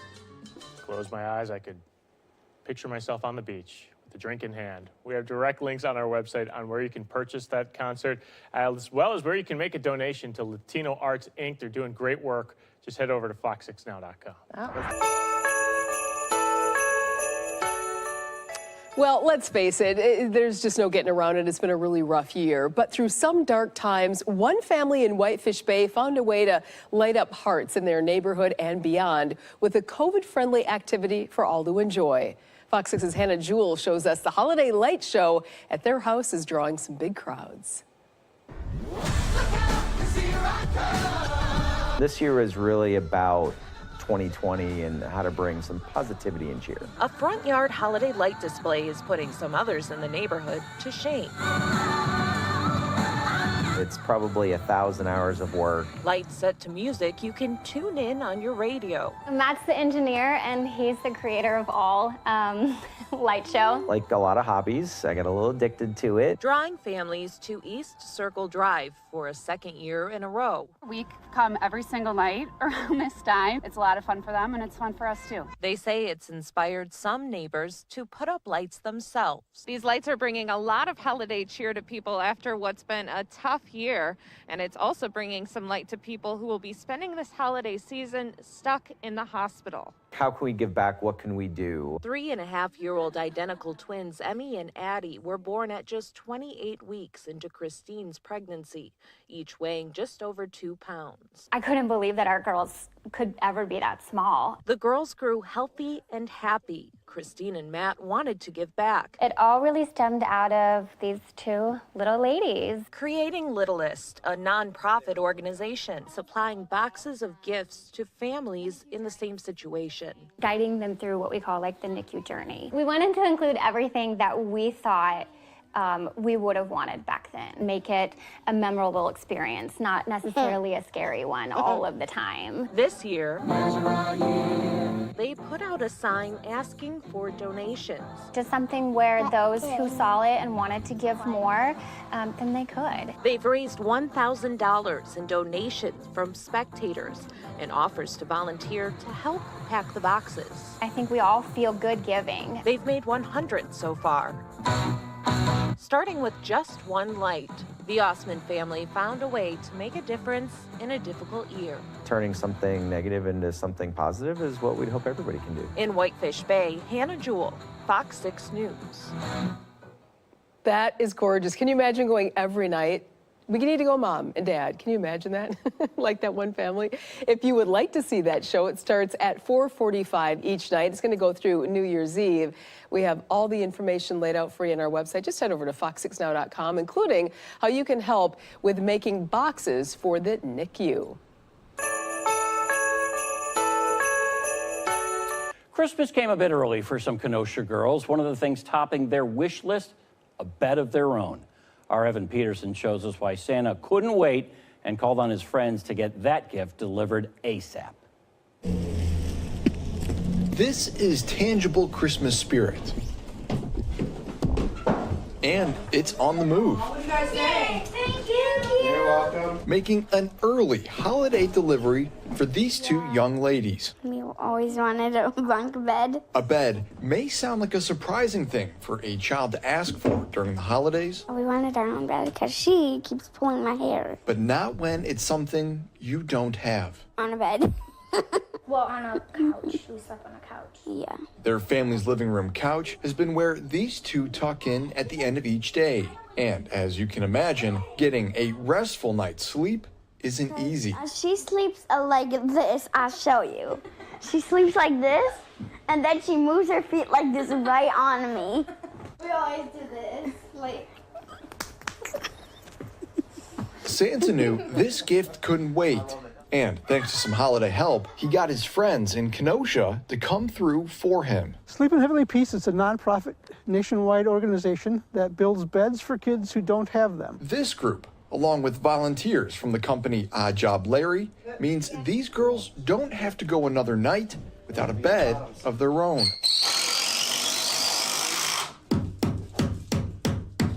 We were screaming and happy. As it was assembled Saturday morning, it was clear excitement was hard to contain. What do you think? I love it. Awesome. For the crew responsible for making it happen, it's just another day. It is one of the best feelings I've ever had. I've had kids 10 o'clock in the morning on a Saturday morning jump into their brand new beds, pull their covers up and lay down. But for these two, are you gonna miss sleeping next to each other? No. No. No. it's a holiday gift they'll remember forever. Thank you. Thank you. Yeah. I appreciate it. Yeah. We appreciate it so much. In Kenosha, Evan Peterson, Fox 6 News. Absolutely not will they. I love that. That was great. The chapter president of Sleep in Heavenly Peace of Racine in Kenosha says that for the first time ever, they've got enough beds to give everyone on their wait list, which is about 69 kids, a bed immediately. However, what they lack is assembly and delivery volunteers. Interested? If you'd like to help out, you can see the smiles on the girls' faces. Information on how to get involved can be found on our website, fox6now.com. Mary. With the holiday season in full swing, it is not all of football and members of the Green Bay Packers. On tonight's Fox 6 Sports Bit, Lily Zhao checks in with the head coach, Matt LaFleur, to get his insight on the fight against pediatric cancer. Matt LaFleur has lifted the Packers' offense to new heights. This holiday season, he's also uplifting several families in Wisconsin as part of his 10 Days of Hope campaign to raise awareness and funds for pediatric cancer research and care. These families are going through a really tough time right now, and there's nothing that makes me feel worse than to see young kids battling through such a nasty illness, such as these cancers, and it's just, I feel like it's the least that I could do. This helps 10 families with kids who range from 5 to 18 years old. And one of those families is the Carolinas from Milwaukee. I would love to get our story out there as well. And this little guy right here, he's a survivor. Yes, he's strong. That would be Lewis, who goes by the nickname Chuchi. At just 6 years old, he was diagnosed with ALL leukemia earlier this July. Chuchi started getting bloody noses. He started getting achy legs. We freaked out, of course, because we had no idea about leukemia. But that wasn't all. This was the Carolinas' third major medical emergency in less than a year. In January, their youngest daughter, Adriella, was born and spent the first month of her life in the NICU. Then in March, their 16-year-old daughter, Cecilia, went into sudden cardiac arrest and is still recovering today from a brain injury. The one thing that we've learned in 2020 with all this stuff is, for one, patience, and then for two, knowing that we have no control over anything. So we have to just stay, faithful and know that our kids are strong. We're warriors. We have warrior blood that runs through our veins, that we can overcome anything. Following chemo and treatment for their 3 children. Chuchi, wake up. Our kids are alive. Our kids are on their way to recovery and they're healthy. It's been a bumpy road. While the pandemic has altered Coach LaFleur's ability to meet the families, he's hopeful he can connect with them soon. We're going to try to make time for each one of these families and connect. Any way that we can inspire and give these families reason to have hope. What's it like being part of 10 Days of Hope and then knowing that you guys aren't the only family out there that are experiencing this with their kids and that there are other families who are dealing with the same thing you guys are? It's helpful to know that you're not by yourself for going through this. It's just other people that you can call. Yes, it is hard and it's scary, but if you just hold on and you stick together, you can overcome anything. In Milwaukee, Lily Zhao, Fox 6 Sports. Thank you. Well, you know, we still have so much to learn about the COVID-19 vaccine and how it will affect different people. Our Madeline Anderson has more now on the recommendations for pregnant women once they are eligible to get vaccinated. As pregnant women face unprecedented challenges amid the pandemic, they now have another tough decision to make, whether or not to get the COVID-19 vaccine once it becomes available to them. Since pregnant women were excluded from the clinical trials, the CDC says the potential risks to them and their developing fetus are unknown and leaves the decision up to personal choice. If a woman is pregnant, is part of a recommended group to be vaccinated, such as a healthcare personnel, she may choose, and that decision really should be made in consultation with her healthcare provider to make an informed decision. Showers says some of the key considerations a patient should discuss with her doctor include what is known about the vaccine, lack of data on effects during pregnancy, the likelihood she could be exposed to the virus, and the potential risks of the virus to her and her fetus. Showers says pregnant women are at increased risk of severe illness from the virus, including, ICU admission, being put on or undergoing mechanical ventilation, and even death. Meanwhile, the CDC says the vaccine, which does not contain a live virus, poses a risk to people who are pregnant since it cannot infect someone. Studies in pregnant animals are currently underway. The CDC and FDA also have safety monitoring systems in place to capture information from people who got the vaccine while either knowingly or unknowingly pregnant. Reporting in Milwaukee, Madeline Anderson, Fox 6 News. Madeline, thank you for that. During an FDA advisory committee meeting Thursday on the Moderna vaccine, expert urged women to delay pregnancy if they do get vaccinated. There's no way around it. This pandemic has been stressful for all of us, but for people who are living with chronic pain, this is a different type of challenge. Christina Van Zels explains how one local college student hopes to spread some positivity with her own recovery story. Each step, a struggle for this Marquette freshman. It's definitely a struggle that not many people see. Josie Moore suffers from complex regional pain syndrome, or CRPS. It's a chronic pain disease that develops after an injury. It got so debilitating to the point to where when she came to me, she was using a wheelchair. With the goal to walk at high school graduation, and after trying every type of treatment she could find, Moore went to Ketamine Wellness Center in Naperville as the very first patient in February. After my first few rounds of ketamine, my pain decreased enough for me to start using crutches again. The treatment has worked for her, and after walking to get her diploma, she hopes her story will motivate others with chronic pain during the pandemic. COVID-19, especially hard on people dealing with a chronic condition, both physically and mentally. It can cause flares for people just because you're under, more stress than you would typically be. It gets a lot worse when I'm under stress or anxiety, and along with that, the weather change. But Moore is turning the pandemic into a positive. With more time at home, she's able to practice walking around the house, relying on just one crutch. Moore wants to shine a positive outlook for other patients during a time that can be so dark. There is something out there to help and to keep trying and not give up. Reporting in Milwaukee, Christina Van Zelst, Fox 6 News. Josie says she's always been interested in how the human body works, but her condition solidified what she wants to study in college. She is now studying to work in a research lab. Good for her. Of cyber attack on U.S. government agencies has been linked back to the Russian government. This despite the president's assertion that China may be responsible. Congressman Adam Kinzinger is among the growing number of lawmakers calling for action. The congressman saying last week in the wake of this devastating attack, where do we go from here? So we bring in the congressman now. Good morning to you. How are you?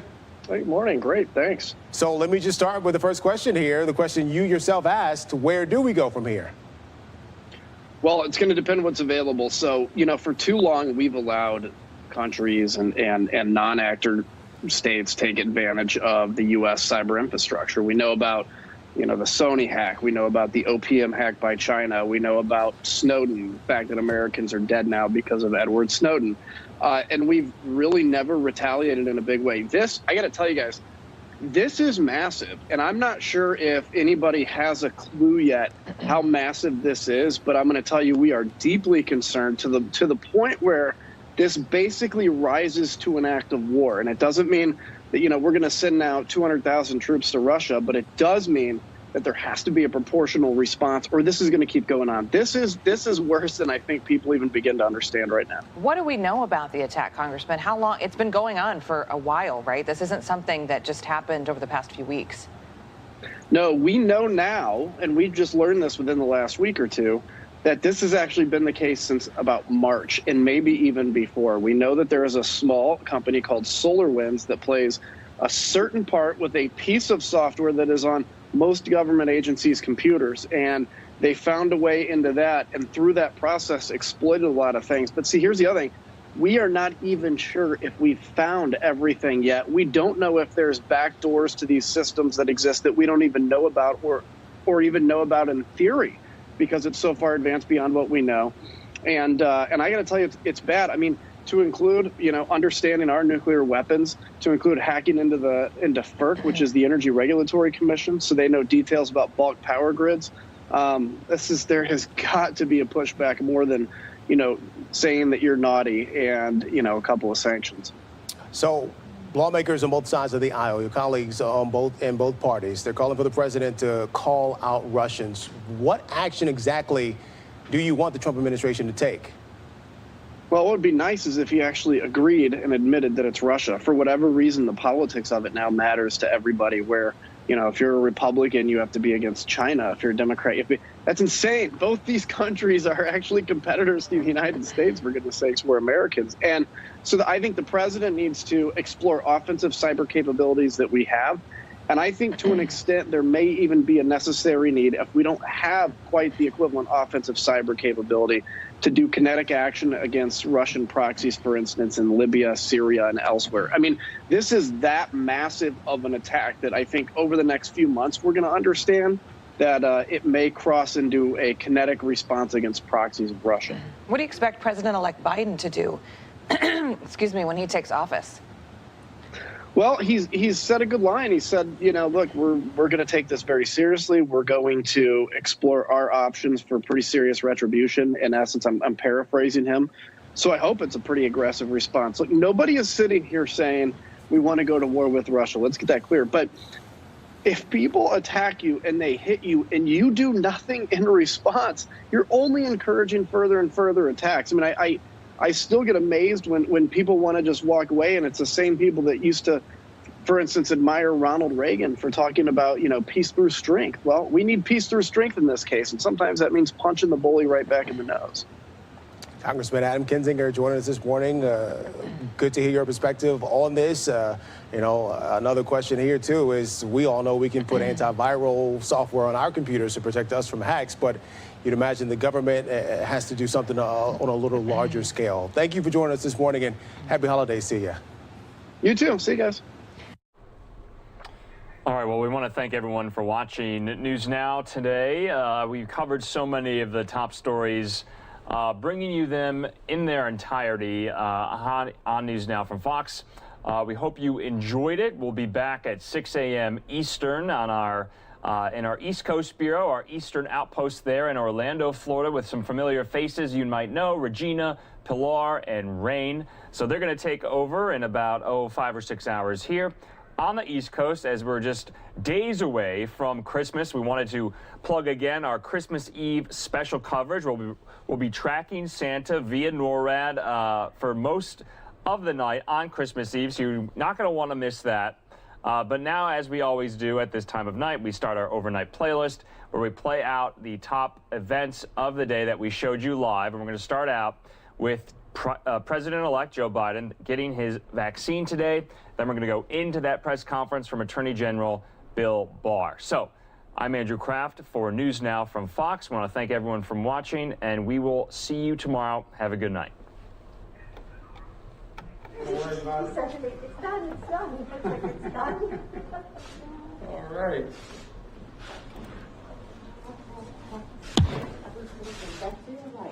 Left's good. That works. Whatever you prefer, I can do anyone that you prefer.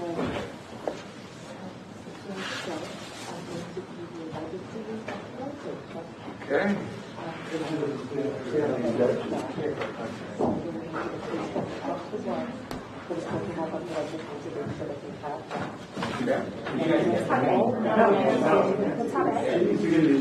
Can we have you move just around on the other side? Please.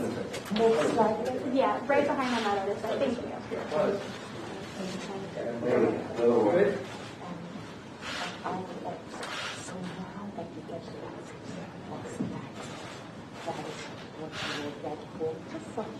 Okay. Just you need to know after you get the vaccine. All right. Are you ready? I'm ready. Okay. I'm ready. Did you get the ticket's Band-Aid? Oh, I've got a Band-Aid. Okay.